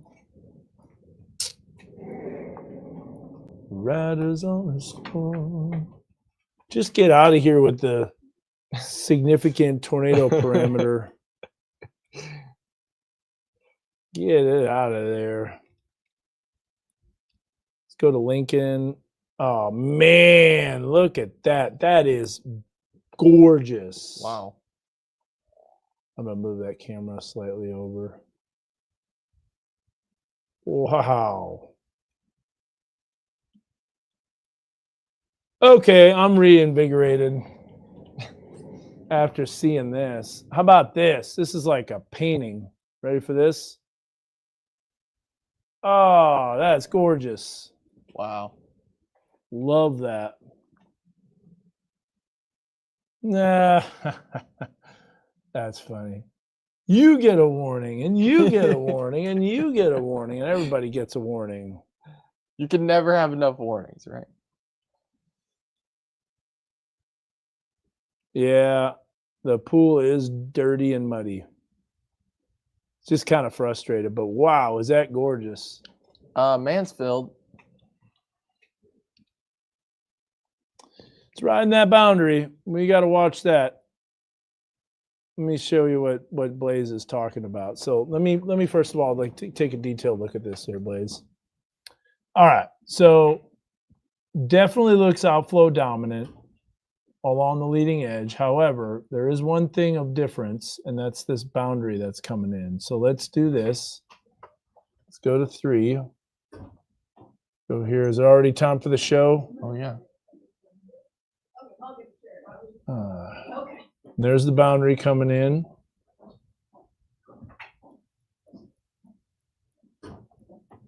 So basically right by Hartfield, Mansfield, there's your circulation right there, I bet. There it is, just on the leading edge. There's the spectrum width. Normalized rotation showing up, but it's just not tight at the moment. No, it's very broad. Yeah. But it could. A little bit of rotation.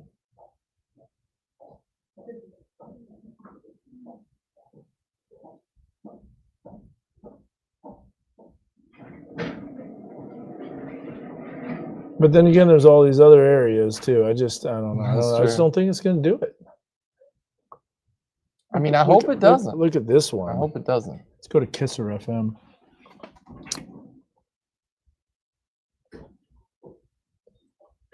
Significant weather advisory for Sebastian County and LaFleur. Significant tired advisory. Significant tired advisory. Yep. Significant tired of advisories. Here's our Kisser FM Weatherbug Network camera. I'll show you that. Dripping Springs. It was dripping quite a bit earlier today. Some heavy rain. This is just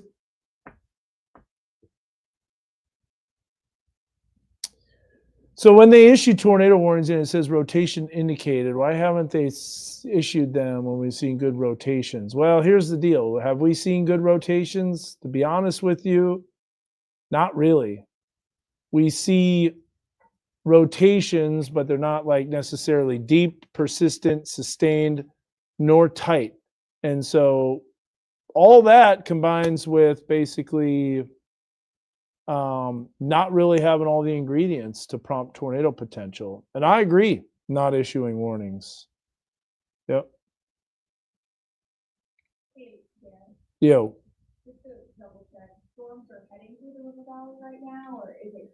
No, they're still cranking through the river valley, yeah.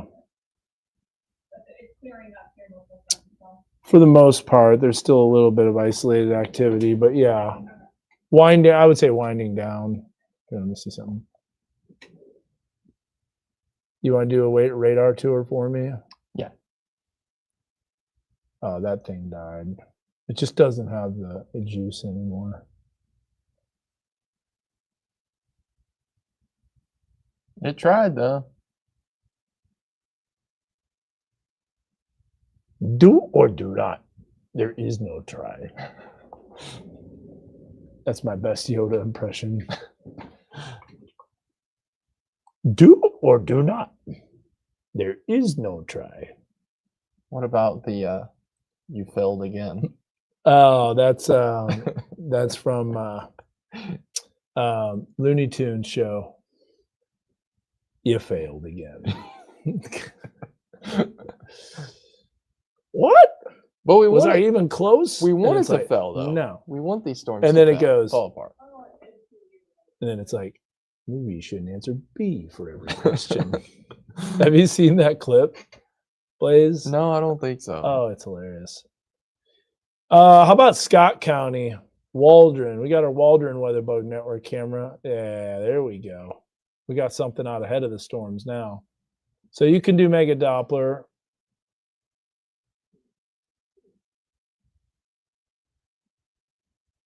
I don't even know what to do.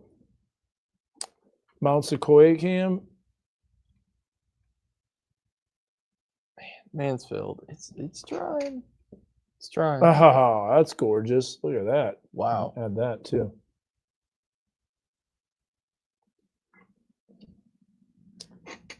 Riders on the storm.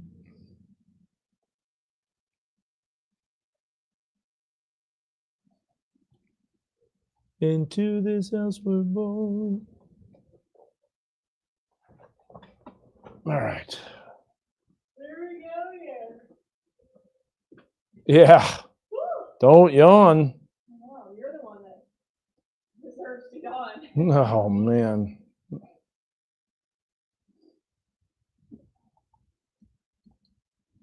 Wait, Waldron. How far out are we?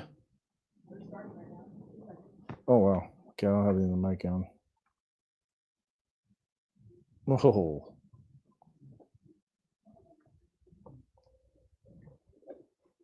While things are starting to wind down in northwest Arkansas, storms are still cranking up in the River Valley. Good evening, Andy, for joining us here tonight at 7 o'clock in Alpha Ranch. Chief Meteorologist Dan Stock has been tracking these storms all day long for us now with the very latest.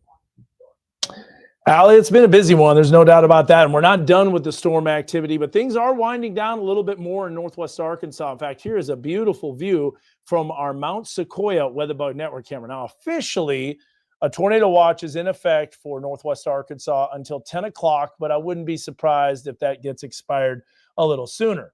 You want to know who's under the gun? Yeah, a little bit of a different story, working your way from north to south.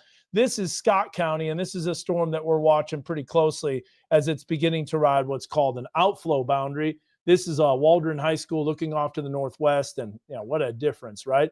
Here's the thunderstorms that are developing, and there's a look at Waldron. And again, looking to the northwest, you can see that line of storms moving in. So already some heavy rain coming through Fort Smith.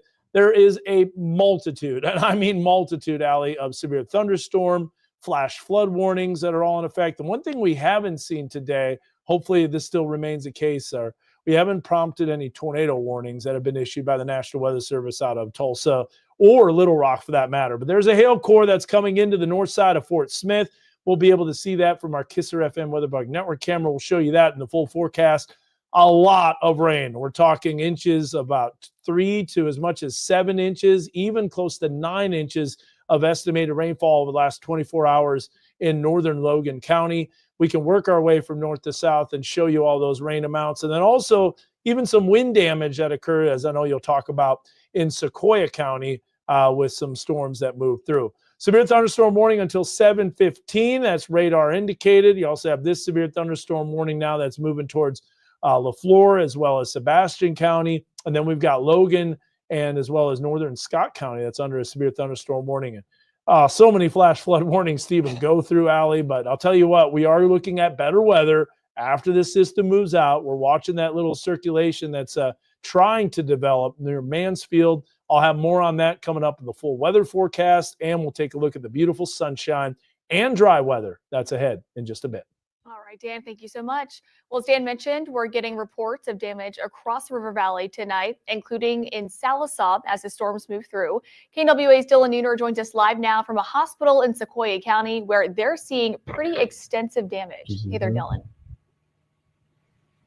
Hey, Allie, and you're right. This Northeastern Systems Hospital has seen significant damage. The storm hit about 5 o'clock, and I talked to a few folks around town that said it only lasts about 5 minutes, but as you can see, it severely damaged most of the roof of that hospital here. And luckily, I talked to the city manager, Brian Everly, who reported that as far as residents go, there has no reported injuries. First responders are currently going around door to door checking on residents, making sure that that is still the case, but at this time, no reported injuries as far as residents. Now, as far as the hospital, I talked to the director of operations, Eric Carter.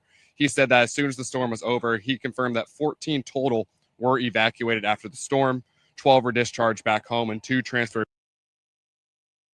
He also told me that they're in the process of setting up a mobile ER right outside the hospital. He's hoping to have that by midnight. He said they'll be able to do full medical exams, including x-rays. Obviously, the setup on that is weather permitting. As Dan said, obviously, we might have a few more storms roll through the area. And I also had a chance to catch up to a few residents who said they had no idea that this storm was coming. One told me he was actually sleeping and was awoken by a loud boom, and that's when he looked outside and saw the significant damage. But definitely still a lot of work to be done here. You can see the utility crews getting to work already on some of the power lines, a lot of power outages still to be worked out. But of course, I'll be here for the rest of the night, and we'll keep you updated, not just tonight, but also in the future as far as cleanup here. But Allie, let's go ahead and set things back to you in the studio. All right, Dylan, thank you so much. We'll check back in with you tonight at 10 o'clock. Now, we've also been seeing some flash flooding in our area. Our crews found that this flooding, this is near Elk Road and Rogers earlier this afternoon. And you can see the water there covering those roads, leading to problems for drivers. The Benton County Road Department announced crews started closing those flooded roads. The department has the closures available on its website for you to keep up to date. And we want to show you this video. This was taken near Drake Field a little bit ago. You can see even though there's not a lot of water on the road, there was enough to cause issues for some drivers. You can see just how much water is flying on top of those cars there and then onto others on the road there. And we've also received pictures from across the area tonight. This is a look at West Bush Creek Drive, just north of Little Flock in Benton County. It was washed out by fast-moving water. If you have any photos or videos that you want to share with us from the storm damage today, you can scan this QR code you see there on your screen, and it'll send it directly to us, and we'll share it on air and online at knwa.com. The escape of inmate Grant Harden, a former law enforcement officer convicted of rape and murder, left many with questions about how something like this could happen. You may remember he escaped from the North Central Unit in Calico Rock with a fake badge and clothes he said he colored with a marker. Today, lawmakers met about the escape and recapture again to go over the critical incident review from the Department of Corrections and investigation from Arkansas State Police. And one of the biggest focuses in this report was Hardin's classification in the prison. Officials say he should have been classified higher and placed in a different prison. They also looked at the actions being taken by the prison to prevent the escape from happening in the future. Tonight, the Benton County Sheriff's Office is sharing how it saved hundreds of thousands of dollars on a project to expand its jail. KNWA's Gabriella Phelan toured the jail today and learned more about how it all came together. The Benton County Sheriff's Office says it's putting the care of inmates first as it announces the completion of some much-needed upgrades. It was our main focus was to expand on our medical facility, as you saw there, to provide state-of-the-art medical attention and medical needs of inmates that are here. Sheriff Sean Holloway says when the jail was originally built in 1996, an area dedicated to providing medical care was not front of mind. We had such a small area to deal with when this original design of this jail. Medical was not a thought at that time. But now that a $2 million expansion project is complete, inmates will be able to receive state-of-the-art medical care at the jail with a priority placed on mental health services. Being able to have a place where they can actually have a person to talk to about their mental health. This may be the first time in their lifetime that they've had someone to talk to and can possibly get on the right track. Holloway says the upgrades will allow for most needs to be taken care of in-house, meaning increased safety for deputies. I remember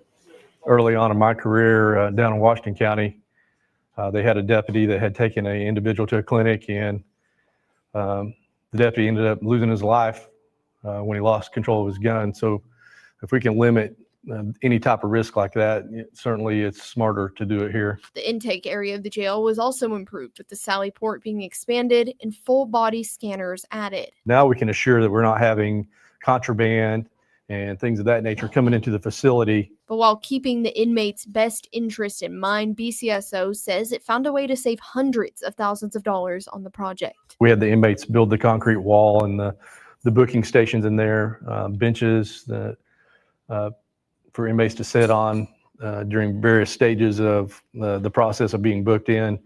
Anything that we could do with that to try to save money to the taxpayers. But not only that. While the use of inmate labor has brought controversy before, Holloway says it's something they choose to embrace. The inmates enjoy doing things of that nature, staying busy. Our work detail crews, I've always been an advocate of that, giving them something to do that is constructive and helpful. Anything that we can do anytime we do a project, if we can do it with the inmates and employees that we have here that are knowledgeable in construction, we will take advantage of that. And that was Gabriella Phelan reporting for us tonight. You can read much more about the jail expansion and its capabilities over on our website, knwa.com. Tonight, a local food bank is charting a new path forward after losing access to a food insecurity report the USDA has published for over 3 decades. We spoke with Samaritan Community Center's Executive Director, Debbie Rambo, who says while the center will not be affected in the short term, there could be long-term impacts. She says that having accurate data helps organizations make informed decisions and communicate their needs to potential fundraisers. For nonprofits, up-to-date information is essential when addressing hunger and food insecurity, especially when writing grants or requesting funding. We feel like it gave you an accurate assessment of what's going on, just like so many other reports that are out there. The news isn't always pleasant, but it is important to know what trends are happening. And Rainbow says she saw a 26% increase in families seeking help just last year. According to the USDA, Arkansas has the worst food insecurity in the U.S. Well, one pill can kill. That's the reminder Arkansas Attorney General Tim Griffin took to the University of Arkansas Pine Bluff today. It's part of his initiative, which educates students on the dangers of fentanyl and other opioids. This is the 3rd campus where AG Griffin has launched the program, hoping to decrease opioid usage throughout the state. KNWA's Paige Riley reports. Attorney General Griffin shared a family experience with opioids. His brother passed away back in March after becoming addicted to prescription painkillers following a back surgery. And he shared this story with students to show why the One Pill Can Kill initiative starts with prevention. From Fayetteville to Little Rock and now Pine Bluff, the One Pill Can Kill initiative is spreading across college campuses throughout the natural state. On Tuesday, Attorney General Griffin spoke to students and faculty, urging them to understand the serious risks of opioid use and the importance of prevention. One pill of illicit opioids, fentanyl, can kill you.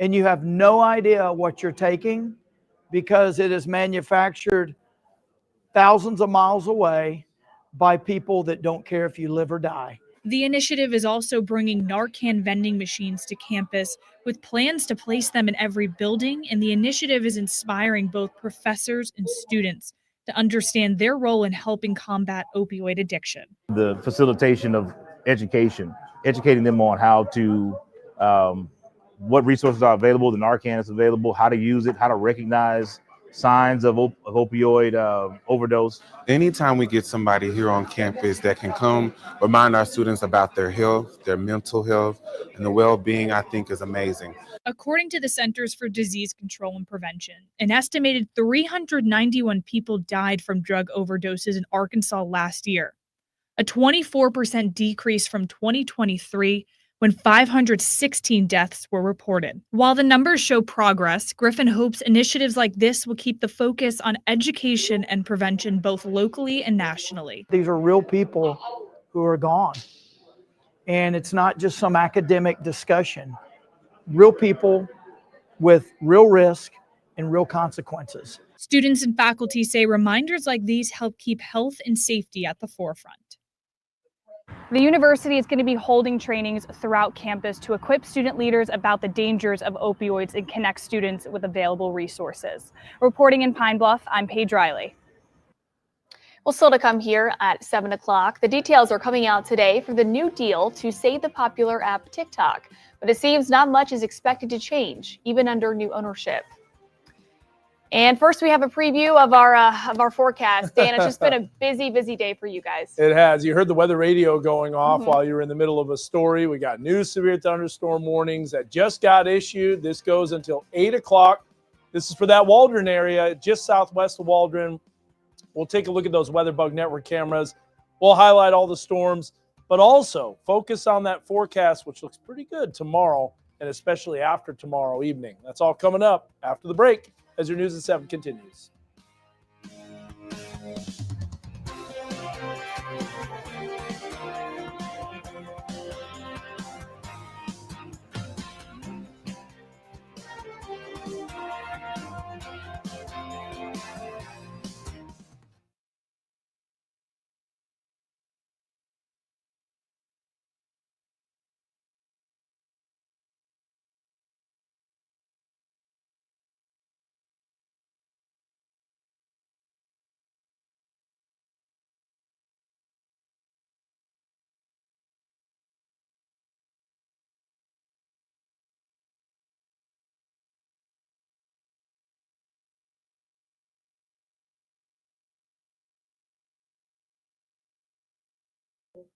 So I drank a Baja Blast Freezy, took a big swig of this, and we're still live streaming because we still have storms.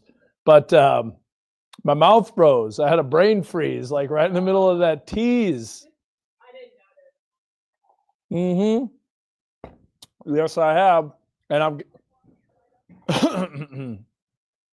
got it right here, and we're going to be bringing it up during the newscast. However, Waldron, it's interesting for sure.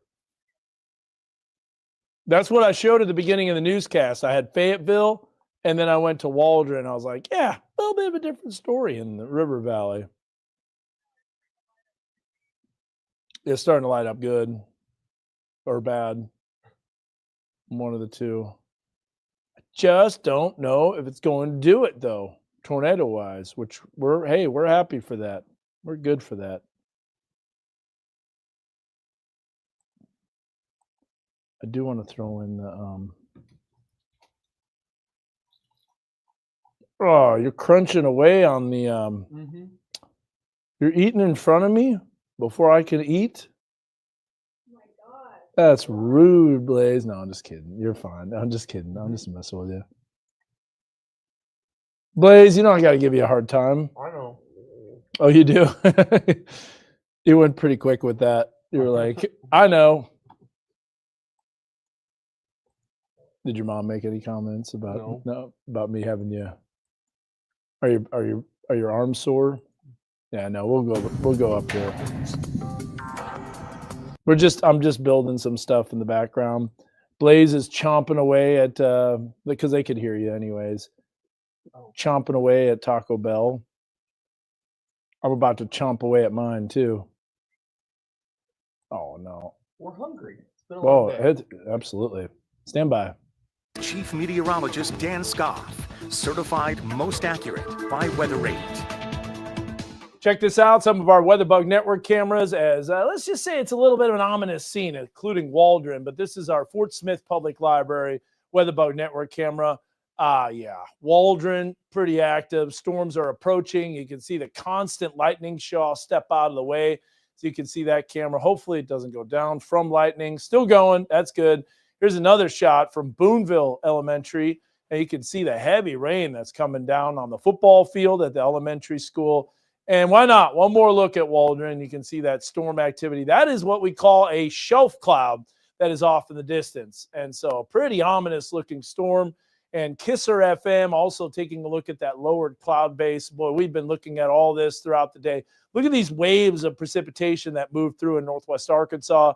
And then at the very end, a beautiful sunset ongoing and occurring, but still some developing cumulus clouds turning into cumulonimbus, which is that thunderstorm activity. A relentless weather pattern, to say the least. And it all started really, honestly, last midweek as we had that active northwest flow weather pattern. Now we got temperatures that are in the lower 70s in northwest Arkansas. And boy, after a 90-degree plus day in the River Valley, those temperatures are starting to cool off as well. But Waldron in Scott County has not seen the cool air yet. And that's why those storms are a little more highly electrified, to say the least. All right, Blaze, we got Heil Heating Cooling Mega Doppler on here. And there is one storm in particular that we have to watch really closely. Let's zoom in on that just to the west of Salisaw and McKee and Bayan and Tomahawk. This is a severe thunderstorm warning that includes LaFleur County, Sequoia County, and southeastern Adair County. And heads up on I-40, this is some large hail that's over golf ball size. In fact, I would not be surprised in the least if this gets a considerable severe thunderstorm warning here pretty soon. So be aware of that as that tracks to the northeast. Also, additional showers and storms. So many flash flood warnings to cover, but basically they go throughout about 8 o'clock tonight. Then you see additional severe thunderstorm warnings going until 7:45 and 8:15. Those are for Scott County, Logan County. As of now, no areas of rotation to watch. I just don't think the ingredients are there for tornado potential. Here's a flash flood warning. It goes until 8:45. You can see that for LaFleur, Sebastian. We got severe thunderstorm warnings to the south. Those have just been issued as that storm approaches Waldron. You got flash flood warnings now until 10 o'clock. So that's a new flash flood warning that was issued.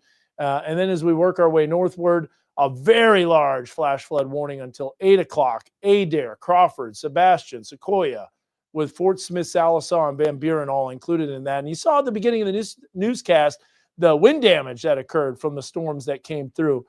Did some damage to the hospital roof. Here's a look at that flash flood considerable that's going for a few more minutes, all the way until 7:45, and then storms approaching southeastern Logan County. And in northwest Arkansas, not necessarily done with completely with the rain, but as far as the tornadic activity, I don't think we see anymore. So you can see that how that instability has been eaten away. Upper level support coming in. We'll have to watch those storms, but there's been some missing ingredients, and after this newscast, we'll kind of highlight that on our live weather stream that we've been doing for, I think it's over 6 hours now. So we've been going at it, and this probably won't last for a couple more hours. It's actually going to probably expire before that.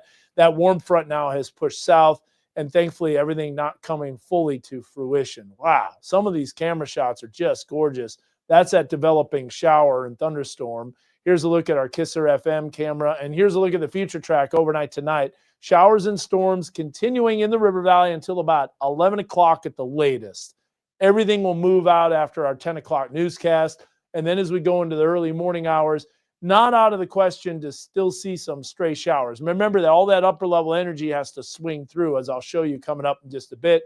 Throughout the day tomorrow, cloud cover, some showers, keeping the temperatures down. And I think Blink 182 for the concert at the Walmart Amp is going to be dry. But if you're getting there early and getting before those gates open, maybe a few stray showers, and then that storm system starts to move out.